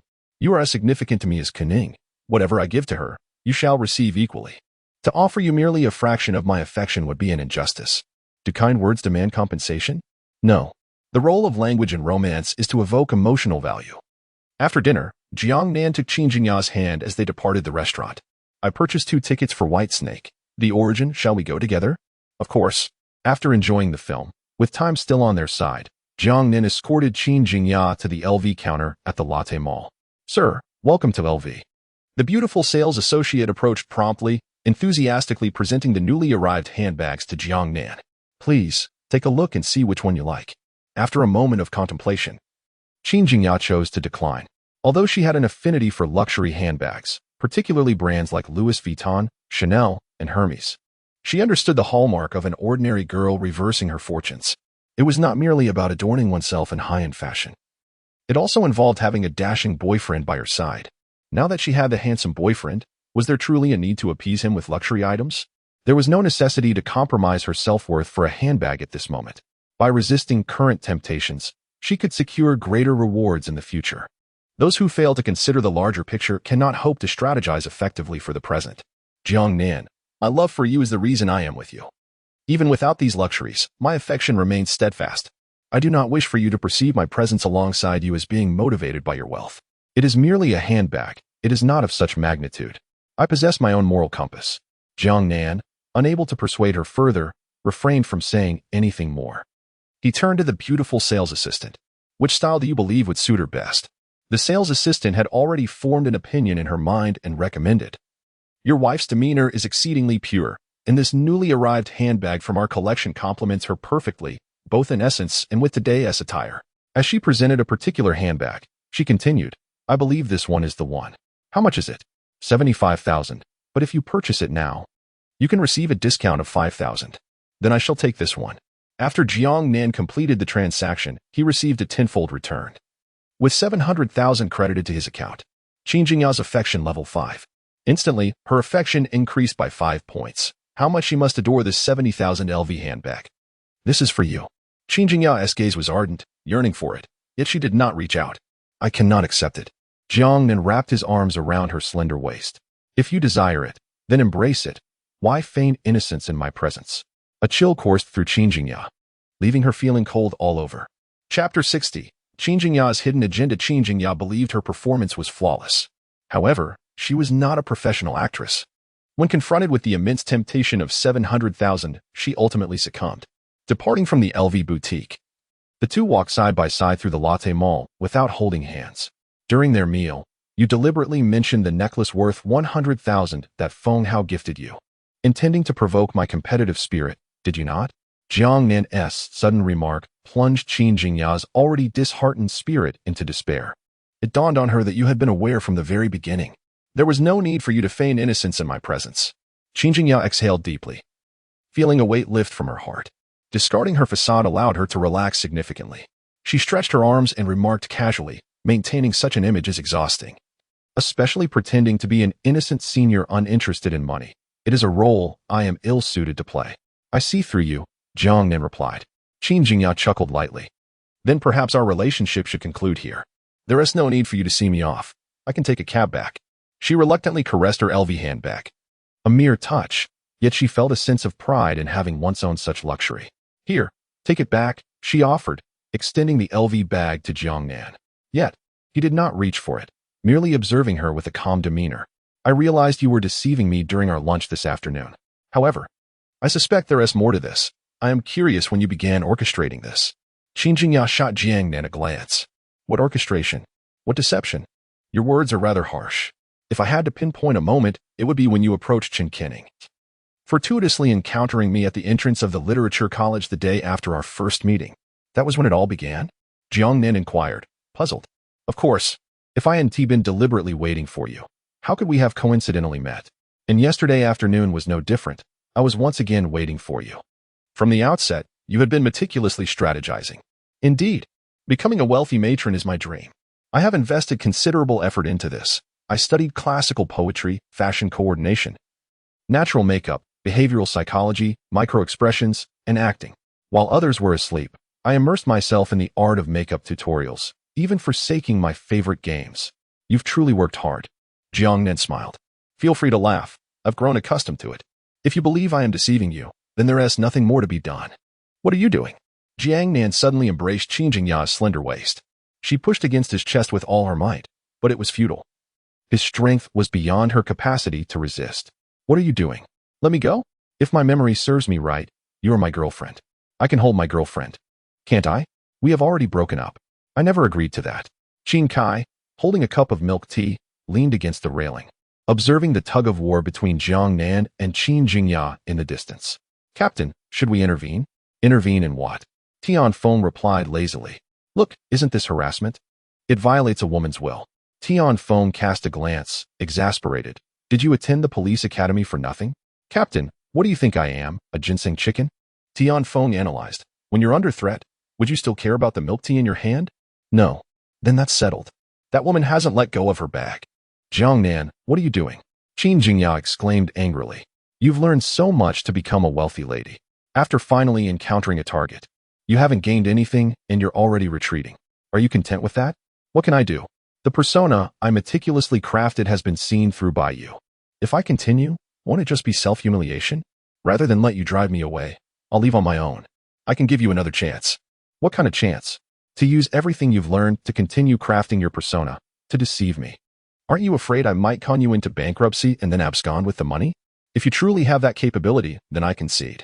Qin Jingya cautiously asked, You still wish to continue this conversation with me? Of course. I shattered your facade merely to glimpse your true self. I would rather have a gold digger by my side than an actor who dares not cry or laugh. Qin Jingya pursed her lips. Why do you, knowing full well I am deceiving you, still choose to tolerate and accept me? You could easily pretend to be oblivious, sleep with me, and then discard me like trash. Then reclaim your LV bag through legal means. You make me feel like the villain. I know you are a good girl. I am not. I am someone who would sacrifice everything for money.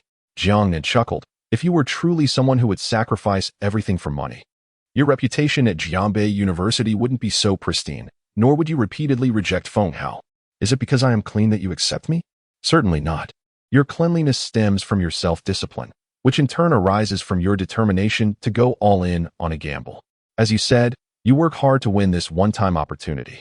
Jiang Nan gently pressed his forehead against hers, whispering, If you trust me, you can place your bets on me, and I will offer you a future that everyone will envy. Qin Jingya felt a pang in her nose, as if something was burrowing into her heart.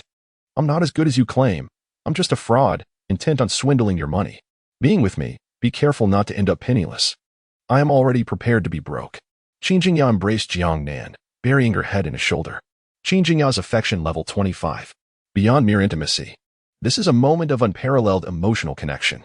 Qin Kai pondered, stroking his chin. Captain, what do you think are the odds of me mastering this technique? What do you believe is the essence of his approach? Tian Feng inquired. It certainly hinges upon deciphering a woman's thoughts. Incorrect. Impossible. I assure you, you're mistaken. The crux of his strategy lies in wealth. Jiang Nan had driven the car to the foot of the girls' dormitory. Qin Jingya held Jiang Nan's hand, reluctant to let go. I have prepared myself for an all-night discourse on Wang Wei's poetry with you. Why have you brought me back? Qin Jingya complained. There's no rush. Wang Wei's poetry can be studied at any time. There's no need to be hasty.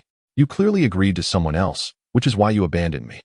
Do not deny it. Your micro-expressions have betrayed you. Do I still have time to regret being with you? Alas, it is too late. Someone else has already decided to place all their bets on you. You once promised me a future that would make everyone envious. I still remember. Arriving at the entrance of the dormitory, Qin Jingya smiled and asked, "Shall we go up for a while? My roommates are all there. The dormitory supervisor won't allow it." "It's fine. The supervisor doesn't mind us seniors." "Are you coming?" Chapter 61. The Clash of Contracts. Milan's cosplay remained unfulfilled. It was too late to disturb them. "Consider yourself past the test." Qin Jingya planted a kiss on Jiang Nan's cheek. The two bid farewell, and Jiang Nan drove away. Qin Jingya returned to the girls' dormitory. As she approached the corner staircase on the second floor, she spotted a girl. The girl, clad in a JK uniform, exuded a sultry allure. Her long, chestnut hair cascaded lazily over her shoulders, and her beautiful legs were adorned with delicate black stockings. In her hand, she held an expensive Prada makeup bag. The two exchanged glances, as they usually did, pretending not to recognize one another. But today, Qin Jingya captured the girl's attention. The girl, Jolin, had previously shared a dormitory with Qin Jingya. LV finally managed to latch onto a wealthy patron? Jolin scoffed, having caught sight of the LV logo. It was as if she had activated a passive skill, ready to strike. Qin Jingya paused, wearing a smile, unyielding yet composed. Such a foul mouth. Just returned from the restroom. I presume you didn't bother to wipe your face. Jolin scanned Qin Jingya with disdain, sneering, pretentious brat. Flaunting a purity that reeks of desperation. Are you any less provocative? Dressing up to entice men at this hour? I do as I wish. Does it concern you? Of course not. Even if you were to sell yourself on the street, I'd be amused. Crazy. If you want to live, just walk away. Jolin feigned a sigh. Oh dear, someone went at great lengths to deceive a rich fool. Just the thought brings me joy. Qin Jingya produced the receipt, dismissively stating, "A counterfeit? The receipt from the LV boutique is fake then?" Jolin's gaze darted to the receipt, instinctively reaching for it, only to have Qin Jingya deftly evade her grasp. "Hey, don't damage it. It's worth 700,000, and you can't afford that." Jolin's expression darkened. Her teeth clenched. "Must have traded your dignity for it." Seeing Jolin's distress, Qin Jingya felt elated. In the eyes of the unrefined, all women were inherently for sale. As long as one had money, they could be led along. "Who are you cursing?" "Cursing you, can't you tell?" Jolin, infuriated, responded with a mocking laugh. "You dare curse me? Do you think you have the right? What gives you the notion that I don't? My boyfriend loves me. He willingly spends 700,000 to make me happy. And you? Your boyfriend's love for you culminates in a post-coital breakup." Though Jolin wished to tear Qin Jingya apart, she refrained. Her new boyfriend awaited her outside the dormitory. "Is a 700,000 bag the source of your joy? You're merely a bumpkin from a small county." Qin Jingya chose not to engage with her taunts, instead uttering an ambiguous remark. "I've recently discovered something intriguing. The price of a used car never surpasses that of a new one. Isn't that fascinating?" "Ha ha ha!" Qin Jingya laughed exuberantly. Jolin's face turned a deep shade of anger. "If your boyfriend learns that your innocence and kindness are merely a facade, do you think he will still love you?" "Alas, I beseech you, do hurry along," Qin Jingya exclaimed, shaking the bag in her hand. "This happiness, I do not wish to savor for even a day longer." She waved her hand dismissively. "Go on, I support you. Farewell." With that, Qin Jingya ascended to the third floor, vanishing from Jolin's sight. Jolin's bosom heaved with emotion as she forcefully tossed her bag to the ground. She had never felt her makeup bag to be so demeaning. Inferior even to that of a girl from a small county. How dare she? Jolin articulated with conviction, "I am more beautiful than her, come from a better background, and possess broader knowledge. What she can obtain, I should be able to as well. Why should she, a mere girl from a small town, have such fortune?" Suddenly, a spark of inspiration illuminated her mind, instantly uplifting her mood. She retrieved her bag from the floor and, casting a glance at the third floor, scoffed. "A 700,000 romance. Do you think you can grasp it? Enjoying flaunting, are we? Just wait until I steal your boyfriend away. Then we shall see how you weep. Spending your boyfriend's money will surely be a delight." Unbeknownst to Jiang Nan, someone was preparing to spend his money. Upon returning home, he pushed the door open. "Jiang Nan?" Lin Shidong emerged from the bedroom, already donned in her Hua Mulan cosplay.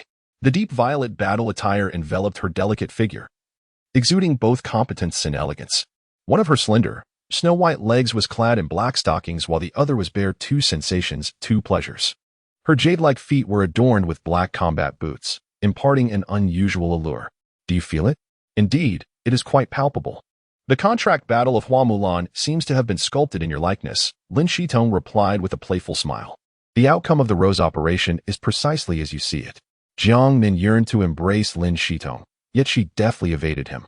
Before you can become my rival, I must first assess whether you are worthy of that title. How shall you test me?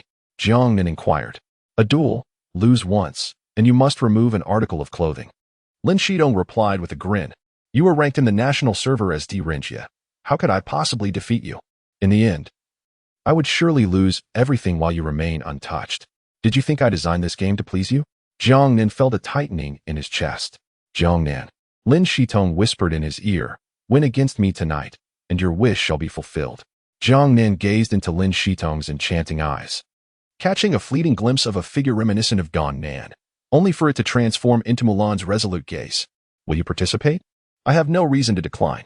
Though Jiang Nan was filled with confidence, within 5 minutes, he suffered a crushing defeat, having been killed 4 times. He was left with only his undergarments.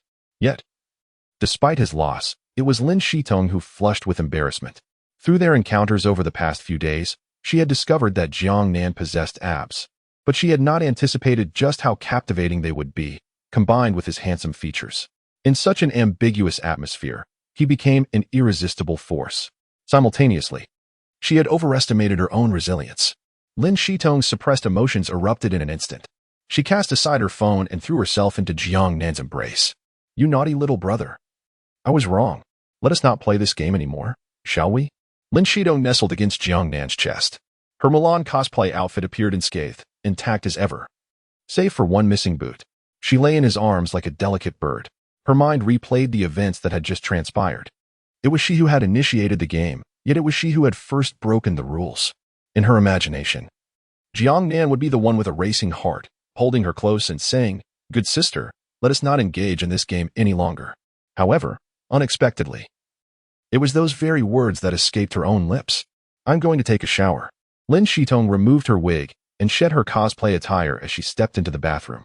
Jiang Nan yawned and picked up his phone to scroll through short videos. He intended to continue using the cold Dudian to comfort the young women who were still striving late into the night. Finished? My dear husband. Just as Jiang Nan was engrossed in Douyin, a new message from Qin Jingya suddenly popped up. Chapter 62, The Wife of Huananzi. The deeply scheming black silk beauty Qin Jingya. Why are you still awake at this hour? Darling, I noticed you were online on Douyin. You mustn't ignore me. Jiang Nan exited Douyin and clicked on the chat interface. Why are you awake at such a late hour? You wouldn't understand since you've never been single. At this hour, my roommates are all asleep. What do you think I can do alone? Jiang Nan chuckled at her response. You're reaching out to me at this hour merely to chat? Of course. I'm just a lonely girl yearning for your warm embrace. You should hurry and sleep. I can't sleep without hearing your voice. I'll initiate a voice call. Remember to answer. Oh, and put on your wired headphones. Don't let anyone hear me. You're even more considerate than I am. Of course. Do you think I studied social psychology for nothing? That fake man Huananzi taught me nothing worthwhile. My mentor is Teacher Mu, and occasionally I attend lectures by Teacher Hua. Qin Jingya initiated a voice call. Jiang Nan connected his earphones to the Type-C port and pressed the answer button, hearing the steady rhythm of Qin Jingya's breathing. She seemed truly to be asleep. I'm going to sleep now, darling. Goodbye. Hang up once I drift off. Qin Jingya's voice was soft, imbued with a sense of stealth. Lin Shitong peeked her head out of the bathroom, blinking her large eyes. Whose call was that? A friend. Lin Shitong tilted her head slightly, a mischievous smile gracing her lips. She clearly didn't believe Jiang Nan's explanation. Making a WeChat call and needing to wear headphones, how obvious. It must be his little girlfriend. Unfortunately, just as she was about to say more, Jiang Nan set his phone down. He must have hung up. Lin Shitong shot Jiang Nan a playful glare. You already have me, yet you still talk to other women. Darling, shall we wash together? I can help scrub your back. Sure. Jiang Nan followed Lin Shitong into the bathroom, but just as he was about to close the door, Lin Shitong stopped him. Why close the door? There is no one else at home. Qin Jingya's affection 2. Qin Jingya's affection 1. Qin Jingya's affection 2. Morning broke. The first rays of dawn piercing the darkness and falling upon Jiang Nan's face. He rubbed his eyes and glanced out at the blue sky. Lin Shitong lay in bed, curled up like a little cat, still fast asleep. Where are you off to? Lin Shitong, still groggy, turned over. Military training. Then take your time on the way and remember to close the door when you leave. Goodbye. Lin Shitong had only fallen asleep after 5 last night and was exhausted today. She likely wouldn't wake until late morning. After freshening up, Jiang Nan made his way to the underground parking lot. Coincidentally, or rather, it seemed deliberate, he found Huananzi waiting for him, accompanied by a gentle-looking girl. Both laughing and chatting by the front of a Lamborghini.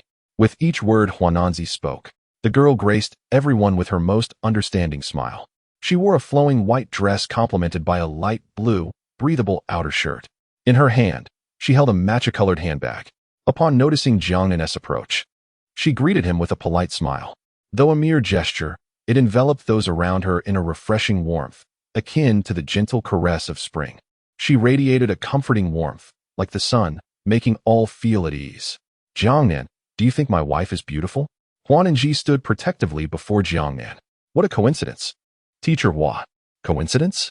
We typically refer to unexpected encounters as serendipity, yet we have been waiting for you here for half an hour. Waiting for what? My wife needs to revisit the hospital for a checkup, and my car is still under repair. Thus, I wish to discuss borrowing your vehicle. Jiang Nan replied with confusion. Can't you take a taxi?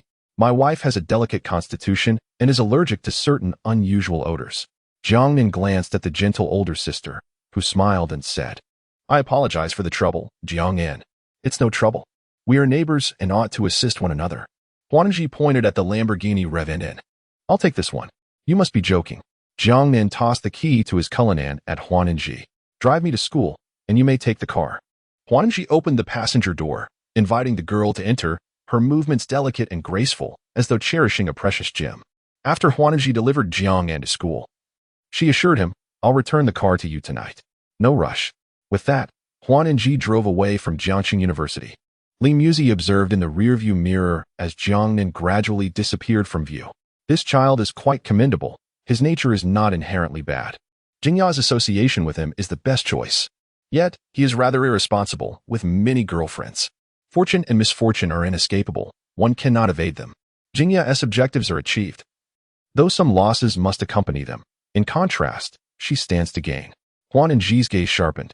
Let us not speak of such disheartening matters. One's fate is self-created, and one can avoid it. Li Muzi replied gently, if one day I were to leave, promise me you will eat well and find someone who loves you. If you leave, I will go with you. As Jiang Nan entered the school gates, he received a message from Chen Kenning. Babe, I'm heading to training now. Make sure to eat well on your own. Love you, kisses. It was 7:15 in the morning. Such an early training session indeed indicated the rigorous demands of the National Flag Guard's training. Upon entering the dining hall, Jiang Nan found himself under the scrutiny of a pair of eyes. Zhou Lin glanced at a photo, confirming that he was indeed Qin Jingya's boyfriend. Qin Jingya, how despairing would you feel if you saw your boyfriend with me? Would you mock me as second-hand? Humph. I intend not only to reduce you to second-hand status, but to adorn you with a green hat as well. What right does a mere small-town student have to feast so lavishly? Do you comprehend this? Zhou Lin purchased a bowl of millet porridge from the window and made her way toward Jiang Nan. As she approached within 2 meters of Jiang Nan, she quickened her pace, feigning nonchalance as she collided with him.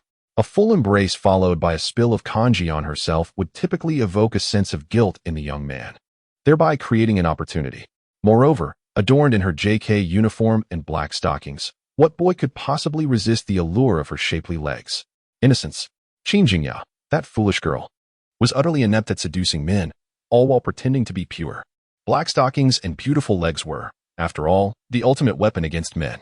Alas, Zhou Lin, having successfully collided with Jiang Nan, felt a sense of triumph. Jiang Nan had been engrossed in his phone, and given her deliberate intention, there was no reason for the encounter to be avoided. However, an unexpected turn of events transpired. Just as Zhou Lin planned to drench her JK uniform in kanji, Jiang Nan preempted her, miraculously stabilizing the porcelain bowl without allowing a single drop to spill. How did he manage that? Zhou Lin was taken aback. The kanji within the bowl even leaned towards her, yet it remained steadfast. What was going on? Had the principles of potential energy and inertia ceased to exist? Is everything all right? She inquired, slightly bewildered. No worries. Jiang Nan retrieved his phone from the ground, its screen shattered. I'm terribly sorry. My recklessness caused your phone to break. Just as he intended to console her, he suddenly realized that this phrasing seemed oddly familiar. Wasn't this the very expression Qin Jingya frequently employed to cultivate her innocent persona? At that moment, Jiang Nan was met with an unexpected sight. Qin Jingya appeared at the entrance of the dining hall, almost as if by coincidence. Chapter 63, Capturing Qin Jingya. Jiang Nan Do you know Jolin? I do not. Have you had breakfast yet? Not yet. I'm contemplating what to eat. Do you have any recommendations, senior? There are delightful options on the second floor. Allow me to escort you there. Let us proceed. Jiang Nan and Qin Jingya ascended to the second floor, laughing and chatting, leaving Jolin behind. Jiang Nan, let me transfer the money to you. Jolin suddenly interjected. No need. It's a trifling amount, and it was not intentional on your part. As long as the kanji didn't T-scald you, that's what matters. The two continued their ascent. As they turned a corner, Qin Jingya glanced back at Jolin, her gaze laced with disdain and mockery. Jolin's expression darkened, her fist gradually clenching tighter. Upon reaching the second floor, the pair purchased breakfast and found a place to sit, engaging in lively conversation as they ate. Are you waiting for me? Of course. Today, Shen Kenning's military training starts early, so I thought I would join you for breakfast. I did not expect Jolin to arrive before me. She is the one who spread those rumors about you? Indeed. It was she who concocted those vile tales about me, and after the incident, her boyfriend wielded his influence to suppress the matter. If you visit the forum for Jiangqing University, you can still find the repugnant things they fabricated. Jiang Nan comforted her. Senior, you have endured injustice. Injustice? Who hasn't he encountered a few scoundrels? Such trash will inevitably exude a foul stench, repulsing others in their wake. After finishing breakfast, the two parted ways at the restaurant entrance. Qin Jingya suddenly inquired, was that person from last night your girlfriend? Of course. But I thought you only had Shen Kenning as a girlfriend? I never claimed that. Qin Jingya rolled her eyes at Jiang Nan. You scoundrel. I shall inform Kenning about your numerous entanglements. Are you quite familiar with her? I am part of the student council. During our last sanitation inspection, we established a preliminary friendship. That's splendid. Now that she knows Shen Kenning, it should alleviate some complications when the truth comes to light. Do you have time this afternoon? Certainly. Qin Jingya handed Jiang Nan a room key for Tianwei Hotel. Junior, come find me at noon. I shall impart some literary lessons to you. Do not fail to show. Absolutely. Having made a firm resolution, Jiang Nan arrived punctually at Tianwei Hotel after the morning military training. Upon pushing open the door to room 365, he found Qin Jingya seated gracefully on the bed. Qin Jingya was adorned in a fitted black round-neck dress, complemented by 5D black stockings. The fabric clung to her exquisite form, accentuating her curves. Her bosom rose alluringly, and despite the barrier of clothing, one could vividly imagine the enchanting allure concealed beneath the silk. His gaze narrowed, landing upon Qin Jingya's flat, delicate abdomen. Her slender waist, barely graspable, evoked an irresistible desire to enfold her in his embrace, to savor her warmth. The narrative unfolds with unexpected turns. The description of Qin Jingya's delicate figure is utterly fitting. Beneath her slender waist lies a voluptuous, rounded posterior that irresistibly captivates Jiang Nan's gaze. Her exquisite legs, adorned in sheer black stockings, resemble a gift waiting to be unwrapped by Jiang Nan. Qin Jingya nestled into Jiang Nan's embrace, eyes closed, relishing the warmth enveloping her. They held each other for a while, and Jiang Nan leaned down to kiss her lips, which tasted sweet, reminiscent of chocolate or other confections. Bolstered by that sweetness, Jiang Nan's desire intensified, and he gently tore a small slit in her form-fitting dress. Is this fabric really so poor? He mused. Qin Jingya, clutching Jiang Nan's neck, blushed like the evening sky and shyly remarked, this was the design. If it doesn't get torn, I would return it to the shop. Jiang Nan lifted her chin, softly inquiring, how come you play so well, senior? Of course, to surprise my junior, she replied with a playful smile. Reclining on Jiang Nan's chest, her delicate, pale hands traced circles on him. Junior, I have entrusted everything to you now. You mustn't abandon me, she said. Jiang Nan embraced her soft waist, reassuring her, abandon you? How could I bear to let a night like you go? Qin Jingya's cheeks flushed as she shyly said, I just want you to take it easy. You didn't sleep last night. Now you must be exhausted. If I tire out my beloved husband, I would become a sinner before my good sisters. With a mischievous grin, she received a playful smack on her rounded backside. Darling, you need to keep your distance from Jolin. She is not a good person. Promise me, will you? Even if you find 10 or 100 women, I can treat them as good sisters. But please, do not pursue Jolin. Jiang Nan stroked her hair gently, asking, why bring her up all of a sudden? This morning, I learned that she sought you not for me, but for herself, she explained. For me? We don't even know each other, he replied, puzzled. Sweetheart, you're simply too naive. You're handsome and generous. I mentioned last night that you bought me a 700,000 yuan handbag, and she shifted her target, hoping to ensnare you, Qin Jingya said. a hint of concern in her voice. Jiang Nan kissed the tip of her nose. She pales in comparison. I could never be interested in her. Don't worry. Then I can rest easy. Qin Jingyao whispered in his ear. Can we cuddle a bit more? However, time was slipping away. It was already 2 o'clock. And they needed to leave. She needed to replace her phone, which had broken earlier. What phone do you plan to get? Huawei, I suppose. I'll accompany you, he offered. Dressed and ready, they left the hotel. Darling, where's your car? After arriving at school, teacher Hua borrowed it, so I took a taxi here. Jiang Nan opened his mobile navigation app and noted that the nearest Huawei store was a distance of 3 kilometers away. It seemed a bit far. Why not take a taxi? Suggested Qin Jingyao. Jiang Nan's gaze swept across the street, and he noticed a sizable Porsche dealership at the end of the road. Taking a taxi is too cumbersome. Let us purchase a car instead. Qin Jingyao was taken aback by such audacity. Due to the considerable distance from the scene, they opted to forego the taxi in favor of acquiring a vehicle. She looked at Jiang Nan with admiration, her eyes sparkling. The boy I've chosen truly is the most handsome. His manner of spending is simply captivating. I adore him. Let us go. We should hurry, as time is of the essence. Qin Jingyao linked her arm with Jiang Nan's as they crossed the intersection, making their way to the Porsche dealership across the road. The moment Jiang Nan entered the showroom, an attractive saleswoman approached them. Welcome to Jiangxing Porsche Center. How may I assist you today? I would like to see the fully equipped 911 model. Certainly, sir. Right this way, please. Chapter 64, The Porsche 911. Qin Jingyao smiled. The beautiful saleswoman led Jiang Nan to the front of the Porsche 911, enthusiastically detailing every intricate aspect of the vehicle. Sir, this model is equipped with a 360 engine, delivering a maximum power of 357 kW and a peak torque of 570 N. Additionally, the body design is exceedingly striking. Jiang Nan gently tapped the engine cover of the Porsche 911. Do you like it? Qin Jingyao, who was engrossed in the sales presentation, nodded upon hearing Jiang Nan's question. I do. Then let's purchase this one. You go and sign the contract. I will take care of the payment. Wait. What? Me? Of course, this car is a gift for you. Overcome with excitement, Qin Jingyao threw herself into Jiang Nan's embrace, tightly wrapping her arms around him. Thank you, darling. Hurry and sign the contract. Time is of the essence.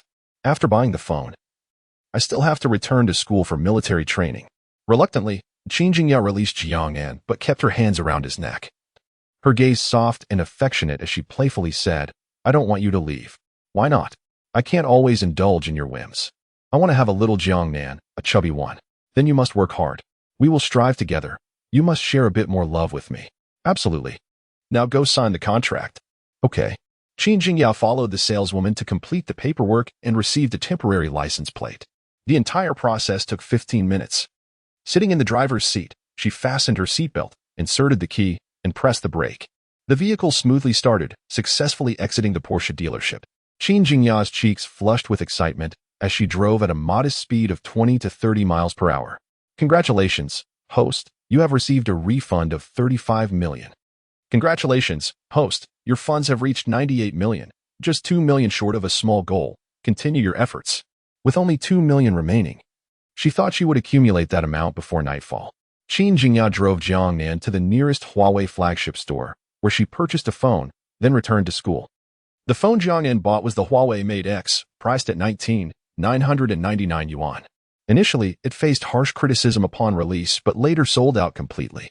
Qin Kai took a drag from his cigarette, watching the Porsche's rear disappear at the end of the driveway. Captain, I have gained insight.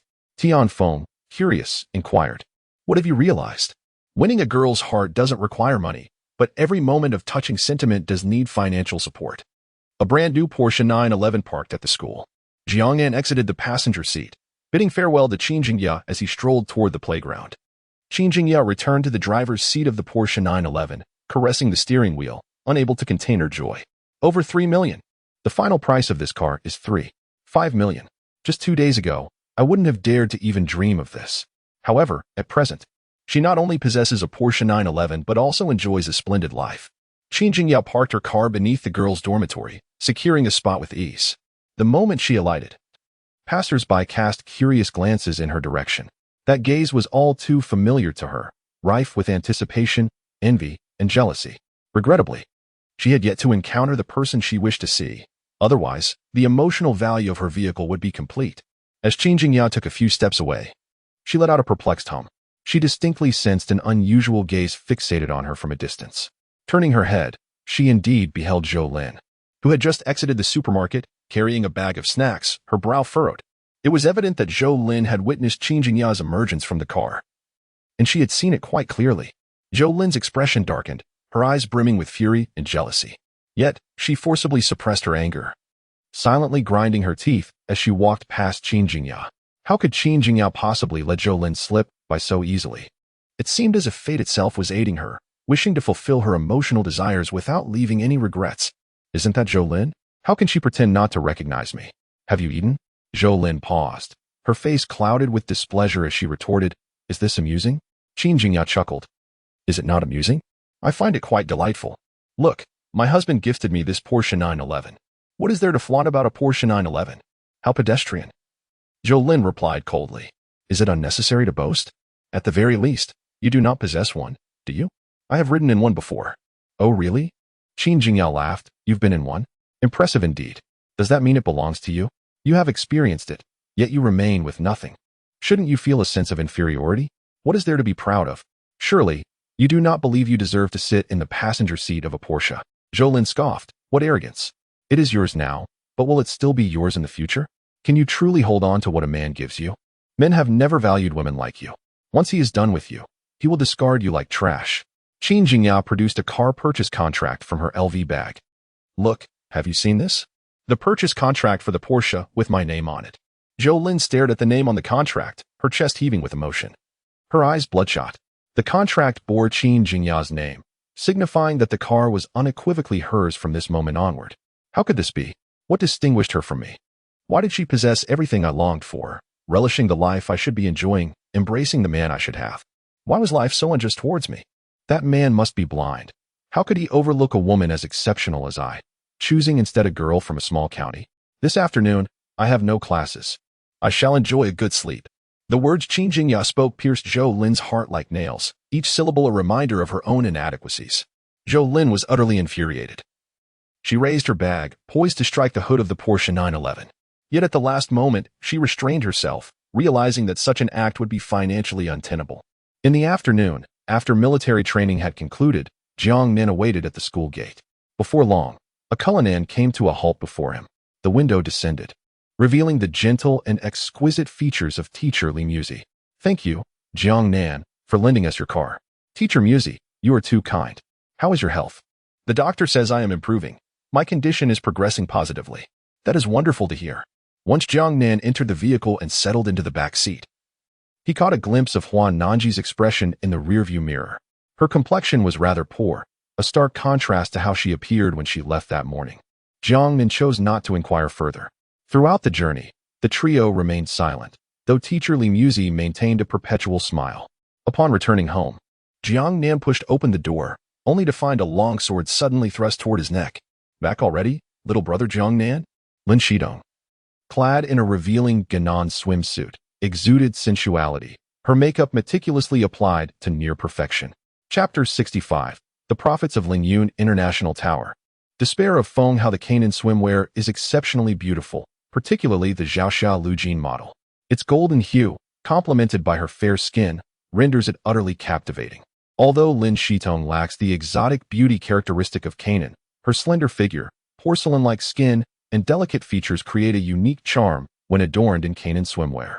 Reclining on the sofa, Lin Shitong rested her snow-white feet upon Jiang Nan's lap. A delicate golden anklet graced her ankle, its craftsmanship exquisite, resembling intricate gold filigree on fine porcelain, luxurious and graceful. Particularly striking were Lin Shitong's fair feet, with their rosy soles. Rising, Jiang Nan scooped Lin Shitong into his arms, heading towards the bedroom. Little rascal, why the haste? Jiang Nan teased, tilting her chin to savor her lips. Who invited you to tempt me? I did not tempt you. Cease your slander against the virtuous. Virtuous? Allow me to see if you truly are. Before long, the melodious sound of Lin Shitong's laughter echoed. It tickles. As the night deepened and the moonlight bathed the room in a silvery glow, Lin Shitong lay against Jiang Nan's chest, her small hand gliding over his Adam's apple. I'm hungry. We'll eat shortly. Once I finish my shower, we shall go. Very well, you go first. With her long legs, Lin Shitong gracefully entered the bathroom. Moments later, the sound of running water filled the air. Jiang Nan opened his phone and gifted away the final 100,000 dough diamonds, receiving a tenfold return. Congratulations, host. Your goal of 100 million has been achieved. Congratulations, host. You now possess 62, one of the shares and decision-making power of Lingyun International Tower. Relevant contractual documents have been stored in the system package. Jiang Nan conducted a brief online search for information regarding Lingyun International Tower. This skyscraper boasts over 60 floors, each exceeding 4 meters in height, serving as a comprehensive hub for dining, shopping, and entertainment. According to online reports, the tower generates over 100 million in revenue daily. With such staggering figures, a monthly income surpassing 3 billion seems almost surreal. For the first time, Jiang Nan experienced the notion that money is merely a numerical value system. How much can Lingyun International Tower earn me in a day? Today's earnings from Lingyun International Tower, encompassing logistics infrastructure, environmental services, office space leasing, commercial land leasing, and other integrated businesses, yield a net profit of approximately 107 million. Estimated net profit for tomorrow, 102 million. 100 million a day, truly net profit. I have finally realized that money is, indeed, just a number. The new consumption model must be prioritized. The ability to generate profit is secondary. What truly matters is the scale of consumption. Congratulations, host. Your assets have reached 100 million. Daily tasks have been upgraded. Daily task function. Whenever a host's beloved reaches a favorability score of 90, they are granted a chance to draw lots. Upon reaching a score of 95, they receive 2 chances to draw. The direct rewards have now been transformed into a lottery system? Quite intriguing. My dear, I finished washing up. I'll change my clothes and then we can head for dinner. All right, we shall dine shortly. Jiang Nan set aside his thoughts and proceeded to the bathroom for a shower. 20 minutes later, in the underground parking lot of the community, Lin Shitong sat in the passenger seat, her fingers gliding over the screen of her phone, her large eyes perusing the restaurant information. Honey, there's a highly rated Western restaurant that seems delightful. Let us go there, then. However, it appears to be somewhat expensive, with an average cost of over 70,000. Not too pricey. Consider it a treat for you. At his words, Lin Shitong's cheeks flushed slightly, radiating shyness. Jiang Nan drove to the Western restaurant. Just as they were about to enter, he received a call from Tian Feng. What's the matter? Is there something urgent? I suggest you change the restaurant. Feng Hao is in the lobby. Am I afraid of him? Feng Hao's stepfather is the owner of Tianhai Commercial Building. You are currently within his territory. Moreover, I have received a sudden order to leave. And where are you headed? To apprehend Feng Hao's stepfather. Jiang Nan turned to glance at the distant Tianhai Commercial Building. What is the reason for his arrest? Drug trafficking. At the mention of those 2 words, Jiang Nan hesitated momentarily. Be careful. Upon your return, I'll treat you to a meal at this restaurant. You better mean it. I'll hold you to that. Who do you look down upon? Let the whole team come. I'll treat everyone. And where do you plan to dine now? Right here. It's just Feng Hao. What I have to fear? All right then, I'll hang up. Tian Feng ended the call and turned to Lin Shitong beside him. He has gone. The 2 entered the restaurant. And immediately a waiter approached. Table in the lobby, please. Certainly, this way, sir. Jiang Nan chose a table by the window and quietly gazed in the direction of Tianhai Building. So, the matter that he mentioned I should not be informed about was this. Lin Shitong glanced at the menu and ordered 2 dishes. Jiang Nan closed the menu without looking and asked directly, do you have any signature dishes? Indeed, sir, our signature dishes. Bring me 4 of the most expensive options. Of course, sir. The waiter had scarcely left when Feng Hao approached. At school, Feng Hao dared not confront Jiang Nan. But here he was in Tianhai. He was the emperor of Tianhai now. What a coincidence. Feng Hao grabbed a chair and sat beside Jiang Nan, flanked by a dozen of his companions. Jiang Nan gestured toward Tianhai Building and inquired with a smile, is that your residence? And if it is, then I invite you to witness a grand spectacle. No sooner had Jiang Nan spoken than a cacophony erupted in the dark night, accompanied by flashes of red and blue lights. Isn't it splendid? Jiang Nan remarked with a smile. Feng Hao's face turned ashen in an instant, and he protested. My stepfather is a law-abiding citizen. I haven't said anything, Jiang Nan chuckled. Moreover, do you even know if it's legal? Suddenly, a group of individuals clad in uniforms burst in. Don't move. Among them was Tian Feng, who had just spoken with Jiang Nan over the phone. Feng Hao glared at Jiang Nan, his eyes brimming with animosity. He realized that escape was no longer an option. If I can't have peace, neither shall you. Feng Hao seized a bottle of red wine, poised to smash it down. With remarkable agility, Jiang Nan kicked him away, sending him flying 3 meters, the force of which was nothing short of astonishing. Lin Shidong's favorability 2. Lin Shidong's favorability reaches 90 points. Congratulations, the host has earned a lottery chance. He can cancel favorability 5. Jiang Nan glanced over and noticed he can leading a team into Tianhai building after casting a brief glance in their direction. Tianfeng promptly ordered his men to subdue the group of ruffians. Once Tianfeng departed, the restaurant quickly returned to normalcy, although all attention remained fixated on Tianhai building. Suddenly, a piercing scream echoed not far from Jiang Nan. Help! Someone has fainted. Following the sound, Jiang Nan saw a girl lying on the ground. Her skin was flushed red, with welts appearing on her face and neck, a sight that sent shivers down one's spine. The crowd merely stared, hesitant to approach. The other girls accompanying her were equally flustered, utterly at a loss. Without hesitation, Jiang Nan rose to his feet. Lin Shidong grasped his wrist, concern etched on her face. Don't go, she urged. Chapter 66. Jiang Hesue, the ripe woman. The affliction of that girl appeared quite alarming. Her skin was flushed with red, and there were welts scattered across her face and hands. People around her dared not approach, fearful of contagion. Lin Shidong, holding on to Jiang Nan, was equally anxious for her safety. Jiang Nan reassured her, it's nothing serious, it seems to be merely ordinary hives. However, she could potentially be experiencing anaphylactic shock. Upon hearing this, Lin Shidong hesitated for a moment before resolutely declaring, I will go with you. Jiang Nan and Lin Shidong navigated through the crowd and approached the girl. She possessed striking features, resembling those of a Western descent. Jiang Nan placed her fingers on the girl's wrist and glanced at the unfinished lobster on the table. This was likely a seafood allergy. There was no remedy here, and she needed immediate transport to a hospital. Lin Shidong glanced at Jiang Nan and said, I'll wait for your return. Jiang Nan lifted the girl into the passenger seat of his sports car and looked at her friends. You two should call a cab and follow us. Upon hearing this, the two friends remained motionless, seemingly reluctant. Can't you go alone? We want to follow. I have other matters to attend to. Jiang Nan furrowed his brow in confusion, wondering if they were truly her friends. Ignoring their hesitance, he, with Lin Shidong's assistance, placed the girl in the car. Lin Shidong cautioned, be careful on the road. It will be dark soon. Don't worry, I'll be back shortly, Jiang Nan replied. He opened his phone to navigate the quickest route to the hospital, pressing the accelerator to the floor, arriving in 5 minutes. Upon his arrival, the on-duty nurse rushed out to meet him. Soon, a swarm of doctors and nurses surrounded Jiang Nan. A nurse blocked his entrance to the ward. You cannot go in. Please wait here. Jiang Nan took a seat in the corridor, beside a man in a hospital gown engrossed in a novel on his phone. Despite the late hour, the hospital was bustling with activity. After about 20 minutes, a doctor emerged, removing his mask. Everything is fine. Fortunately, you brought her in early. The allergic reaction isn't severe. Otherwise, swelling of the throat could have posed serious complications. When might she regain consciousness? At the earliest, around 1 o'clock. Jiang Nan glanced at the time, settled the medical expenses, and departed. Upon his return to the restaurant, Lin Shidong was still waiting for him. Seeing Jiang Nan, she joyfully leaped into his embrace. Is she all right? She'll be fine. She should wake up tomorrow. Lin Shidong beamed and planted a kiss on Jiang Nan's forehead. My husband is truly remarkable, like a hero. Everyone was terrified, yet you bravely stepped forward.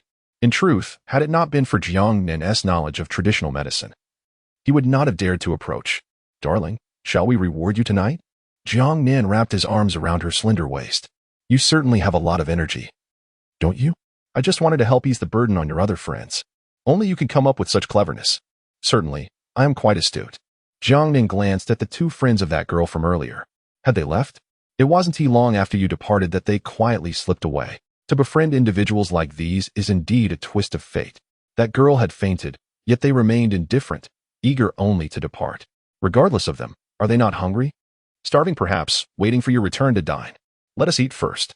The waiter brought forth all of Jiang Nan's dishes. While dining, Jiang Nan heard the system's notification sound.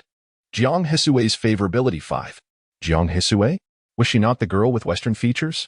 That cannot be. Even if her surname is Jiang. She should not have regained consciousness yet.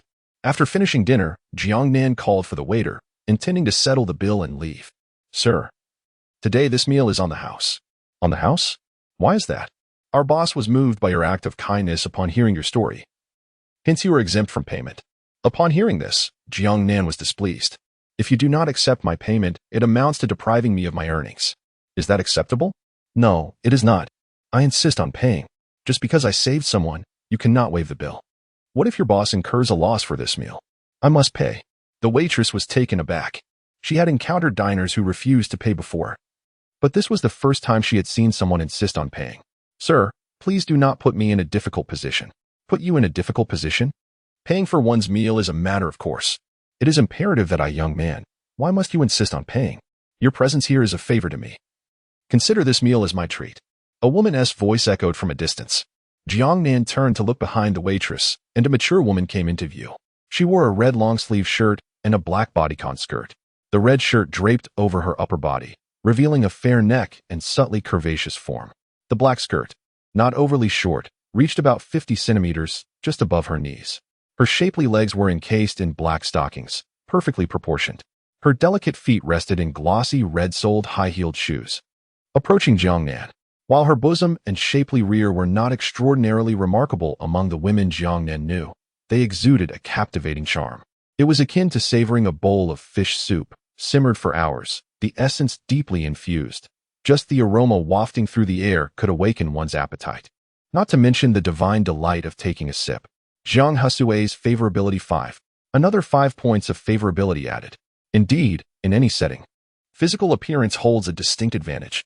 Even a dog, if aesthetically pleasing, would receive more affection and treats than its ordinary counterparts. I am the owner of this Western restaurant. My name is Jiang Hesue, Jiang Nan. The two shook hands, solidifying their newfound camaraderie. Since we are now friends, I must insist on paying, otherwise it would be quite improper. It is not merely that you have acted heroically, you have also spared my establishment from unnecessary losses. In comparison to those losses, the sum of 100,000 truly pales in significance. I cannot allow you to conduct business without recompense. Moreover, I do not save lives for monetary gain. If benevolence is overshadowed by the glimmer of wealth, it becomes tainted. Wouldn't you agree? Jiang Hesue hesitated for a moment, her demeanor softening. If that is the case, then you shall pay. However, I must find an opportunity to express my gratitude for today's events. You must assist me in that regard. It would be my utmost honor. After Jiang Nan settled the payment, he and Jiang Hesue exchanged phone numbers before departing the restaurant. At around 7 in the morning, Kelly Biner awoke from her hospital bed. She rubbed her eyes in confusion. Where am I? How did I end up here? A nurse with a single stripe on her cap entered to check the Ford drip. Kelly Biner inquired, perplexed, who is my boyfriend? I am still single. I have no boyfriend. Chapter 67. Cullinan, the beauty of the ethnic minority. A nurse with a single stripe on her uniform set down the medication she was handling, astonished. Is he not your boyfriend? I thought he was, given his striking looks. I assumed you two were a couple. She removed the nearly empty Ford bag and replaced it with a new one. Once this bag is finished, you will be discharged. Cullinan glanced at the 4. Sister nurse. Why am I in the hospital? An allergic reaction to seafood. Last night, after that young man brought you in, it was quite urgent. You were almost in need of surgery. And where is he now? He left shortly after you were stabilized. Did he not leave a contact number? No. He left abruptly and decisively. I thought perhaps you two had a quarrel, which is why he departed so swiftly. You must know him. He is tall and handsome. The nurse's description was too vague for Cullinan to grasp. Sister nurse, were there no other visitors apart from those two young men? None. Just him alone. What about the two young women? Did they not come? Women? No, it was just him from start to finish. They did not come. After the nurse exited the room, Cullinan lay quietly on the hospital bed, staring at the white ceiling, reflecting on the events of the previous night. Last night, she had dined with two close friends at a Western restaurant. Everything was normal until shortly after she took a bite of lobster. Something felt amiss. Initially, she felt a slight dizziness, followed by a gradual warmth spreading through her body. At first, she paid little mind to it, but in less than 2 minutes, that warmth transformed into a burning sensation, and her throat began to sting. Drinking water felt akin to being pricked by 1,000 needles. Soon after, she lost consciousness. When she awoke, she found herself in a hospital ward. The nurse had informed her it was a seafood allergy, likely caused by the lobster. I am allergic to seafood. Yet those two friends did not care at all.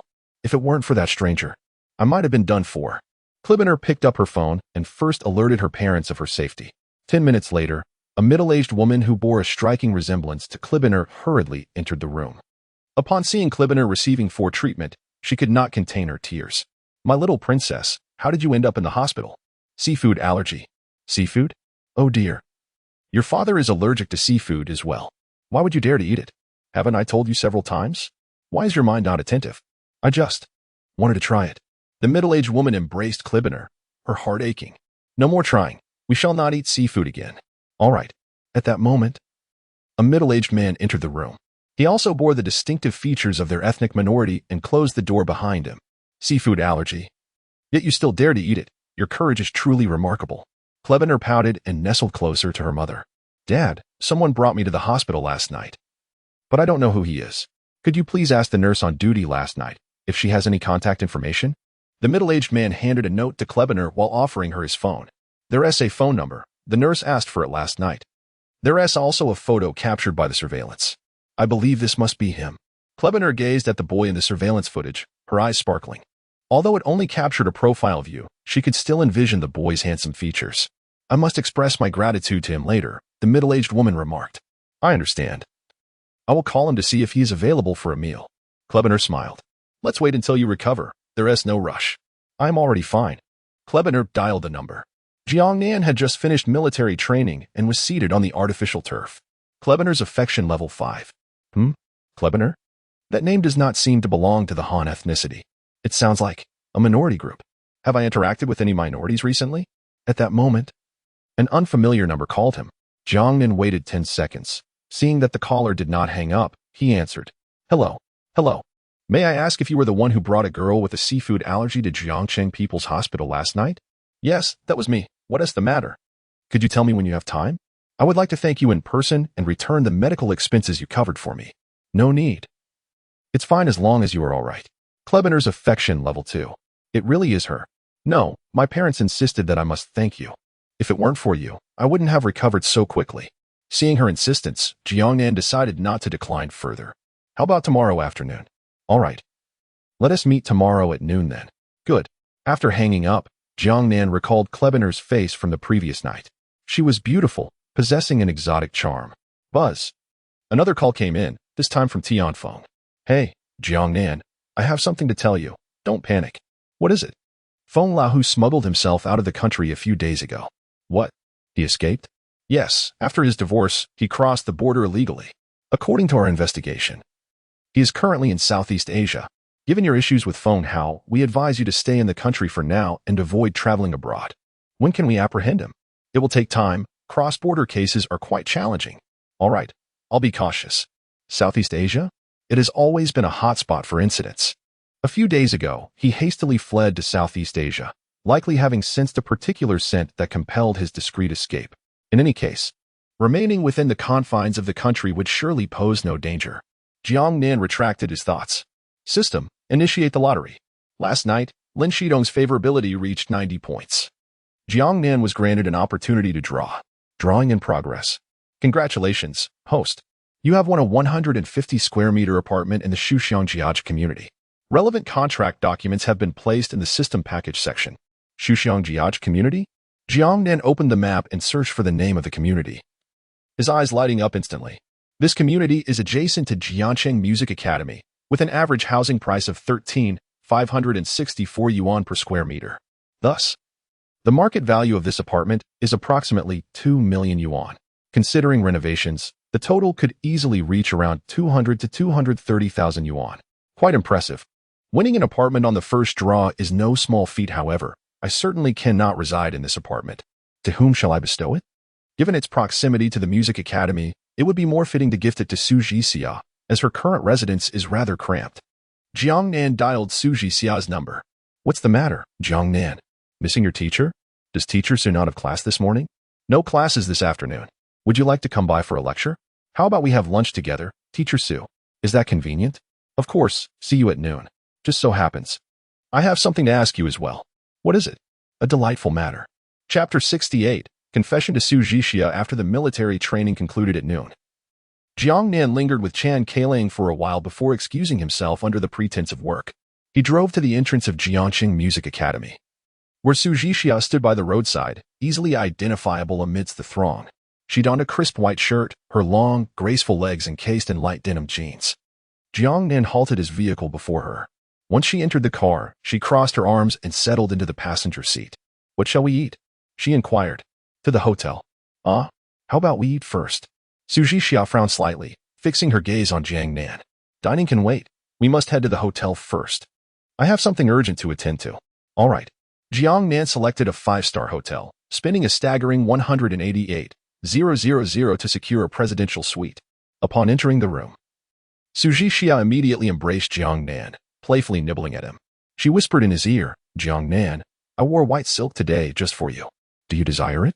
Jiang Nan remained silent, merely lifting her effortlessly into his arms. At 1:40 p.m., Su Zhixia lay against Jiang Nan's chest. Such a diminutive man, yet brimming with vitality. Not bad at all, she mused. Jiang Nan grasped her hand, exclaiming, What can I say? Your beauty is simply captivating. Su Zhixia lifted her head, a playful smile adorning her face. Between me, Cullinan, and Jingya, who do you think is more beautiful? Jiang Nan raised his eyebrows, pondering momentarily. Su Zhixia delicately traced her slender nails across his chest. Why the silence, Jiang Nan? Surely you're not planning to keep me in the dark forever? Jiang Nan chuckled. I intended to confess after military training concluded. So that means Cullinan and Jingya are unaware of each other's existence?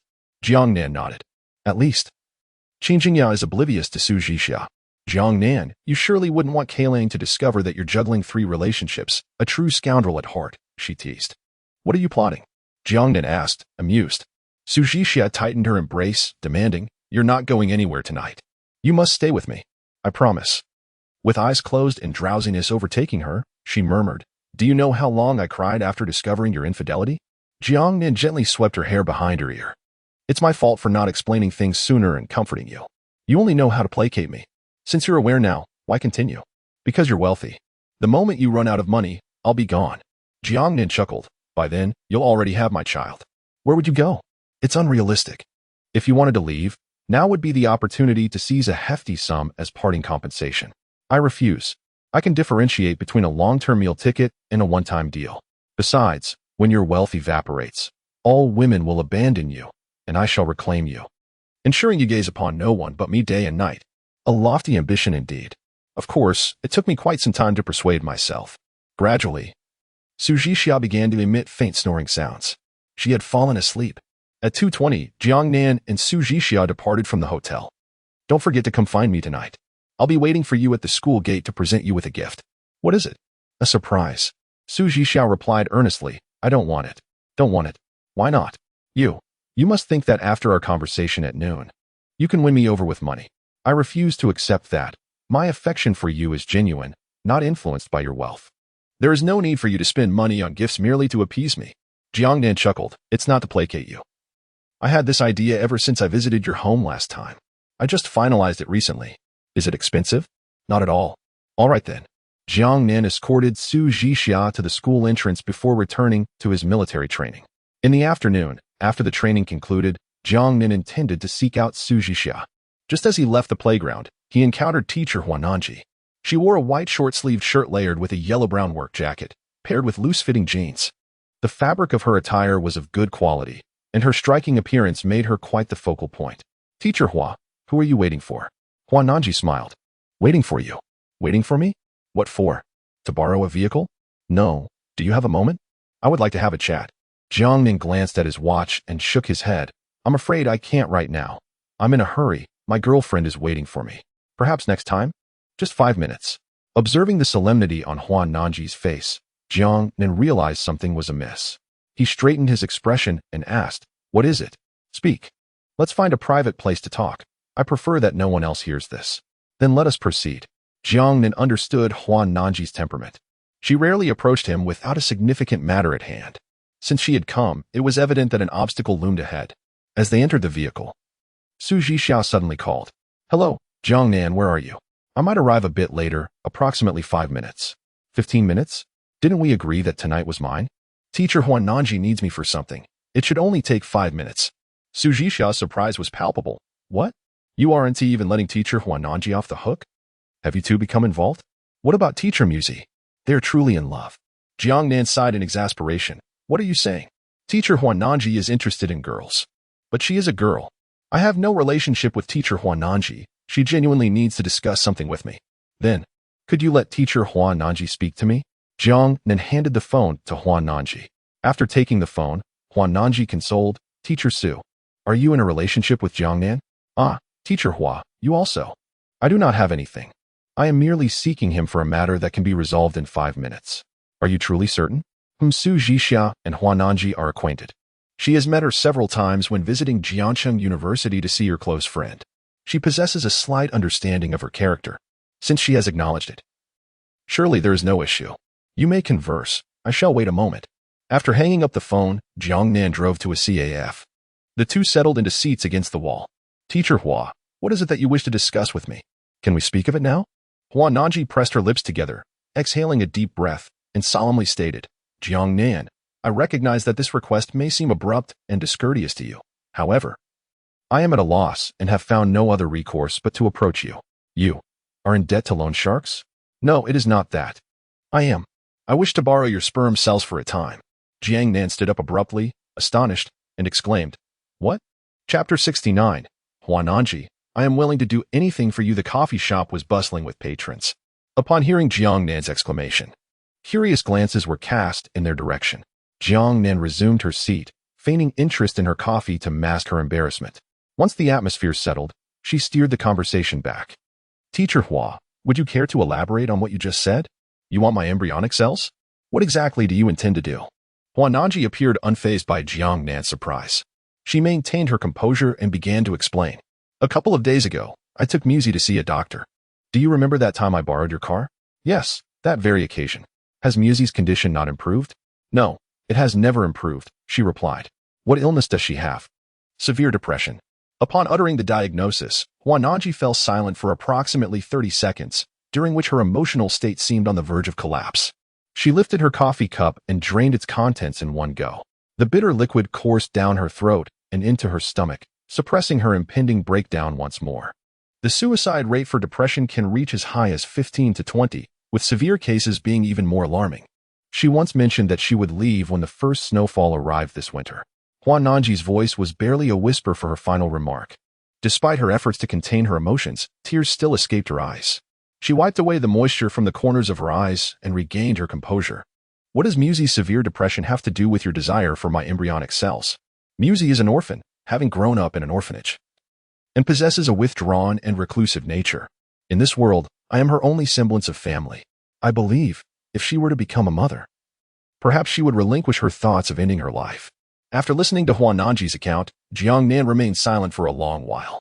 The proposed solution sounded more absurd than a plot from a romance novel. Does Teacher Muzi know about your intentions? No, she does not. Once you agree, I will discuss it with her. If I persistently pursue her, given her personality, she will inevitably relent. Huan Nanji gazed at Jiang Nan and quietly declared, Muzi is my entire world. As long as you agree to help me save her, I am willing to do anything for you. When a woman professes her willingness to do anything for someone, it often implies she intends to undertake just one specific act. This endeavor holds no significant loss for me, and I have no compelling reason to decline. However, I am curious, among the multitude of men in this world, why do you choose me? Huan Nanji finally revealed a faint smile. Muzi remarked that you are sufficiently unscrupulous, yet not overly promiscuous. Apart from your one flaw of wanting to possess every beautiful woman you see, you possess no particularly unacceptable quirks. If we disregard the constraints of monogamy and merely consider the quality of married life and child-rearing, you are the optimal choice for many women. Am I truly that exceptional? This statement was not entirely a compliment. At least, the first half was not. Jiang Nan finished his coffee completely. Go and persuade Teacher Mu, he said, and I agreed. However, regarding your willingness to do anything for me, let us set that aside. I have no interest in men. Yet, there is one thing. Any child born must bear my surname. Huan Nanji nodded and replied, You have that right. Upon exiting the CAF, Huan Nanji hailed a taxi while Jiang Nan made his way to the entrance of Jiangcheng Music Academy. The sunset painted a brilliant glow across the western horizon. Su Jixia stood at the school gate, still adorned in the attire she wore earlier that day, a white shirt that exuded youthfulness and innocence, paired with fitted light denim jeans that accentuated her curvaceous figure, particularly her long, graceful legs. Her delicate feet were clad in white casual shoes, revealing a glimpse of her ankles. A Lamborghini idled at the campus entrance. Su Jixia opened the door and settled into the passenger seat. What does Teacher Hua want with you? She inquired. Jiang Nan explained, Teacher Mu's severe depression has led her to contemplate suicide. She sought me out to borrow my sperm so that she could have a baby, hoping that it would give her some attachment to this world and quell her suicidal tendencies. What if she becomes depressed again after having the baby? Su Jixia countered. I've heard many postpartum women suffer from depression. Her words struck a chord with Jiang Nan. It was indeed a valid concern. He resolved to have a more detailed discussion with Teacher Hua soon. What if Teacher Mu was already depressed and then suffered from postpartum depression? That would be disastrous. Su Jixia dismissed the thought. Let us not go there. Teacher Hua must be aware of postpartum depression. Perhaps she truly feels there is no other way. Having just parted ways with Huan Nanji, the atmosphere was already heavy.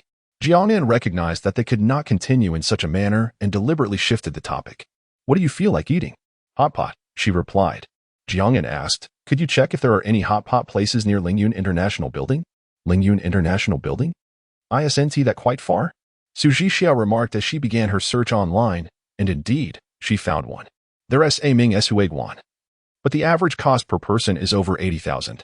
80,000 isn't too exorbitant. Let us give it a try, Jiang Nan suggested. After a 25-minute drive, they arrived at the foot of Lingyun International Building.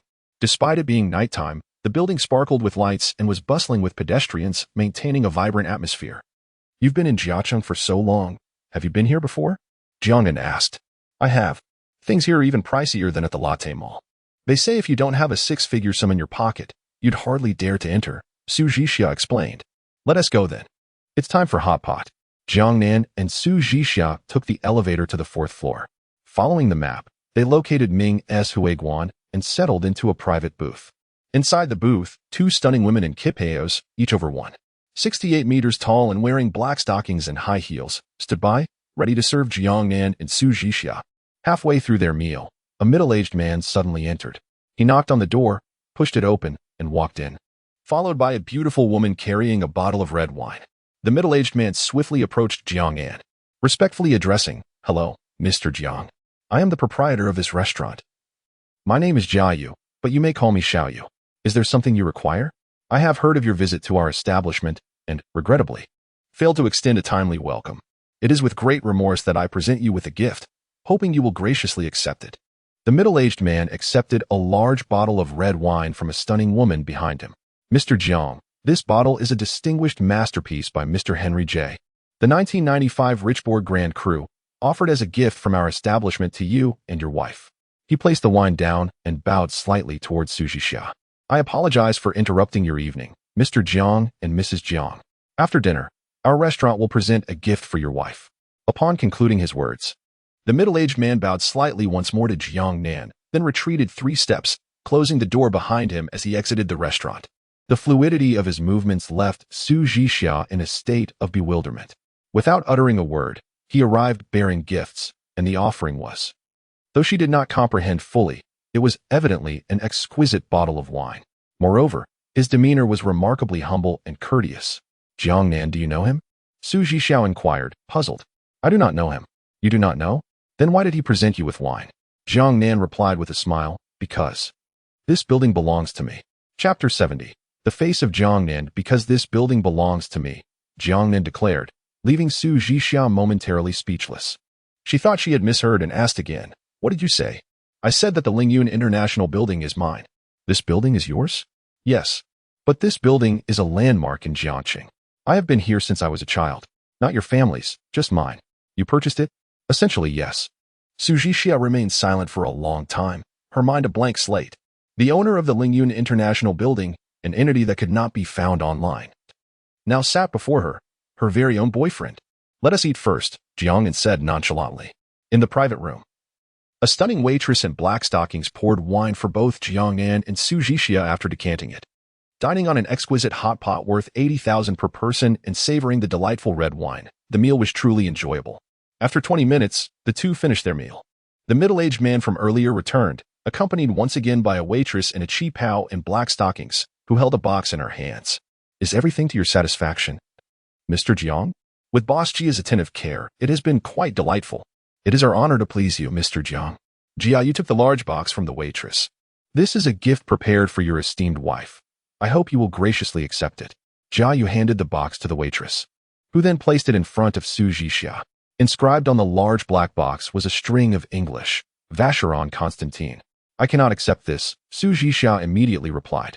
Jiang Nan urged, since Boss Jia has given it to you, you should accept it.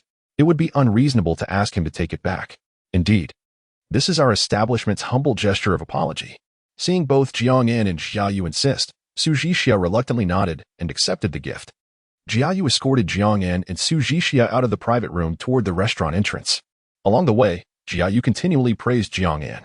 Su Zhixia casually glanced around the restaurant and inadvertently spotted Lin Qingju dining there. And when Su Zhixia noticed her, Lin Qingju had already recognized them. Initially curious about why the owner of Ming's restaurant would personally attend to a private room, she had been observing closely since. Intrigued by the distinguished guest that warranted such attention. As Su Zhixia and Jiang Nan exited the private room, Lin Qingju remarked, Mom, that seems to be cousin Zhixia. I'm not blind, she retorted. Shall we not say hello? If you wish to be foolish, then go ahead, Lin Qingju replied irritably. Her daughter glanced at Su Zhixia, helplessly falling silent, her eyes filled with envy. After all, they were all part of the same family. Su Zhixia resembled a princess, radiant and captivating, drawing the gaze of all around her. Meanwhile, I sat in the corner of the restaurant, akin to an ugly duckling, utterly ordinary in every conceivable way. As the owner of Ming's Huiguan prepared to depart, a young man fortuitously approached. Father, greetings, Mr. Jiang, he said, his eyes respectfully fixed upon Jiang Nan. This young man, exuding politeness, was intent on Jiang Nan. This is, Jiang Nan naturally prompted Jia Yu to speak. The other party had maintained a courteous smile for this very moment, and Jiang Nan could not afford to undermine his dignity now, especially in front of his son. Such a slight could lead to enmity that would be difficult to reconcile. Jia Yu smiled as he explained, This is my son, Jia Jiahao. He was quite presentable, indeed. In comparison to Jiang Nan, however, he fell remarkably short. Mr. Jiang, you are the true dragon among men, as handsome as Pan and too kind, Mr. Jia. Your son is still pursuing his studies, I presume? Yes, he is attending Jiangqing University of Technology. They conversed extensively along the way. Jia Yu accompanied Jiang Nan and Su Zhixia to the elevator. Mr. Jiang, I shall have that bottle of red wine delivered to your residence shortly. If it arrives too late, I may have already succumbed to slumber. Rest assured, Mr. Jia. Jia Yu and his son watched as Jiang Nan and Su Zhixia entered the elevator. Father, Jia Jiahao queried, why did you only present a gift to that woman? Are we not attempting to cultivate a relationship with Mr. Jiang? She is clearly just one of many women in his life. Why gift her at all? Jia Yu's expression darkened as he delivered a sharp slap to Jia Jiahao's back. You know nothing. Never belittle a woman. So what if she is merely one among many? Her words could very well dictate our fortunes or misfortunes. If you do not adjust your mindset, she may very well be your undoing. But if you insist on flattering her, surely you could have chosen something other than a Vacheron Constantine? Would a Patek Philippe not suffice? As soon as Jia Jiahao finished speaking, he received another slap to his back. I say you're foolish, yet you persist in your ignorance. If you give a Patek Philippe, what would Mr. Jiang present?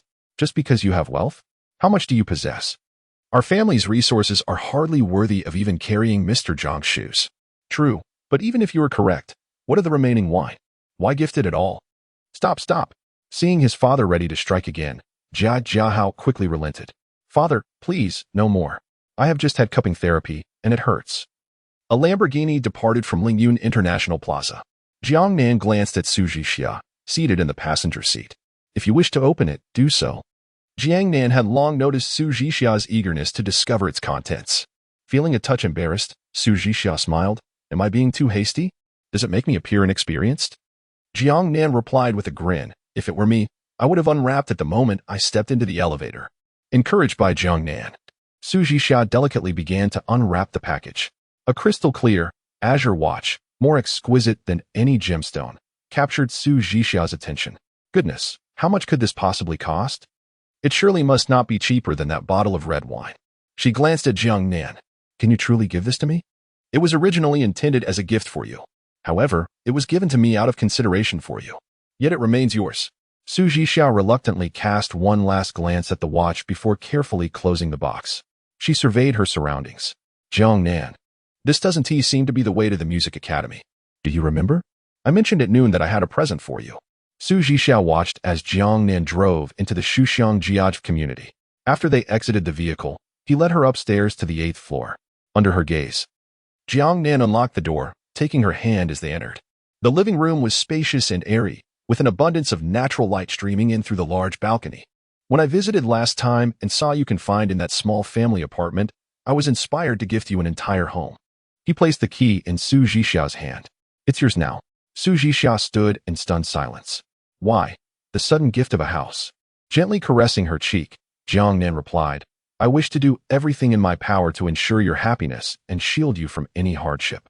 Su Zhixiao felt a pang of emotion and embraced Jiang Nan. You're not allowed to leave tonight. I want tea, but I'd like to freshen up first.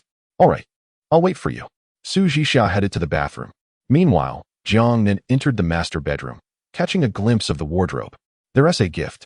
A notification from the system appeared before him. Is this a gift from the system? Jiang Nan opened the wardrobe, a knowing smile spreading across his face. Truly, the system has its ways. Chapter 71. The shy Su Zhixiao within the wardrobe. Aside from an array of utterly commonplace daily attire, there resided an alluring bunny girl costume, accompanied by a pristine box of unopened stockings. Adjacent to this box lay a shoebox, elegantly inscribed with the name Christian Louboutin. Jiang Nan opened the box to reveal a pair of exquisite black leather high heels with striking red soles. A knock echoed from outside the door. Jiang Nan approached to open it, revealing a stunning woman clad in black stockings and high heels. Hello, Mr. Jiang. This is the red wine that Chairman Jia asked me to deliver, she said. Thank you. Please convey my gratitude to Chairman Jia, Jiang Nan replied, closing the door as she departed.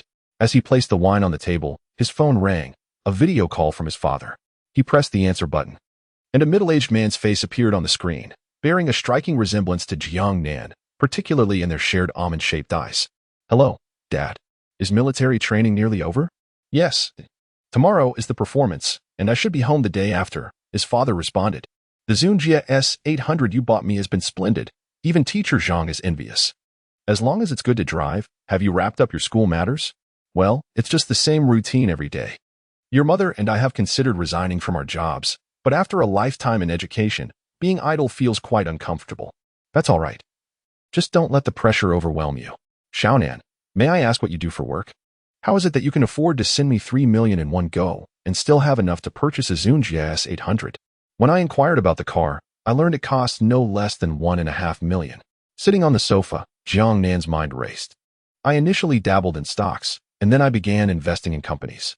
The money I sent you comes from the dividends of my earlier investments. Dividends? You. Oh dear, why do you keep prying? You know Xiao Nan's character. He wouldn't engage in illegal activities. Zhang's mother interjected from the other end of the call. Zhang's father sighed. I'm just concerned he might stray down a dark path. Rest assured, I know my son well enough. Pass me the phone, Zhang's mother demanded, snatching the device from his father. Instantly, the screen displayed a woman in her 40s who bore a resemblance to Jiang Nan, albeit with a touch more softness. Xiao Nan, has military training been exhausting these past few days? Not particularly, he replied. You've lost some weight and have tanned a bit. Once you return home, I'll prepare your favorite meals, she promised. Thank you, Mom. Don't mind your father's nagging. It's simply his way of showing concern. At that moment, Su Zhixiao emerged from the bathroom, freshly attired, her hair still damp. Jiang Nan, I'm done with my shower. Would you like to wash now? She asked, glancing at Jiang Nan and waiting for a response. After 3 or 4 seconds of silence, she looked at him with curiosity. Whom are you speaking with so intently?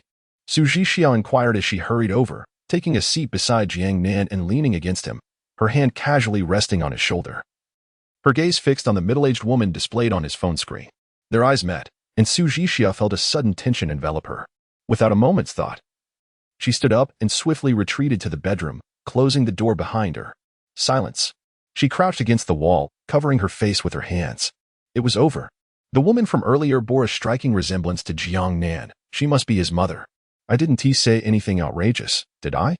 My hair is still damp, and my first impression on Jiang Nan's mother has been utterly ruined. What will I do now? How could I have behaved so foolishly? Su Zhixiao lamented in the solitude of the bedroom. Meanwhile, Jiang Nan remained in the living room, engaged in conversation with his parents. Although his mother had deduced the identity of the girl from earlier, she still sought confirmation from Jiang Nan. Xiaonan, who is she? My girlfriend, he replied. A classmate from school? No, she is a teacher at the Jiancheng Conservatory of Music. Why did she leave? She must have felt shy. All right. It's getting late. You all should rest early. When you return the day after tomorrow, give us a call so your father can pick you up from the high-speed rail station. Okay. I'll call then. Jiang Nan hung up the phone and approached the bedroom door, knocking lightly. Jixia Jia? Su Jixia slowly opened the door, her expression filled with embarrassment. Am I finished? Finished? What do you mean? I haven't dried my hair or put on any makeup. I just met your mother. My first impression in her eyes is ruined. I look dreadful. Jiang Nan enveloped her in a comforting embrace. You are not at all ugly. You are beautiful. My mother already likes you. Really? Why would I lie to you? Jiang Nan planted a gentle kiss on her cheek. I'm going to take a shower. Wait for me. When Jiang Nan emerged from the shower, he found Su Jixia seated in the living room, adorned in a daring bunny costume. The bold design accentuated her figure, while the black stockings further highlighted the elegance of her long legs. Su Jixia crossed her legs, the heel of her black stilettos playfully hooked at her toes. With a wine glass delicately held in her slender fingers, she took a sip, her expression blissful, her cheeks flushed. Tilting her head slightly, she smiled at Jiang Nan and whispered, Do I look beautiful? Quite lovely. Su Jixia savored another sip of wine, not swallowing it, and approached Jiang Nan, pressing her lips against his. Their breaths mingled, infused with the sweetness and richness of the wine. Su Jixia reclined against Jiang Nan's chest, her peripheral vision catching sight of his Adam's apple, unable to resist planting a soft kiss upon it. You'll be leaving the day after tomorrow. It's only been 3 days. It's 5 days. My best friend has already received the school's notification. 5 days is indeed a considerable length of time. Yes, I will be without you for 5 days. I miss you so much. Jiang Nan held her small hand tightly. If you truly miss me, you may come to Donglin City to find me. However, I must return home as my second uncle's child is getting married, and my presence is required. We shall have to meet another time. At 7:50 in the morning, Su Jixia stifled a yawn, curled up in bed, soundly asleep. She had only just fallen asleep for a short while. Jiang Nan, having battled fatigue for quite some time, was invigorated and full of energy. Shall I assist you in requesting a leave? Jiang Nan playfully pinched Su Jixia's cheek. Su Jixia mumbled sleepily, I have no classes today. Then sleep a little longer. I'm hungry and can't sleep. In that case, let us go have breakfast together. All right. Su Jixia, still drowsy, got up, dressed, and accompanied Jiang Nan downstairs to eat. They found a breakfast shop at the entrance of their community. Not long after they sat down, a call came from Huananji. Jiang Nan, do you have time right now? No, I have military training at school shortly. Do you have time at noon? I have plans at noon. What about in the evening? I have plans then as well. Jiang Nan had already made arrangements with Zhou Chuqing for the evening. Could you be free tomorrow? Tomorrow. It's highly likely I won't be. The military training performance will conclude in the morning, and I should be quite busy. Have you been busy these past 2 days? Yes. Then I shall ask Principal Hu to grant you leave. Come by later. Chapter 72. Snuggling with Li Muzi in front of Huananji, Jiang Nan was quite perplexed. They had just met last night, and now she was seeking him out. Could it be that Muzi had given her consent? Teacher Hua, is your urgency to find me related to Teacher Muzi? Indeed. Has she agreed? Yes, she has. Which is why I am eager to see you. Isn't it a bit too soon? We went to the hospital last night, and the chances of conception are notably higher today and tomorrow. Jiang Nan was momentarily taken aback. Natural conception? Upon hearing Jiang Nan's question, Huananji fell silent for a moment. Muzi and I researched the IVF process all night. It is not only unbearable for her, but I also find it distressing. Therefore, we chose natural conception. Should we go now? The sooner, the better. Completing it early won't hinder your affairs. Jiang Nan remained silent, noticing Su Jixia's peculiar gaze upon him. All right, take your leave then. I will join you shortly. After hanging up the phone, Su Jixia inquired, Are you all right? I'm fine, no issues. Su Jixia believed that Jiang Nan's resilience was remarkable. After a night of revelry, he appeared completely unscathed in the morning. After having breakfast, Su Jixia returned to sleep. Jiang Nan drove to his residential community. He first visited Lin Shitong. At this hour, she was still asleep, and seeing her resting peacefully, he opted not to disturb her. Quietly closing the door, he ascended to the upper floor and knocked gently. Before long, Huananji came to answer. Her complexion was quite poor, even describable as pallid. Upon entering the room, Jiang Nan noticed teacher Li Muzi seated in the living room. She wore a smile that was as refreshing as a spring breeze. She was perpetually gentle.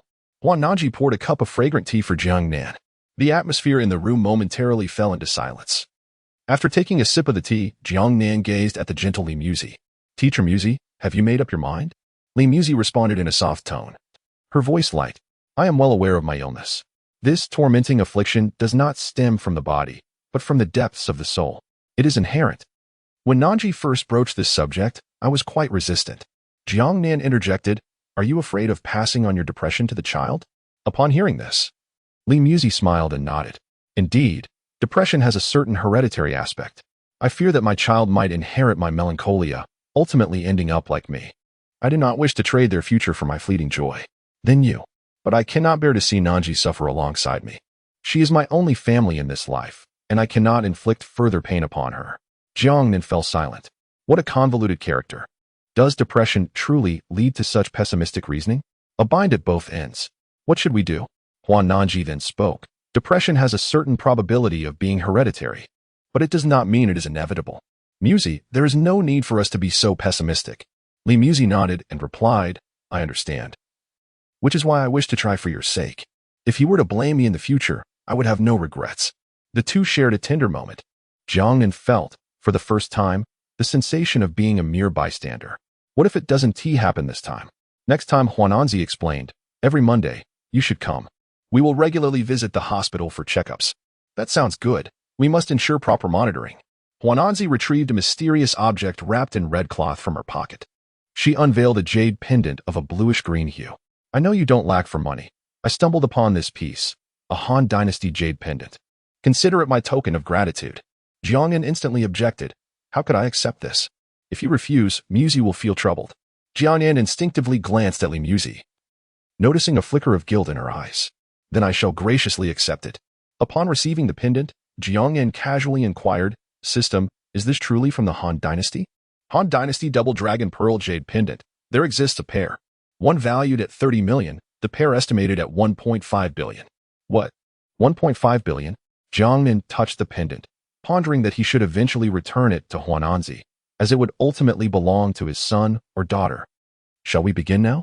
Noticing their silence, Jiang Nan took the initiative to speak. Huananzi clarified, I have already sought permission from your principal for a day off. You should go take a shower now, Muzi. Prepare yourself, okay? Jiang Nan went a shower first. Only Huananzi and Li Muzi remained in the room. Li Muzi sat beside Huananzi. Nanji. They had loved and supported each other for so long. Now, she was about to betray Huananzi right before her eyes. This act tore at her heart, yet she felt powerless. Huananzi held Li Muzi's hand, advising, although Jiang Nan can be a bit reckless in matters of the heart, he is dependable in certain aspects. He is not a foolish person. Moreover, this decision is ours to share, and I have no regrets. Li Muzi embraced Huananzi. Our dear Nanji is the most adorable. Soon, you will be a father. What name shall we give our child? Is it too early to think of names now? Not at all. We will need to consider it eventually. It's better to start early and have more options. But didn't we give naming rights to Jiang Nan? The surname is his, but the name will be ours. I see Jiang Nan emerged from the shower, still clad in his attire. After all, it wouldn't be polite to expose himself before Huananzi.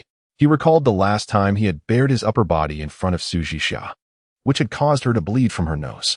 Such incidents must not occur again. Li Muzi stood and opened the bedroom door. You may enter. Jiang Nan stepped inside first. Li Muzi followed, and as she closed the door, she cast a glance at Huananzi before gently shutting it. Huananzi sat upon the sofa, her hands rubbing her face in agitation. Although she understood that all of this was for the sake of Muzi's health, she still found it difficult to bear. Especially when the thought of Muzi being with Jiang Nan crossed her mind, a wave of discomfort washed over her.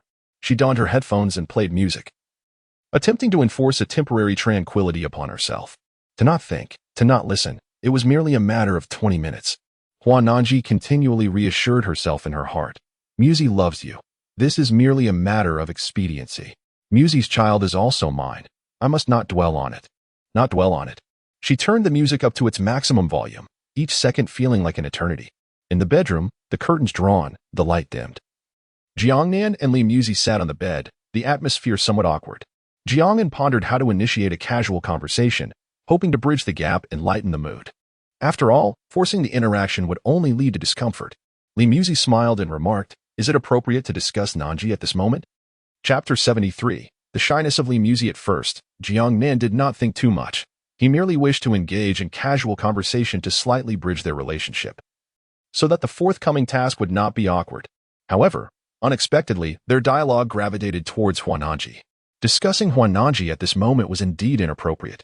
Yet, It appeared that apart from Huan Nanji, Jiang Nan, and she had no common topics to converse about, having met only thrice, including this occasion. The exchanges between them were insufficient to compose an 800-word essay for the college entrance examination. Since discussing Teacher Hua was unsuitable, let us instead converse about you, Teacher Musi. Would you mind if we talked about depression? Of course not, she replied. The existence of objective phenomena does not vanish simply because I choose not to speak of them. If it exists, it can certainly be discussed. How did you come to suffer from depression? Li Musi hesitated, glancing at Jiang Nan with an apologetic smile.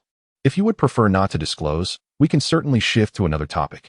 Jiang Nan, being considerate, offered her an escape. It is not that I wish to remain silent. Rather, I am unsure where to begin. My depression has lingered for so long that I cannot recall when it first emerged. If I had to pinpoint a starting point, it would likely be in the orphanage. Were you bullied? Yes, Li Musi nodded. I was quite adorable as a child, and the teachers at the orphanage favored me. However, the other children isolated and bullied me. Whenever the teachers provided me with treats, they would snatch them away. Perhaps it was from that time that it all began. It seems you do not harbor resentment towards them. Jiang Nan discerned her emotions from the tone of her voice. They were merely children. There was no need for hatred. Do you remember who bullied you the most? I have a vague recollection. How are they faring now? Li Musi smiled and replied, they're doing better than I am. With husbands, children, and a happy family. Jiang Nan chose not to pursue the topic further and instinctively moved closer, sitting beside Teacher Li Musi. He extended his hand to grasp her soft, delicate one. It felt tender and warm, akin to freshly steamed buns. As Jiang Nan held Li Musi's hand, he felt her entire body tremble slightly. He gazed at her rosy lips, yearning to savor their sweetness. Leaning in closer, he found that Li Musi recoiled slightly. What is the matter?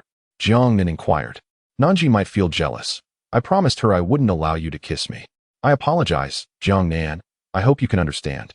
Li Musi said with an apologetic smile. Jiang Nan did not insist. Such matters should be consensual. If violence were required to pursue them, the essence would be lost. Aside from your fragrant lips, everything else is permissible, correct? Yes. Jiang Nan lifted Li Musi, placing her atop the bedroom table. Her heart raced as she grasped Jiang Nan's broad shoulders. She nervously gazed into Jiang Nan's eyes and softly inquired, what is it? Jiang Nan embraced her slender waist and replied gently, considering your personality, Teacher Musi, Teacher Hua must have treated you with utmost care. To the extent that she wouldn't even allow you to sit at a cold table, would she? You, Teacher Musi, you are feeling quite anxious, aren't you? No. Jiang Nan caressed Li Musi's face and smiled. Teacher Musi, why must you lie? Your body is trembling with fear. Jiang Nan, shall we return? No. Huan Nanji felt each second stretch like an eternity.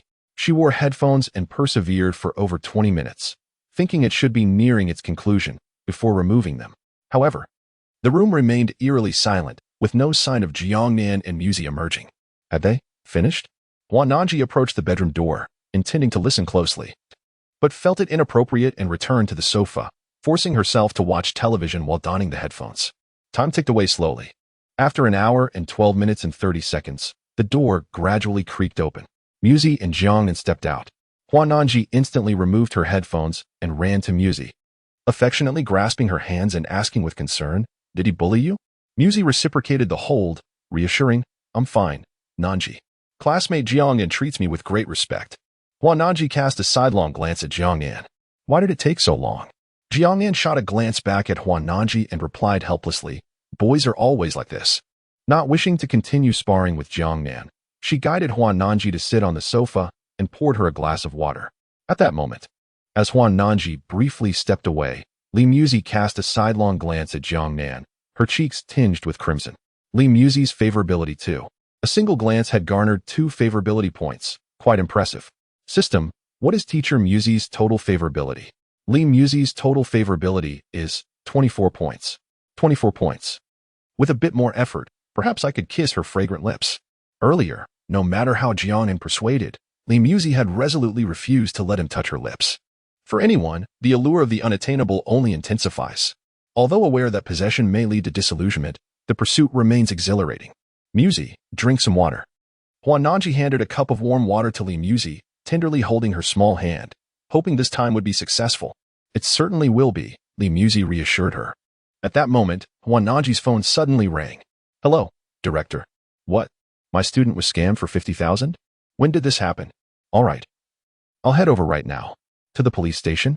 Okay, I'll go immediately. After hanging up, Huananji offered a few words of comfort to Muzi before rising to leave. Once Huananji departed, only Jiang Nan and Li Muzi remained in the room.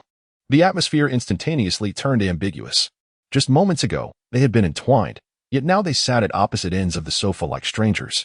Jiang Nan was absorbed in his phone. She masked her embarrassment with sips of water.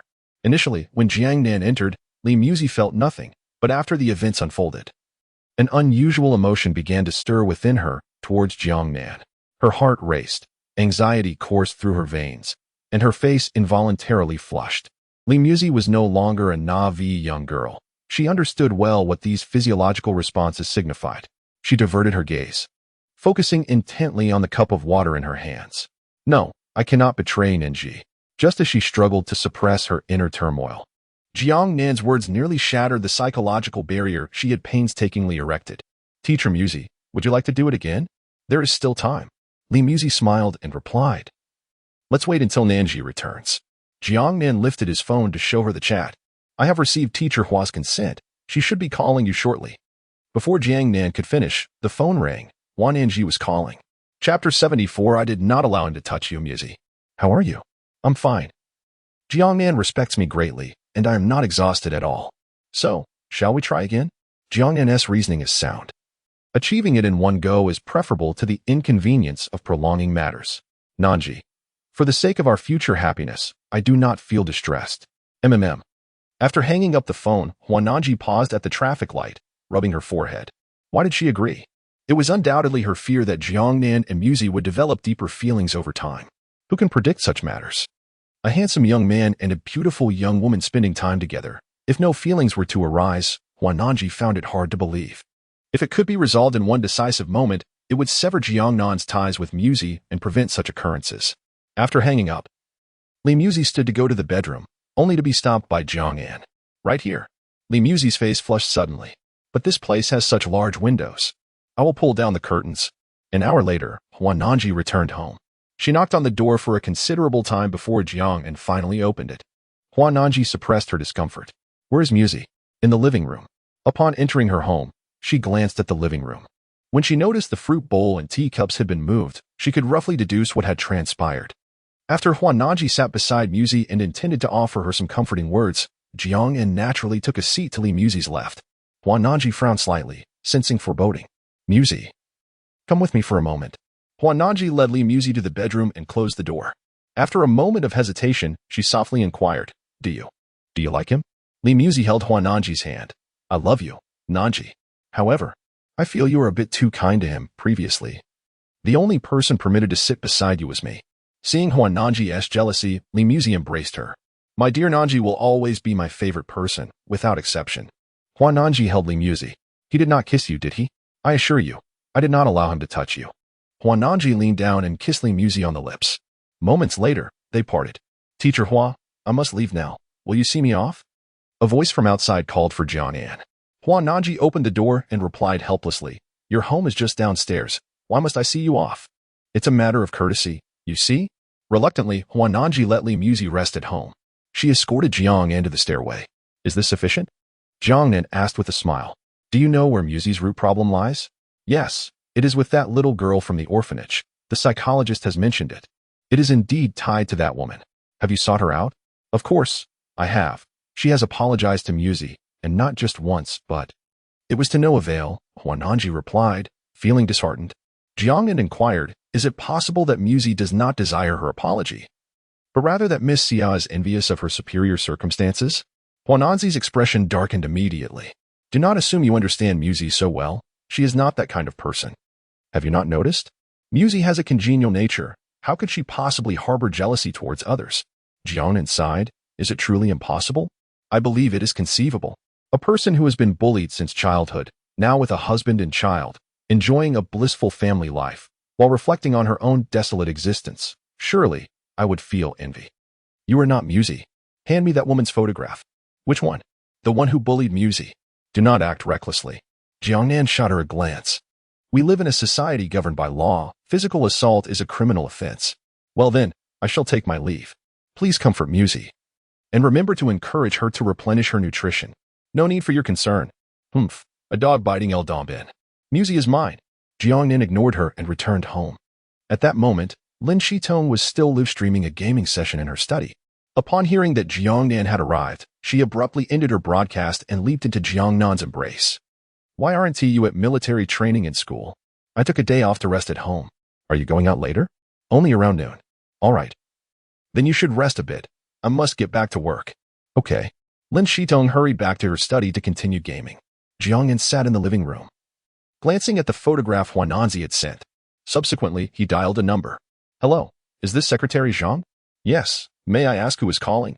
This is Jiang Nan, the one who recently acquired the Lingyun International Building. Mr. Jiang, you can call me Xiao Zhang. Are you coming over now? Not for the moment. I will add you on WeChat shortly. I need you to investigate a person for me. I want to know her entire identity, and if possible, gather any negative information regarding her and her family. Understood, Mr. Jiang. Jiang Nan was confident in his judgment. The suffering endured in one's youth often lingers throughout life. Having grown up in an orphanage and being bullied, how could one bear no resentment? Originally, Li Musi did hold a grudge against her. Yet she now leads a blissful life. The juxtaposition of these two realities intensified the grievances and frustrations within her heart, compounded by her inability to confront her own feelings, resulting in a melancholic state akin to what Western medicine classifies as depression. Wait, why am I contemplating this? I possess knowledge of master-level traditional Chinese medicine. It seems the abilities bestowed upon me by the system encompass not only fundamental medical knowledge, but also the mindset expected of a master practitioner. Impressive, indeed, system. After a brief interval, Xiao Zhang called back. Mr. Jiang, I have thoroughly investigated both individuals. The woman is named Li Min. She was raised in the Happy Orphanage, and she met her husband during their university years. Her husband serves as a product manager at Heroines Network. I have heard that her family is quite blissful. Is that true? It seems otherwise. The woman's character is rather domineering, and from the chat records we have uncovered, it appears they often engage in quarrels. Furthermore, her husband seems to be involved in extramarital affairs. Is it possible to find evidence of her husband's infidelity? It is indeed possible. Would you like to see it? Why would I want to see that? My apologies, Mr. Jiang. It was my mistake. Now, please upload the video you found in their company group to keep a constant watch on Li Min's movements. As soon as she makes a scene, notify me immediately. Understood. Mr. Jiang. Jiang Nan hung up the phone, chuckling. Since you have caused Muzi suffering for over 20 years, I shall ensure that your life is steeped in anguish. Suddenly, Manager Zhang called again. Mr. Jiang, she has created a disturbance. How could it be so swift? A friend of mine happens to work at the same company as Li Min, and I asked her to show the video to Li Min. Li Min is now heading to Heroines Network. Jiang Nan was unfazed, whether it was mere coincidence or Manager Zhang's cleverness, as long as the plan succeeded. That was all that mattered. Where is the office of Heroines Network? It is located in our Lingyun building. In that case, let me tell you, shortly, you should go. All right, Mr. Jiang, I will ensure that everything is executed flawlessly. He hung up the phone. Jiang Nan dialed Huananji's mobile. Hello, Teacher Hua. I currently possess the means to treat Teacher Muzi. Do not speak, just listen to me. Go immediately to the 12th floor of Lingyun International Building, Heroines Network. Someone is waiting for you. Whether we can cure Teacher Muzi's severe depression depends on this encounter. Jiang Nan continued. Hurry down to grab the car keys. Haven't you always wanted to drive my Lamborghini? This time, I shall lend it to you. Chapter 75. Li Min's rampage at Heroines Network. Huananji received the car keys handed over by Jiang Nan. What have you done? She inquired. I merely retrieved those things hidden beneath the surface, he replied. Are you certain you can cure Muzi's depression? It is highly likely. If Muzi's depression originated during her time at the orphanage, then it can indeed be treated. If not, there is little that can be done. Remember, it's on the 21st floor of Lingyun International Building, Heroines Network. Understood. Huananji took the elevator down to the underground parking lot. There, she spotted Li Muzi, adorned in a flowing white dress, resembling a lotus emerging from the water, standing quietly. Upon seeing Huananji, she offered a gentle smile. Nanji, what did Jiang Nan say? He is being cryptic, not revealing much. However, I suspect it involves Li Min. Her husband works at Heroines Network. Li Muzi's expression turned sorrowful.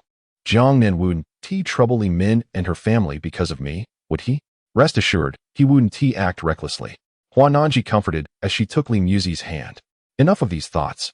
Let us get in the car and head to Lingyun International Building. If something has indeed transpired, we will do what we can to assist.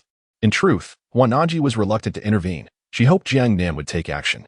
Yet, given Li Muzi's character, she knew she would not stand idly by. Huananji drove them to Lingyun International Building. They took the elevator to the 21st floor, and as the doors opened, an ear-piercing commotion greeted them. Huananji, holding Li Muzi's hand, stepped out of the elevator and was immediately confronted by two women embroiled in a fierce altercation. More precisely, it was a woman in her 30s violently assaulting a girl in her early 20s. A crowd watched from a distance, too intimidated to intervene. The older woman was none other than Li Min. "You shameless harlot!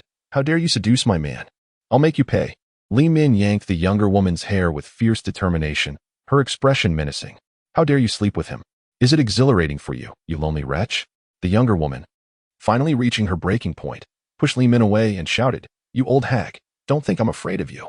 At your age, you should take a long look in the mirror and ask yourself what gives you the right to compete with me."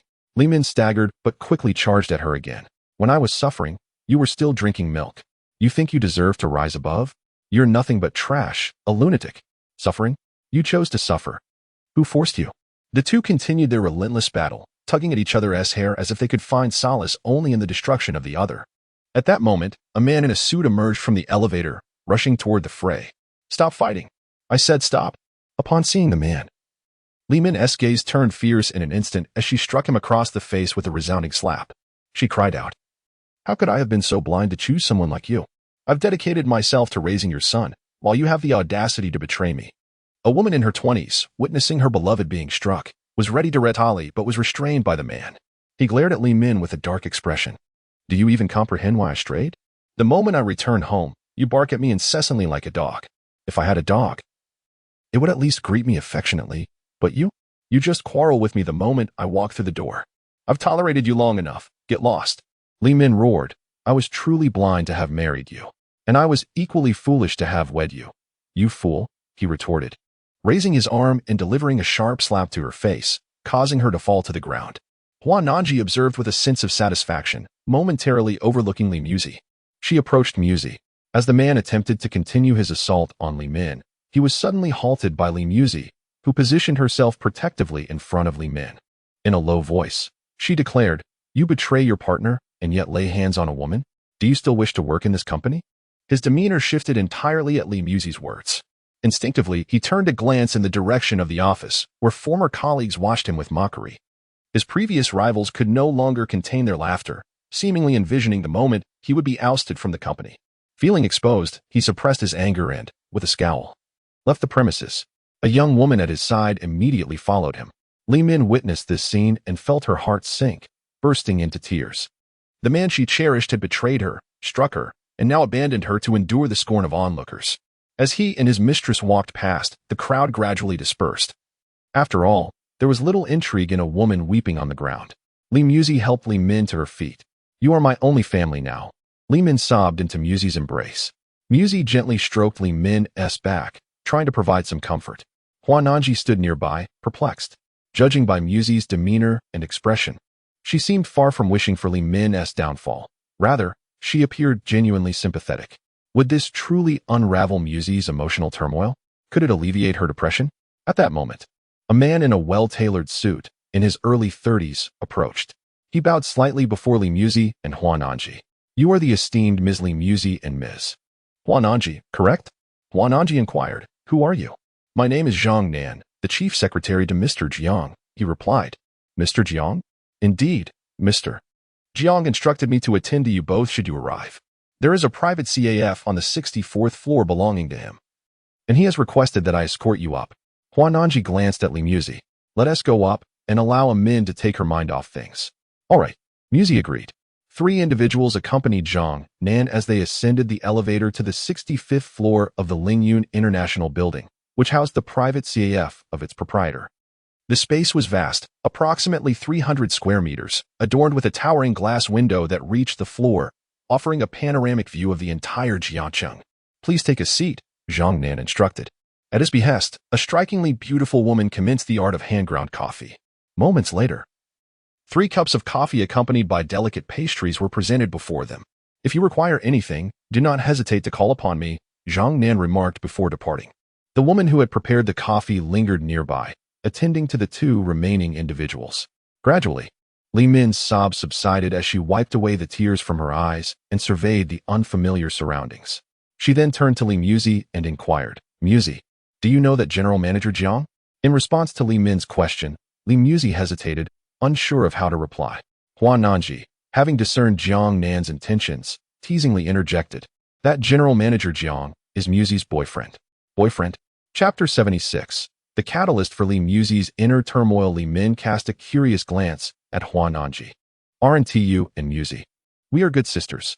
Ultimately, she will marry, and so shall I. It's impossible for us to continue this frivolity indefinitely. Li Min pondered for a moment and found no fault in Huan Nanji's reasoning. However, she was perplexed about who Muzi's boyfriend could be.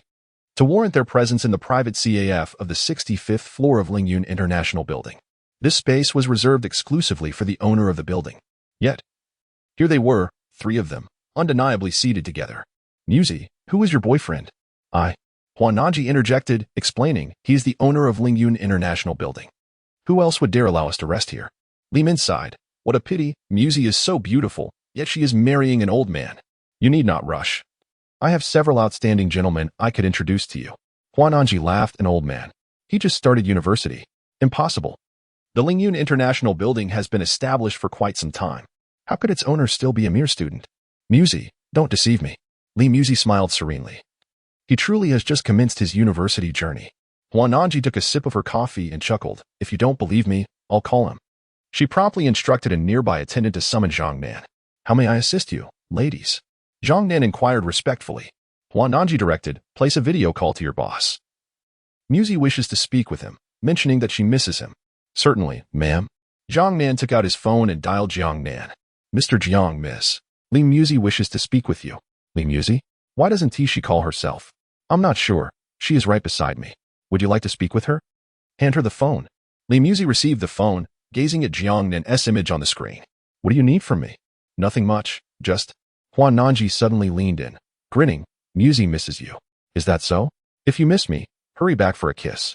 Huan Nanji suppressed her urge to strike Jiang Nan and inquired, isn't this Lingyun International Building owned by an old man? How did it come to be in your possession? Jiang Nan replied with a smile, of course, I purchased it. Huan Nanji gasped, is it truly yours? Would I lie? The entire building, along with the surrounding commercial facilities, belongs to me. Upon hearing this, all three, including Li Min, were astounded. The reality that Jiang Nan owned the entire building was hard to fathom, especially for Li Min. Her expression towards Li Muzi shifted subtly, transitioning from calmness to a flicker of jealousy. However, this fleeting jealousy vanished quickly, hidden away. Jiang Nan scrutinized Muzi closely. Muzi, why do you seem somewhat discontented? No, I have always been this way. Nonsense. My dear Muzi should always wear a smile on her face. Now that the smile has vanished, it surely indicates a troubled heart. Jiang Nan picked up his phone and operated it for a minute. I have transferred 3 million to you. By whatever you desire, indulge yourself a little, and do not dwell in unhappiness, for it is detrimental to your skin. Li Muzi unlocked her phone and navigated to the messages. Dear customer of Longhua Bank, we wish to inform you that your savings account has received a deposit of 3 million today. If you have any inquiries regarding this transaction, please call 1234-567-8901. Li Min's pupils constricted, and her breath momentarily halted. 3 million? Pocket money?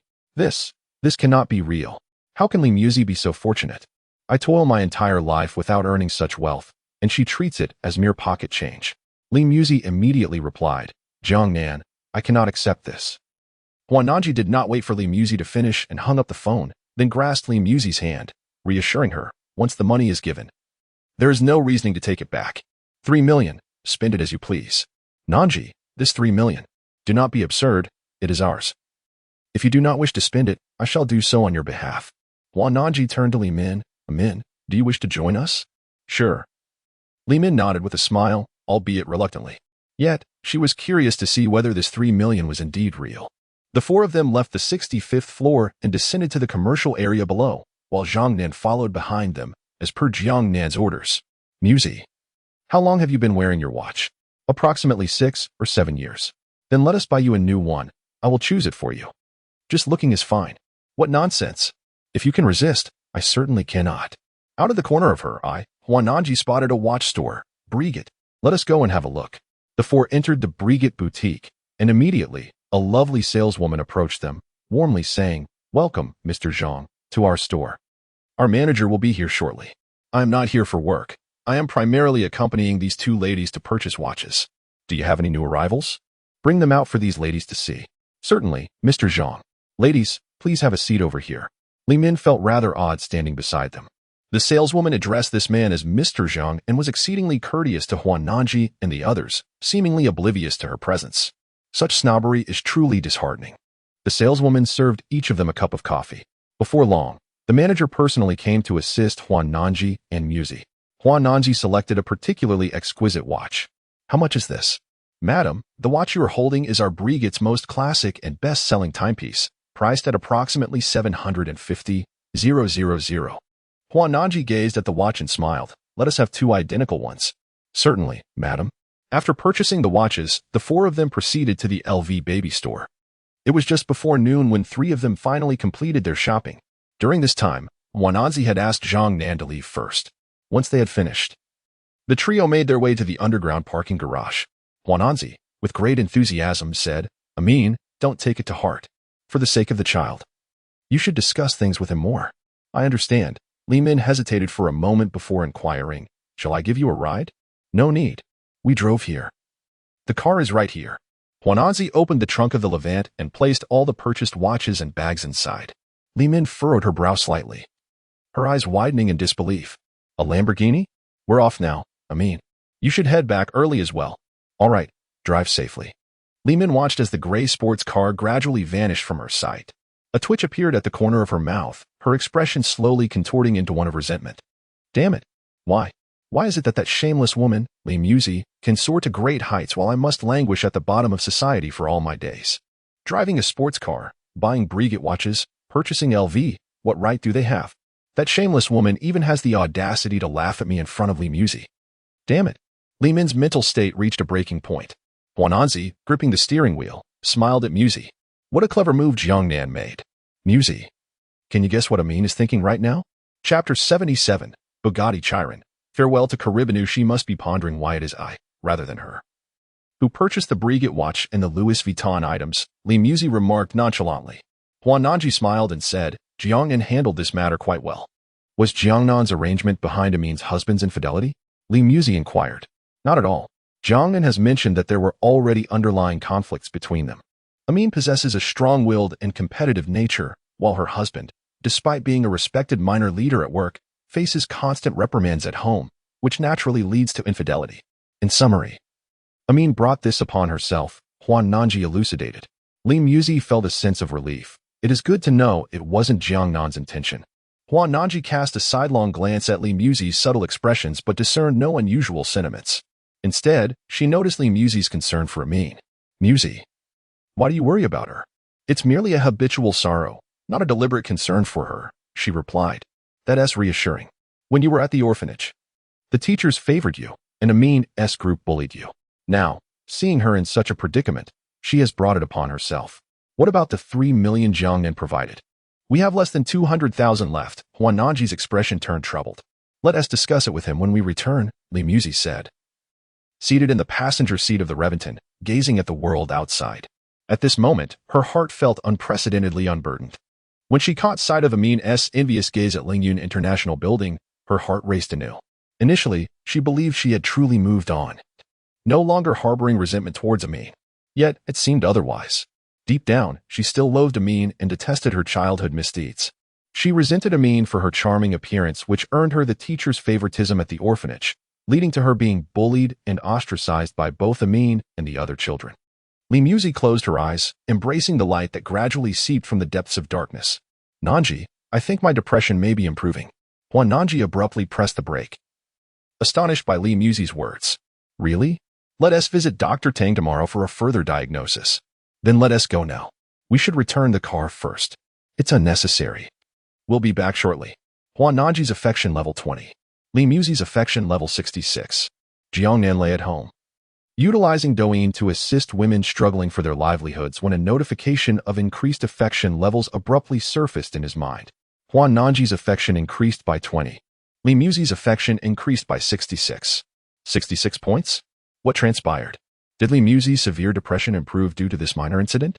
Congratulations, host. Li Muzi's total affection level has reached 90 points. You have earned a chance to draw a prize. Shall we proceed with the draw now? Draw I must draw. What is the point of saving it? Drawing in progress. Congratulations, host. You have obtained Bugatti Chiron, limited white edition. The relevant car documents have been placed on the host's bed. The car keys are tucked in the host's pocket. The white limited edition Bugatti Chiron. A rare color combination, comes with a hefty price tag, exceeding 60 million. At this moment, Jiang Nan's phone buzzed with a new message from Cullinan, indicating the location of a restaurant. Jiang Nan glanced at his phone. It was the same restaurant where he had rescued her before. It was getting late. After bidding farewell to Lin Shidong, Jiang Nan made his way to the restaurant. He arrived at the underground parking garage of the residential complex. The white Bugatti Chiron stood out brilliantly among a row of cars, its immaculate white exterior resembling that of a celestial angel. Jiang Nan's fingers glided across the cool surface of the hood, as if the car itself were whispering its secrets.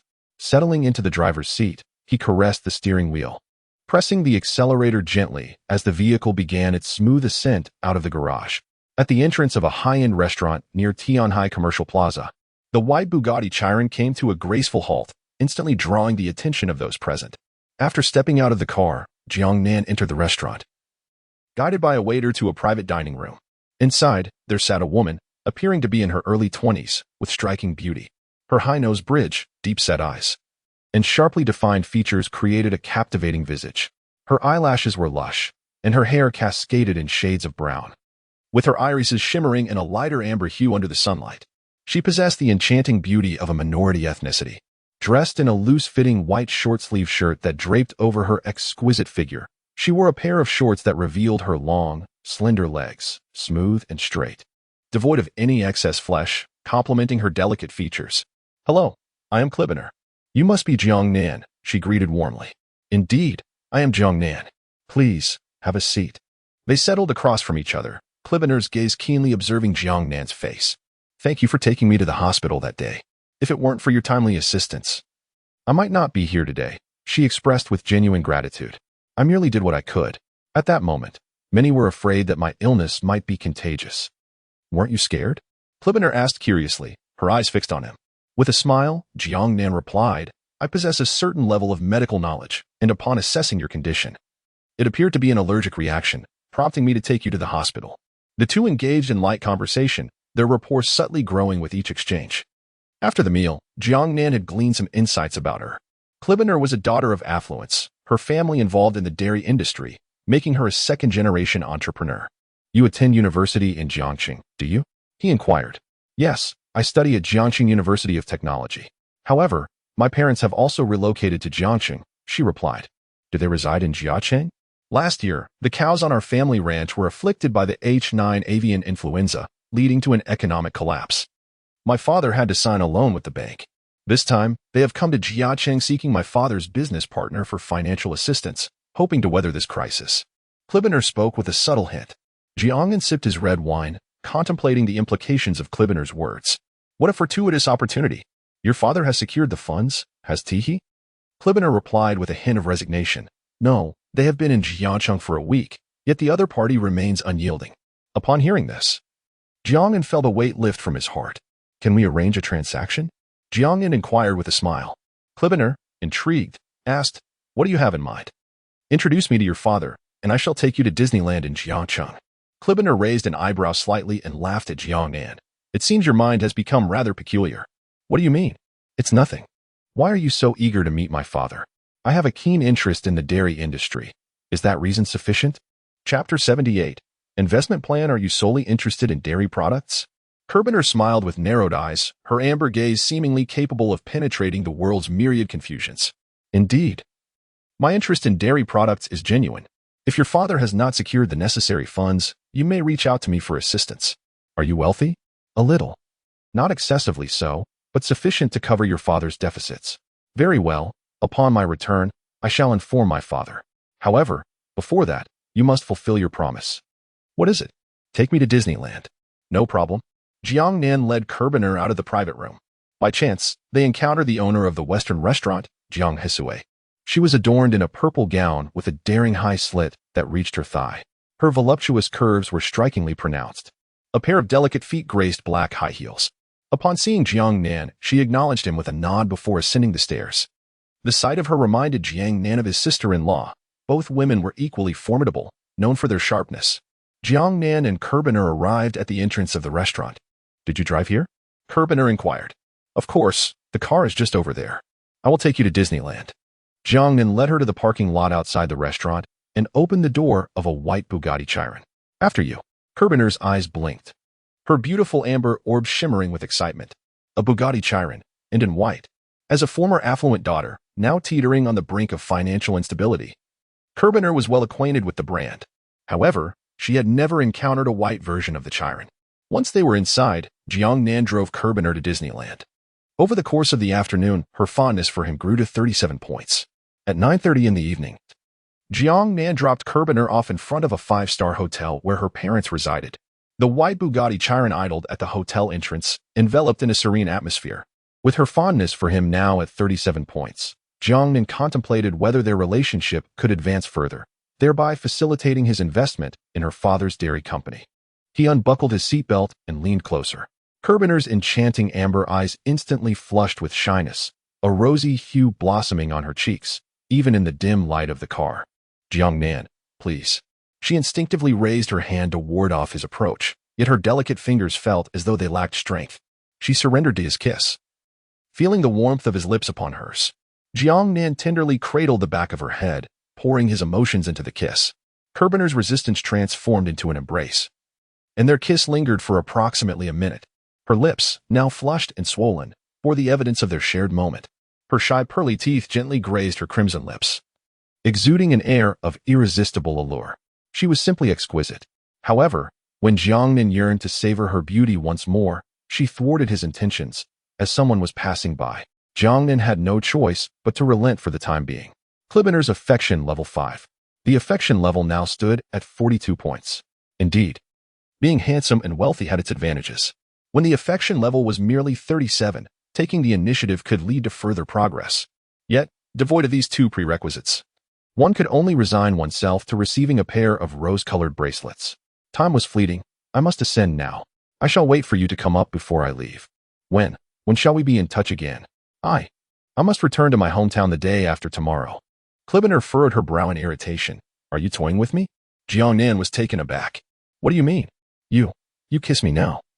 Intending to foster a connection, yet you claim you will return home in 2 days. Are you not suggesting that you intend to abandon me? At her words, Jiang Nan chuckled and took Curbener's delicate hand in his own. It was slender and elongated. Curbener struggled for a moment, glaring fiercely at Jiang Nan. After the military training at Jiangcheng University, there would be 5 days of rest, and I had already arranged to return home with my parents. I am not leaving for good. Curbener suddenly understood, her face flushing with a hint of crimson. She realized she had been overly hasty. Do you not wish for me to depart? I do not. Jiang Nan leaned in and kissed her, to which she responded passionately and exuberantly. Their hearts raced with fervent beats. If they were not in the car, nor at this hotel, who could say what might transpire? You rascal. I love you dearly. Do not let your love be merely words. It resides in my heart at all times. I shall share what you confide in me with my father. What? You mean what you told me at noon, about wanting to assist my family? Yes, I almost forgot. You did that on purpose. No. I was solely preoccupied with your presence. With such a silver tongue, how many girlfriends have you had? Jiang Nan paused, then smiled. Guess. I shan't guess. Regardless of your past romances, do not let me discover them. My time management skills are generally quite robust. Let it be so. After sharing a few more tender moments, Curbener finally exited the vehicle. Jiang Nan stood downstairs, waiting until she entered the hotel before departing. Just as Jiang Nan got into his car, a phone call interrupted him. It was Huan Nanji. Jiang Nan, where are you? Is there something you need? Musi and I are planning to treat you to dinner at home. Shitong has already arrived. When will you join us? Shitong has already gone? I shall come over shortly. I will wait for you. Jiang Nan drove away with a sense of purpose. Upon returning to the hotel, Curbener had just exited the elevator when she spotted her mother waiting at the elevator's entrance, wearing a half smile. Mom. Do not rush to call me Mom. I inquired, who was that young man just now? Which one? I'm not sure. The one who drove the white sports car. Whose gaze seemed almost to linger upon you. The one who personally escorted you back. The one who picked you up from the Western restaurant. Kilbinu replied with a smile. He is my boyfriend. Oh, why not bring him over for a meeting? Is he shy? No, I believe the timing is not yet ripe. When did you meet him? And why is the timing not ripe? He is the one who rescued me that day. What? You have known each other for less than a day. And you are already together? Kilbinu nodded affirmatively. Do you know what he does? What do you see in him? I am drawn to his handsome appearance. Kilbinu's mother sighed. Oh dear, do not seek out handsome men. They are unreliable. It is the ordinary-looking men who make for better husbands. Then why did you choose a father who is so handsome? Your father handsome? Not at all, dear. You are mistaken. I have seen photos of father when he was young, and he was quite handsome. Do not argue with your mother. I, as someone who has been through it, tell you that marrying a good-looking man will lead to hardships in the future. Mother can endure hardship, and so can I. My capacity for hardship is quite strong. You. Kilbinu embraced her mother's arm. All right, mother, where is my father? I have some wonderful news to share with him, news that could resolve his predicament. Chapter 79. Li Musi's confession. Your father has yet to return. Where is he? I shall go find him now. What do you need him for? He is occupied with work and friends. Your presence would only be a nuisance. He will be back shortly. Klibiner and her mother awaited in their hotel room. After a brief interval, Klibiner's father entered, visibly inebriated, his countenance dark and displeased. However, upon seeing his wife and child, the shadows evaporated from his face, replaced by a warm and benevolent expression. A man, regardless of his grievances, invariably leaves them outside the sanctuary of home. Klibiner's father, Amadi, settled onto the sofa, retrieved a cigarette, took a drag, and inquired with a smile, Did you meet him today? Yes, he is quite amiable. Simply express your gratitude and focus on your studies when you return to university tomorrow. Klibiner pressed, Father, are you leaving? Were you able to borrow money? Did Uncle Iskar agree to assist us? Amadi waved his hand dismissively. He will not assist, nor do I require his help. You need not concern yourself with this matter. I shall visit the bank once more after returning. Father, I wish to help you, Klibiner offered, sensing her father's difficulties. You? You are but a child still drinking goat's milk. What do you understand? Your sole task now is to study diligently and not to meddle in adult affairs. Upon your graduation, seek a man who truly cherishes you, Amadi advised. I have found him. Found whom? Amadi's inebriation dissipated in an instant. His precious daughter had already been courted by another? Where is he? Klibiner's mother interjected. He is not far. He is the young man who rescued her. He, my little princess, do you comprehend the magnitude of our debts? How could such a boy possibly assist us? Do not be deceived by him. He is the greatest charlatan under the sun, merely seeking to enchant you. Klibiner promptly countered, whether he can help or not, you must at least meet him. I believe in his capabilities. Amadi inhaled deeply from his cigarette, contemplating for a moment. With the mindset of a father-in-law assessing a suitor, he acquiesced, very well. I shall meet him and discern his true character. Should he prove to be a fraud? You must distance yourself from him entirely. Under no circumstances should you entangle yourself with him. He is not a fraud. You will see tomorrow. Then I shall call him and inform him. Klibiner located Jiang Nan's phone number and dialed. Hello, Jiang Nan, have you arrived home? I just reached the underground parking lot. Is there something amiss? My father wishes to meet you at the Western restaurant we visited today. When shall we meet? Perhaps tomorrow morning. Tomorrow morning. That will not do. I have a military training performance. How about noon at the restaurant to discuss matters? Agreed. Then we shall meet at noon. After Jiang Nan hung up the phone, he took the elevator to the 7th floor. He knocked on the door of Li Musi's home. Moments later, Huananzi appeared to open the door, wearing an apron and unable to conceal her smile. Upon entering, Jiang Nan saw Lin Shidong and Li Musi at the dining table. Jiang Nan. Come and sit, Huananzi said, cheerfully pulling out a chair. Jiang Nan sat down graciously. The four of them gathered around the table, and the atmosphere was surprisingly joyful. Huananzi inquired, Don't you want to ask why we invited you to dinner today? Jiang Nan smiled and replied, You invited me for Li Musi's sake. Let me guess, has her condition improved? You guessed wrong. Huananzi exclaimed excitedly. Wrong? In what way? Li Musi's condition has not just improved, it has completely turned around. Huananzi produced the diagnosis from her pocket. Look. This is Dr. Tang's signature, very authoritative. Jiang Nan had thought the improvement was merely slight. Good news often takes time. But he hadn't expected Li Muzi to harbor such deep resentment towards those who bullied her. It seems that person was indeed the root of the problem. Lin Shidong, curious, asked what happened. I don't understand what you're talking about. Huan Anzi recounted the events of the day to Lin Shidong. Yes, such individuals should be dealt with in this manner. Scoundrels.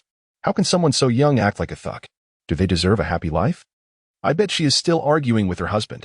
As the saying goes, to swiftly establish a bond with someone, one must engage in a spirited critique of a third party. The three women, excluding Jiang Nan, spent the entire evening disparaging Li Min. The bond among the three visibly strengthened. During dinner, Jiang Nan spoke little, yet his attention remained steadfast. He noticed Li Muzi stealing glances at him no less than 10 times.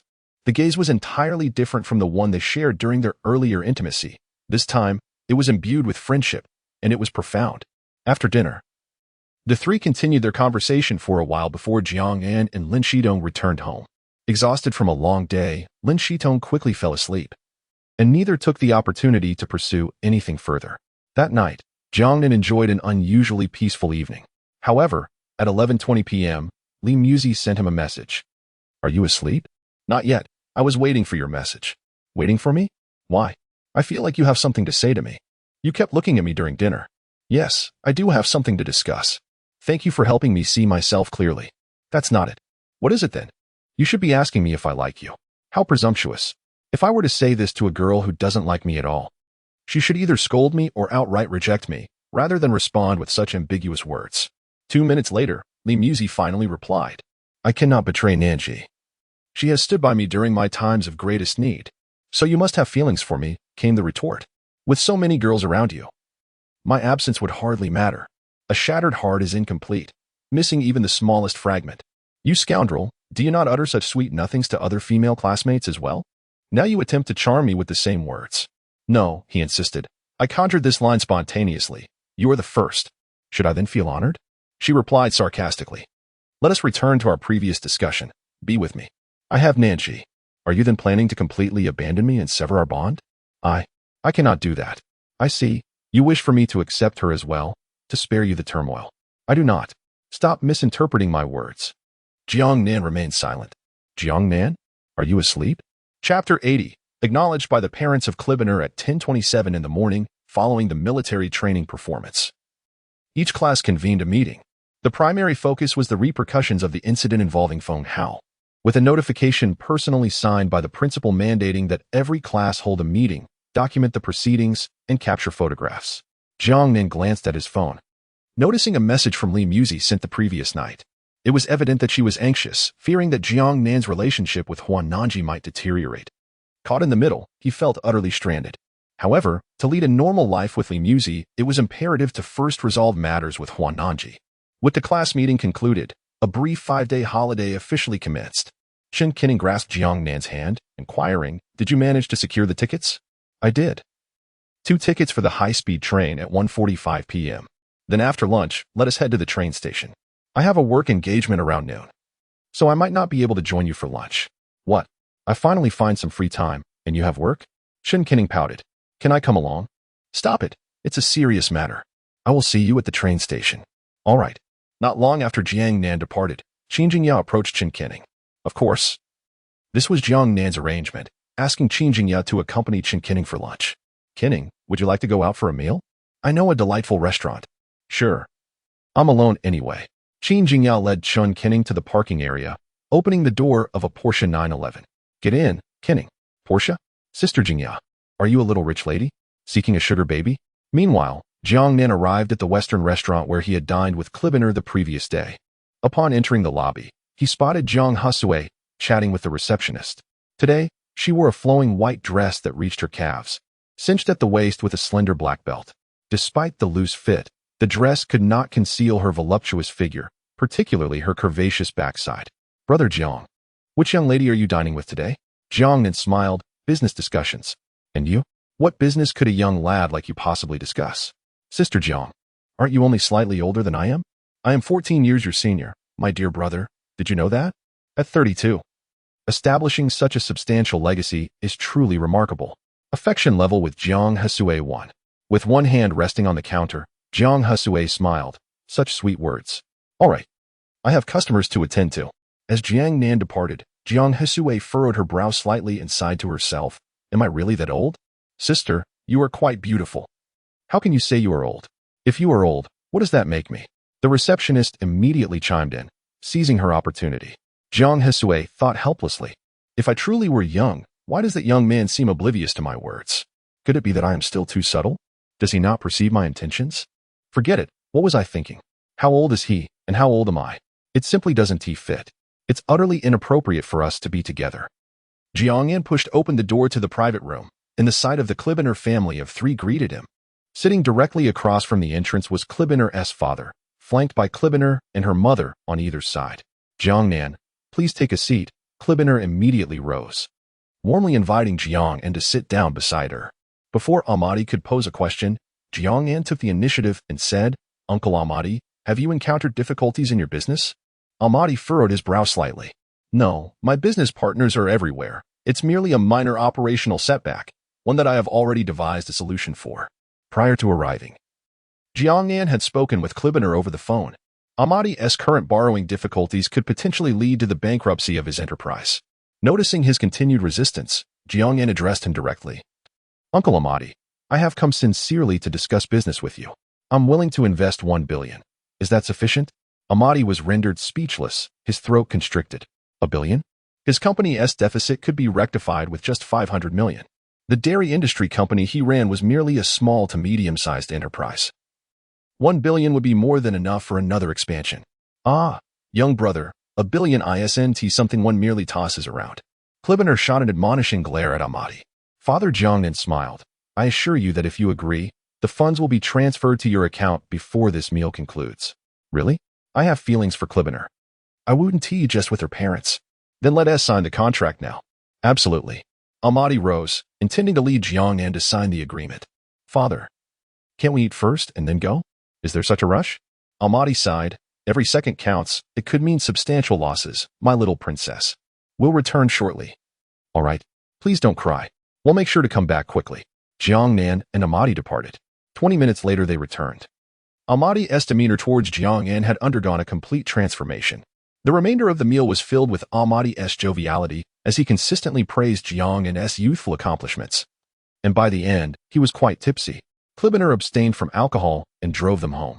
After lunch, Jiang Nan and Cullinan parted ways outside the restaurant. I'll wait for your return. I'll be back soon. Jiang Nan got into his car, heading for the high-speed train station. Cullinan shot a glance at her father. Father, stop pretending. How could you be drunk from just that little bit of alcohol? Jiang Nan has already left. Ahmadi chuckled. What do you know? He had to catch a train. I couldn't possibly get him truly intoxicated. However, if I don't appear somewhat inebriated, how can I convey my sincerity? I have no other means but to feign. Cullinan pouted. Wouldn't it be better to actually get him drunk? If you did, he wouldn't have to leave today. Oh, everyone has parents, Cullinan's mother interjected, interrupting the conversation between father and daughter. So, old man, how much did he give you? Ahmadi chuckled. 1.5 billion. 1.5 billion? Both Cullinan and her mother exclaimed in astonishment. Well, this company can finally weather the storm, Cullinan's mother said joyfully. Not only that, with this money, I can expand the industry 2 or 3-fold. Meanwhile, Jiang Nan arrived at the high-speed railway station, waiting for ticket inspection alongside Chen Kenning. Suddenly, a woman approached. Hello, Jiang Nan. Do you still remember me? Jiang Nan scrutinized her for a moment. Who are you? I am the agent from Jiahong Media. We met on the day you first arrived in Jiangqing. Do you recall? It was I who asked you if you would like to play the lead role in our drama. Chapter 81. Homecoming. Jiang Nan never anticipated encountering her here. My name is Li Yu, a talent agent from Jiahong Media. I have been waiting for you for quite a long time. You've been waiting for me all this while. Of course, I genuinely wish to help you enter the entertainment industry. After contemplating for so long, have you made a decision? Do you wish to pursue a career in entertainment? I have no intention of doing so. Do you possess not even a flicker of desire? None at all. Li Yu sighed in resignation. After waiting so long, it seems it was all in vain. However, I am interested in investing in films and television dramas. Should you ever find the need, do not hesitate to reach out. Invest in films? You? Indeed. If you happen to know any directors or producers, I would appreciate it if you could recommend me. I have a keen interest in film investment. At that moment, Li Yu realized the reason for Jiang Nan's disdain towards entering the entertainment industry. She was affluent and had no need for it. Very well. I shall certainly make the introductions when the time comes. As the ticket check approached, Jiang Nan and Chen Kailang departed for the entrance. On the high-speed train, Chen Kailang occupied the window seat, gazing at the passing scenery while they held hands, relishing a moment of tranquility. Nan, where shall we go after we return? Where would you like to go? Let us just explore the surroundings of Jiang City for a couple of days. After such an extended military training, I yearn for some rest. Sounds great. Chen Kailang leaned against Jiang Nan's shoulder and drifted off to sleep. By the time she awoke, they had arrived at Donglin's city high-speed train station. As they exited the station, Jiang Nan spotted his father waiting for him. Jiang's father initially frowned upon seeing Jiang Nan and Chen Kailang holding hands. The girl he had seen in the photos on his phone was not Chen Kailang. How could this be? Had his son swiftly changed girlfriends? He refrained from asking. Kailang, were you tired on the way? Not really. I slept the entire journey. Come on. Uncle will drive you home. Your parents must be thrilled to hear you're back. All right. Jiang's father led Jiang Nan and Chen Kailang to his car in the parking lot. What kind of car is this, Uncle? This one? It's a Zune GIS 800. Quite popular online. It must have cost quite a bit. It was purchased by Xiao Nan, over $1 million. I use it as my commuting vehicle. The trio engaged in light conversation until they arrived at the base of the apartment building. You two head upstairs first. I need to stop by the school. Is my mother home? Jiang Nan inquired. She is not. She is at the school. We'll return in the evening. Jiang Nan and Chen Kailang took the elevator upstairs. I'll head back to see my parents first. I'll check if I have time to visit you later. No rush. Take your time to rest. Upon returning home, Jiang Nan collapsed onto the sofa, idly scrolling through Douyin. Suddenly, he received a phone call. It was from Zhong Shujia. Hello, brother Jiang Nan. Have you arrived home? Yes. Where are you? I'm still at school. I'm heading home today, and will come to see you the day after tomorrow. I'll wait for you here. After hanging up the phone, Jiang Nan yawned and returned to his room to sleep. When he awoke, the night had already fallen. Zhang's mother had prepared dinner, during which Chen Kailang had called. After dining, he engaged in casual conversation with Chen Kailang. Jiang Nan fell asleep once more and did not awaken until after 9 o'clock in the morning. Upon returning home, he felt a profound sense of relaxation in both body and spirit, which contributed to his propensity for excessive sleep. Jiang Nan wandered around his home, feeling that the space was somewhat cramped. Having never lived in a villa before, he had previously considered 70 square meters quite satisfactory. However, he now perceived it as rather small. System, please check for the nearest luxurious residential community to Shurian Experimental Middle School, ensuring the construction quality is high and not substandard. Searching. Location found. Yumingfuju. The location of Yumingfuju swiftly materialized in Jiang Nan's mind. Excellent. I shall purchase a residence there. Jiang Nan took the elevator downstairs, only to suddenly realize he had no vehicle. Moments later, the elevator doors opened, revealing Chen Kailang and her parents. Hello, Uncle and Auntie. Jiang Nan, you returned with Kailang yesterday, right? Yes, we came back together. Where are you all headed? We're going to visit Kailang's grandparents. It's a rare opportunity for her to be back home and see them. Weren't you able to go during the summer vacation? During summer? Kailang was working and couldn't make it. Did Kailang really work during the summer? At this moment, Chen Kailang proudly replied, of course. Some people even criticized me, saying I was lazy at home throughout the summer. Chen Kailang's father asked Jiang Nan, where are you off to? I plan to visit the Yumingfuju Sales Center. You intend to buy a house? Just looking. Well, since it's on the way, I can give you a ride. Thank you, Uncle. Jiang Nan followed the Chen family. He and Chen Kailang sat in the back seat, leaning against the car doors and pretending to be unfamiliar with one another. Jiang Nan texted, we can't hold hands. Chen Kailang replied, I haven't told my parents that we're together yet, so of course we can't. When do you plan to tell them? I intend to inform my grandparents first. Why is that? I promised my grandmother that I would let her know as soon as I found a boyfriend. Such an inexplicable determination. Are you in such a hurry to make it official? Of course. If you had told them, I wouldn't be leaning against this cold metal door right now. When will you return? Probably in 2 or 3 days. But that would mean the vacation is over. However, I need to accompany my grandparents. All right, do spend more time with them. Upon arriving at Yumingfuju, Jiang Nan exited the vehicle and waved goodbye to Chen Kailang as it disappeared down the street. He turned and walked into the Yumingfuju Sales Center. At the entrance, a welcoming hostess noticed the handsome young man entering and promptly alerted her colleagues via intercom. Welcome to Yumingfuju. A saleswoman clad in black stockings approached and led Jiang into the model display, commencing her introduction. Do you have a well-furnished 200 square meter unit with a lower floor? Yes, sir. May I see the floor plan? Certainly. Right this way. Shally, please bring some coffee. The saleswoman guided Jiang into the client lounge, squatting beside him to provide answers. She was in close proximity to Jiang Nan, and as she crouched down, a hint of allure was revealed, a glimpse of black lace, not insignificant in scale. Jiang Nan selected a well-furnished 250 square meter unit. I'll take this one. Let us proceed with payment. Aren't you going to inspect it in person? No need. Just process the payment. Very well, sir. The total is 4,520,000. Jiang Nan handed over his card, and over 4 million was deducted from his account. The system promptly rewarded him with a return of over 9 million, more than double. Sir, should you require anything, please feel free to contact me. The saleswoman said with a respectful smile as Jiang Nan departed. Chapter 82.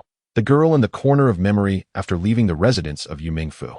Jiang Nan contemplated purchasing a vehicle for convenience. Although his stay was brief, relying solely on the number 11 bus was rather impractical. He began searching online for car dealerships and discovered a BMW dealership approximately 1.5 kilometers away. With that distance, walking seemed feasible. As Jiang Nan strolled leisurely towards the dealership, he paused at a traffic light. Suddenly, a notification resonated in his mind. Li Su's affection level increased by 10. Puzzled, Jiang Nan glanced around, scanning his surroundings but failing to identify any strikingly beautiful woman. System, you must be mistaken. Who is Li Su, and where is she?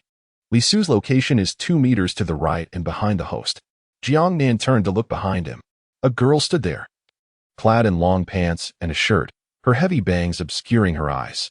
She had a slight hunch and, upon noticing Jiang Nan's gaze, quickly lowered her head, averting her eyes. Is that you, Li Su? Yes, I am Li Su. Jiang Nan's classmate. Li Su, affection level 5. Jiang Nan's mind raced as he tried to recall any memories of Li Su from middle school, but he found himself utterly blank. Her presence in class seemed to have been negligible. You are Li Su, correct? Yes, I am. Name, Li Su. Age, 19. Affection level, 45 points. Height, 171 centimeters. Weight, 58 kilograms. Beauty score, 97 points. Charging attempts, 0. Upon viewing this data panel, Jiang Nan was momentarily taken aback. A beauty score of 97? Was she truly the most beautiful girl he had ever encountered? Yet, she appeared quite ordinary, dressed in simple attire with a noticeable hunch. And he couldn't even see her eyes behind those heavy bangs. At first glance, there seemed to be nothing remarkable about her. Which university do you attend? Jiangqing. You are also in Jiangqing? Yes. Which university in Jiangqing? Jiangqing Institute of Technology. Do you live here? No, I'm looking for a job. Only staying for 4 or 5 days, and you still wish to work? Well, idleness doesn't suit me. I thought I'd earn a little money. That makes sense. Where do you plan to search? Just ahead. The light turned green, and they began walking side by side. Jiang Nan's peripheral vision remained on the girl beside him, who exhibited a slight hunch. With an affection level of 45 points, he felt that taking a step closer could lead to something significant. Yet, he realized he had yet to see her face directly. Li Su, affection level 5. Another increase? What is happening? Li Su gazed at the pavement, her heart racing. Which boy or girl is devoid of their own cherished memory? Naturally, Li Su had her own ethereal muse. That muse was now beside her, and to her astonishment, remembered her name. She was overwhelmed with excitement. She had believed Jiang Nan would hardly recall her existence, yet here she was, having left an impression on his heart. This was sufficient. Jiang Nan glanced at the supermarket adorned with job postings. You should go inside and take a look. I will wait for you here. You needn't wait for me. I wouldn't want to trouble you. I might take some time. Then I shall accompany you. I just need to purchase a few items. Very well. The two entered together. Jiang Nan bought a pack of gum, while Li Su inquired about the job, only to be met with a refusal for short-term work. Stepping out of the supermarket, a hint of disappointment clouded her expression. Do you truly need this job? Li Su pressed her lips together, her hands gripping the hem of her worn clothing. The garments she wore were old, evidently having seen many days. Although they were clean, the colors had begun to fade. I do not. Though she denied it, Jiang Nan surmised otherwise. Why not seek employment in Jiang City? It should be easier than finding work in our hometown. I will return in a couple of days for a high school reunion. Jiang Nan observed the timid girl before him, and a thought began to form in his mind regarding how to draw closer to her. Are your parents working today? Jiang Nan casually engaged in small talk. Yet Li Su remained silent for a moment. I live alone. Alone? Jiang Nan replied in surprise. My grandmother passed away 2 years ago, and now I live by myself. At last, Jiang Nan comprehended her urgency in seeking a job. Living alone while juggling work and study was indeed taxing. Furthermore, without anyone to provide support, the anxiety weighed heavily on her. The prospect of failing to secure employment loomed large, threatening her ability to afford food. As for tuition, the government would assist, but sustenance was solely her responsibility. Now, Jiang Nan felt increasingly resolute in his plan. I have a job that guarantees a minimum of 1,000 over 5 days. Would you be interested? What? Li Su asked, intrigued. Help me walk my cat, 200 a day, totaling 1,000 for 5 days. Walking a cat? Li Su had seen similar jobs online. Such work appeared quite easy. But she couldn't shake the feeling that Jiang Nan was pitying her. The notion of being pitied by someone she admired left her feeling quite uncomfortable. I would prefer to seek employment on my own. Jiang Nan did not press the issue. Very well, then I shall look for someone else. Surely, I can find someone to walk my cat for 200 a day. Why not just walk the cat yourself? I'm lazy. But you are offering 200 for someone else to do it. Jiang Nan chuckled. 200 isn't excessive. If you wish for this job, you are welcome to take it. As classmates, I would feel at ease in trusting it to you. So, will you do it? I will. Excellent. Come home with me shortly. You can meet my cat. Now, let us attend to some matters. Jiang Nan escorted Li Su to a BMW dealership, where he perused the array of vehicles and set his sights on a BMW M8 4-door Thunder Edition. What is the total cost for taking delivery of the car now? He inquired. Sir, this vehicle is already reserved, the saleswoman replied. I'll offer an additional 5% over the price. I want this car, Jiang Nan insisted. The saleswoman appeared troubled. Sir, that puts me in a difficult position. How about 10%? Is that sufficient? Her eyes sparkled at the proposition. For that meant a windfall of 250,000 for her. Very well, sir. I shall prepare the contract for you. After Jiang Nan signed the contract and received the keys, he opened the car door and glanced at Li Su, who sat primly beside him. Let's go home, he said. Li Su hurried over and took her seat in the passenger side, her heart racing. She had overheard everything. Jiang Nan had offered an extra 10% to secure the vehicle. Upon arriving home, Li Su stepped inside just as Jiang Nan closed the door behind them. She looked around, but there was no sign of a cat. Where is your cat? She asked. I haven't bought one yet, he replied. Wait, what? Indeed, I merely deceived you to bring you here. Li Su instinctively backed against the wall, but Jiang Nan pressed closer. With nowhere left to retreat, she found herself cornered as he stood a meter away. There are too many people outside. Some matters are best discussed privately. Listen to me, and if you agree, just nod. If not, I will step out to buy you a cat and offer you a job. Li Su lowered her gaze, her voice barely audible. What do you want from me? I want you to be my girlfriend and to be with me. Will you? A sudden rush coursed through Li Su's mind as she lifted her gaze to meet Jiang Nan's. Her bangs parted, revealing a stunning visage. In that moment, Jiang Nan resolved to hold her close. Do you refuse me? Why would you confess your feelings when you have Cullinan? Jiang Nan spoke candidly. Would you be willing to give away something you cherish the most? Of course not. Neither would I. I cannot bear the thought of another man holding you. Chapter 83. 50,000 in pocket money. The young girl's wish, made during her middle school years, has finally blossomed into fruition. With her hands clasped in prayer before her chest, her eyes dart about like a frightened little rabbit. Her heart races tumultuously within her chest. He declares that she is his most cherished possession. Jiang Nan leans down and kisses her lips. Li Su presses herself firmly against the wall, instinctively clutching the fabric of Jiang Nan's shirt, nervously shutting her eyes in a posture of surrender. Jiang Nan captures her lips between his. After a prolonged moment, they part.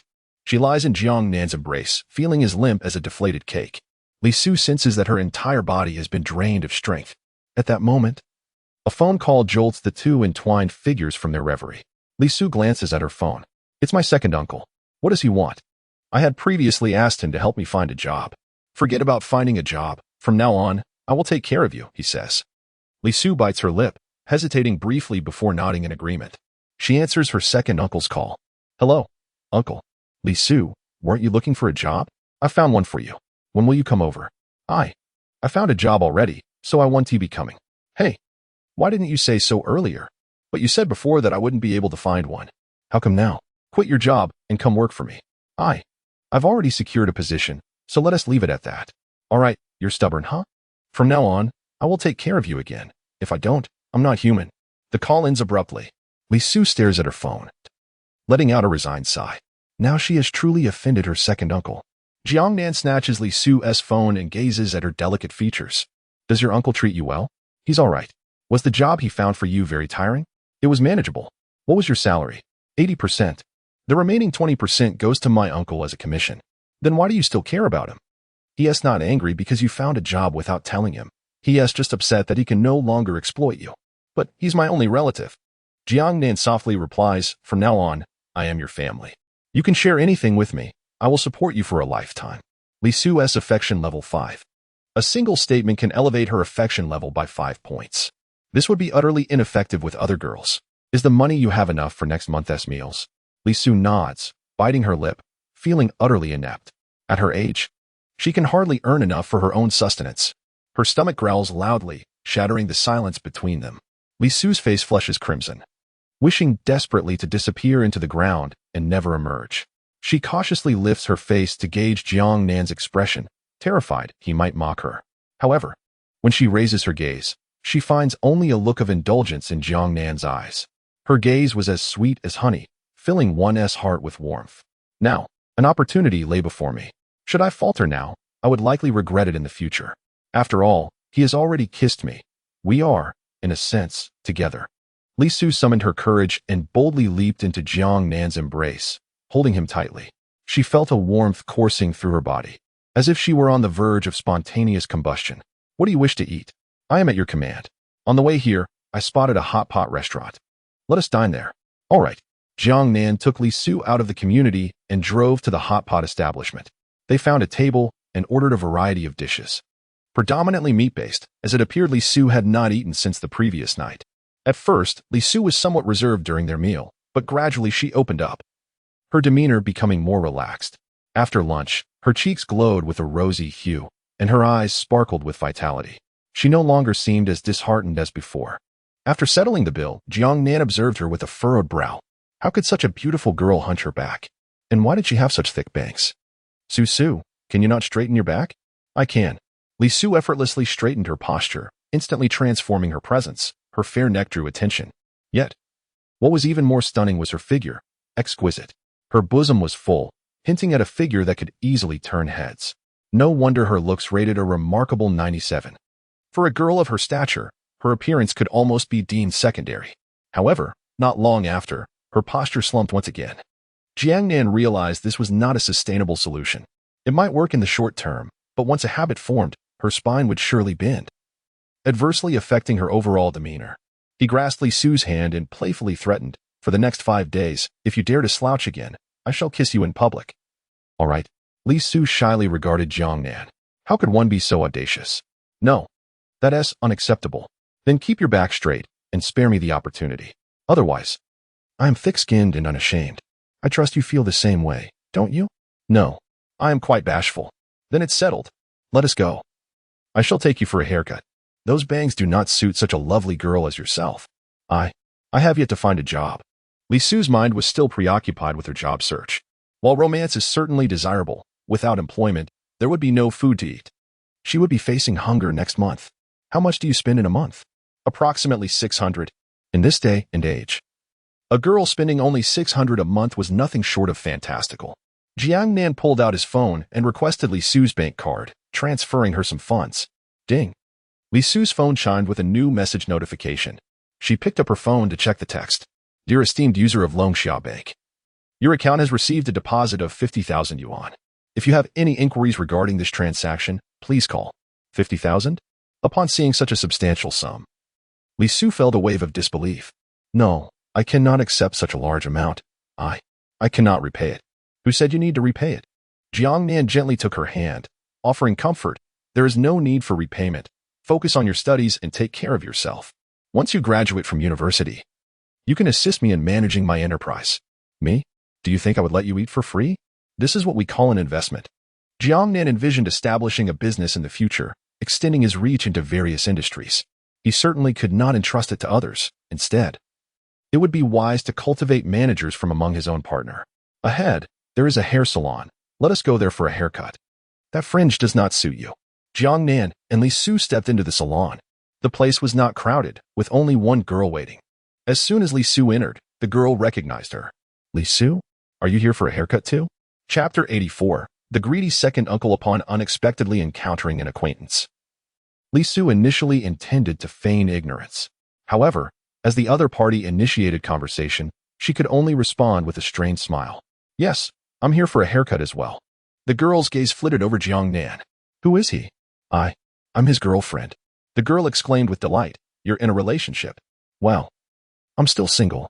I heard online that those who seem gloomy are often the first to find love, but I didn't believe it. I can't believe it's true. Do you live around here? Li Su forced herself to find a topic of conversation. No, I came specifically for this salon. Their skills are exceptional. You should also get a trim. Your bangs are too thick and cover your eyes. Honestly, you're not unattractive, just a bit dull. Oh. The two engaged in a light, meandering chat. Before long, it was Li Su's turn. She approached and sat before the mirror, her small hands clenched. The hairstylist inquired, "What would you like to do?" Li Su hesitated, unsure how to express herself. Jiang Nan, standing beside her, suggested, "Thin out the bangs and style it into a high ponytail. You should look spirited, at least, not as you do now." Understood. The stylist, a woman in her 30s, lifted Li Su's bangs and remarked, "My goodness, such a beautiful girl. Why were such thick bangs?" Jiang Nan patiently waited nearby. At that moment, Su Jixia sent him a message. "What are you up to, little man?" "Accompanying my girlfriend for a haircut." "What? I'm your girlfriend. You've never accompanied me for a haircut." "Well, the issue is, you've never had a haircut." "I will when I get back." "You must come then." "Depends on the situation." "Little rascal, you'll regret it when we meet." "Have you made it home?" Jiang Nan asked. "I arrived yesterday, planning to attend my second uncle's child's wedding tomorrow.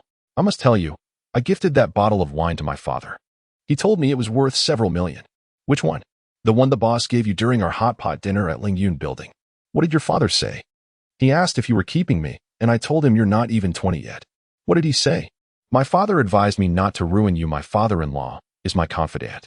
Jiang Nan put down his phone, his gaze lingering on Li Su. Her bangs had vanished, revealing a delicate visage. The clean high ponytail enhanced her beauty, especially with her icy gaze that radiated an air of superiority. Jiang Nan could hardly fathom that such striking eyes were concealed beneath those heavy bangs. After her haircut, Li Su approached Jiang Nan and whispered, "How do I look?" Without a word, Jiang Nan leaned in and pressed a kiss on her lips. In an instant, Li Su's pupils dilated, her face flushed. "We had an agreement. You broke it." Li Su's face turned crimson as she instinctively glanced at the other patrons in the salon, only to find them all staring at her. She pursed her lips, fixing her gaze on Jiang and with her wide eyes. Were it not for the crowd, Jiang Nan would have dealt with Li Su directly. "Li Su, you have become quite beautiful, haven't you?" a girl remarked, grasping Li Su's hand in admiration. "Well, it's all right, I suppose," Li Su replied nervously. "At tomorrow's high school reunion, you will surely dazzle them." Li Su remained silent. She cared little for the reunion and far more for Jiang Nan's gaze. Judging by his demeanor, he seemed to take great pleasure in her appearance. Upon leaving the hair salon, Li Su dialed her aunt's number. "Li Su, have you found a job?" her aunt inquired. "Yes, I have," Li Su responded. "Since you have found work, hurry and take this wretched cat away."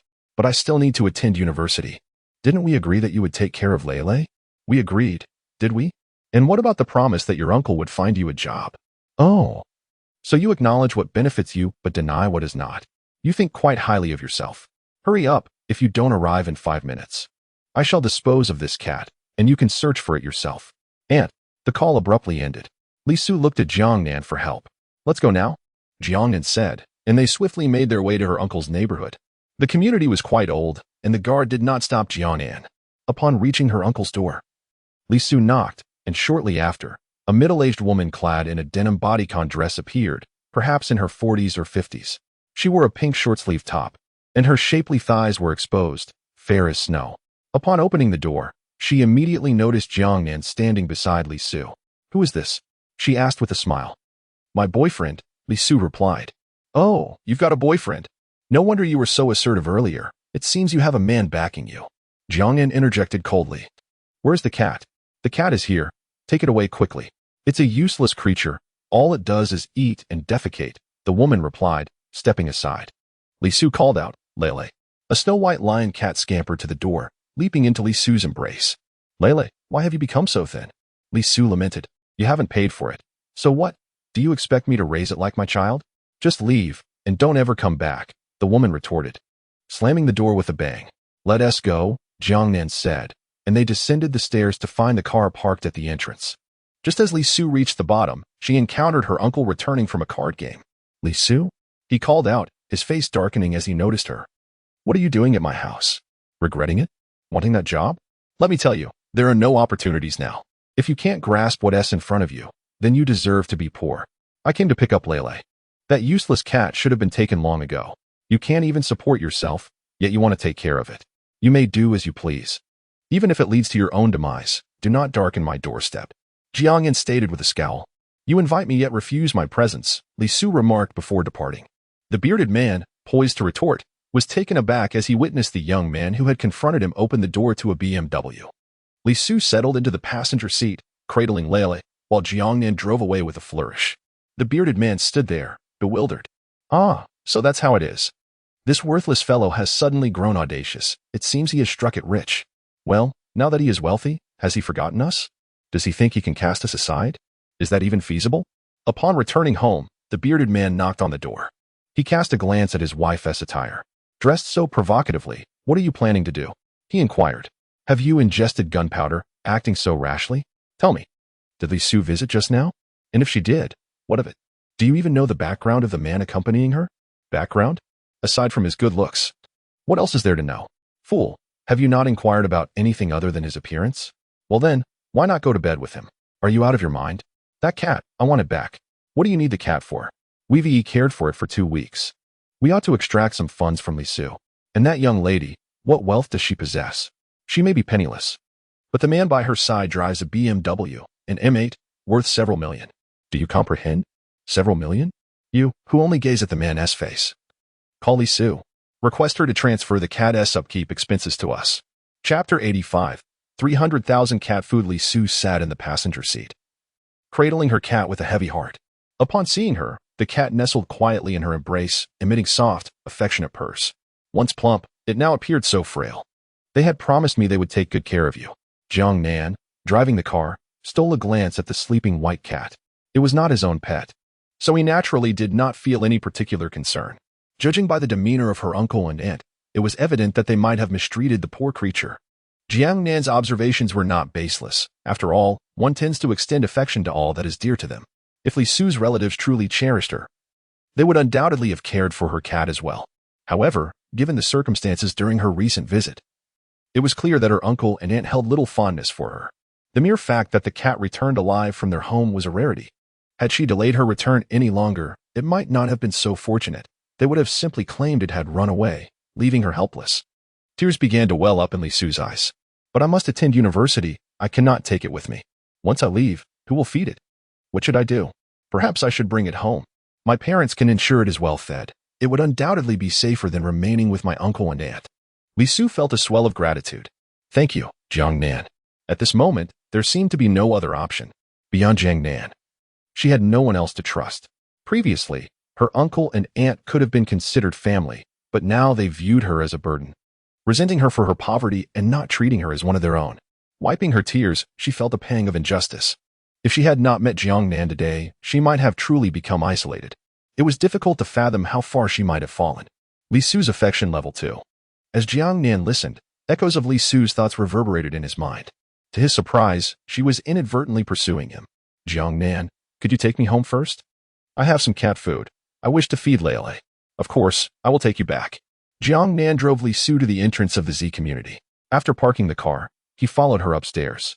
Upon entering her home, Li Su's residence was somewhat older than Jiang Nan's, having been constructed quite some time ago. The space was small. Although it had 2 bedrooms and a living room, it measured only around 60 to 70 square meters. The interior was impeccably clean and tidy, with no dust in sight. Jiang Nan, please have a seat. I will pour you some tea. Li Su gently placed the cat down and poured a cup of tea for Jiang Nan. After being set down, the cat shook itself vigorously, stretched its back, and finally settled down comfortably. After surveying its surroundings, the cat's gaze landed on Jiang Nan. It leapt onto the sofa, climbed onto Jiang Nan's lap, curled up, and slowly closed its eyes. The soothing sound of purring provided immense relaxation. With a gentle clatter, Li Su filled a bowl with cat food. The cat, which had been dozing comfortably on Jiang Nan's lap, sprang off the sofa upon hearing the enticing noise and swiftly made its way to its food bowl.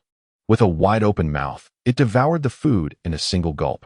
After pouring the cat a cup of water, Li Su tenderly stroked its head, feeling a pang of sorrow. The cat was clearly famished, having gone without sufficient sustenance. This feline companion had once belonged to her grandmother, and now they lamented the circumstances. Tears began to well in Li Su's eyes once more. Jiang Nan approached her, lifting her into an embrace and soothing her back with gentle strokes. At least the cat is back now. It need not endure any more suffering. From this day forth, let it reside in my home, he assured her. Thank you, Jiang Nan, Li Su replied, her eyes glistening with tears. Suddenly, a phone call interrupted the moment. Li Su glanced at her phone, surprised to see it was her uncle and aunt calling. She answered, and a middle-aged man's voice came through. Li Su, is there something you need? Uncle, is there something amiss? Li Su, when you entrusted the cat to our care, we took it upon ourselves to provide diligent care. Now you wish to take it back without discussion. Doesn't that seem a bit irregular? His words struck a nerve, and Li Su felt a wave of discomfort wash over her. Uncle, since returning home, my Lei has been eager to eat. Did you not feed it properly at all? Why, young lady, what nonsense are you speaking? If we hadn't fed it well, it wouldn't have thrived for so long. We provided premium cat food, costing hundreds, even thousands of dollars per bag. Are you now denying this? Is that so? And what is it you intend to do, uncle? I intend nothing.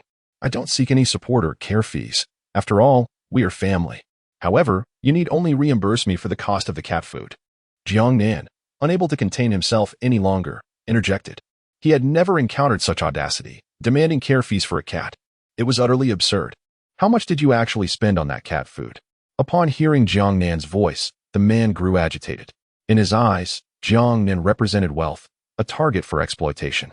I spent nearly 300,000 on cat food. You should reimburse me, he insisted. Jiang Nan, incredulous, burst into laughter.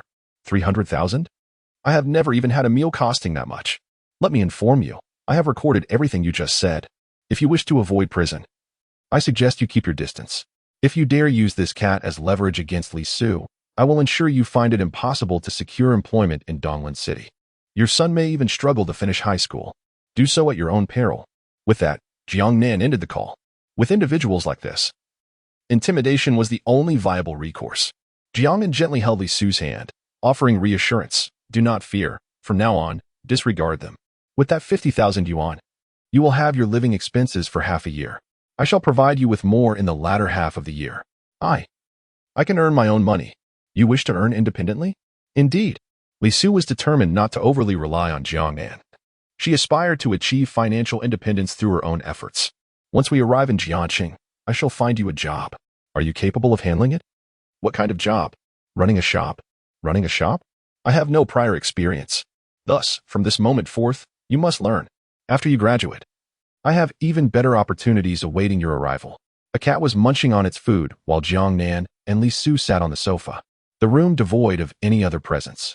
Chapter 86. The charming Li Su. Jiang Nan gently embraced Li Su's waist, leaning in closer until their lips met, entwined like vines. After finishing her meal, the cat yawned and, behaving quite obediently, sauntered off to the bedroom. There, it found its cozy nook and settled down to sleep. Jiang Nan lifted Li Su in his arms and carried her into the bedroom. As Li Su lay on the bed, a wave of nervousness washed over her. Her cheeks flushed with a rosy hue. Although summer had long passed, warmth coursed through her body, akin to being enveloped in a steamer. This sensation intensified, especially upon meeting Jiang Nan's gaze. Jiang Nan grasped Li Su's ankle, and in that instant, he sensed a slight tremor run through her body. He deftly slipped off her shoes, revealing her delicate little feet clad in white socks. Li Su, a mixture of fear and anxiety, curled her legs, her 10 toes pressing down against the bed. She shyly bit her lip, her face so vividly red it seemed it could bleed. Perhaps I smell a bit. I haven't washed my feet in 2 days, she mused. Jiang Nan leaned down, pressing a kiss to her cheek, while his hands busied themselves with exploring the contours of her form. The cat, which had initially drifted off to sleep, eventually stirred awake. With a resigned glance at the couple, it scampered over to the sofa. Moments later, Li Su found herself nestled in Jiang Nan's embrace. The blush on her face had faded significantly, yet her body remained aflame with shyness. She had never anticipated that she would actually be with her longtime crush from middle school, having just shared an intimate moment with him. Which girl does not harbor youthful dreams? Once upon a time, she had scribbled such fantasies in her diary, never truly believing they could manifest into reality.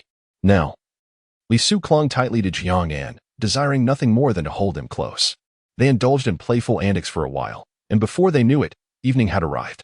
"Are you coming home with me for dinner tonight? My parents would be eager to meet you," Li Su whispered, her voice low. "I can't go just yet. If I did, it wouldn't seem right. Uncle and Aunt would think I'm a loose girl." Jiang Nan playfully pinched her cheek. "What nonsense are you talking?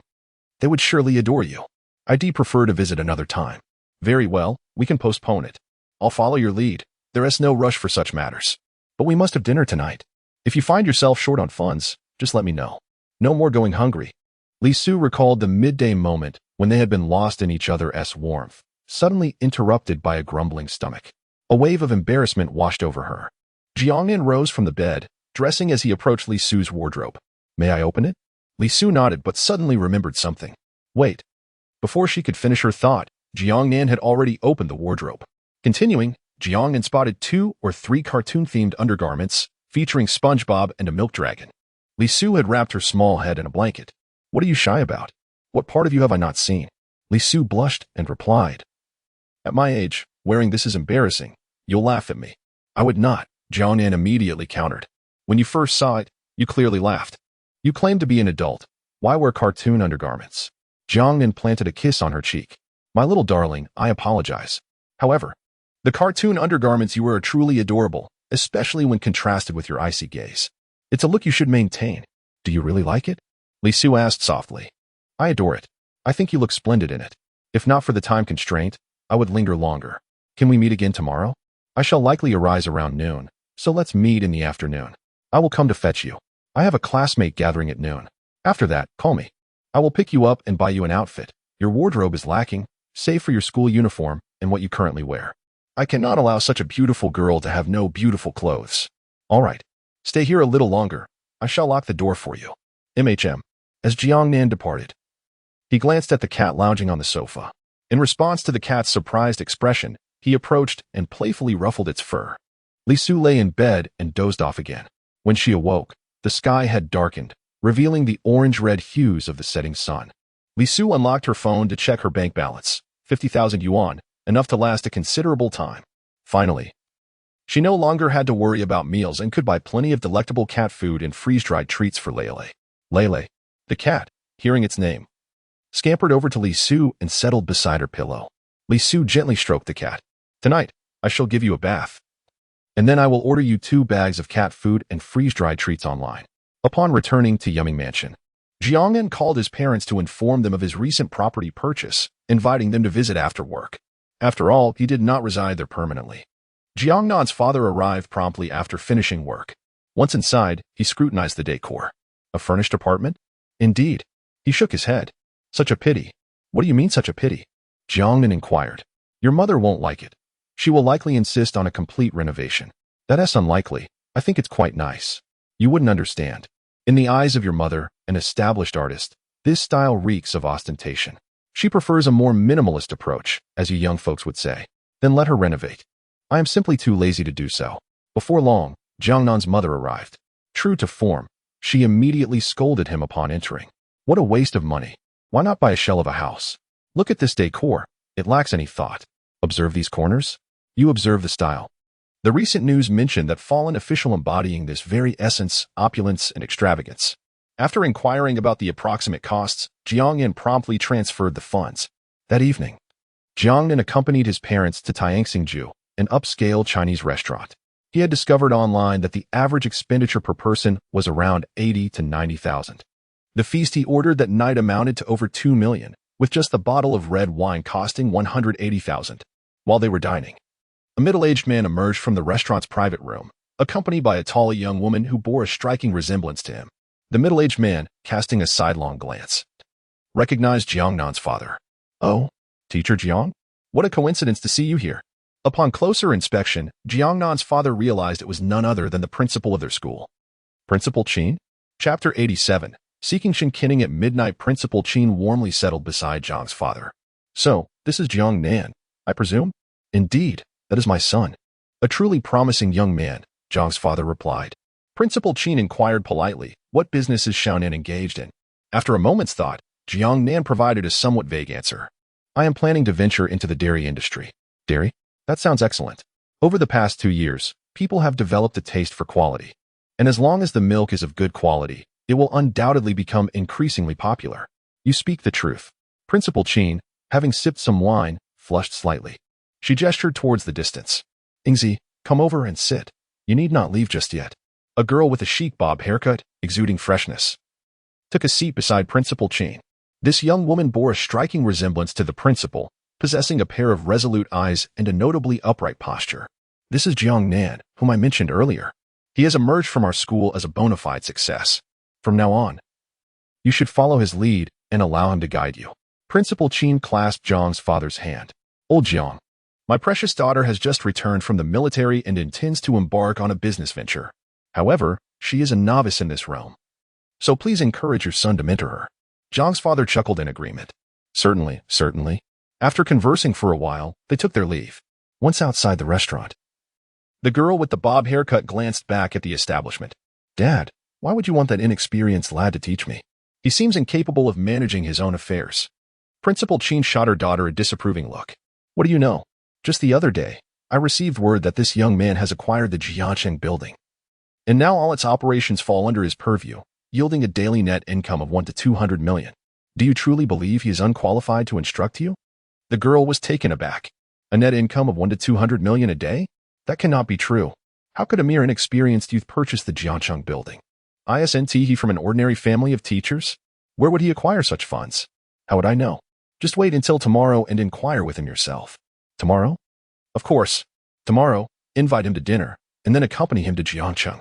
Having his assistance will be far more beneficial than mingling with those superficial acquaintances tonight.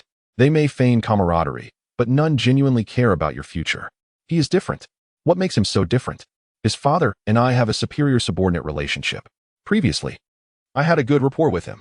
For both professional and personal reasons, he would have no reason to decline your request. All right. I will find a time to invite him to dinner tomorrow. Now, go home and rest. I am utterly exhausted. The wine tonight nearly incapacitated me. And yet the energy of a colleague encountered casually was overwhelming. How bothersome. After the Jiang family finished their dinner, they returned home to rest. Returning to her hometown, Jiang Nan chose not to visit the newly purchased residence in Jiang Nan. According to her mother, everything inside required replacement, and the renovation must reflect her personal vision. That evening, Jiang Nan lay in bed, aimlessly scrolling through videos. During this time, many women were tirelessly striving for a better life online. Jiang Nan found it difficult to ignore their plight, feeling a compulsion to offer assistance. Consequently, she transferred 50 million dozwan, equivalent to 5 million, entirely to the young women who were live-streaming their struggles for survival. Suddenly, her phone buzzed with a new message. It was a photo from Shen Qinning, a striking image of a snow-white leg, the delicate foot adorned with slightly yellowed white socks. Is it beautiful, classmate Jiang Nan? Truly lovely. It looks delectable like ice cream. You lecher. My beauty pales in comparison to senior Qingjingya. Upon reading this message, Jiang Nan was momentarily taken aback. Shen Qinning swiftly followed up with another message. If I hadn't spoken up today, how long did you plan to keep it from me? How did you find out? I'm not foolish. The way Senior Qin looks at you could set the world aflame. And that car was a gift from you, right? Did she tell you? Shen Qinning fell silent for 2 minutes before replying, I was merely teasing you. I just sensed something off in Senior Qin's gaze. In that instant, Jiang Nan felt her spirits plummet. Teasing me? So you admit it, you're cheating. What should I do? What should you do? Of course, you should break up. All right. After uttering those words, Jiang Nan abruptly exited the chat application. Stifling a yawn, she didn't wait long before receiving a video call from Shen Qinning. Jiang Nan answered, and Shen Qinning's beautiful visage filled the screen. With her cheeks puffed like a steamed bun and her brows furrowed in anger, she looked as if she might devour Jiang Nan whole. Jiang Nan, speak? About what? Deny your infidelity and say I'm mistaken. Jiang Nan paused for a moment. It's as you think. Shen Qinning pouted, her eyes glistening with tears. Then why didn't you comfort me? Even if you lied. I would have been willing to hear it. Yet you won't even offer an explanation. Jiang Nan felt a pang of sympathy as she watched Chen Kinning's tears fall. Kinning, I don't wish to hear it. Didn't you just say you wanted me to comfort you? I don't want it anymore.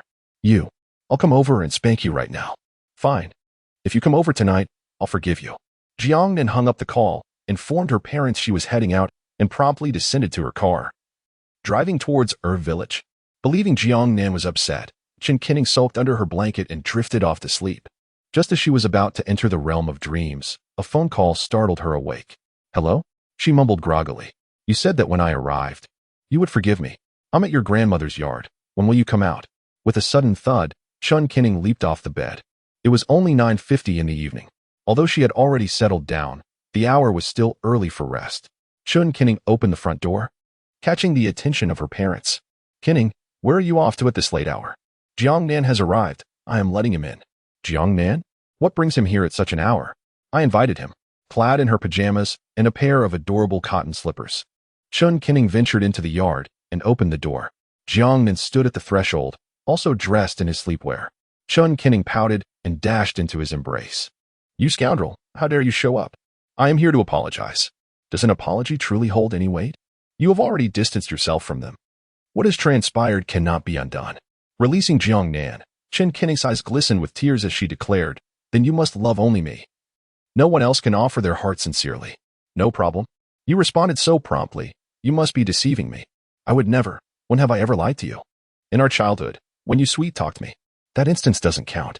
Where will you be staying tonight? At my grandfather's house. At that moment, Chen Kinning's grandparents and parents emerged from the house. Chapter 88. Chen Kinning's astonishment during the day. Chen Kinning had already elucidated the nature of her relationship with Jiang Nan. Thus, when they were seen hand in hand, there was little surprise among the observers. However, the late hour of Jiang Nan's appearance, clad in sleepwear, was indeed peculiar, especially considering the distinct traces of tears on Chen Kinning's face, an unmistakable sign of a quarrel. Hello, uncle and aunt, grandma and grandpa, Jiang Nan greeted, taking the initiative to explain his presence, as it was quite late for a clandestine visit. They welcomed him inside, offering him a seat and pouring him tea. Jiang Nan recounted the events that had transpired. A trivial disagreement had led to their altercation, prompting him to seek refuge here. Upon hearing this, Chen Kinning's father first contacted Jiang Nan's parents, permitting him to stay the night. Chen Kinning's grandparents arranged a room for him. The following morning, after breakfast, Jiang Nan prepared to take his leave, recognizing that his visit had been rather abrupt and that he ought not linger. Chen Kinning accompanied him to the door, where a BMW M8 Thunder Edition awaited. I'm leaving now. Are you off to pursue other girls? Jiang Nan jested. Don't joke about it. Indeed. Aside from your senior Qingjingya, how many girls have you entangled yourself with? I want to accompany you. Wherever you go today, I will follow. Aren't you supposed to spend time with your grandparents? Just drop me off this evening. I'll insist on staying with you, she replied. Fine. I would love to see you every day. After a brief discussion with her parents, Chen Kinning decided to accompany Jiang Nan. As she settled into the passenger seat, she scrutinized her surroundings. A woman has sat in this spot before. Who could it be? My middle school classmate. You probably know her, Jiang Nan replied. What? A middle school classmate? Who? Li Su. Jiang Nan exclaimed, taken aback by Chen Kinning's immediate deduction. How did you know? Is it really a mystery? Among my middle school classmates, Li Su is undoubtedly the most beautiful, and she clearly harbors feelings for you. Since you mentioned I know her, it must be her. How could you possibly know she is beautiful? I barely recognized her when I first met her, Jiang Nan countered. Of course, I saw her one morning in middle school while she was washing her face. I thought she was stunning and couldn't help but steal glances at you. How could I forget? Well, it's good you remember. It saves me the trouble of an introduction. When did you two become acquainted? Just yesterday. What? Yesterday? I was gone for only a day, and you met her? It was a chance encounter. Who would believe you? It must have been premeditated. Throughout the journey, Jiang Nan ambled slowly, meandering through the surrounding mountains for the entire morning. As noon approached, he intended to take Chen Kinning to the town for a meal. Unexpectedly, a call from Qining interrupted his plans. Is this Jiang Nan? This is Qining. We met last night. I remember you. Is there something you need? I would like to invite you to lunch. I have a matter that requires your assistance. When shall we meet? How about today at noon? You may share the details over the phone. I am currently. Ah, very well. Please send me the location, and I shall join you shortly. Jiang Nan hung up the phone and cast a sidelong glance at Chen Qinning. "Why are you pinching me?" she exclaimed. "Who is she?" "She is the daughter of Principal Qin from high school. I believe she wishes to discuss some business matters with me. We have no other connection." "I shall accompany you to lunch," Chen Qinning insisted. "Why not? A clear conscience fears no accusation." Fuming, she bit Jiang Nan's shoulder in frustration. "You troublesome Jiang Nan, always provoking me." Jiang Nan embraced her, reassuringly saying, "How could I ever upset you? Then take me with you. Of course, let us go together." At noon, Jiang Nan and Chen Qinning arrived at the designated venue. Upon entering, Jiang Nan immediately spotted Qin Ying amidst the crowd. Her demeanor radiated elegance, and her beauty was striking. As she settled into her seat, others appeared relaxed and languid, but Qin Ying sat upright, exuding a composed presence. Upon noticing Jiang Nan, she was about to greet him, but her gaze fell upon the enchanting young woman beside him. Chen Qinning's rosy lips and bright eyes, coupled with her delicate figure, captivated the attention of all present. "Hello. I apologize for the wait," Qinning said. "Just arrived," Jiang Nan replied. The three took their seats, and Qinning smiled. "May I inquire who this is?" "This is my girlfriend, Chen Qinning." "Hello, I am Qinning. Jiang Nan has spoken of you. Your father was my high school principal, so we are somewhat acquainted." After exchanging polite pleasantries, Qinning got straight to the point. "The reason I sought out Mr. Jiang is that I need your assistance. I am currently at Lingyun International Plaza looking at a shop, but I have encountered some difficulties." Jiang Nan smiled and replied, "That is easily addressed, even without your request. I would assist you, considering your connection to Principal Qin. I cannot neglect you." Chen Qinning, puzzled, asked, "Lingyun International Plaza? How can you help?" Jiang Nan replied, "It belongs to me." "Yours?" Chen Qinning recognized Lingyun International Plaza as a landmark of Jiangxing, and now it was Jiang Nan's. If it belonged to Jiang Nan, then it was essentially hers as well. Sensing the fervent gaze of Chen Qinning, Jiang Nan glanced at her subtly, but she remained oblivious, lost in her daydreams. "Chen Qinning, what is it? Let us eat." At this moment, Chen Qinning realized that the dishes had all been served. As the three of them were dining, music suddenly filled the private room. Initially, Jiang Nan paid it no mind, until he heard the voice within. "Li Su, I like you. Be my girlfriend, and I will treat you well for a lifetime. Please say yes." Jiang Nan was taken aback, instinctively glancing towards the private room. Before he could rise, Chen Qinning had already stood up and headed in that direction, with Jiang Nan closely following. I already have a boyfriend." Li Su rejected the man's confession before her. Zhou Fang, however, paid little attention. He had not intended to confess to Li Su today, but rather had planned to declare his feelings to another classmate. Yet upon seeing Li Su, he instantly changed his mind. After all, a confession is a confession. So why not choose someone beautiful? "Li Su, stop joking around. I know you have a reserved personality and haven't dated anyone, so just agree to me." With a loud bang, the door swung open, and Chen Qinning, her face darkened with anger, shouted, "Are you deaf? She said she has a boyfriend. Leave her alone." Chapter 89. A battlefield of sisters, not demons. The sudden intrusion of Chen Qinning sent a shockwave through everyone present. Zhou Fang initially believed that by adopting a firm stance, he could completely win over Li Su today. However, before he could finish his thoughts, he was abruptly interrupted. Anyone would feel angered under such circumstances, especially someone as spoiled and headstrong as Zhou Fang. He rose, his expression darkened as he glared at the woman who had burst in through the door. "Who the hell are you? Get out." Chen Qinning, already fuming, felt her ire intensify at Zhou Fang's outburst. "You're home? You think I'll just leave because you say so? What kind of nonsense is this, professing your love for a girl in front of so many people? Are you attempting to morally manipulate me? Shameless wretch, get as far away from me as possible." Zhou Fang placed the roses on the table and stormed toward the entrance, his face a thundercloud. "Say that again. What are you going to do about it?" Jiang Nan strolled in, hands in his pockets. At his entrance, all eyes converged upon him. The young man was simply too handsome. Zhou Fang was momentarily stunned by Jiang Nan's imposing presence. After a brief moment of bewilderment, he quickly regained his composure. "And you are?" Jiang Nan approached Zhou Fang, who stood frozen, casting a sideways glance at him. With a swift kick, Jiang Nan sent him sprawling across the floor. The sudden turn of events left everyone momentarily speechless. They had just met, and he was already throwing punches? Didn't Li Su just tell you she was in a relationship? "I'm her boyfriend. What is it to you? Not satisfied?" Upon hearing this, Li Su blushed. In front of so many witnesses, Jiang Nan had openly declared himself as her boyfriend. Her emotions surged with a mix of excitement and exhilaration. But in the next moment, A realization struck her. While Jiang Nan was indeed present, so was Chen Qinning. His acceptance of being her boyfriend raised questions about his relationship with Chen Qinning. Li Su discreetly cast a glance at Chen Qinning. Upon meeting her gaze, her perspective shifted entirely. Chen Qinning and Jiang Nan were undoubtedly involved. This was indisputable, otherwise Chen Qinning would not have looked at her with such a peculiar expression. Zhou Feng scrambled to his feet. "Just you wait," he declared before fleeing the scene. Jiang Nan approached Li Su, inquiring, "Have you eaten yet?" "Not yet. I had just begun when he inexplicably confessed to me. Since you haven't eaten, let us go together." "Ah?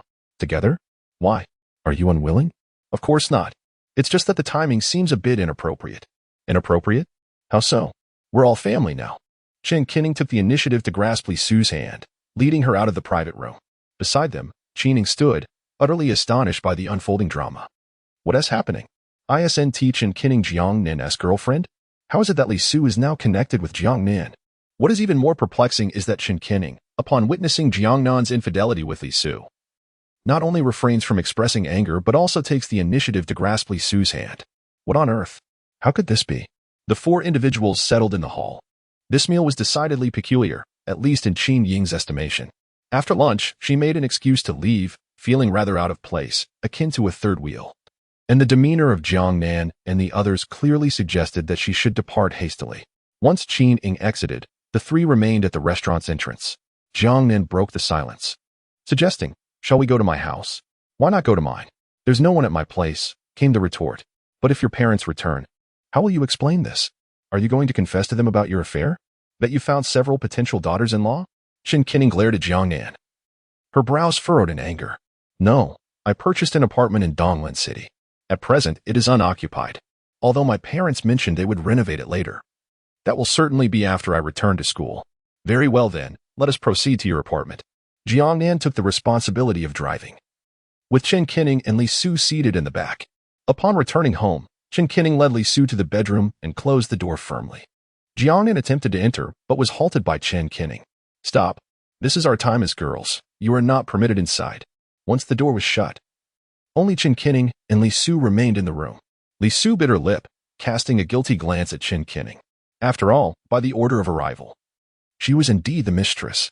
If Chen Qinning were to strike her, should she retaliate or not? "Li Su, do you harbor feelings for Jiang Nan?" Li Su paused for a moment before nodding. "Do you like his wealth or his character?" I've liked him since middle school. I could tell. Your gaze was nearly dripping with affection back then. Why didn't you confess to him then?" I was too scared." "Why? Afraid of rejection?" "Yes. With your attributes, a confession to him would surely yield a positive response from Jiang Nan, that rogue." "I did not." Jiang Nan's voice echoed from outside the room. But Chen Qinning chose to ignore him and continued conversing with Li Su. "If you wish to be with Jiang Nan, you must contend with more than just me. There are others as well." "Others?" Li Su exclaimed in surprise. "Of course, just from my knowledge, there is a university professor, a campus belle, and a woman with a child." "Ah, so many? And this is merely what I have observed. I suspect there are dozens more whom I have not seen." Outside, Jiang Nan was bewildered. "Do I have dozens of girlfriends? How was I unaware of this?" Li Su hesitated before speaking. "Well, I also like him." Initially, Chen Qinning intended to dissuade Li Su, as this would effectively reduce her competition, but she was taken aback by Li Su's stubbornness. "Very well, since you wish to stay, you must call me sister. I am the rightful queen. However, did you not mention earlier about the senior and the teacher? How can you? Who is discussing age here?" "Call me sister." Chen Qinning, blushing, uttered these words, feeling quite shy herself. "Sister," Li Su timidly called out. Chen Qinning's cheeks flushed even deeper. "Between you and Jiang Nan, who confessed to whom first?" "He confessed to me first, proclaiming his affection and asking me to be with him, to which I agreed. Initially, he spoke to me in such a manner, and I fell for his sweet words." Jiang Nan, in the living room, had been listening for quite some time. He had no desire to eavesdrop, but the bedroom was not far from the living room. It seemed that the two of them were not emerging any time soon. Regardless, he was pleased to see them coexisting peacefully. An hour later, they finally emerged. "What are your plans for the afternoon?" Jiang Nan inquired, glancing at the two. "Shopping," Chen Qinning declared without hesitation. Indeed, a splendid way for two young ladies to quickly grow fond of each other was through a delightful shopping spree. Without a second thought, Jiang Nan transferred 300,000 to each of them. "Off you go." Chapter 90. Striking at the root, the two individuals stared in disbelief at the $3 million that had just been deposited into their bank account. What is the meaning of this? Chen Qinning inquired. It's just pocket money, came the reply. Which kind-hearted soul bestows $3 million as pocket change? Isn't that a tad excessive? I believe we wouldn't even require such a sum for a shopping trip. We won't need it now, but you can return it to me later. Chen Qinning immediately clutched her phone, asserting, no way. Once it's in my account, it's mine. Let us go, Susu, we're off to shop. I must tell you, during the summer vacation, I spotted a dress that was quite expensive, over $2,000. I hesitated to buy it, but now we can go take a look. The two exited, leaving Jiang Nan lounging on the sofa, idly scrolling through his phone. Suddenly, Chen Qinning returned. What is the matter? Jiang Nan asked, puzzled at their return. We have no car. Jiang Nan tossed the keys to them, and they finally departed for the underground parking garage. Shortly after they left, Jiang Nan received a call. Surprisingly from Zhou Chuqing. Hello, Chuqing, what is the reason for your call? Missing me? I've arrived in Jiangqing. Come pick me up. After the conclusion of the previous case, Jiang Nan had advised her to rest at home and not overexert herself. What brings you to Jiangqing? I'm here for a case that requires my on-site investigation, and I thought I'd visit you as well. All right, I'll come to fetch you. Jiang Nan descended the stairs, instinctively heading to the underground garage, only to discover that his car had been borrowed by Chen Qinning and Li Su. Reluctantly, he hailed a ride-sharing service to the high-speed train station. Upon arrival, he spotted Zhou Chuqing clad in long pants and a shirt, her usual neutral attire, which greatly related to her profession. Yet, what she wore underneath remained a mystery, especially since she had made the journey specifically to see him. As Zhou Chuqing searched for Jiang Nan, a Qin vehicle came to a halt before her, just as she wondered who it might be. Jiang Nan emerged from the car. Jiang Nan, have you gone bankrupt? Zhou Chuqing was taken aback by the sight. Jiang Nan chuckled, not at all. How could you think that? Then why are you in a Qin? My car is borrowed. I took a taxi here. Come, I'll take you to a hotel. Suddenly, Zhou Chuqing grasped Jiang Nan's hand. I want to go to a hotel. Jiang Nan frowned. You're on a business trip. Didn't your company book you a hotel? No, I didn't ask them to. Then where will you stay? At your home. Zhou Chuqing bit her red lip, her eyes sparkling with excitement. Jiang Nan discerned her intentions and smiled. You wish to meet my parents? Yes, I want to settle our matters sooner rather than later. Jiang Nan pressed his lips together. Frowning, do you know something I don't? Zhou Chuqing nodded. How did you find out? That time at Lingyun International Building. I was buying a bag and saw you holding hands with another woman. Moreover, your prolonged silence must certainly be due to someone holding you back. Subsequently, I visited your university. Ah, you investigated me? Zhou Chuqing cast a sidelong glance at Jiang Nan. Must I even investigate? The romantic entanglement of the campus heartthrob and two prominent beauties has already become the talk of the entire Jiangqing University Forum. Are you familiar with the Jiangqing University Forum? I have never visited. Regardless, I learned much about you from the various discussions therein. So, is your intention this time to cut off the roots? Zhou Chuqing nodded. Jiang Nan playfully pinched her cheek. You arrived too late. Has someone already met your parents? Who? Chen Qinning. Her? I should have anticipated it. You have known her since childhood. What are your plans now? Return to Jiacheng? No. It took me considerable effort to come here. I must at least complete my tasks. Shall I book a hotel?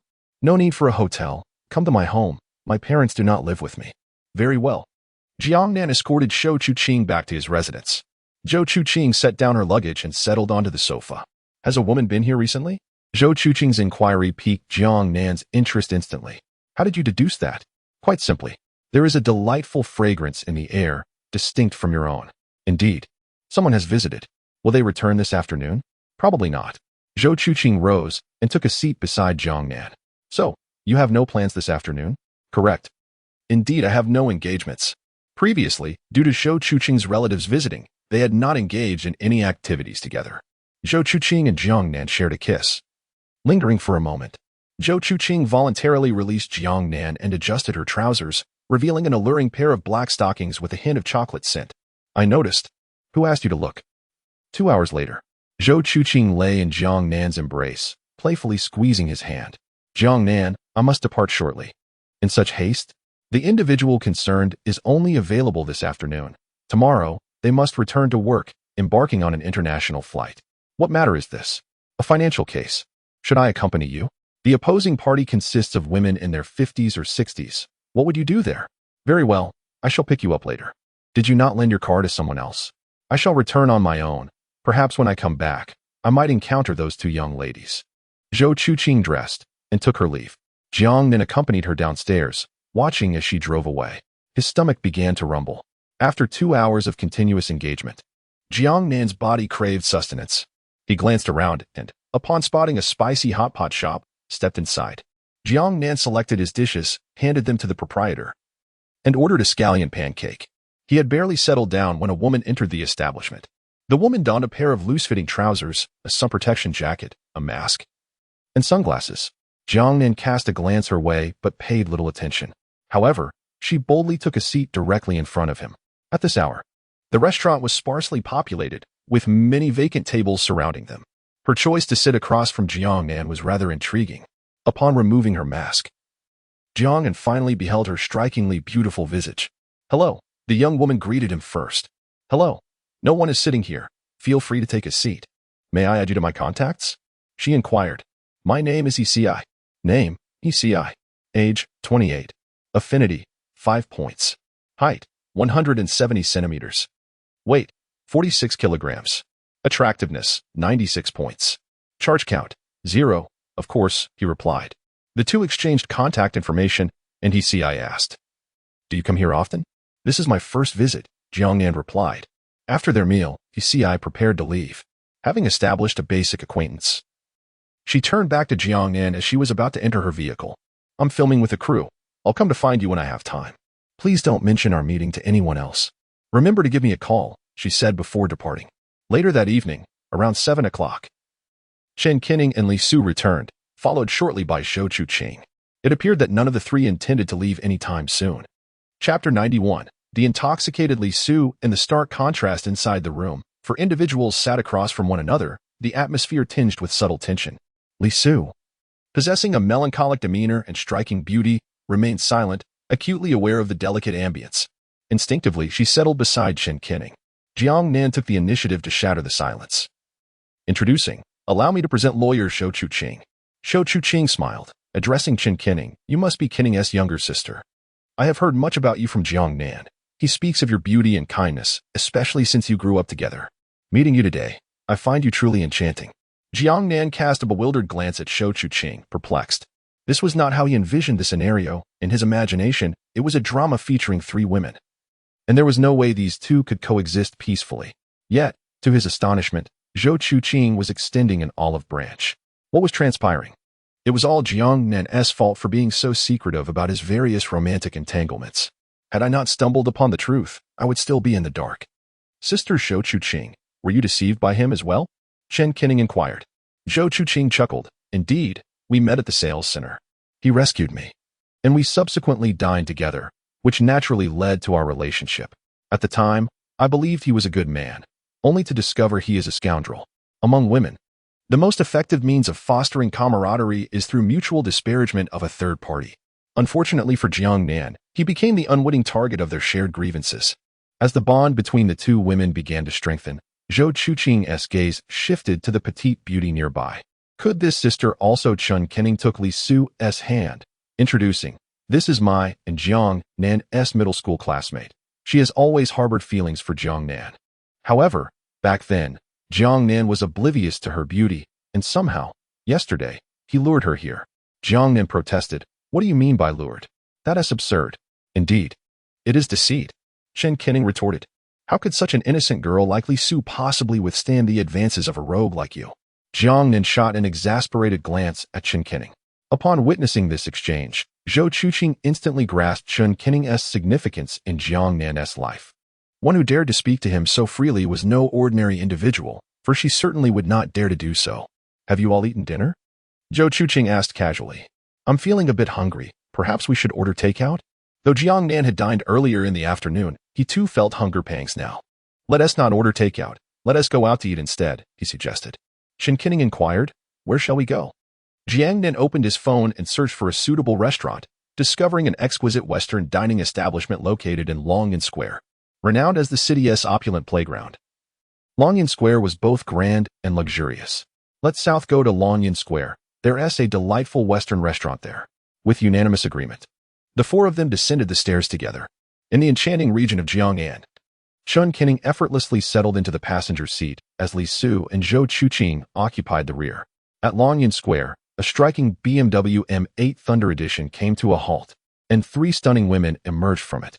One was clad in a long tunic and trousers, adorned with gold-rimmed glasses, exuding an air of elegance and an aloof, unapproachable demeanor.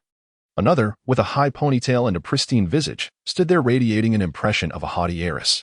The third, stepping out from the passenger seat, possessed a vivacious spirit and donned eye-catching attire, instantly evoking the nostalgic memories of their high school white moonlight for many. It was hard to fathom what kind of young man could be fortunate enough to capture the affections of such four exquisite women. As Jiang Nan disembarked, the surrounding girls were instantly stirred, captivated by his handsome visage, which seemed to eclipse even the leading man from the nearby film set on Fuyuan Road. One could speculate that should the female lead encounter him, she might swiftly lose interest in her current love interest, as even I had grown weary of the original protagonist. What if he and Tanjianzi pursued me? First, you ought to check your reflection to see if it can rouse you from your daydream. If not, remember to call me. Tanjianzi can be yours, but my husband is absolutely off limits. Jiang Nan escorted the three women to a nearby Western restaurant, entering a private room where two beauties awaited them. He ordered a bottle of red wine, priced at approximately 800,000. During the meal, laughter filled the air among the four, though Li Su, due to her reserved nature, did not share in the exuberance of Qin and Zhou. However, as a glass of wine was consumed, a rosy hue gradually adorned Li Su's cheeks, emboldening her spirit. What began as merriment shared only between Chun Kinning and Zhou Chuqing now included a third voice. Their laughter, while vibrant, was predominantly centered around Jiang Nan, especially during their exchanges.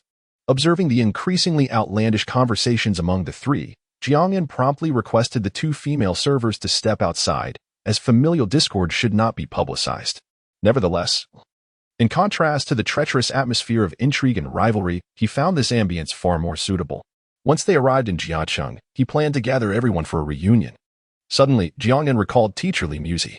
Although she had straightened her orientation, Huananzi was still a bit of a wild card. He resolved to seize an opportunity to bring teacher Muzi into the fold. Li Su downed 3 consecutive glasses of red wine, proclaiming, "What do you all know? Let me tell you, during my first encounter with Jiang Nan, he bit." After dinner, the trio had become better acquainted. As the meal drew to a close, Li Su unexpectedly stood, cradling a glass of red wine, and approached Jiang Nan. Gently tucking a strand of hair behind her ear, her exquisite features bore a hint of intoxication. With a hand resting on the chair, she confessed, "Jiang Nan, do you know how much I adore you? Back in middle school, I would arrive at school early every day. Gazing out the window, whenever I caught sight of you, my heart would leap with joy. Susu, you are intoxicated." "I am not. Allow me a kiss." "Stop fooling around." "Who is fooling with you?" The two individuals locked in a kiss elicited envy from Zhou Chuqing and Qin Kailang. This usually reticent young lady turned out to be the most cunning one, daring to kiss Jiang Nan while under the influence. After dinner, Jiang Nan drove everyone home to rest. He had consumed a bit of alcohol, but given his physique, it posed no issue whatsoever. Upon returning home, Zhou Chuqing was the first to head for a shower. Meanwhile, Qin Kailang and Li Su sat in the living room, engaging in casual conversation with Jiang Nan. The intoxicating aroma of alcohol served as a catalyst, stirring the emotions nestled within the hearts of the three. Ultimately, the suppressed feelings erupted like a volcano. When Zhou Chuqing emerged from the bathroom, she was taken aback. Chapter 92. Li Su's biological parents. The three of them were entangled together. Upon witnessing this, Zhou Chuqing slightly furrowed her brow and joined in. At 10:34 in the evening, Li Su lay sleeping beside them, while Zhou Chuqing embraced her from behind. Chun Kinning reclined in Jiang Nan's arms, wide awake, devoid of any trace of drowsiness. After all, her body had been enhanced. "I must visit my grandparents tomorrow. I am so reluctant to leave you." "Then do not go." "I cannot. I promised my grandparents I would keep them company these 2 days." "Then you should sleep earlier." "I do not wish to sleep. I long to hold you like this." Jiang Nan embraced Chun Kinning, who blushed and shot him a fierce glare. "Rogue." With that, she leaned in for a kiss. The following morning, after breakfast, Chun Kinning and Zhou Chuqing departed in succession, leaving only Jiang Nan and Li Su in the room. Li Su sat on the sofa, her legs pressed together, hands resting on her knees, staring vacantly at her toes, resembling an adorable child who had committed a minor transgression. All morning, Li Su maintained this expression. Jiang Nan, seated beside her, inquired with curiosity. What is the matter? Li Su shook her head. Nothing. What do you mean, nothing? It must be due to last night's events. Last night, after indulging in red wine, Li Su transformed into a different person, becoming exceedingly outgoing and alluring. Especially during the later phase of playing cards, her performance astonished Jiang Nan, leaving him utterly captivated, particularly when she tied her hair into twin tails and perched herself on Jiang Nan's lap. She embodied a regal presence akin to Joan of Arc. Yet now, she was as sensitive as a timid rabbit, wishing to find a crevice in the ground to burrow into and never emerge again. Jiang Nan wrapped his arms around her slender waist, giving it a gentle squeeze. Look at me. No. Are you embarrassed? Can you forget what happened yesterday? Even if I could forget, they would never forget. Li Su nestled into Jiang Nan's embrace, eyes closed, regretting the wildness of the previous night. They lingered in their warmth for a while. At 9:48 that morning, Li Su's phone suddenly rang. It was the police. Hello, this is the Donglan City Police Department. May I ask if you are Ms. Li Su? Yes, is there something wrong? We have located your biological parents. Would you be able to come to our office now? Your parents are waiting for you. Li Su was taken aback. My biological parents? According to the DNA database comparison, they are indeed your parents. Li Su was momentarily stunned, speechless despite the persistent calls from the other end of the line. This revelation was overwhelmingly surprising. Jiang Nan took Li Su's phone and replied, "We will come over right now." After saying this, he promptly hung up the phone. Li Su lay in Jiang Nan's arms, uncertain of what to do. "I do not want to go," she murmured. "Why do you not wish to go?" "I have a grandmother, my dear grandmother." Jiang Nan gently caressed Li Su's back, offering her comfort. It is impossible for one to truly empathize with another's feelings. He understood the thoughts swirling in Li Su's mind, yet he could not fully grasp the depth of her sorrow and pain. All he could do was console her as he awaited her response. "If you do not wish to acknowledge them, then we shall not." With reddened eyes, Li Su softly replied, "But it is unfair to them." Jiang Nan tenderly stroked Li Su's small face. "Regardless of your decision to recognize or not, I will respect your choice." "I do not know," Li Su murmured, lowering her head in confusion. "Then let us acknowledge them. With parents in your life, should we ever have a disagreement, there will be someone who cares for you. Will you argue with me? How could I bear to? Yet, who can predict the future?" "Very well." Jiang Nan guided Li Su to the police station. Seated in the passenger seat, Li Su appeared pensive, lost in thought. Soon, Jiang Nan parked the car in the station's courtyard. After inquiring with the officer on duty, they ascended to an office on the third floor. Upon entering, Jiang Nan beheld a middle-aged woman and a man, both of whom bore an air of distinction. The woman carried an LV bag on her shoulder, while the man wore a Rolex on his wrist. The woman bore a slight resemblance to Li Su, while the man bore a stronger resemblance. Even without DNA testing, Jiang Nan could discern that these two individuals were undoubtedly Li Su's biological parents. The moment the woman laid eyes on Li Su, she rushed forward, enveloping her in a warm embrace. Mother has finally found you." Li Su, taken aback by the woman's sudden affection, hesitated for a few seconds before reciprocating the embrace. The woman released Li Su, tears streaming down her face, joyfully asking, "Do you miss mommy and daddy? She was so young when she left us. It is truly heartbreaking." The man, though emotional, maintained a semblance of composure, his eyes glistening with tears. "Yes, mother was wrong. From now on, I will love you dearly." Li Su pouted and burst into tears, collapsing into the woman's embrace, sobbing softly. As Li Su wept, the woman's composure shattered, and they both cried together. In the office, no one intervened. Such emotions, when bottled up, inevitably lead to turmoil. A few minutes later, a policewoman led the four of them to another office. After a brief exchange of instructions, they departed from the police station. Through these few minutes of conversation between the woman and the policewoman, Jiang Nan gleaned fragments of their past. It turned out that years ago, Li Su's parents, preoccupied with business, intended to send her to her grandparents for care but lost her during a train journey. They had been searching for her ever since, for a full 18 years. While conducting their business, they sought their precious daughter, and finally, with the nationwide DNA sampling efforts over the past 2 years, they were able to locate Li Su. Li Su's father was named Shin Xiong, and her mother was named Li Yin. Stepping out of the police station's hall, the emotions of the two individuals gradually settled. Li Yin held Li Su's hand and asked, "What would you like to eat for lunch, Su? Mother will take you. I'm fine with anything." "Then let us indulge in some Western cuisine. You've grown so thin, and these past 2 years have been arduous for you." As the woman spoke, tears welled in her eyes once more. Li Su, moved by her sentiment, also began to weep. "Grandmother treated me very well. I have not suffered. This afternoon, we shall pay our respects to that venerable elder, Chun Xiong suggested. All right. We have found our precious daughter. This is indeed a joyous occasion. So let us not weep any longer. Let's go eat. Young man, you should join us as well. Jiang Nan, however, was reluctant to accompany them. After all, Li Su had been separated from her parents for 18 years, and there was undoubtedly much to discuss, making his presence there somewhat inappropriate. There are still matters at home. I shall return, he replied. Allow me to drive you. No need. I came by car. Jiang Nan reminded Li Su, call me if you need anything. Okay. With that, he opened the door of his BMW M8 Thunder Edition. He waved goodbye to Li Su and drove away. Qin Xiong furrowed his brow slightly. The BMW M8. Isn't that car worth 2 to 3 million? Su, what do his family do? Both of his parents are teachers. Beyond that, I am not quite sure. Chapter 93. Love born from drama. After leaving the police station, Jiang Nan contemplated finding a place to dine. However, the prospect of dining alone felt exceedingly dull.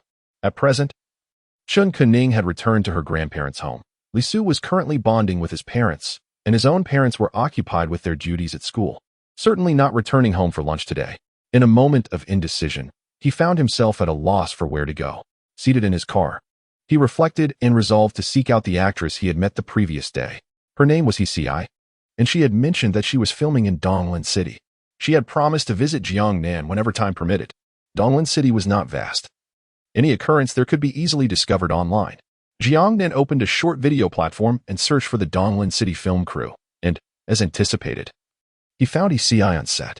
The production was a youthful campus romance drama.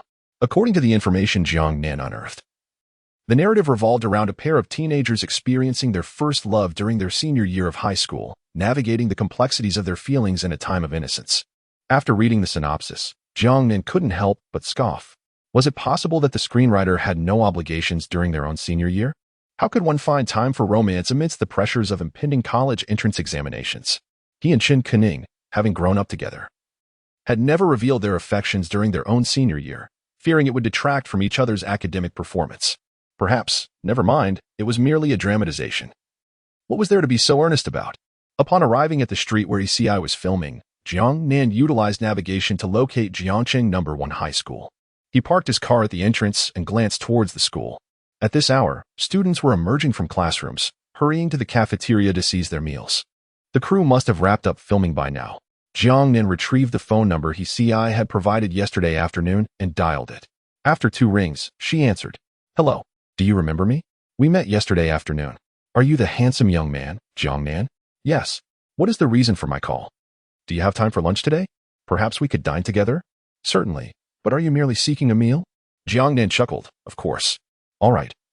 Wait for me for 3 minutes. I will be there shortly. With that, she promptly ended the call.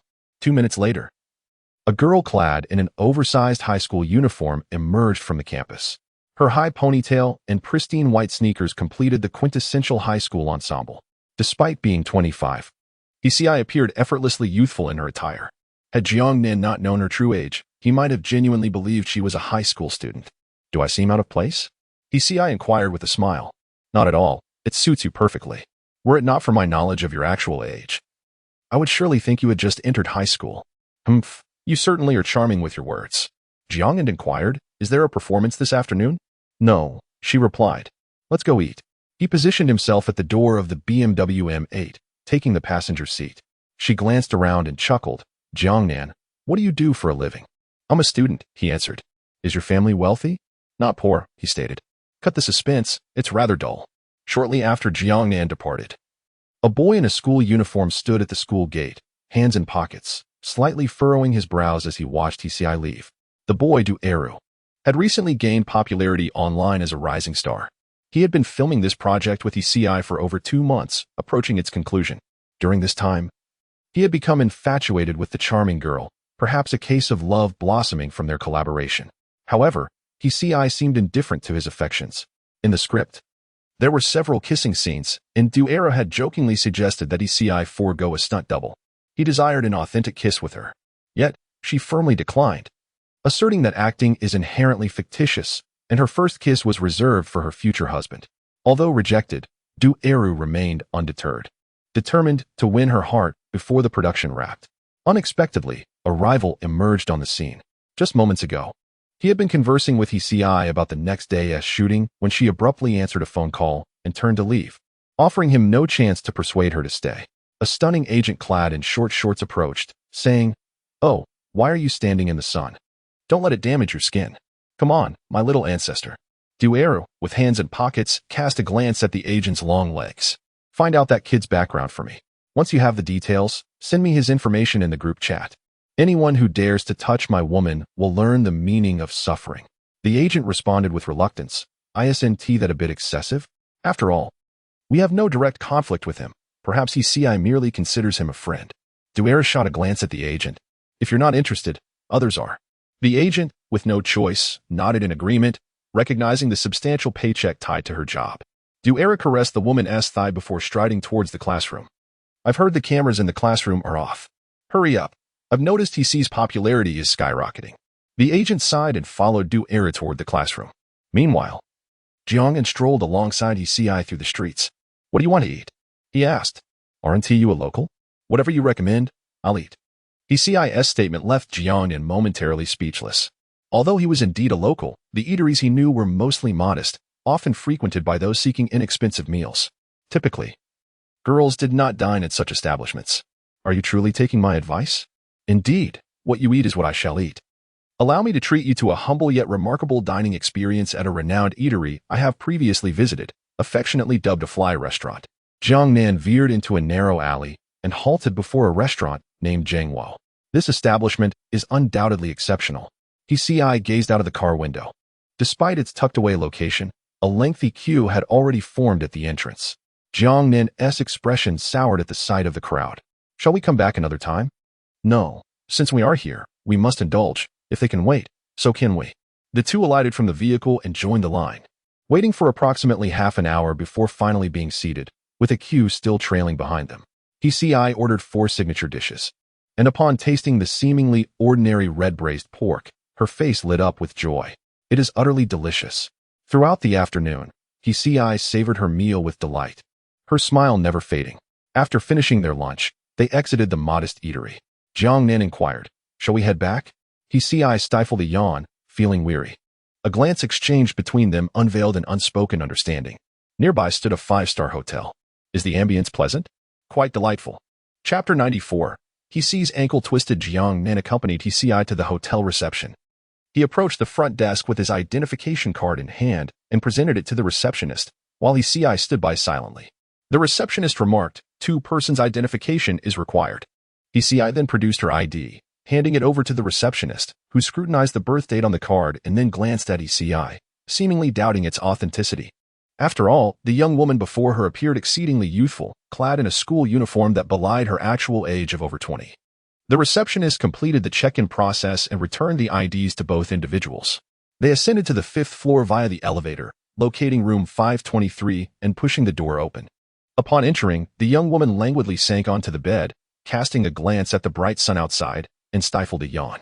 "Ah, yesterday during a performance. I misstepped on the stairs and twisted my ankle. Although it's not serious, it still aches somewhat. So uncomfortable." HCI lamented, her face contorted in discomfort.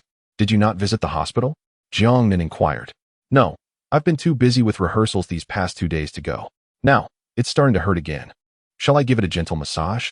Jiang Nan, possessing substantial knowledge of traditional Chinese medicine, had previously treated Li Muzi's depression effectively. Upon hearing his offer, HCI chuckled. "You just want to take advantage of me." "Nonsense, I am merely being kind."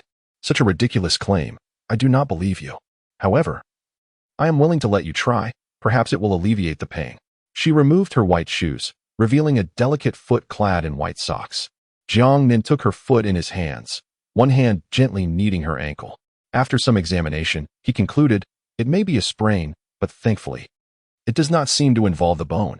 It's nothing serious. I'll massage it, and it should improve." HC's face flushed.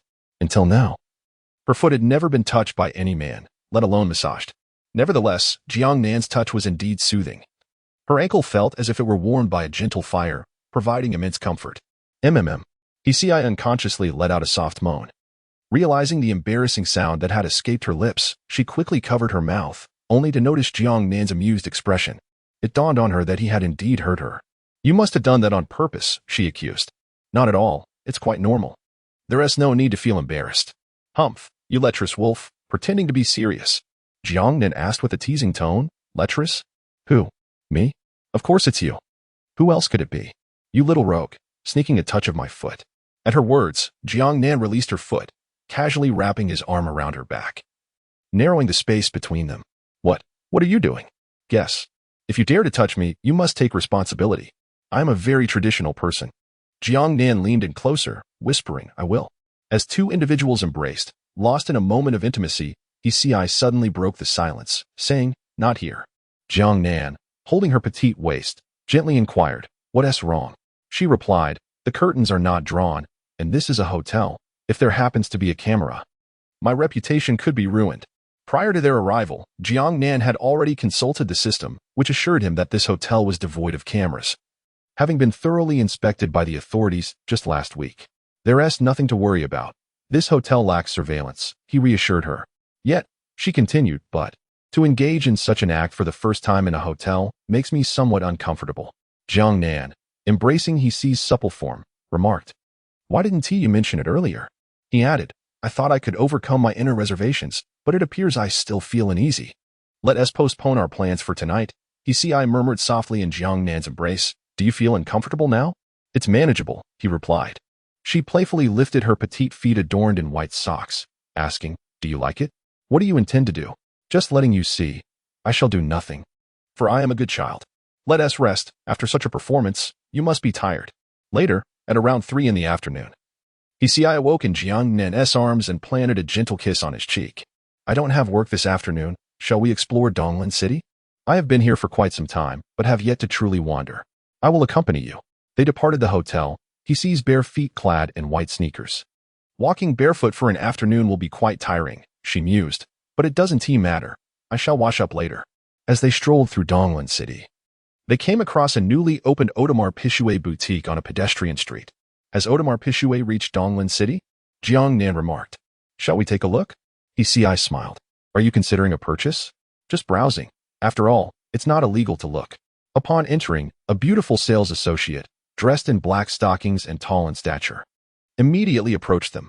Welcome to the Audemars Piguet boutique. You must be Hsi. She recognized her with excitement. I would like to see the new arrivals for this month. Certainly, I will fetch them for you, she replied. Hsi perused the collection and selected a rose gold rainbow series watch. This must be quite expensive, she remarked. Indeed. Miss He, this model embodies exquisite craftsmanship and is quite luxurious, priced at 3,500,000, the associate informed her. Hsi's brows furrowed in astonishment. 3,500,000? Yes, she responded, cautiously placing the watch back, her hands trembling at the thought.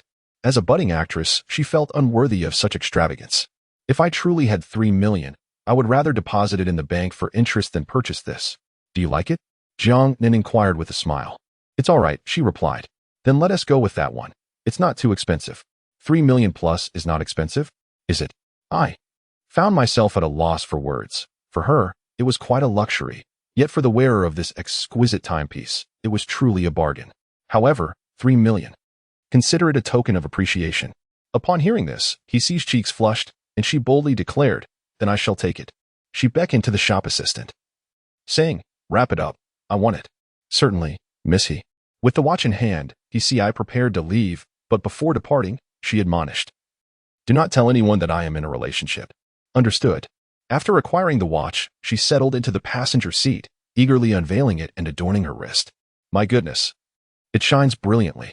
The couple strolled until dusk, with Jiang Nan leading Hsi to his home. She tossed her purchases onto the sofa and stretched luxuriously. I'm going to take a shower. Would you like to join? Jiang Nan readily accepted the invitation. It would be my honor. Chapter 95. The Destination of Life. According to the research of an unknown expert, couples who bathe together tend to spend more time in the shower compared to bathing alone. Yet they consume less water. This paradox of bathing, widely circulated, has garnered much attention. After their bath, Jiang Nan carried Hsi back to the bedroom to rest. Hsi clung to Jiang Nan's neck like a koala, draping herself over him with a languid demeanor and weary eyes. The moment Hsi touched the bed, she released her grip, lay down, closed her eyes, yawned, and pulled the blanket over her delicate, snow-white frame, preparing to sleep. How many scenes do we have tomorrow?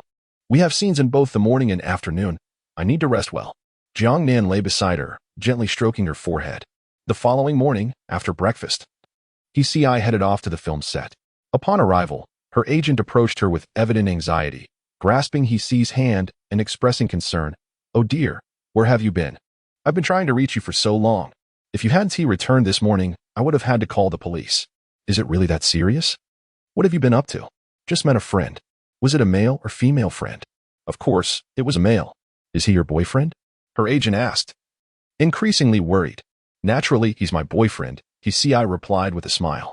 Upon hearing this, her agent immediately became anxious. Pulling Hsi aside to ensure no one was around before lowering her voice, "My dear, you are currently at the peak of your career. Dating now could jeopardize your financial prospects. It is well known that in the entertainment industry, relationships are not solely a personal matter, but rather a public concern. For stars, romance can be a substantial scandal. Many have faded into obscurity due to a single relationship. Hence, it is common for individuals to remain single during their rise to fame. Even if they are dating, they often choose to keep it private, at least until they successfully navigate their career advancements. The term career peak colloquially refers to a period of substantial profitability.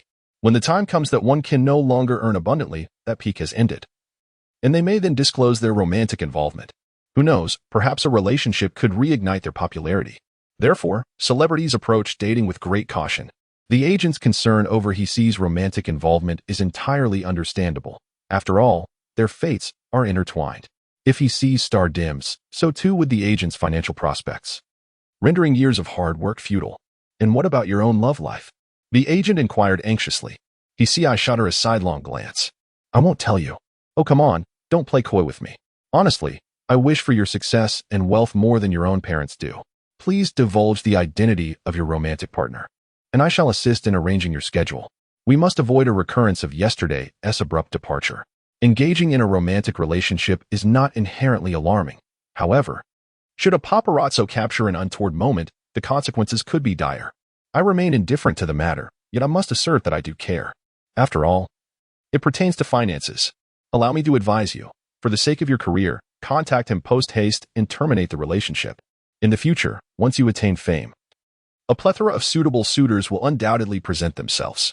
Hsi had no intention of furthering the conversation with her agent. Fully aware that the agent's apprehension regarding her romantic entanglements stemmed from concerns about her own career trajectory, which could, in turn, impact Hsi's path. The method to silence her was rather straightforward. Hsi revealed the exquisite watch gracing her wrist. "Look, I just acquired this yesterday. It is quite stunning. I assent it." The female agent merely cast a cursory glance, but found herself unable to look away. She grasped Hsi's wrist, scrutinizing the watch with utmost seriousness. Hsi feared that the agent might, in a moment of distraction, surreptitiously take a taste of it. "Are you familiar with it?" "Oh my, I am indeed well acquainted. Is this not an Audemars Piguet? What a price it must command, yet it is undeniably beautiful. Over 3 million. The agent's demeanor shifted instantly. Her eyes widened as if she had just heard an extraordinarily terrifying tale. "How much?" "Over 3 million. My boyfriend purchased it for me." The agent grasped Hsi's arm tightly and whispered, "Is that true? Did your boyfriend truly buy it for you?" "Indeed, he treats me remarkably well." The agent performed an abrupt about-face, her previous disdain transforming into admiration and even envy. "You truly are remarkable. What is the ultimate aspiration of a female celebrity?" "Naturally, it is to marry a wealthy individual, ensuring a life free from financial woes, with opulence within reach. Even if that affluent companion happens to be somewhat older, age becomes inconsequential when wealth is abundant." The agent had not anticipated that Hsi would be so astute, thereby circumventing 2 to 3 decades of potential misdirection. "Are you involved with him? Do his children approve?" the agent inquired tentatively. "What are you talking about? He just started college this year. Where would he have children?" "Just started college? A rich heir, then." "Precisely. No wonder. I noticed you returned this morning with such a radiant demeanor. It appears you have found your life-as companion. Rest assured, I shall ensure your itinerary is meticulously arranged." The agent was genuinely pleased for Hsi. Once she secured a wealthy heir, her future opportunities would be boundless. And as her agent, she too would likely thrive. "Wait a moment. Where are your socks?" The agent suddenly observed that Hsi was barefoot, donning white sneakers. It was not a case of a foot fetish. Rather, She had a scene today that required close-ups of her feet. Those white socks were essential. Alas, I left them in his car. No worries, let the assistant go buy a pair now. There's still time. At that moment, Dueru approached, smiling as he looked at Hci. We're about to film a kissing scene. Are you feeling nervous, Hci? Hci replied innocently. What is there to be nervous about? I have a stunt double. As actors, we cannot rely solely on doubles, Dueru countered. If I don't use a double, won't they be out of work? If they are out of work, will you treat them to dinner? I sought a double for the sake of the nation's progress and societal stability. Dueru's expression darkened, thinking to himself, what utter nonsense. By the way, I called you last night. Why didn't you answer? My boyfriend wouldn't let me, Hci responded. Dueru felt as though he had been struck, realizing that Hci's first experience had been taken away by that insufferable boy from last night. Meanwhile, Jiang Nan had just awoken from bed. Congratulations, host. Hci's favorability has reached 90 points. You have earned a chance to draw a lottery. Would you like to proceed with the draw? Yes. Drawing. Congratulations, host. You have obtained the Tianqing Game Studio. Chapter 96. The Gaming Company. The Gaming Company? Jiang Nan never anticipated that he would randomly draw a gaming company. The issue was, Tianqing Game Studio was unfamiliar to him, from its name. It appeared to be a recently established small enterprise, likely having produced a few lukewarm products. Upon searching online for specific information about Tianqing Game Studio, he discovered that the studio had only developed a handful of casual games. To date, they had not produced any mobile games, let alone those of the PC game genre. They had not even ventured into the realm of shell-type MMO games. Suddenly, a call came in from an unfamiliar number. Hello, is this Mr. Jiang Nan? Yes, who is this? I am Li Yueqing, the head of Tianqing Game Studio. May I ask when you are available? I would like to discuss something with you. Discuss what? About the game we are currently developing. Come over now. I will send you the address. You'd better hurry. All right, I will be there immediately. Before long, the doorbell rang. A girl in a short skirt entered. She was tall, with long, fair legs that were slender, straight, and proportionate, showcasing a flawless silhouette even without stockings. Her delicate feet were adorned with white socks, complemented by a pair of white casual shoes. The girl appeared to be in her 20s. Hello, my name is Li Yueqing, and I'm the head of Tianqing Game Studio. A few days ago, your representative purchased our company, and I have some matters I wish to discuss with you. Jiang Nan nodded. What would you like to talk about? We should have communicated with your representative regarding the sale of our studio. However, you cannot interfere with the decisions concerning the game we are currently developing. Jiang Nan inquired. Is this stipulation written in the contract? Li Yueqing was momentarily rendered speechless. Tianqing Game Studio was on the verge of collapse due to depleted funds, having sought assistance everywhere with no one willing to take them in. They aimed to develop a AAA game, a daunting challenge in Longhua, where potential investors were scarce. As the studio faced dissolution, Jiang Nan stepped in and revitalized the company, thus grasping the very lifeline of the gaming studio. As for the prohibition against interfering with game decisions, this was certainly not inscribed in the contract. If such a clause had been included, Tianqing Game Studio would have undoubtedly ceased to exist by now. Since it is not written in the contract, why should I agree to your terms? I have purchased your company. I have the right to utilize it. Tell me, what purpose does this serve? Am I merely attracted to its appearance? I assure you, as long as this game can be completed, it will undoubtedly be profitable. I guarantee it with the credibility I have built over years in the gaming industry. Jiang Nan had no intention of making things difficult for her. After all, it is merely a game.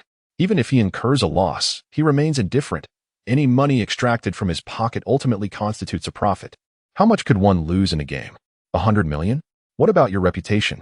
I place my trust in you, yet mere words hold no weight. Jiang Nan does not wish to impose difficulties upon her, but that does not preclude his desire to establish a favorable image before this woman. If he were to yield too easily now, it could lead to complications in the future. He intends for her to sign a contract, at the very least to instill a sense of pressure, ensuring that the resulting game is of superior quality. However, the woman evidently misconstrues his intentions. She rises, unfastens the buttons of her blouse, revealing a glimpse of a pure cotton rabbit's nest beneath. Her cheeks flush with color. This game has consumed all my efforts. If you are willing to assist me, I am prepared to offer you everything I possess. Jiang Nan gazes at the rabbit's nest, pursing his lips. Perhaps you might consider donning your attire first? The woman frowned slightly, her complexion deepening in hue.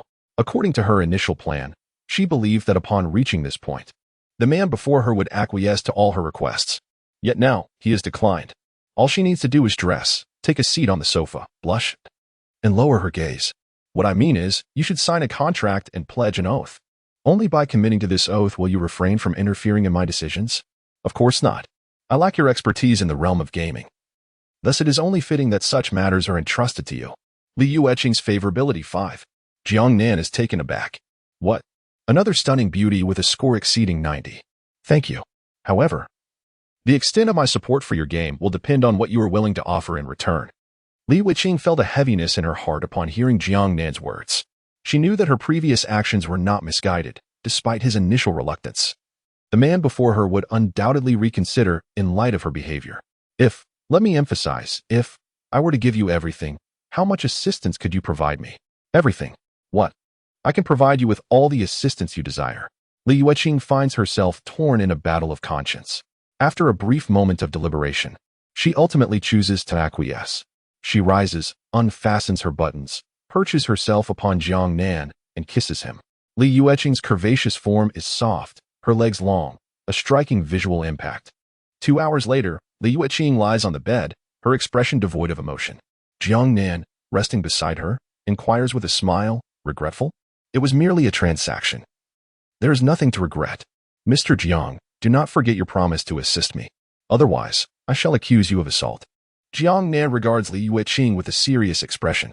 Since I have given my word, I shall not go back on it. However, I am not fond of your current tone. Jiang Nan tilts her chin. From this point forward, whenever I seek you, you must be available. Otherwise, I shall withdraw my support for your game. Do you understand? You are threatening me. You were the one who threatened me first. If it weren't for that last remark, I would be delighted to witness your creation of a game that captivates the market. However, you have misspoken. Jiang Nan gently kissed her cheek. I see you still possess some spirit. Let us try again. Later, I wish to visit your workplace and glimpse where my investment will manifest in the future. At 11:45, the two departed their home and arrived at a quaint, vintage residential complex. Is this where you work? The rent here is quite affordable. Li Yueqing remarked nonchalantly. Jiang Nan took her delicate hand and led her into the elevator, ascending to the 5th floor.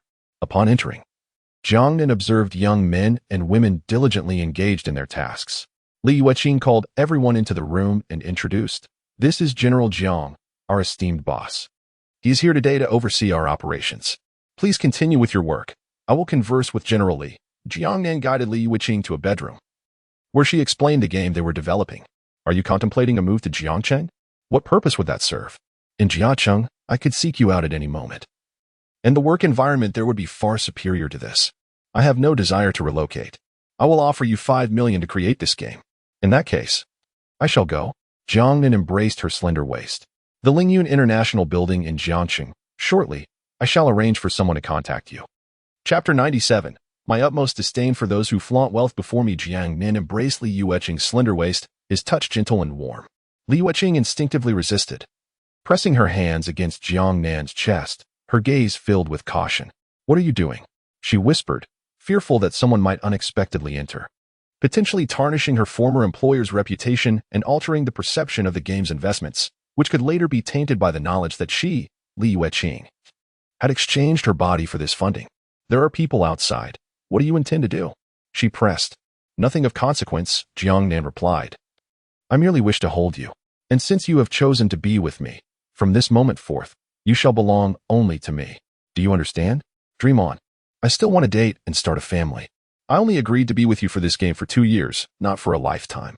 Jiang Nan frowned slightly, shifting his hands to encircle her waist anew. What kind of boyfriend do you intend to find? Am I not suitable? In that fleeting moment, Li Yueqing found herself momentarily distracted, contemplating the pros and cons of being with Jiang Nan. Before leaving university, romance was solely about feelings. However, beyond those confines, a material foundation became essential. Undoubtedly, Jiang Nan was an impeccable choice. Setting aside his looks, his financial prowess, demonstrated by his willingness to invest millions, would undoubtedly captivate many women. Yet, Li Yueqing was acutely aware that he was not devoid of female company. Don't you have a girlfriend? She inquired. Of course, he admitted. Then why pursue me? You scoundrel. I merely wish for all of you to enjoy a good life. Am I in the wrong? That's a feeble excuse, she retorted. No matter how you twist it. Until this game is complete, you can only be with me. Should I discover any disloyalty on your part, I will ensure you regret ever being alive. Li Yueqing showed no fear, her expression darkening. Do you think I am like you? Aimlessly pursuing romance and living a life of idleness? Jiang Nan chuckled. You must maintain that ambition of yours. Let go of me. I just resolved your office space issue at Lingyun International Building, which is far superior to this outdated complex. Surely, you could express some gratitude? What do you want from me? She challenged. That depends on what you are willing to offer. Blushing, Li Yueqing cupped Jiang Nan's face and kissed him. Her cheeks burned as if set aflame. Until today, she had been a diligent worker, striving to create a game of her own. She had never experienced romance before. Although she had been intimate with him at his home, that encounter had felt entirely passive. Her mind consumed by a haze of overwhelming sensations that left little lasting impression. But now, it was different. She was the one initiating the kiss, her heart racing wildly. Li Yueqing's favorability increased by 1. Jiang Nan observed her flushed face and remarked with a smile, Why are you blushing? It's stifling in here. Ideally, you should not develop feelings for me. Even if every man in the world were to perish, I would never harbor affection for you. Jiang Nan did not delve into her thoughts, merely acquiescing to her kiss before releasing her. Suddenly, a series of urgent knocks resounded at the door. Mr. Li, Mr. Chen has arrived and specifically requested to see you. Understood. I shall be there shortly. After dismissing the person at the door, Li Yueqing rubbed her forehead, sighed in resignation, and stood to leave. Hey, Jiang Nan called out, inquiring, what is going on? You look as though you're going through a late midlife crisis. Chen Tianyu, the CEO of Shanshui Network Company. I sought his assistance previously, but he refused and even attempted to threaten me. I slapped him. And he subsequently reported me to the police, costing me 5,000 yuan. Then what does he want from you now? He hasn't given up. He called me a few days ago, insisting that I comply, or he would continue to harass me. Despite my repeated rejections, he is as persistent as a stubborn adhesive. Given your predicament, you shouldn't go out. I shall handle him. I'm curious to see just how shameless this old fellow can be. Be careful. He is not easy to deal with. Keep your wits about you. Jiang Nan pushed the door open and stepped out, immediately spotting a middle-aged man in a suit. His rotund figure betraying a sly gaze as he leered at a female programmer's backside. You're here for Yueqing? Chen Tianyu scrutinized Jiang Nan from head to toe, his brow furrowing slightly. Who are you? Her boyfriend. What? Chen Tianyu's expression darkened as he took a couple of steps forward, sizing up Jiang Nan once more, sneering. I fail to comprehend how Li Yueqing could possibly be interested in you. What merits does a mere youth possess? Are you out of your mind? If Li Yueqing doesn't choose me, would she choose you? You must be nearing 50, old man. Nonsense, I'm 49 this year. 49. And you fancy a girl in her 20s? What of it? That is love. I love you? That is revolting. Your behavior is akin to a young man being infatuated with an infant. Old man, Yueqing is practically the same age as your daughter. Quit the nonsense and get lost. Li Yueqing is not suited for you. If you leave now, I'll let you work hard for 100 years. Chen Tianyu produced a checkbook and a carbon pen, placing them in Jiang Nan's hands. I know that Li Yueqing is fond of you. She is quite stubborn, and persuading her to stray is unlikely. However, you are different. We are both men, and I understand your intentions. Fill in the amount. With this money, you can find whatever you desire. Jiang Nan stared at the checkbook in his hands. Fill in any amount? The wealth I possess is abundant, and you may fill in any amount you desire. Jiang Nan, undeterred, seized the checkbook and inscribed 999 billion, followed by numerous zeros. With a smile, he said, Please be so kind as to sign. Chen Tianyu gazed at the figures on the check, his expression darkening. Are you mocking me? You asked me to fill this out, and now you deny it? What pretense is this, lacking funds? He exclaimed. You. Damn it. Jiang Nan delivered a swift kick to Chen Tianyu's abdomen, causing him to lose balance and fall to the ground, sliding back 2 meters. The immense friction generated a searing heat, leaving him with a burning sensation, exacerbating the discomfort of his hemorrhoids. You dare strike me? There are 2 things I loathe above all. 1. When someone flaunts their wealth in my presence. 2. When someone flaunts their wealth in my presence. How unfortunate for you that both offenses have aligned against me. Enough with your nonsense. It is I who will make you regret this. Come back here and deal with him. At that moment, 4 or 5 men clad in black suits and dark sunglasses entered, exuding an air of menace. Eliminate him. Chapter 98. Expansion of Power. Li Yueqing's complete submission. The door swung wide open as 4 or 5 bodyguards clad in black suits stormed in, standing in formation before Qin Tianyu, exuding an imposing presence. Although their martial prowess remained unknown, their mere stance commanded respect. Jiang Nan could not help but feel a twinge of envy. Ever since acquiring the system, he had been spending lavishly, yet he had never possessed his own faction. Even after obtaining the Lingyun International Building, it was merely a commercial entity, far from the camaraderie he desired. Jiang Nan longed for a retinue of loyal subordinates, envisioning himself surrounded by martial arts masters. How impressive that would be! He realized he needed to establish his standing without delay. The colleagues working in the room were suddenly startled, rising from their seats and pressing against the walls, fearful of inadvertently getting caught in the fray. They were merely there to earn a living, not to engage in life or death struggles, and had no desire to involve themselves in their boss's personal affairs. At that moment, Li Yueqing rushed out of her room, positioning herself protectively in front of Jiang Nan. Her expression darkening as she urged, "What do you intend to do? Publicly assaulting someone could land you in prison if the police are called." However, Qin Tianyu was unfazed by her threat. Approaching the bodyguards with a sinister grin, his eyes glinted with malice as he clutched his backside, a clear indication of discomfort from a recent mishap.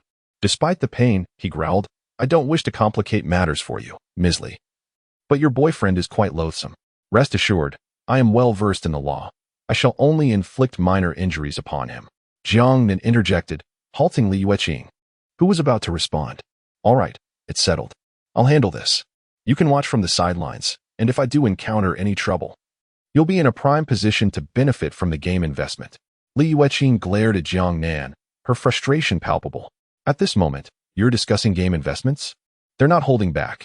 What if they seriously harm you?" Jiang Nan observed Li Yueqing's affection level, feeling a hint of confusion. It appeared to be surprisingly high. He had been preoccupied with their intimate moments and had neglected to monitor her feelings towards him. System, check the status. Li Yueqing's affection level has reached 32 points. Such a high score. No wonder she was so protective. Qin Tianyu, witnessing her defense of Jiang Nan, was consumed by jealousy, his resentment boiling over. "Disable that woman as well," he barked as the 5 men advanced towards Jiang Nan. In a swift motion, Jiang Nan pulled Li Yueqing behind him, stepping forward to deliver a powerful upward strike to the chin of the foremost assailant. The man was sent reeling backward. With a quick twist of his arm, Jiang Nan landed an elbow strike to the face of another, rendering him unconscious. In a mere 10 seconds, the 5 assailants lay defeated on the ground, their threat extinguished. Jiang Nan casually strolled over to Qin Tianyu, a smirk gracing his lips. "Boss Qin, you certainly possess some bravado." Qin Tianyu pressed his lips together, leaning against the wall as if he wished to sprout suction cups and ascend. "Well, assault is a crime, punishable by imprisonment. Brother, have you given this any thought? Let us converse calmly," he urged. Jiang Nan chuckled, "Oh, so you've suddenly become well-versed in the law? I have always understood. Did I not just mention that I wouldn't harm you? Indeed. The law may not bind you, but it surely cannot restrain me either. Since you have inflicted minor injuries upon me, you need not fear imprisonment. If I were to cause you serious harm, I would also evade incarceration, would I not? Please, just let me go. And I promise I shall no longer trouble Miss Li." Jiang Nan patted his shoulder. "How can I trust you? I will give you money." "Money? It appears you possess quite a fortune. Is it all acquired through legitimate means?" Faced with Jiang Nan's piercing gaze, Qin Tianyu felt an inexplicable unease. Fear gripped him. What businessman has not erred at least once? "I understand now. You may leave." Jiang Nan discerned the truth in Qin Tianyu's evasive eyes. Once Qin Tianyu departed, a kind colleague in the office called for an ambulance to take away the 5 individuals involved. Back in the bedroom, Jiang Nan turned to Li Yueqing. Li Yueqing's favorability 10. System, please check Qin Tianyu's criminal record. Note, to investigate the life history of individuals outside the host, a fee of 5 million is required. Will this be counted as my expenditure? Yes. Then proceed. Searching. 5 years ago, while working at a construction site, Qin Tianyu accidentally killed a colleague. The body is buried 3 feet east of the east gate of Jiangcheng Sports Center. The clue is, upon receiving the information, Jiang Nan immediately dialed the police. Li Yueqing, listening beside him, inquired with confusion, "How do you know he committed murder? Do you recall my earlier question regarding the legitimacy of his money? Did you think I asked that on a whim? 5 years ago, before the sports center was completed, I happened to be there and witnessed the murder at 9:30. I remember it vividly. Someone else happened to pass by and recorded the entire incident on their phone." "Someone recorded it?" "Of course. The law's net is vast and inescapable. I shall provide all the evidence to the authorities, thus clearing the name of the victim. Li Weiqing felt a wave of relief wash over her. At least now. She need not worry about Chen Tianyu harassing her any longer. She could finally focus on her game in peace. Thank you. What? Li Weiqing shot Jiang Nan a glance. I said nothing. You clearly did. I heard you. Hearing it, yet asking about it? Is that not curious? I wish to hear it again. You should hurry and leave. You've seen the company. Jiang Nan smiled. How about we have lunch together? Li Weiqing hesitated, and Jiang Nan took her hand, leading her away. Her hesitation suggested an inclination to agree. Thus, they departed together. After lunch, upon returning home, Jiang Nan held Li Weiqing close, resting his forehead against hers. Affection must be expressed, otherwise it festers within, leading to complications. Who has feelings for you? She teased. Then why are you embracing me? She continued, pointing out the obvious. Why is your heart racing so? Listen. Your heartbeat quickens. I merely wish to express my gratitude for your help this morning. I certainly do not harbor any feelings for you. How do you intend to show your appreciation? Li Weiqing, her cheeks flushed and her gaze entranced, playfully bit Jiang Nan's lip.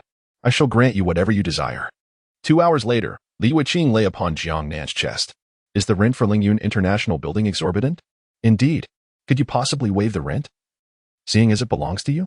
That is not feasible. Why not? If you were to give me money to cover the rent, it would merely be transferring funds from one hand to the other, and taxes would still apply, which would amount to a considerable sum. I am willing to pay more taxes for the sake of the nation, Jiang Nan replied earnestly. Li Weiqing shot him a bemused glance. I cannot fathom what you are thinking. Of course, she could not comprehend Jiang Nan's intentions. His actions were a form of expenditure that would trigger a system reimbursement. System.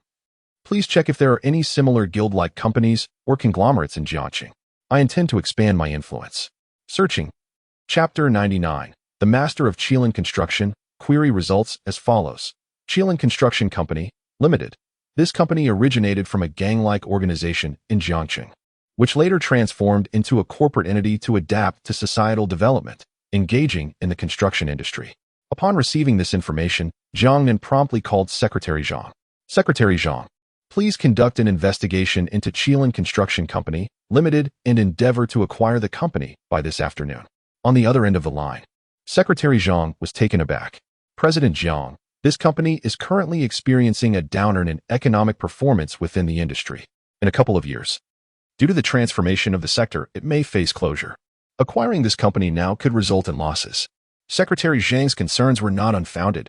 After all, as a secretary, his role was to consider how to generate profit for his employer, rather than incurring losses. However, Jiang Nan was indifferent to such apprehensions. Any expenditure from his hands could never lead to a deficit. It would invariably yield substantial returns. You need not concern yourself with these matters. Simply ensure that the acquisition is completed swiftly. The sooner, the better. Ideally, it should be finalized by this afternoon. After receiving Jiang Nan's directive, Secretary Zhang did not dwell on the implications. Since the boss had given an order, he would proceed regardless of the potential ramifications. After all, he was merely an employee obliged to fulfill his duties, and whether the decision was right or wrong was not his concern. Understood, boss. I will expedite this matter. Jiang Nan ended the call. At that moment, Li Weiqing had awakened. She stretched her limbs, releasing a groan from her throat. I must stretch every sinew and bone in my body before I can find peace. Good morning, Jiang Nan greeted. Upon hearing his voice, Li Weiqing squinted at him before turning away to continue her slumber. It's time for you to work. Are you not intent on making this game your life's endeavor? If you indulge in laziness now, what will become of the game in the future? Hearing Jiang Nan's remarks, Li Weiqing muttered in dissatisfaction. What is there to fear? You're here to support me. After all, I am confident this game will become the premier game in Longhua. Jiang Nan lifted the covers from Li Weiqing and embraced her from behind. It's still early. Let us rest until after dinner. You're so young, yet already weary. How will you fare in old age? Enough of this slumber. Rise and work. The two continued to frolic until nightfall.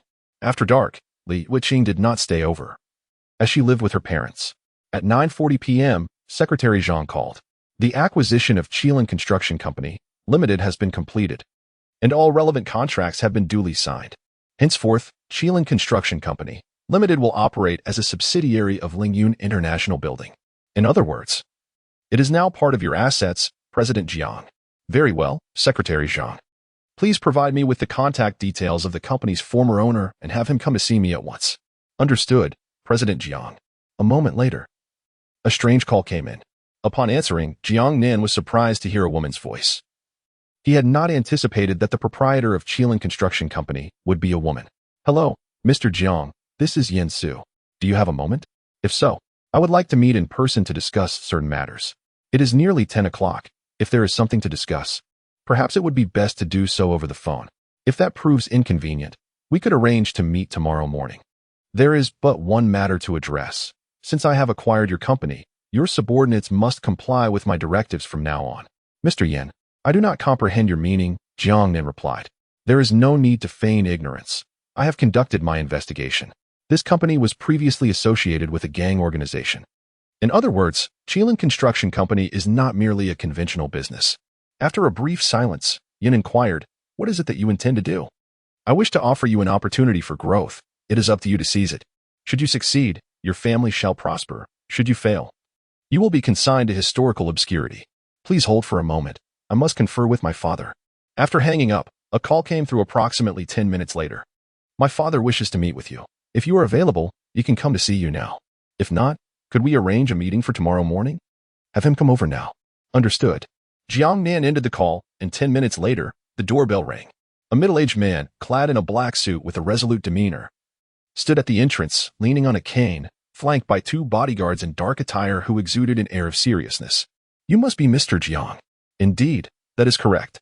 You are the person behind Cullinan Construction Company? That is I. I am Yin Ri. Please, come in.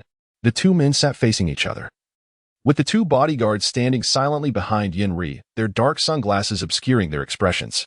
Mr. Jiang, during our call, you mentioned offering my Yin family a chance to rise to prominence. Otherwise, we would face historical erasure.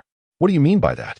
Quite literally, if you are willing to submit to me, you shall be afforded an opportunity for advancement. If you choose otherwise, you can imagine the consequences. The middle-aged man remained silent for a moment, pondering the audacity of this young individual. Before the company was sold, he had attempted to uncover information about the owners of Lingyun International Building, but found no substantial data. Even with all his resources, he could only glean trivial details. The young man before him appeared to be no older than 18 or 19, and his parents were merely high school teachers. Moreover, without any prior context. It is indeed perplexing that he suddenly emerged as the proprietor of the Lingyun International Building merely 2 or 3 weeks ago. I must inquire about the forces that support you. I am my own advocate. Yin Ri felt a surge of confusion. Based on my investigation, it appears that you lack any substantial backing, as if your wealth materialized out of thin air. Now, you claim to offer me an opportunity for advancement. To be frank, I find myself somewhat apprehensive and unable to comprehend your intentions. You may choose to disbelieve me and depart immediately, in which case I shall extend my support to others. I am not coercing you, am I? I am merely engaging in a discussion. Since this is a negotiation, there must be room for reconsideration. Should you find the situation intolerable, you are free to rise and leave. At worst, I shall consider it merely an acquisition of a company. Chapter 100. The choice. Jiang Nan spoke with an air of calmness, devoid of any semblance of coercion. Prior to this moment, Yin Ri had meticulously prepared a series of arguments to engage Jiang Nan in a protracted negotiation, aiming to secure greater benefits for himself. However, it soon became apparent that such aspirations were futile. Jiang Nan afforded him no opportunity whatsoever. You have 10 seconds to make a decision. Should you continue to hesitate in 10 seconds, I shall presume you have rejected me. At that point, I will solely pursue the facade of Cullinan Construction Company, while you, Yin, will be expunged from my considerations. As the 10 seconds elapsed, Jiang Nan declared, time's up. From this moment forth, Mr. Jiang, my Yin family is willing to brave fire and water for you. Yet there are some matters I wish to discuss with you. I am not a tyrant impervious to counsel. Speak your mind. Should your suggestions hold merit, I shall certainly heed them. However, I do not wish for you to use this as an opportunity to vex me.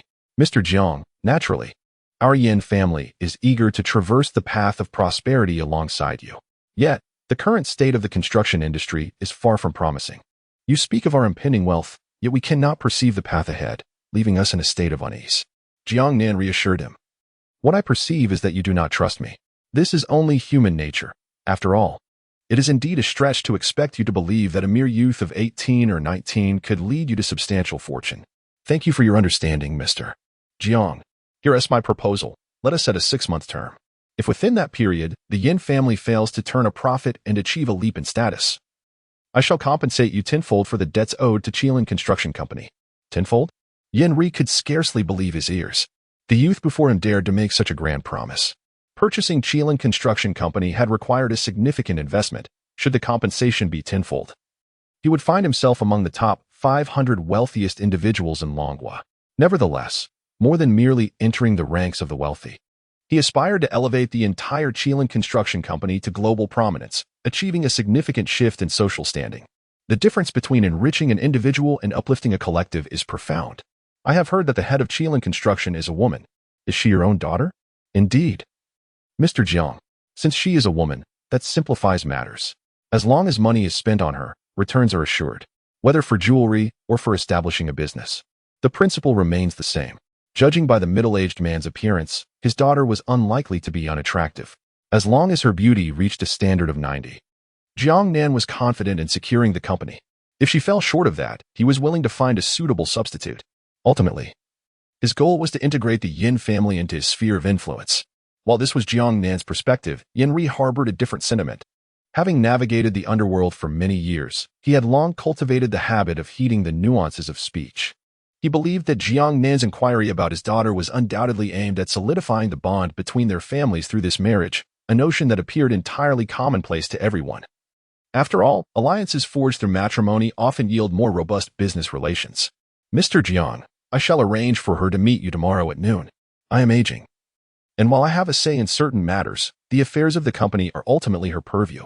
Therefore, there are aspects I cannot agree to on your behalf. I kindly request that you discuss these matters with her personally. Very well. The two exchanged pleasantries before Yin Ri departed shortly thereafter. Upon returning home, Yin Ri promptly sought out his daughter. Yin Su was already preparing for slumber, clad in a black long-sleeved pajama set. As she entered her father's study and seated herself at the desk, her skin was as pale as snow, and her long black hair cascaded down her back.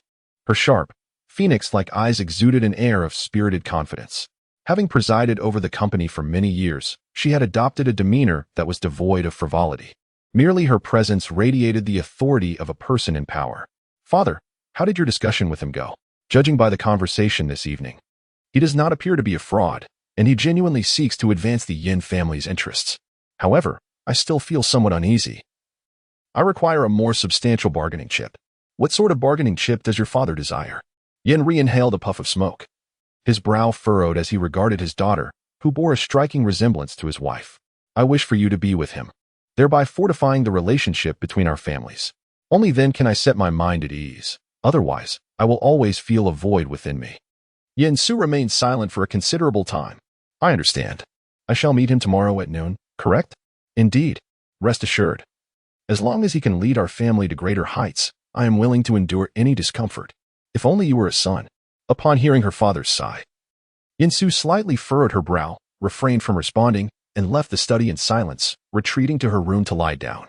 After Yin Su's departure, a middle-aged woman entered, bearing a resemblance to Yin Su. I heard everything from outside, the woman remarked nonchalantly. Yin Ri let out a resigned sigh to gain something. One must first relinquish something else. This is a truth I have understood since childhood. If the Yin family genuinely wishes to thrive, sacrifices must be made. Otherwise, we risk becoming mere livestock, fattened for the slaughter. But did you not just say he genuinely wishes to help our family develop? Indeed, but once we develop, to whom will we be beholden? Should he find a more malleable puppet than our family, do you think he would? The middle-aged woman fell silent, leaning against her husband's shoulder. How much better life would be if she were born into an ordinary family. Jiang Nan awoke around noon, and upon rising, he received a phone call. It was none other than Yin Su, the head of Cullinan Construction. Mr. Jiang, do you have a moment? Could we perhaps go out for a meal? There are matters I wish to discuss with you in detail. Certainly. Where shall we dine? I shall send you the location shortly. After a while, Yin Su forwarded the location. Jiang Nan, following the coordinates on his phone, discovered the restaurant and was led into the Tianzi private room by a waiter. Upon entering the room, Jiang Nan beheld a woman seated elegantly, clad in a black suit. Her chestnut hair glimmered under the sunlight, and her icy features exuded an imposing coldness, reminiscent of a distant and unapproachable glacier. Name, Yin Su. Age, 28. Affection level, 0 points. Height, 172 centimeters. Weight, 51 kilograms. Attractiveness, 97 points. Charge count, 0, a score of 97 in attractiveness. He had indeed not been mistaken. The two exchanged pleasantries, and after their meal, they proceeded directly to the matter at hand. Yen Su guided Jiang Nan to the hotel room prepared in advance. "Mr. Jiang, let us begin."